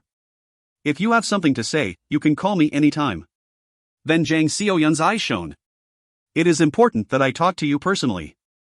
This is based on the contents from a meeting with the sovereigns. Then tell me. Sang-hoon opened a transparent membrane to block sound waves so that the other guests couldn't hear. Recently, the dictators and corrupt politicians retired suddenly. So, the sovereigns decided that we would join forces to make Earth a good place to live. We want to make problems such as war and hunger disappear. That is a pretty good idea. We can do it thanks to Lucan being the absolute sovereign. It was true. Due to the fact that Kang-jun was absolutely strong, the sovereigns were willing to put down their own greed. In fact, they didn't know that the retirement of the corrupt politicians on Earth had been caused by Kim Ji-un. Although the sovereigns had already taken control of most of the local real estate, they still wanted to make Earth a better place to live. Jang Seoyeon continued. I also received information that external beings are aiming for the planet. In fact, at the time when all of Kang-jun's household members were dragged to the celestial world, the minions of the demonic gods had been aiming for Earth for a while. A massive UFO army had appeared before Earth. It had only been for a moment before it vanished, but those who had known about it had been scared and panicked. However, most people didn't know. After that, Karadak of the Velas planet had destroyed them immediately. Jang Seoyeon was spooked because she didn't know this. In conclusion, to stabilize the planet and prepare for extraterrestrial raids, we need a unified government to control the entire planet. So, what do you want from me? We want you to take charge of the secret unified government. Of course, the secret government will control and defend Earth, so the ordinary people won't know about it. Kang-jun laughed. The head of a secret government. It meant being the guardian of Earth. He was already doing that. However, this was a very serious problem for the sovereigns like Jang Seoyeon. Moreover, it was natural to think of Kang-jun for the role. All the sovereigns would accept and follow him. If someone other than Kang-jun was in that position, then different opinions would surely appear. Kang-jun nodded. It would avoid any trouble. Additionally, it wasn't particularly bothersome. There was no need to do it himself, and he could lead it to competent people. I will do so. Jang Seoyeon's complexion brightened when Kang-jun accepted the position. Really? I was worried that you would reject. I will let my secretary and agent handle things. Agent? Lawyer Han Yun-soo. Han Yun-soo was an awakened dragon. Jang Seoyeon knew her as well. Han Yun-soo knew of her as just a lawyer belonging to the Black Dragon law firm. There was no sovereign who didn't know about the Black Dragon law firm that was in charge of paying rewards and collecting fines. However, they had never imagined the boss of the law firm was Han Yun-soo. Additionally, that she was a member of Kang-jun's household and that she had already taken control of Earth. If he left it to Han Yun-soo, she would be able to solve war and hunger. She hadn't done so already because she had tried not to interfere with Earth. Kang-jun smiled towards Sang-hoon and Ji-un and said, You two should help off 10 as well. I don't have a lot of time. Of course. Don't worry about such things. I already plan to do so. If both transcendents helped Han Yun-soo, then Earth would soon change into a really good place to live. However, Jang Seoyeon was nervous since she didn't know Sang-hoon and Ji-un. Kang-jun smiled at her. Then come sit down. Let's eat meat. Is that okay? It is fine. Ho ho. The smell of meat is so fragrant that I was waiting for you to say it. Jang Seoyeon sat down gratefully. After a while, Han Yansu, Haeun, and Colt appeared after Kang-jun called them. The number of people at the meat party increased. The second round was at Jiun's chicken house, then the third round was at Sang-hoon's oating bar. Kang-jun ate, drank, and played like a normal human. They partied until late into the night. Once dawn arrived, he went to sleep and ordered to Hwanmong. Do you want to move to the Delta building base in Earth, Hwanmong? Yes/no. In fact, he didn't need to go sleep to enter Hwanmong. It didn't matter, but Kang-jun continued to use the method of sleeping to go to Hwanmong. This was due to Haeun. She protected him when she was sleeping. This was because Haeun's happiness was more important than anything else. Kang-jun didn't want to take away her happiness. Yes. Move. He closed his eyes and arrived at the base of the Delta building. Wayak. Kang-jun showed up at the headquarters where Kairon and Enyel were waiting. It must have been hard on you, Lord. You won the war against the celestial world. Their voices were filled with turmoil. The other members didn't know that Kang-jun had won a war against the celestial world. They were the military advisors of Hwanmong, so the chief gods were flexible enough to not erase their memories. Even their memories of hell were vivid. Perhaps that was why? Kang-jun's heart filled with tenderness. You suffered more than I did. No, I am okay due to my history with hell. Kairon grinned. He had an amazing mentality that could still laugh at the thought of hell. This was Kairon. Enyel had also been stranded in hell for a long time. Ho ho! It was better than sovereign hell. The hell that the defeated sovereigns went to. Over time, there had been a chance to start again as a shadow sovereign. This meant that the punishment of that place was more frightening than the celestial world's hell. Hell, you don't have to go there again. After Kang-jun became a Hwanmong ruler, he could become involved in everything regarding Hwanmong. It was possible to make a deal with the shadows, but he didn't need to. Summon the shadows. Yes, Lord. Kang-jun commanded Kairon to call the shadow residing at the base. The shadow arrived immediately and said, You called, Dimensional Sovereign? I'll speak bluntly. I am going to release all the sovereigns in hell. The sin of being defeated. Of course, being defeated in battle wasn't worthy of praise. However, it wasn't a sin either. They just lacked competence. He didn't understand why they had to go to hell for it. He didn't know who created the rules in the beginning, but Kang-jun wasn't going to accept those rules anymore. If you find any errors, ads pop up, ads redirect, broken links, non-standard content, etc., please let us know. Report chapter so we can fix it as soon as possible. Chapter 177. Chapter 177, Rewards and Punishment, 2. On the other hand, the shadow was shocked to hear that all the sovereigns would be released from hell. However, he responded immediately. If it is your will, then it isn't too difficult. But what are you going to do with them? Kairon and Enyel also seemed to be curious. Kang-jun was doing something they had never imagined, so there were thrilled expressions on their faces. It was natural. Kang-jun was getting rid of the hell that had been so painful for them, so it wasn't possible to not be excited. Kang-jun opened his mouth. There are numerous subworlds in the stations adjacent to Pavalia Station. I will dispatch the sovereigns to be the guardians there. Oh. That is a great idea, Lord. Kairon exclaimed and Kang-jun smiled. There will be no competition between the sovereigns anymore. It will be their duty to protect each world as the guardian. I will send them to hell only if they neglect that duty. Kang-jun didn't mean to completely get rid of hell. If there were no punishments, then those who neglected their missions would surely appear. He had seen the hell in the celestial world and decided to use it as a place for penance instead of simply punishment. Kairon and Enyel. Yes, Lord. The headquarters here will be the center of all the worlds. Therefore, your mission to support the sovereigns will become even more serious. I would like you to help any sovereigns who ask for support from headquarters. Yes, Lord. Kairon and Enyel's eyes shone intensely. It was because they liked what was happening. The sovereigns would no longer fight each other and would instead be assigned to their respective worlds as a guardian. Headquarters would be the base that supported them. Thus, Kairon's and Enyel's hearts were beating wildly. Lord! I really didn't think this day would come. In the future, Lord's worlds will expand endlessly. It is a pleasure to imagine the sovereigns reaching out across the infinite dimensional sea to become guardians. Kang-jun laughed at them. In fact, his worlds didn't need to be expanded this way. It was because his world could already be called the dimensional sea. In other words, he could do everything alone without the need for household members or sovereigns. However, he knew how lonely that would be. Kang-jun and Anyul didn't know that Kang-jun's power had reached a point where he could do everything alone. They would be disappointed at the thought of not being any use to Kang-jun. Moreover, they wouldn't be able to do their task as enthusiastically. Therefore, Kang-jun didn't reveal all his abilities. There was no reason to. The reason why Kang-jun didn't solve the problems of each subworld was so he could entrust them to his household members and the sovereigns.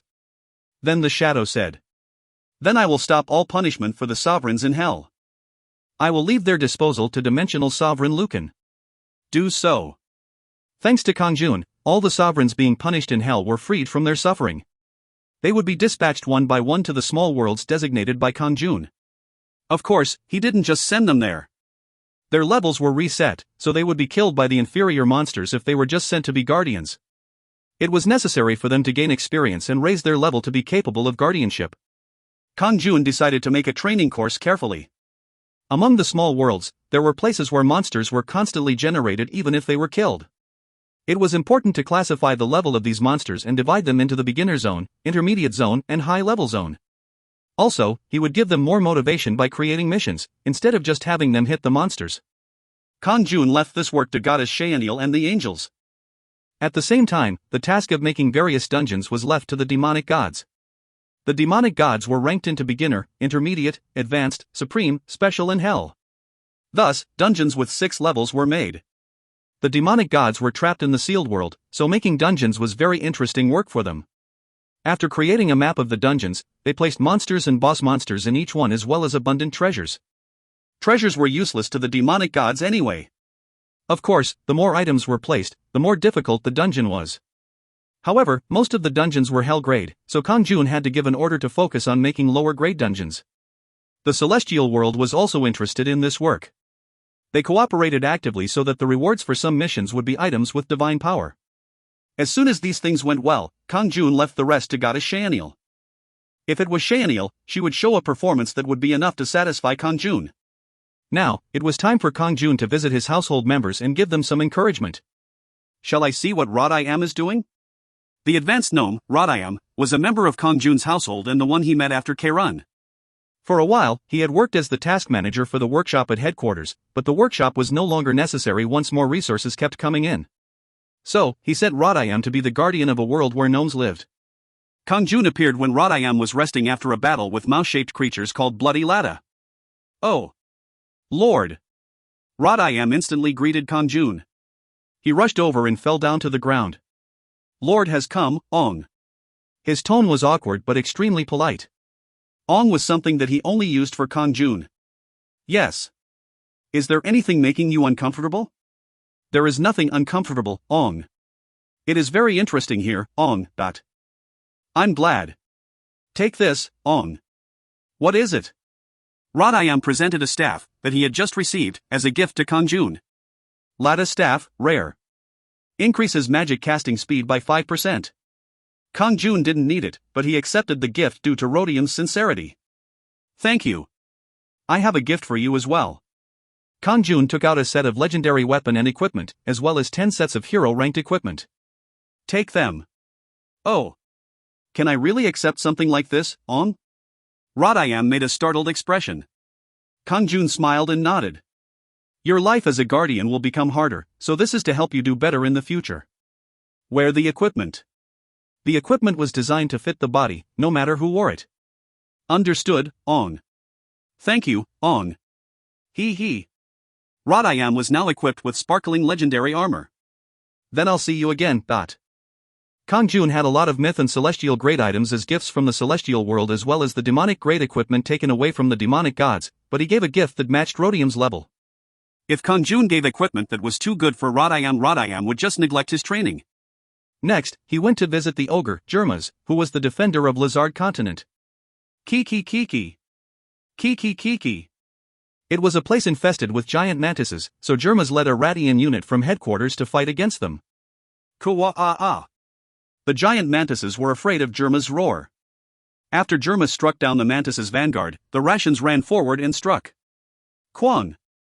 Kwajik. Crunch. Sekiak.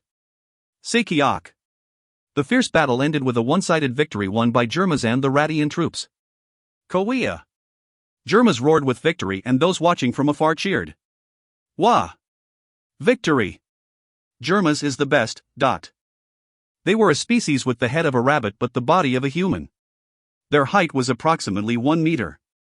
They were very cute and Germa's mission was to defend them from the mantises. Ha ha ha. I'll help you beat the mantises, so don't worry. He was protecting someone. Germas was very proud that he could protect the Iget species. Then Germa's eyes widened as Kang-jun revealed his appearance. It is great to see Lord Kwang. He fell down to the ground and bumped his head against it. Of course, his head was completely fine. Kang-jun clicked his tongue. I told you to just bow to your waist, but you did it again. Kiki, it is just so nice to see Lord. It is good to see that you are working hard. Kang-jun was very pleased to see Germas defending the Igets so well. Thus, he was also awarded with a set of legendary equipment and 10 sets of heroic equipment. Take these. They will be helpful. Q-woo. Thank you. Germas beamed as he received the legendary equipment. Kang-jun also visited the continent he had given to Kajel. However, Kajel was neglecting his duty as he spent his time with beautiful slimes despite there being enemies around. What are you doing right now? Lord. Kajel freaked out. He scratched his head and laughed awkwardly. You didn't see it, but I tried to resolve the problem. I worked hard and this is the first time that I'm neglecting my duty. Really? Kang-jun immediately read Kajel's memories. Kajel's words were false. It wasn't just once or twice and Kajel was also harassing the elves of the forests whom he was supposed to protect.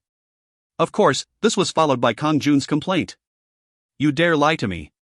You are not qualified to act as a guardian. Another guardian will be sent here and you will be moved to hell. Sob. Lord. Thus, Kajel became the first prisoner of the new hell and was punished for neglecting his duty as a guardian. After Kajel's punishment, Kang-jun headed to Rujin continent where Hexia was the protector. It was smaller than Earth, but it was a world where humans lived. Magical engineering had been developed and various flying ships were seen in the sky. There were mana-powered vehicles on the ground and beautiful lights twinkling in the towns and cities. It's a pretty nice place. The natural scenery was excellent enough for him to want to take a break here if he was bored. However, Hexia wasn't at the base but underneath the Guardian's castle when Kang-jun appeared. Why is she down there? Kang-jun thought it was strange and moved to the place where Hexia was. A dungeon. Mysterious dungeons sometimes existed in the small worlds of Hwanmong. Hexia had been exploring the dungeon. However, when Kang-jun found her, she was in a crisis. While fighting against a huge golem, she had gotten badly injured.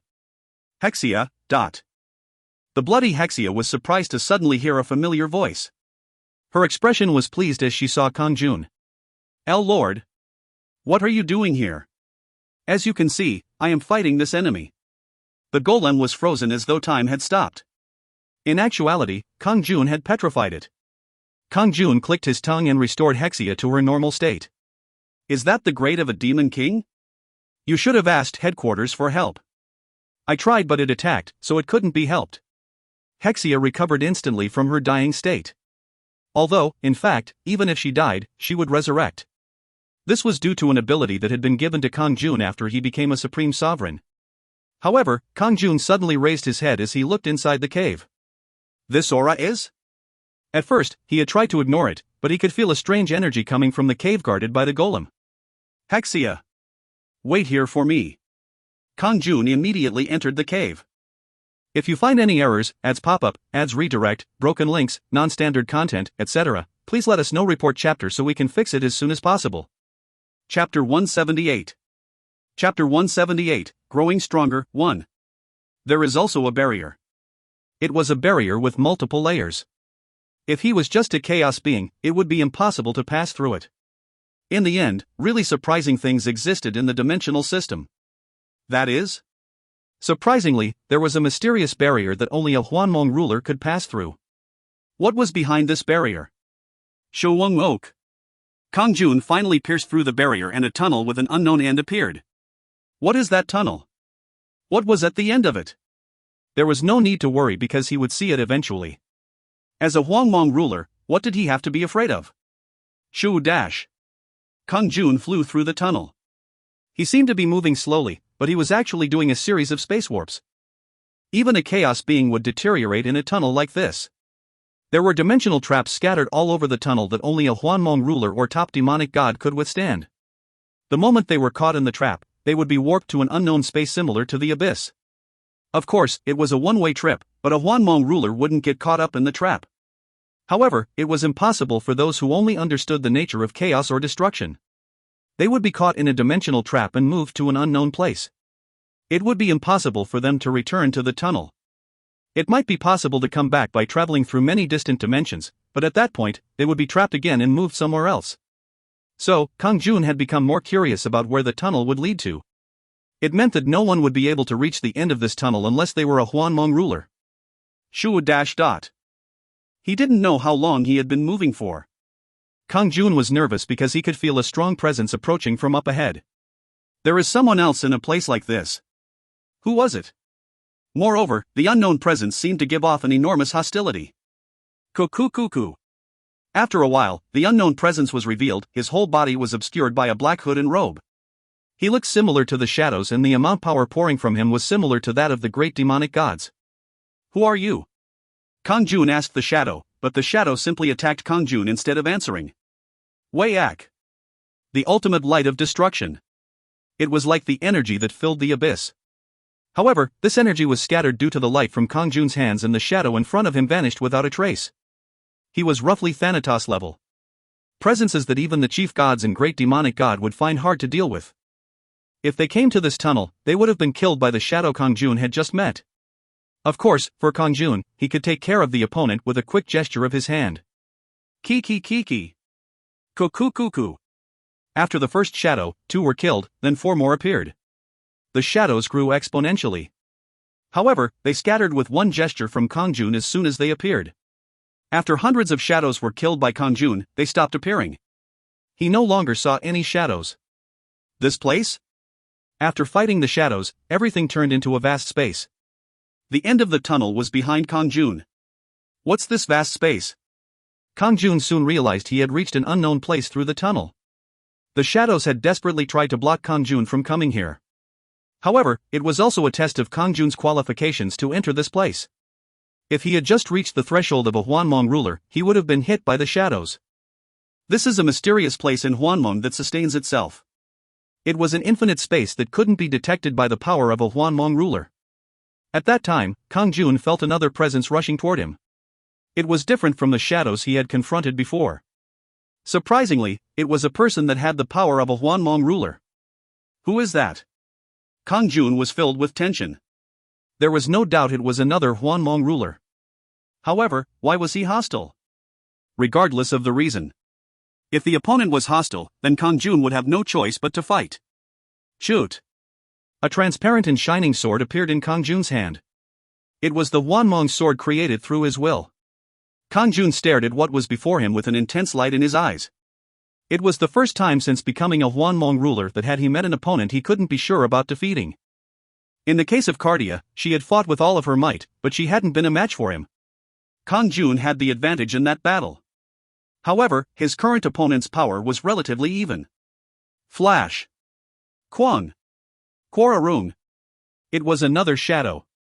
Surprisingly, there was also a Hwanmong sword in the shadow's hands as he attacked Kang-jun. Kwang! Kwakwang! Kwaong! This was a clash between 2 Hwanmong swords. The dimensional space started to split and crumble. Fortunately, there were no small worlds here. If there were, the collision between Kang-jun and the shadow would have blown away various small worlds. Shit! Where did this guy come from? Why is he so strong? No matter what attack Kang-jun used, the shadow blocked all of them. Of course, Kang-jun also defended against the shadow's attacks, but it was unlikely to last forever. However, he still couldn't give up. If Kang-jun tried to escape, a person with this much hostility would chase him to the ends of the dimensional system. Therefore, it would be better to end it here. Otherwise, the dimensional sea and small worlds would become devastated. Kwang! Korururung! Kwang! He didn't know how much time had passed. Kang-jun, who had been fighting with the shadow for a long time, suddenly discovered that his opponent was no longer a shadow and that it had a human face. Shockingly, the face looking back at him was Kang-jun's face. Who are you? The shadow grinned in reply to Kang-jun's question. I am you. Me? Yes, I am you, another you, a Hwanmong ruler who was born from your feelings of loneliness and emptiness. I am your true self, and at the same time, I will kill you. That is also your will. His eyes were full of darkness and loneliness. It felt like Kang-jun was looking into a mirror. You want to kill me? That is why you were born? Hwu, that's right. You tried to hide it from yourself, but deep inside your subconscious, there is a desire to kill yourself due to loneliness and emptiness. Admit it honestly. Do you want to do this any longer? Did he want to? Kang-jun suddenly felt his mind go blank. As a Hwanmong ruler, there was nothing he couldn't have. An infinite life stretched out before him, but there was nothing he wanted to do. The fact that he could do it made him not want to do it. No, he didn't want to do anything because he could do it all. He didn't feel any strong desires for anything. As Kang-jun's expression hardened, the shadow's eyes lit up. Are you just realizing it now? You can't die on your own, so I am an existence created for the purpose of killing you.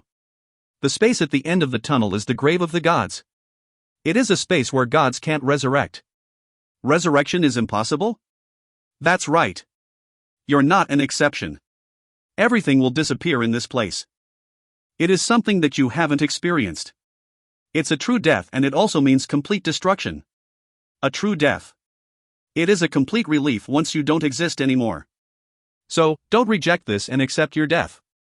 The shadow came forward and aimed for Kang-jun's neck. If Kang-jun was pierced by the sword, his life as a Hwanmong ruler would end here and he wouldn't be resurrected. Of course, he should avoid it. However, strangely, his body didn't move to reject it.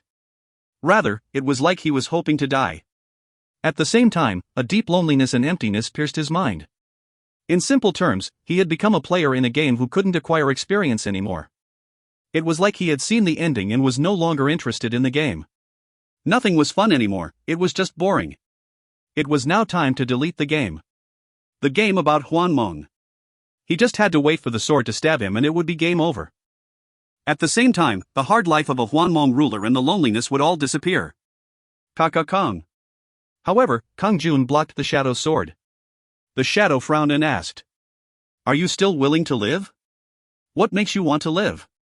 Kang-jun's eyes shone intensely. There are still many games I haven't played. Games? If I go to a PC room, there are many newly released games. There are also many games I want to try again. PC room? The shadow's face distorted at Kang-jun's words. He meant a real game and not a representation of life? You want to live so that you can go to a PC room and play games? Because of that? Why isn't that good enough? Should there be a more compelling reason? Additionally, I haven't gone to the Maldives with Hwan. There are also many foods that I haven't eaten. Kang-jun's gaze became even more intense. I also need to explore all the small worlds that belong to Hwanmong.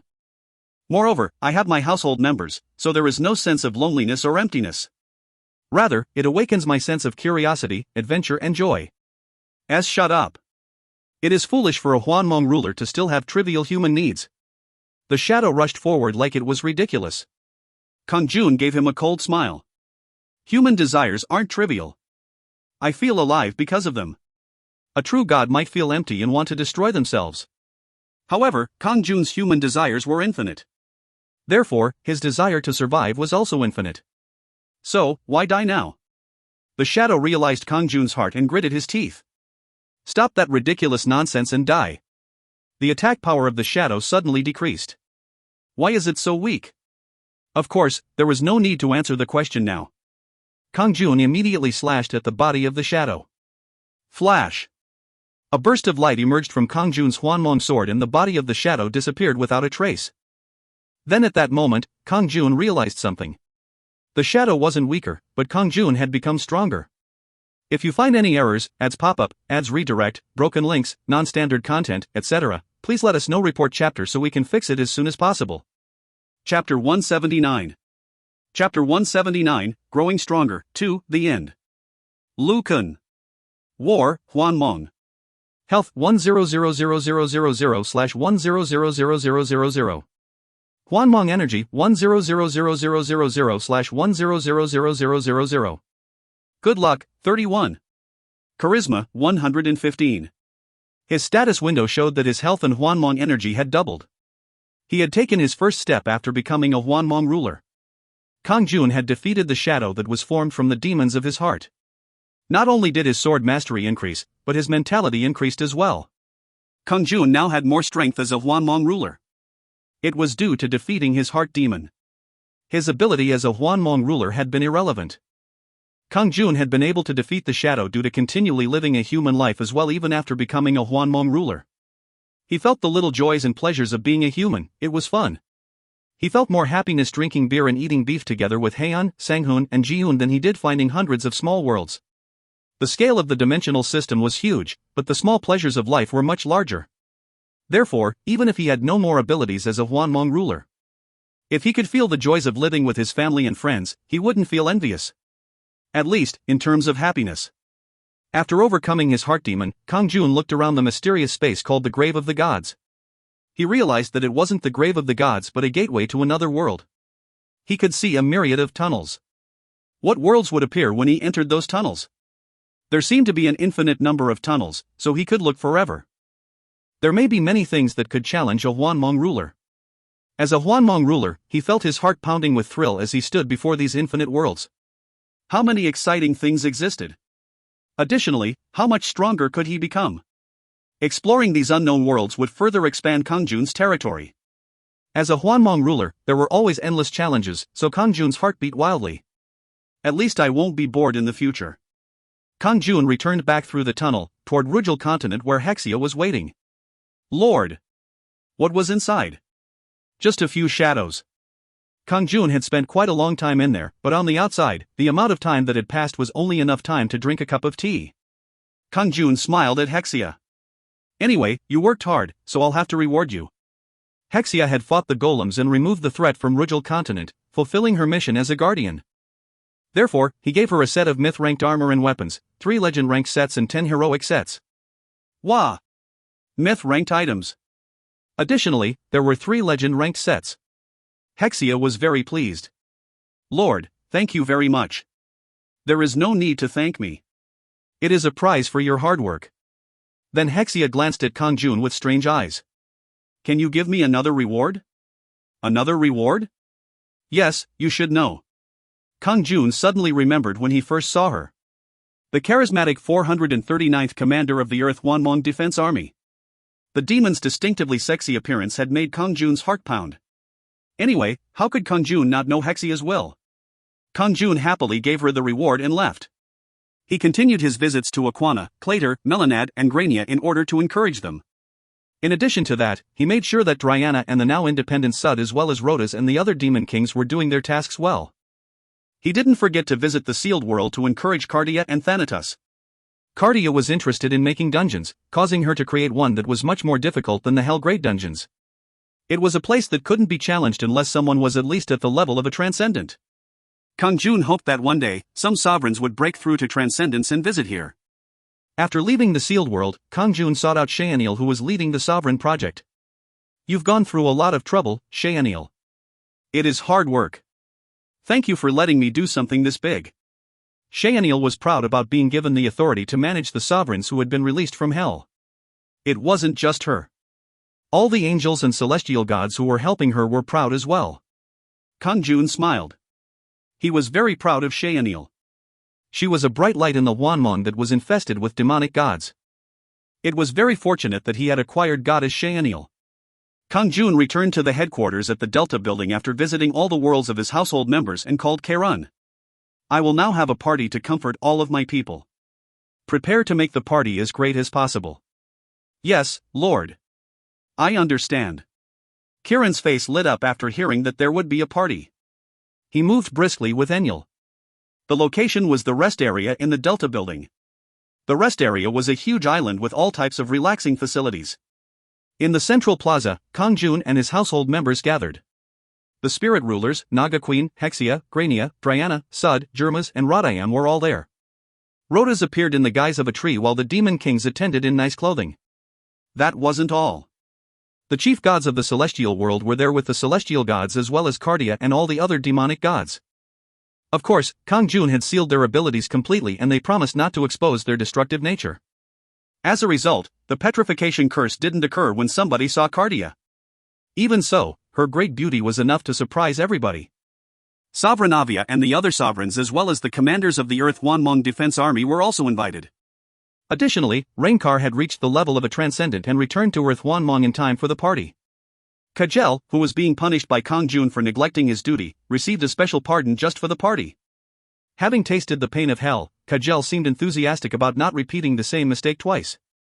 Of course, Goddess Shaeniel and her followers had to join the party. It was the same for the advanced angel, Luminal. They met with the chief gods and had a happy chat. Ha ha ha. Ho ho ho. There was beautiful music and dancing taking place. Corosio and Shalenda showed off their unique charms as they danced and pranced around.